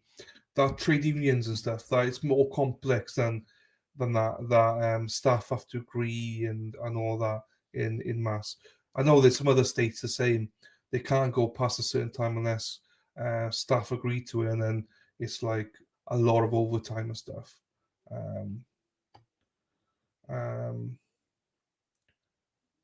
So yeah, maybe that plays a part in it as well. That of what I was told anyway, that's one of the reasons trade unions are complex with staff hours and stuff, and with overtime and things. In Florida, in Georgia, normally they don't give a shit. It's like go all night long. You see, you open yourself up for a massive fucking joke there, but I'm not going to message about your. No, I'm not going to say anything. Yeah, that was over a year ago. It's more than 14 months ago. Katie, Rhonda, he is raising those two beautiful kids. I feel so bad for Aiden. Twinnie's not pretty. Said you some I probably have like 200 pairs I never wear. I've never had a earring. I do nuts, my husband says. Now, we can interpret that in different ways, Jen, right? But I'm going to presume you mean I go nuts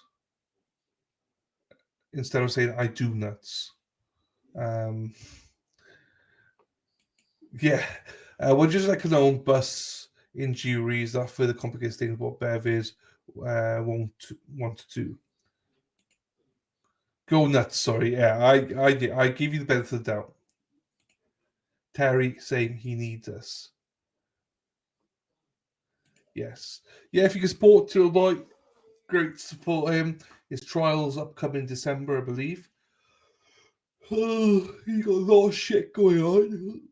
So support the turtle. Boom, boom, boom, boom, boom, boom. I'm sure tomorrow night will be a great show. I fully appreciate why he doesn't film it as well, because if he filmed it, he wouldn't fill the place out, because most people would, watch from home. So, Delan, do you have jewelry anywhere else? No, I don't. I used to have a ring once. Well, I still have a ring, but not on my finger anymore. I used to wear a necklace, but that's gone. I don't have a chain. I had a cheap chain, I had like a big chain, but I think I got an allergic reaction to it. So I've not had any piercings ever. I don't have any tattoos. I'm very vanilla. So I don't have anything like that. All night long. So I'm with you ladies all night long. All night. All night. Chat, you're going to have to give me some inspo, because flagging. We've been going for over 8 hours today. Aiden's documentary film crew will be filming tomorrow night at the theatre. Good. There you go. Flavor chain, lol. No, I had a cheap one because I got a rush from it. So I like the big chains though. Just my butt tattoo. You got it. You got the butt tattoo, Terry. Happy days. Sarah P's got the tramp stamp. So's J-Mac. I think Robin G's got 3. Mexi's got 1 on her finger. I think Josie got a tattoo.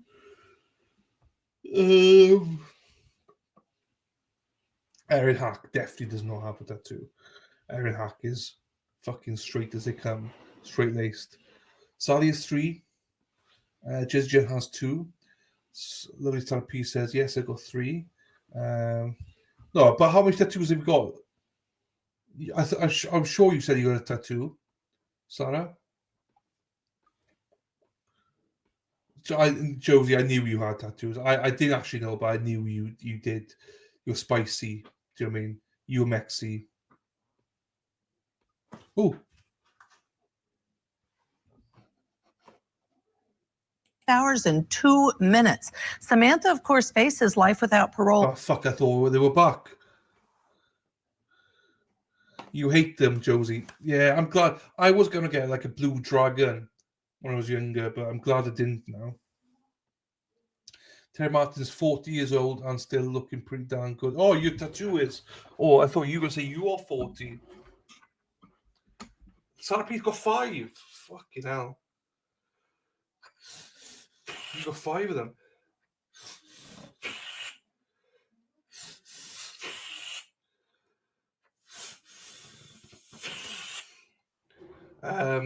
You have Trump stamp, Josie. Well, that's one thing you're not. You're not a Trump. Josie's lovely. No, it's basically I can 100% understand why you got a Trump stamp. 24 years ago, when I got it, I had to go to RI, Rhode Island, because they weren't legal yet in Mass. Now it looks like shit. You're such a rebel, Spacey Stacey. Unbelievable. Sally's got 1 on the forearm, wrist and ankle. Jen's got 13. Motherfucker. Jeepers. J-Man got no tattoos. No, I knew you didn't have any tattoos. Oh, I knew you would have none, J-Mac. You're like me, vanilla. Rhonda, I have 5. Jeepers. I'm too scared to ask where. I don't want to know. I don't think. Fuck.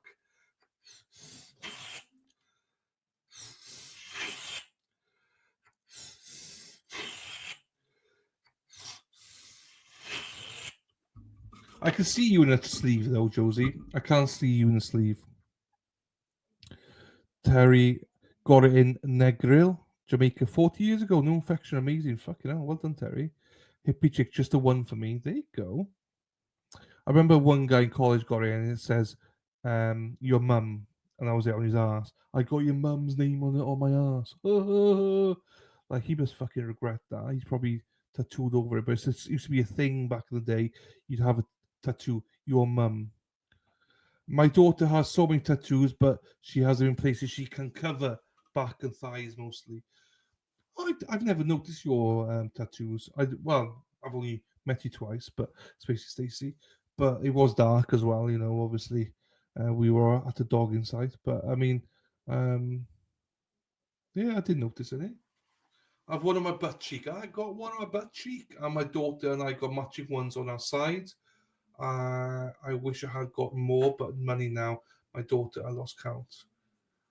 Space Station, I have 1, 2, 3 tattoos for Katie, and I want to get them lasered off. Hate them.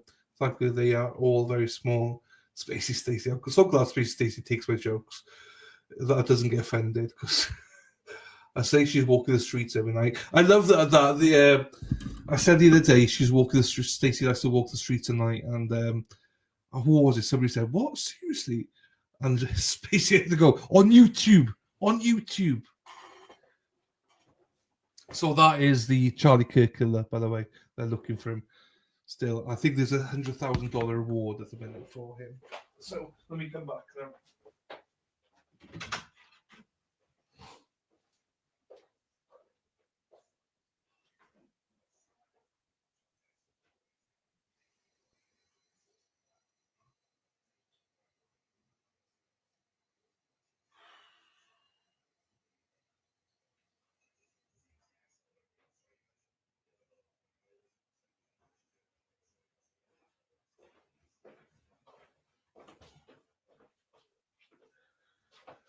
Oh, shit.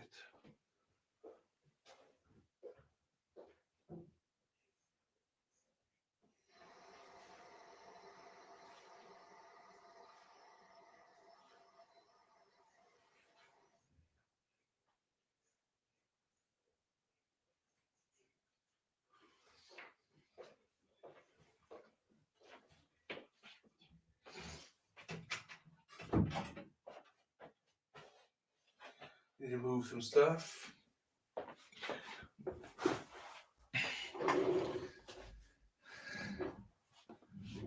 Yeah, why do you hate the? You can't easily defend me, fucking bitch. Nah, I know. That's what I love about it. You don't get offended when I call you names because you can call me names as well. So, and I still can't believe Bex came in for the first time and she stayed. That's the type of person we like to have in this stream. Hang on.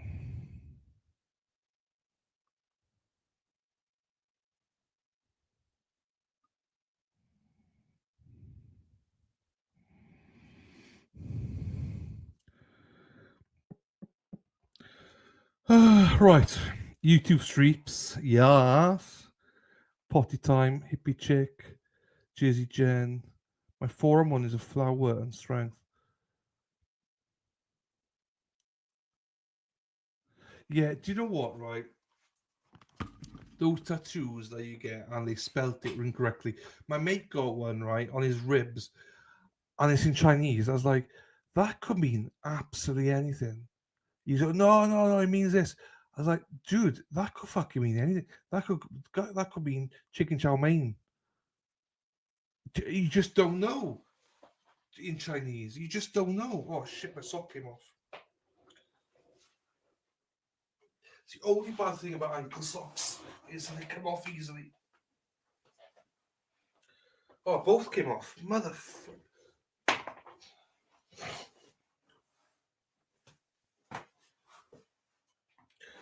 It's like, why would you do that?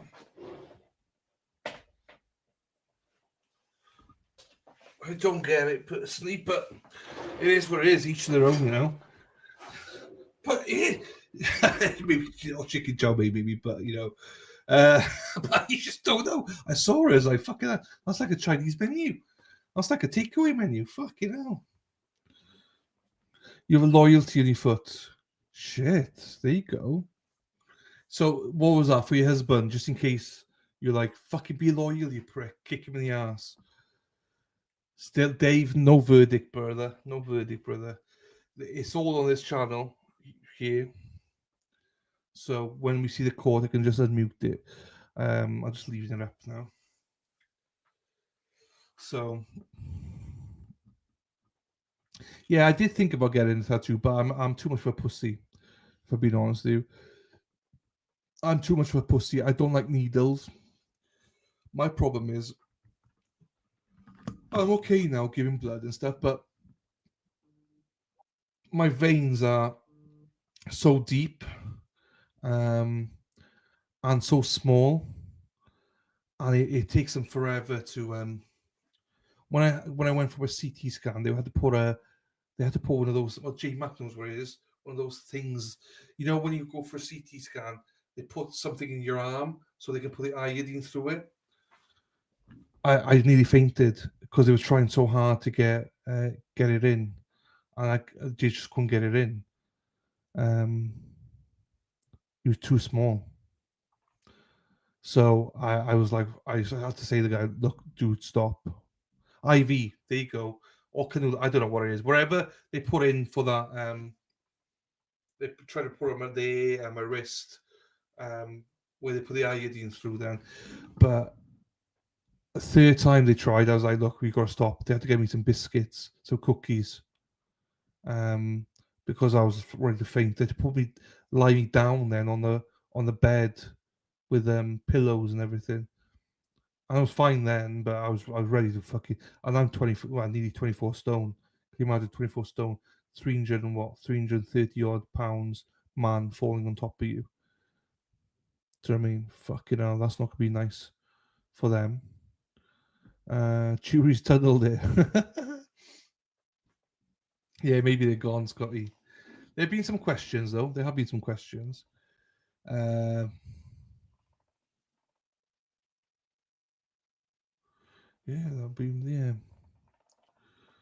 So we know they're still there. They've been actually there's not been questions for about an hour and a half now, 90 minutes or so. I'll be honest, I didn't think it was going to take this long. I thought we were going to be in and out, and we were going to shake it all about. How many days was the trial? 7 days. Well, 7 days with closings and jury selection. So first day was jury selection, second day was jury selection plus open statements, third day, and some testimony, and third day full day testimony, and then the fourth, fifth, sixth day, 3 days then of we could watch live. Well, half an hour behind. Jersey Jen says, my mum had cancer, did not get a port for chemo, and her veins collapsed. And when she got really sick, they had to stick her 18 times once. We had to get a paramedic to get her vein. Oh, it's awful, isn't it? Awful. Last time I had to go in for a test. They had to get the woman was like, I just can't see it. The needle's like that big, and they stuffed it all in. They said that the whole thing's in, and we can't find a vein.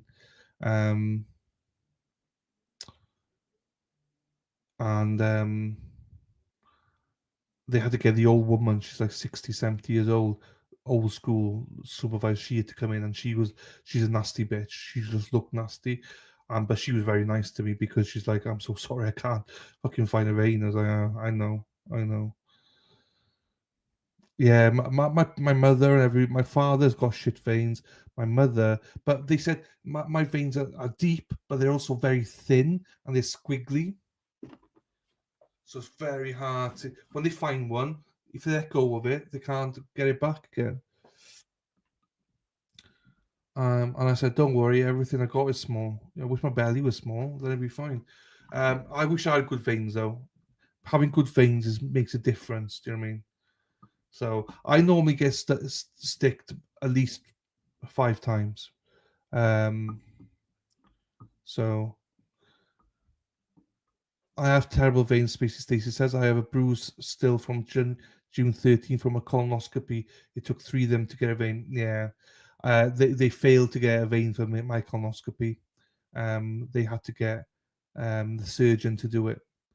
And he even, he failed. It was supposed to go my right arm. They stuck me about 3-4 times, couldn't get anything. And then they tried to get my hand.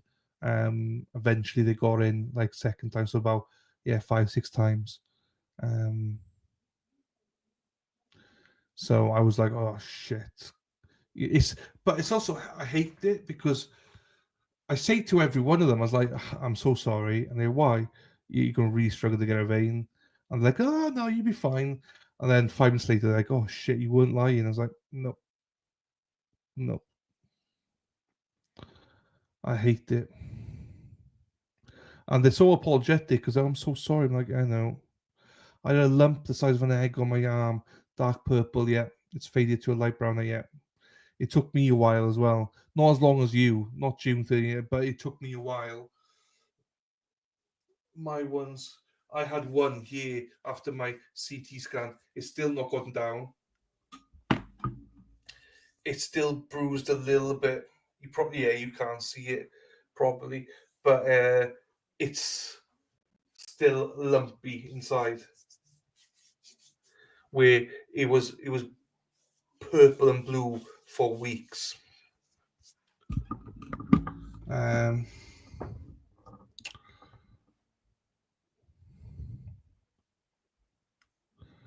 want one more appearance right in Ronda. I always tell them to go hands or feet. It's awful when they plunge the needle in deep, faint. Yeah, I've nearly fainted a few times. But you do get free biscuits out of it. So even if I don't faint now, I say, oh, I feel faint. Just get free biscuits. Terry, no. It's they'll go on to about 6, and then they'll just come back tomorrow. It might be, we don't know. The good thing is people are discussing it. Also, just remember the rule of it all. They say on average, for every day of trial is an hour for deliberation. So we had 6 days of testimony. So 6 hours would be the average. and they're still not there for 6 hours yet. So.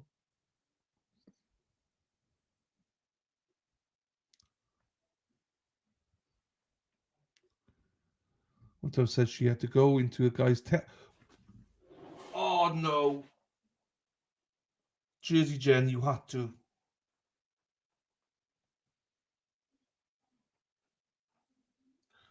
Oh no.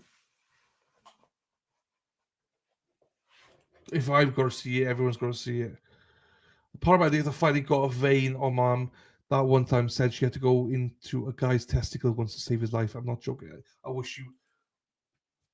Oh, that's gone right through my balls. Oh, fuck.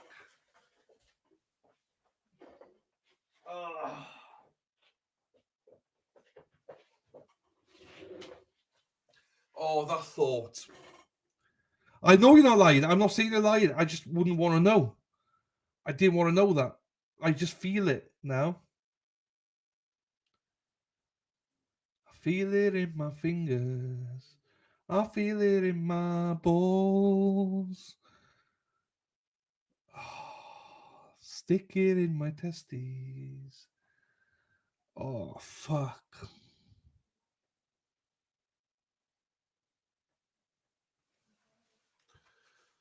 Oh, that is. Do you know what? That. Oh. Don't apologise. You're fine. You're fine, Jersey Jen. Just the thought of it now. Oh.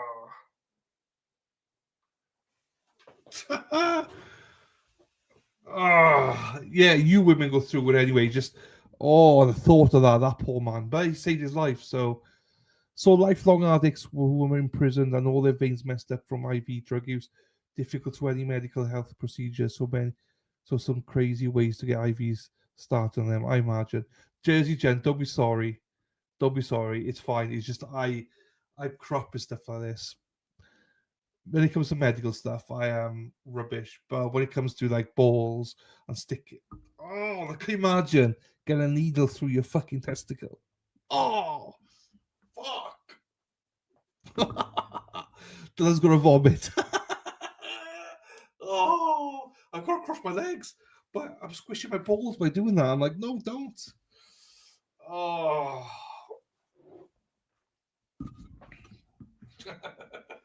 Well, that took a fucking left and turn, didn't it? People watching replay, but I want skip. If you're on replay, skip to the fucking end to where we've done. We've been doing this for 8.5 hours now, so forgive me. Please forgive me. We're nearly done. Let's have a look. All right, how many people liked it? Oh, 42 likes. Is that it? Fuck. I've done more work today than in a while, and we hardly got any likes. 20 people here, 42 likes. I'm standing in line at Walgreens, cracking up. I'm getting some looks. I imagine that is, but you know what I mean, though. Jeepers. But you women get it worse than me, like Sally said. So yeah. Don't feel bad, just Jenny. Just that thought for a man. Oh.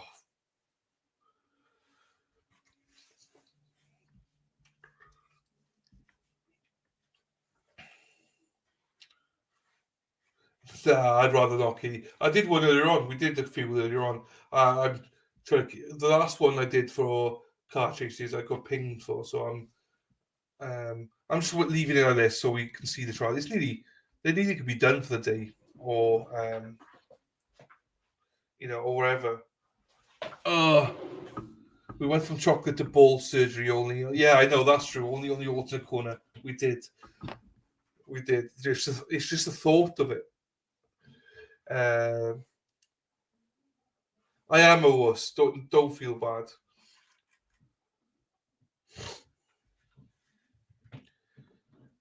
What's worse, leaving a co-worker with a bullshit grievance on unread or actually responding? What's worse? If it's a bullshit grievance that towards me, I just leave it on unread.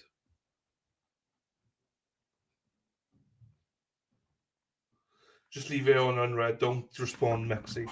If it's your work, then don't respond. I've learned that. Or if you need to respond to somebody else and pretend. No, Jersey Jen, you're absolutely fine. Hey, Jen, you can talk about anything you want here, my darling. Anything. It's just a thought. It's just my thought of having a needle stuck into your testicle. It goes through me. But you're absolutely fine. Yeah, we could talk about penis enlargements, anything on the alternate corner. Yeah. Look, I you know what I'm like. I respond to pretty much everything, and then weeks later you regret it. So there's no point. In the moment, you always want to respond to anybody that lies about you, but it's not worth it. They're fucking trash. So what's the point? If people need to use you, then it says more about them than anybody else. Vasectomy. Vasectomy on myself was probably the only time I got queasy smoke coming up from electric scalp. See, fucking Scott's taking it to another level again. Smoke coming up from the electric scalpel. Fuck. My poor dick and balls, they are in torture right now. My brother-in-law got a vasectomy, but I just, oh fuck. Like, is he actually smoke coming out? That thought of that is like, oh.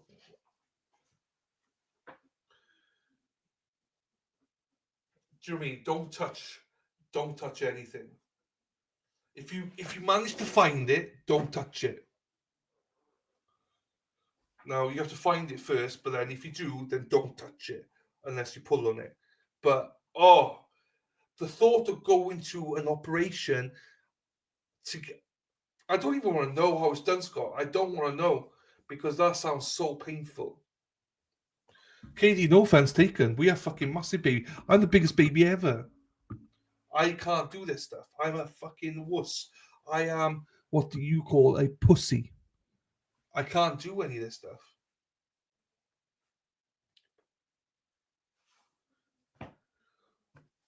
Oh, Scott, don't. I could be sick, Scott. They put it. Did they put an injection into your dick? Like, oh, I'd rather not have sex ever again. No problems.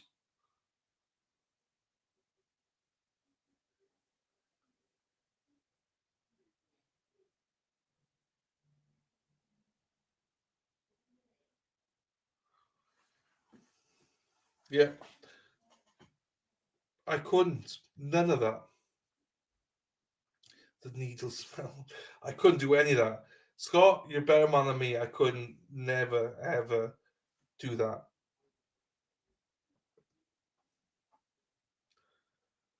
And yes, I agree with you, Lee. Unless it's man flu. Obviously, man flu is different. We're tough for that. But apart from man flu, we are pussies. Absolute pussies. I will say now, the women I know in my life are 100% tougher than we are. I'm going to have to pause until I get out of the lad. So that's it. I'm not reading anymore, so Pete. I'm not reading anymore. Not reading anymore. Because that's ridiculous. How do we get here, people? How do we get here? I blame Erin Hack. She's not here, so we got to this stage because of her. So, and Dana, obviously. It is Dana's fault that we are even here discussing testicles and penises being stabbed by injections and smoke coming out of them.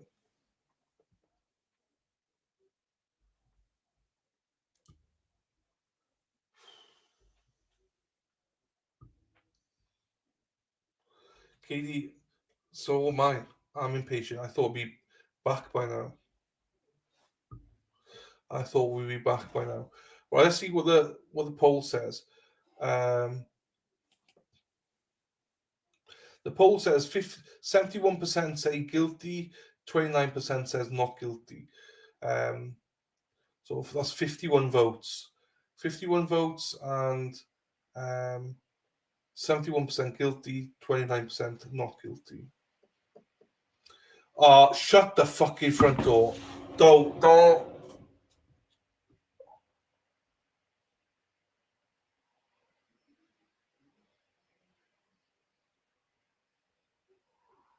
Bardaza.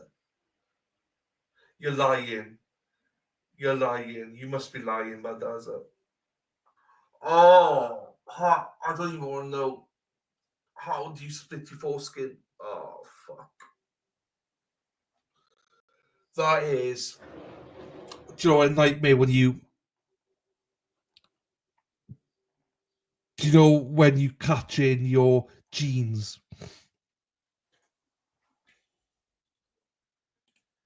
Oh. Did you catch in your jeans? In your zip?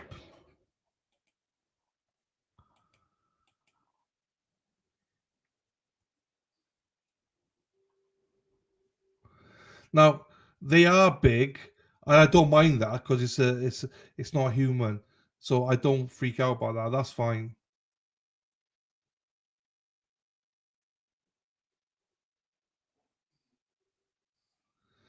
X slipped, fell straight down on it, and it ripped. Shit. Daza for the win. So she caused you to split your foreskin. You're all as your office shut. I know, my balls are pumping right now. If you can't see Bad Daza's comments, maybe make sure you're on live chat. Instead of top chat, make sure you're on live chat. Oh, jeepers, Bad Daza. I feel ill. My stomach. I feel like my testes are in my stomach right now. Oh. I feel soreness now in my testicle because it feels like I'm. Do you women have that as well? You know, when people speak about stuff in your breasts and stuff, do you feel pain? Running around the house holding my cock, blood spurting through my fingers. Oh, fuck. Oh.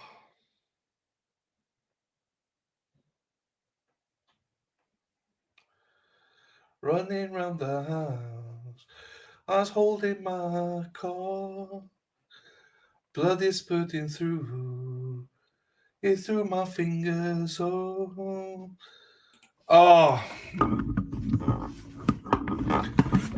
Scott, they're all idiots.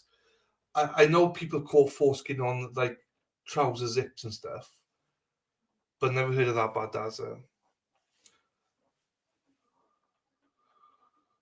Was one of you PS Bad Daza? Scott, Core TV, everyone on it is pathetic. They only have pathetic people like coughing. You not seen all comments? No. You can literally talk about anything. I don't know if women have that sensation, like sympathy pains. I'm feeling sympathy pains right now. My testicle is pounding.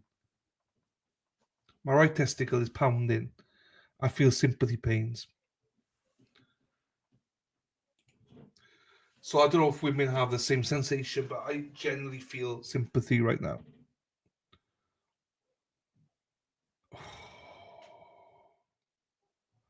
Happy days, Sally. Happy days. Men aren't circumcised there. I don't know why the fuck I'm even typing this comment. So, Split, I'm not circumcised. I'm not circumcised. It's not, from where I'm from, it's not, none of my friends are circumcised. No.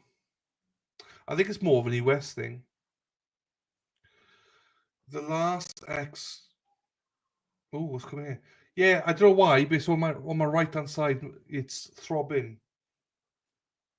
I know, KD. I know there is too much. The last ex threw my favorite knife at me and nicked my sack.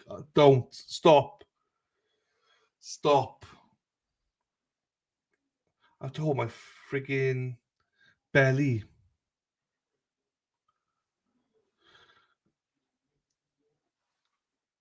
Right, have they got music on or something?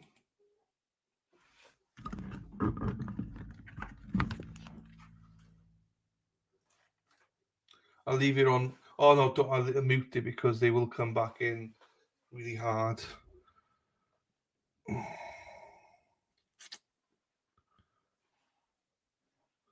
Women have one breast always bigger. Yeah, I didn't know that was a common denominator, but I've heard that. My Irish granddads and uncles weren't either. Not that I ever saw, but they didn't want their sons to have it. It's the West thing, yeah. British Islands, they're not circumcised. Oh, there's obviously some, but mostly not. They drove on the other side of the road in the UK, and that's why the nut is instead of the left. That's a good one of the CG. That's a good one. Jen, yep. Put pics or it's not true. Yeah, pics, Jen. Gotta make sure. Oh fuck. I would say I'm sorry. I'm not. Because I think this is the kind of stream that we have. Do you mean channel we are? I mean, I know it's not for everybody, but I can't help it. I never get why people become so they're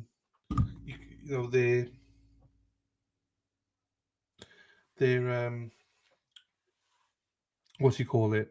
Prudes. I don't do prudes. Baseball dad. What's the time difference across the pond to where you are from?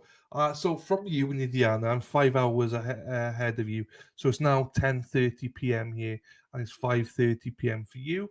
It's 4:30 p.m. in Wisconsin, 3:30 p.m. Pacific for Josie. So, yeah, 10:30. Yes, Terry.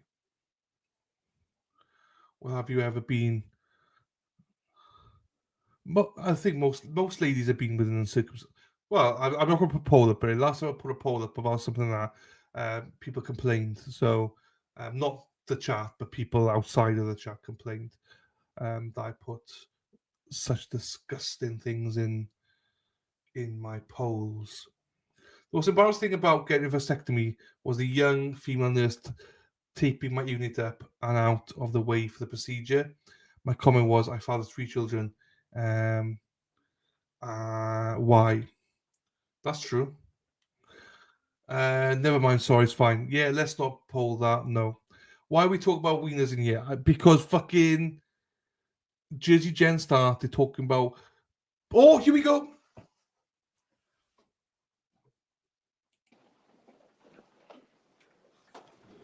All right, we're back in the courtroom on State of Wisconsin versus Samantha Jean Krebs.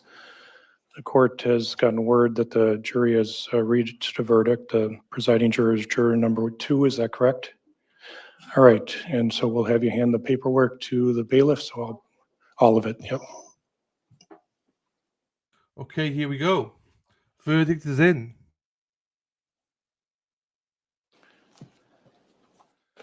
Okay, what the court does for the 12 jurors is I read the verdict into the record. There's a follow-up process called polling where each of the 12 jurors are asked 2 questions. Your number will be called, not your formal name. When you hear your number called, you stand up and Deputy Clerk Marina will say, juror number 1, you've heard the reading of the verdict. Is this the verdict of the jury? You answer the question consistent with your deliberations. And the second question is this your verdict? And then after you answer those, you sit down. So when we do that, I'll have the deputy clerk not say your formal name on the record. It will just be your seat number. And she can go in chronological order, even though we're missing number 5 and number 14. All right. Regarding the verdict, I'm going to have the defendant and her attorney stand at this point. The verdict has been presented to the court. It reads as follows. In the matter of the state of Wisconsin Plaintiff versus Defendant Samantha Krebs, Outagamie County Case 2024 CF 921. The jury finds as follows. We, the jury, find the defendant, Samantha Krebs, guilty of the first-degree intentional homicide as charged in count 1 of the information dated this 11th day of September 2025 at Appleton, Outagamie County, Wisconsin, signed by the foreperson, juror number 2. You can be seated at this time. All right, starting with juror number 1, you can please stand.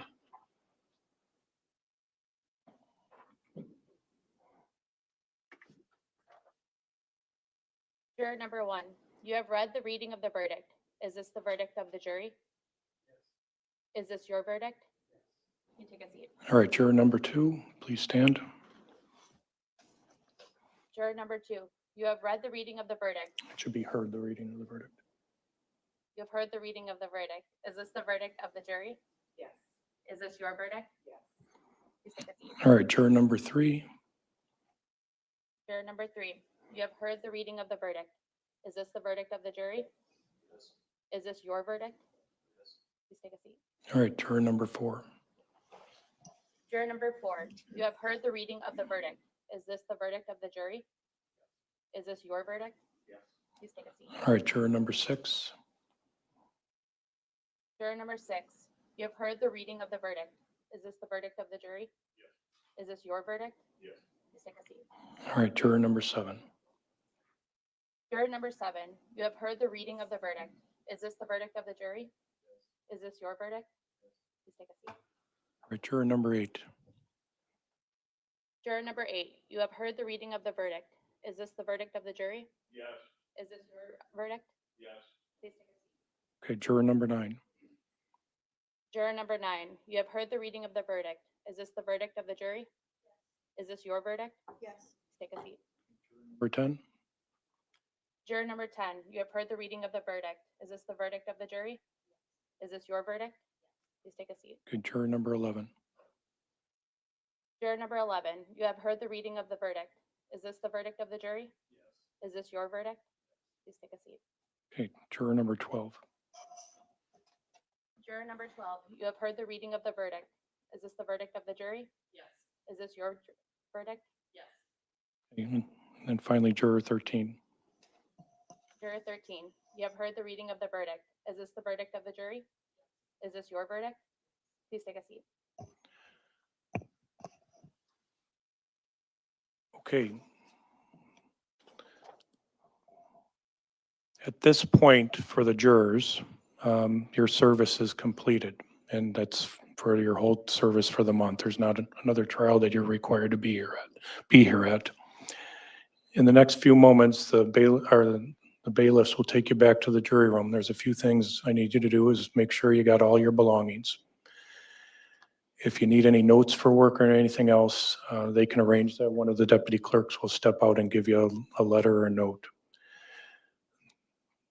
The notes you have taken will be collected and provided and destroyed, provided to other court staff to destroy. So those are still confidential, cannot be viewed by anybody else.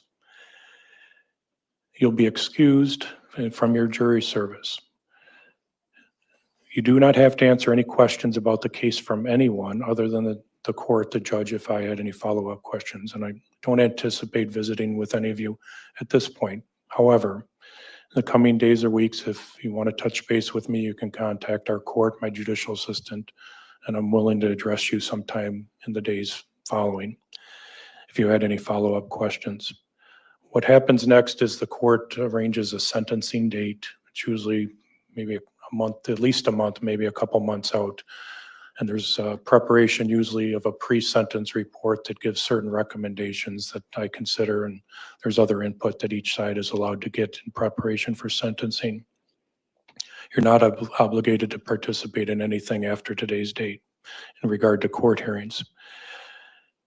The order to not discuss this matter with family, friends, or anybody else is lifted. So when you're home, if you want to talk to family and friends, that's fine. Just be mindful of any conversations you have.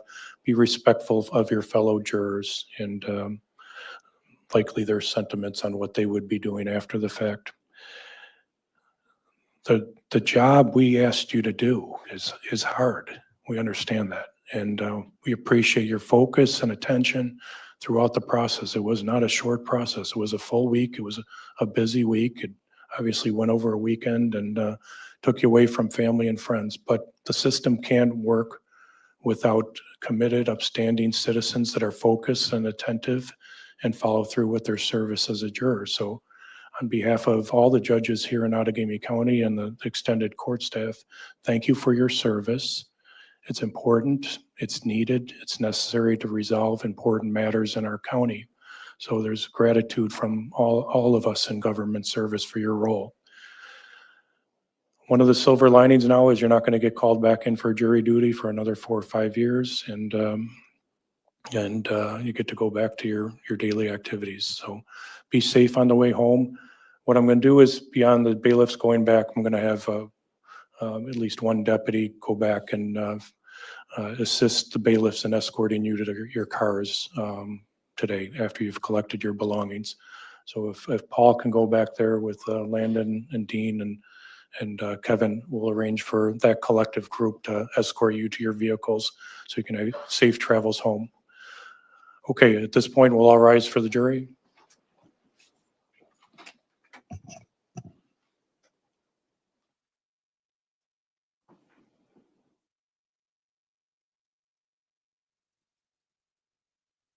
Paul, if you need another deputy, you can bring another one with you if you want.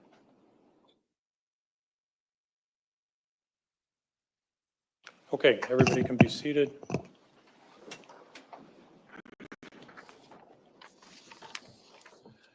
All right, the paperwork that was returned to the court was not just the verdict form, but the packet of instructions, all the exhibits that were requested. So we'll provide those back to the deputy clerk. So those are organized. The exhibits should be put back in sequence in the packet. The full and complete instruction should be kept as one document scanned in for the record. So the clerk should take their time organizing that paperwork. All right, regarding the verdict form, state asking for the court to enter judgments based on the verdict. Yes, please. All right, anything for the record from the defense on that? No. All right, the court has considered the statements of the jurors as part of the polling process. The court has reviewed the form of the written verdict. It's in proper form and dated appropriately and signed by the foreperson. So that would be received into the record and judgment will be entered. The court will enter judgment of conviction on charge of first-degree intentional homicide regarding Samantha Jean Krebs. Should be dated. The conviction date is September 11th, 2025. I understand there's mandatory penalties that go with this, but generally the court still orders a pre-sentence report. What's the state's perspective? I would ask for a pre-sentence and also ask the court to revoke bond. I know she's serving a sentence, but nevertheless, I would ask for both of those. What, Ms. Rock or Mr. Aubert, what's your position on a pre-sentence report? I don't believe that it's necessary, but really leave it to the court. Okay, timing for a sentencing date, what are you suggesting, Ms. Rock? If there's going to be a PSI, I would ask for at least 60 days. Okay, what's the state's view on that, 60 days out? All right, we'll go off the record for a second, look at our calendars, confirm the availability of defense counsel and the prosecutors.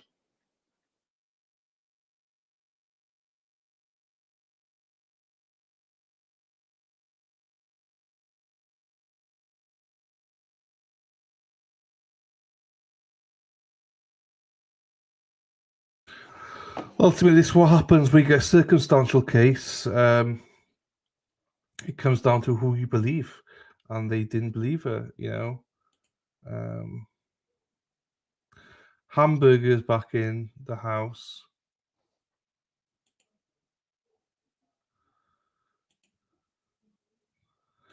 So most people polled it and said 71%. So most people were correct.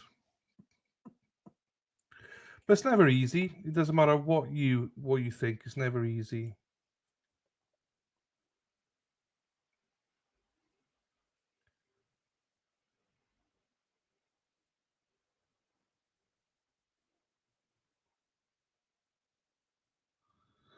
You see, there's another channel streaming this, right? I was just looking. You see, they do it sensibly. What they do on Trial Watch is they just put on old testimony. They just put on old testimony, but no, we don't. We have to do fucking other stuff. I think most people agree with the baseball dad. I think, as I say, nearly 3/4 of the people that watched this trial think he was guilty. I probably, yeah. Dave, everyone is guilty, according to you. Everybody. Dave's motto is guilty until proven innocent.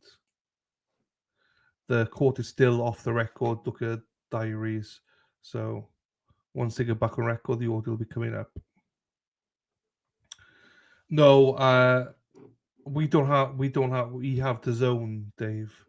The Zone we have in the UK, and I will watch it tomorrow morning because I've been streaming for 9 hours, Dave. And I've not eaten except for a packet of quavers. I've not had dinner or anything, so I've not eaten. Is that enough time to go over that with your client, Ms. Rock? I'm not sure what facility she would be at the time. That should be okay. Yes. All right. The state's okay with the report being in 2 weeks at a time? Yes. Okay, back on the record, the court will order a pre-sentence report. Needs to be filed no later than Tuesday, November 11th, 2025. Sentencing date will be Tuesday, November 25th from 9 a.m. till noon. Regarding any additional written materials, whether that's letters of support, character letters on behalf of the defendant, those should be submitted at least 2 weeks ahead of time. Any kind of letters that the state wants me to consider should be 2 weeks at a time.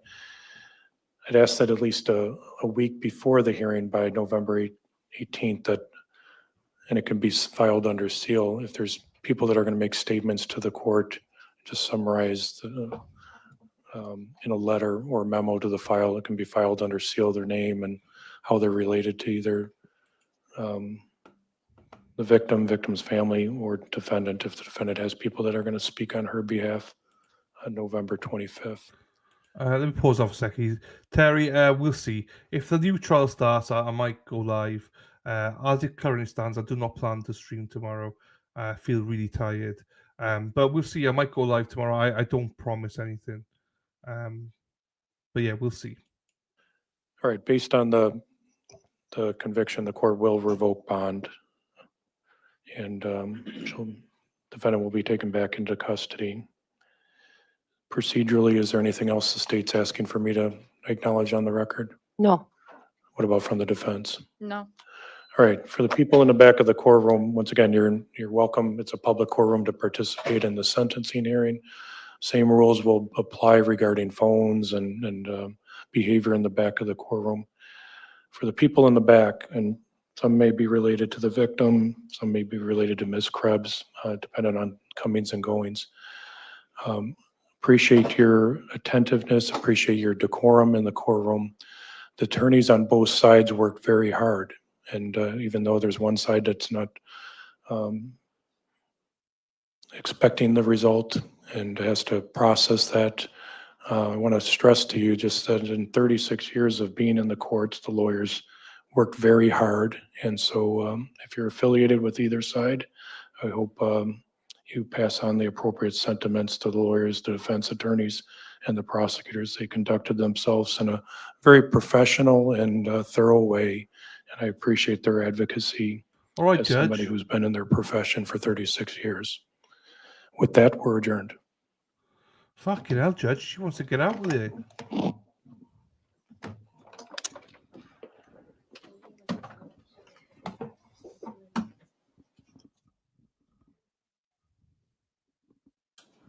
We'll just watch to see what happens to her. She's obviously upset about it. Yeah, so for tomorrow, I don't know. As it stands now, no. But by tomorrow afternoon, I might stream. I don't know. If the trial starts, I probably will stream the trial in Florida. but it doesn't seem like it will until Monday. So,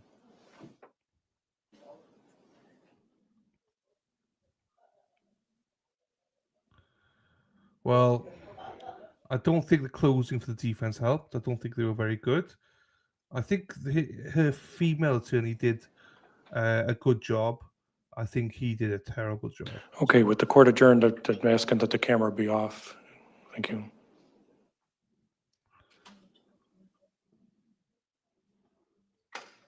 Bastard. He knew we were still live. Motherfucker. I don't know. Another CG. That's a good. What was she right sentence for? Do you know, Scott? I don't know. I don't know, Brody. I don't know. This has been a short but long trial. It's been long because the judge spoke for so long. This could probably have stopped a day earlier if the judge didn't speak so long. But there we go. We are where we are. We're done for the day. Over 9 hours today. So good shift, people. Good shift. We've done well. As I say, the next trial will be the death penalty trial in Florida. Shit, I punched something. Either tomorrow or Monday. It's scheduled probably, it's supposed to start today, but they think it's going to be Monday because it's death penalty and they need specialized jurors for it. So we'll see. I'll keep an eye out tomorrow. I might go live tomorrow. If not, I shall see you Monday. Bex. Well, I hope you come back, Bex. Bex, well, welcome to Bex. I hope you come back. I don't know how the fuck you found us, but I hope you come back. It's been nice to see you. If you don't come back, it's been lovely to spend time with you. Go Dogs. But yeah, hopefully you do come back. Our next trial is, as I say, Florida death penalty one. That should be a little bit better. Take a break tomorrow if needed. I know, we'll see. I probably will take a break unless the trial starts. If the trial starts, then I'm streaming. If not, but I might not know until 8, 9 o'clock tomorrow. So we'll see. Because I want to get up early and watch the Green Bay Packers and Washington Commanders tomorrow. So we'll see. So yeah, there we go. That's it. Done. Dusted. Another stream. Another trial. And I'm surprised. Literally, it was us and one other channel, I think, in the end that streamed it. So not very many people were interested in this. So I'm glad we did it together, as always. Right, I don't know what the ending is. Oh, Erin Hack. I've not seen Hack, so hopefully she gets to see what the verdict was. And yeah, we'll end it there. Thank you. Bex, thank you. It'd be nice to see you back anytime. Either tomorrow, Monday, start a new trial. Put the notifications on, people, and I shall see you either tomorrow, probably not, Monday, probably. See you all later, and those of you out camping or dogging this weekend, enjoy yourselves. If you're out on the streets, enjoy yourselves.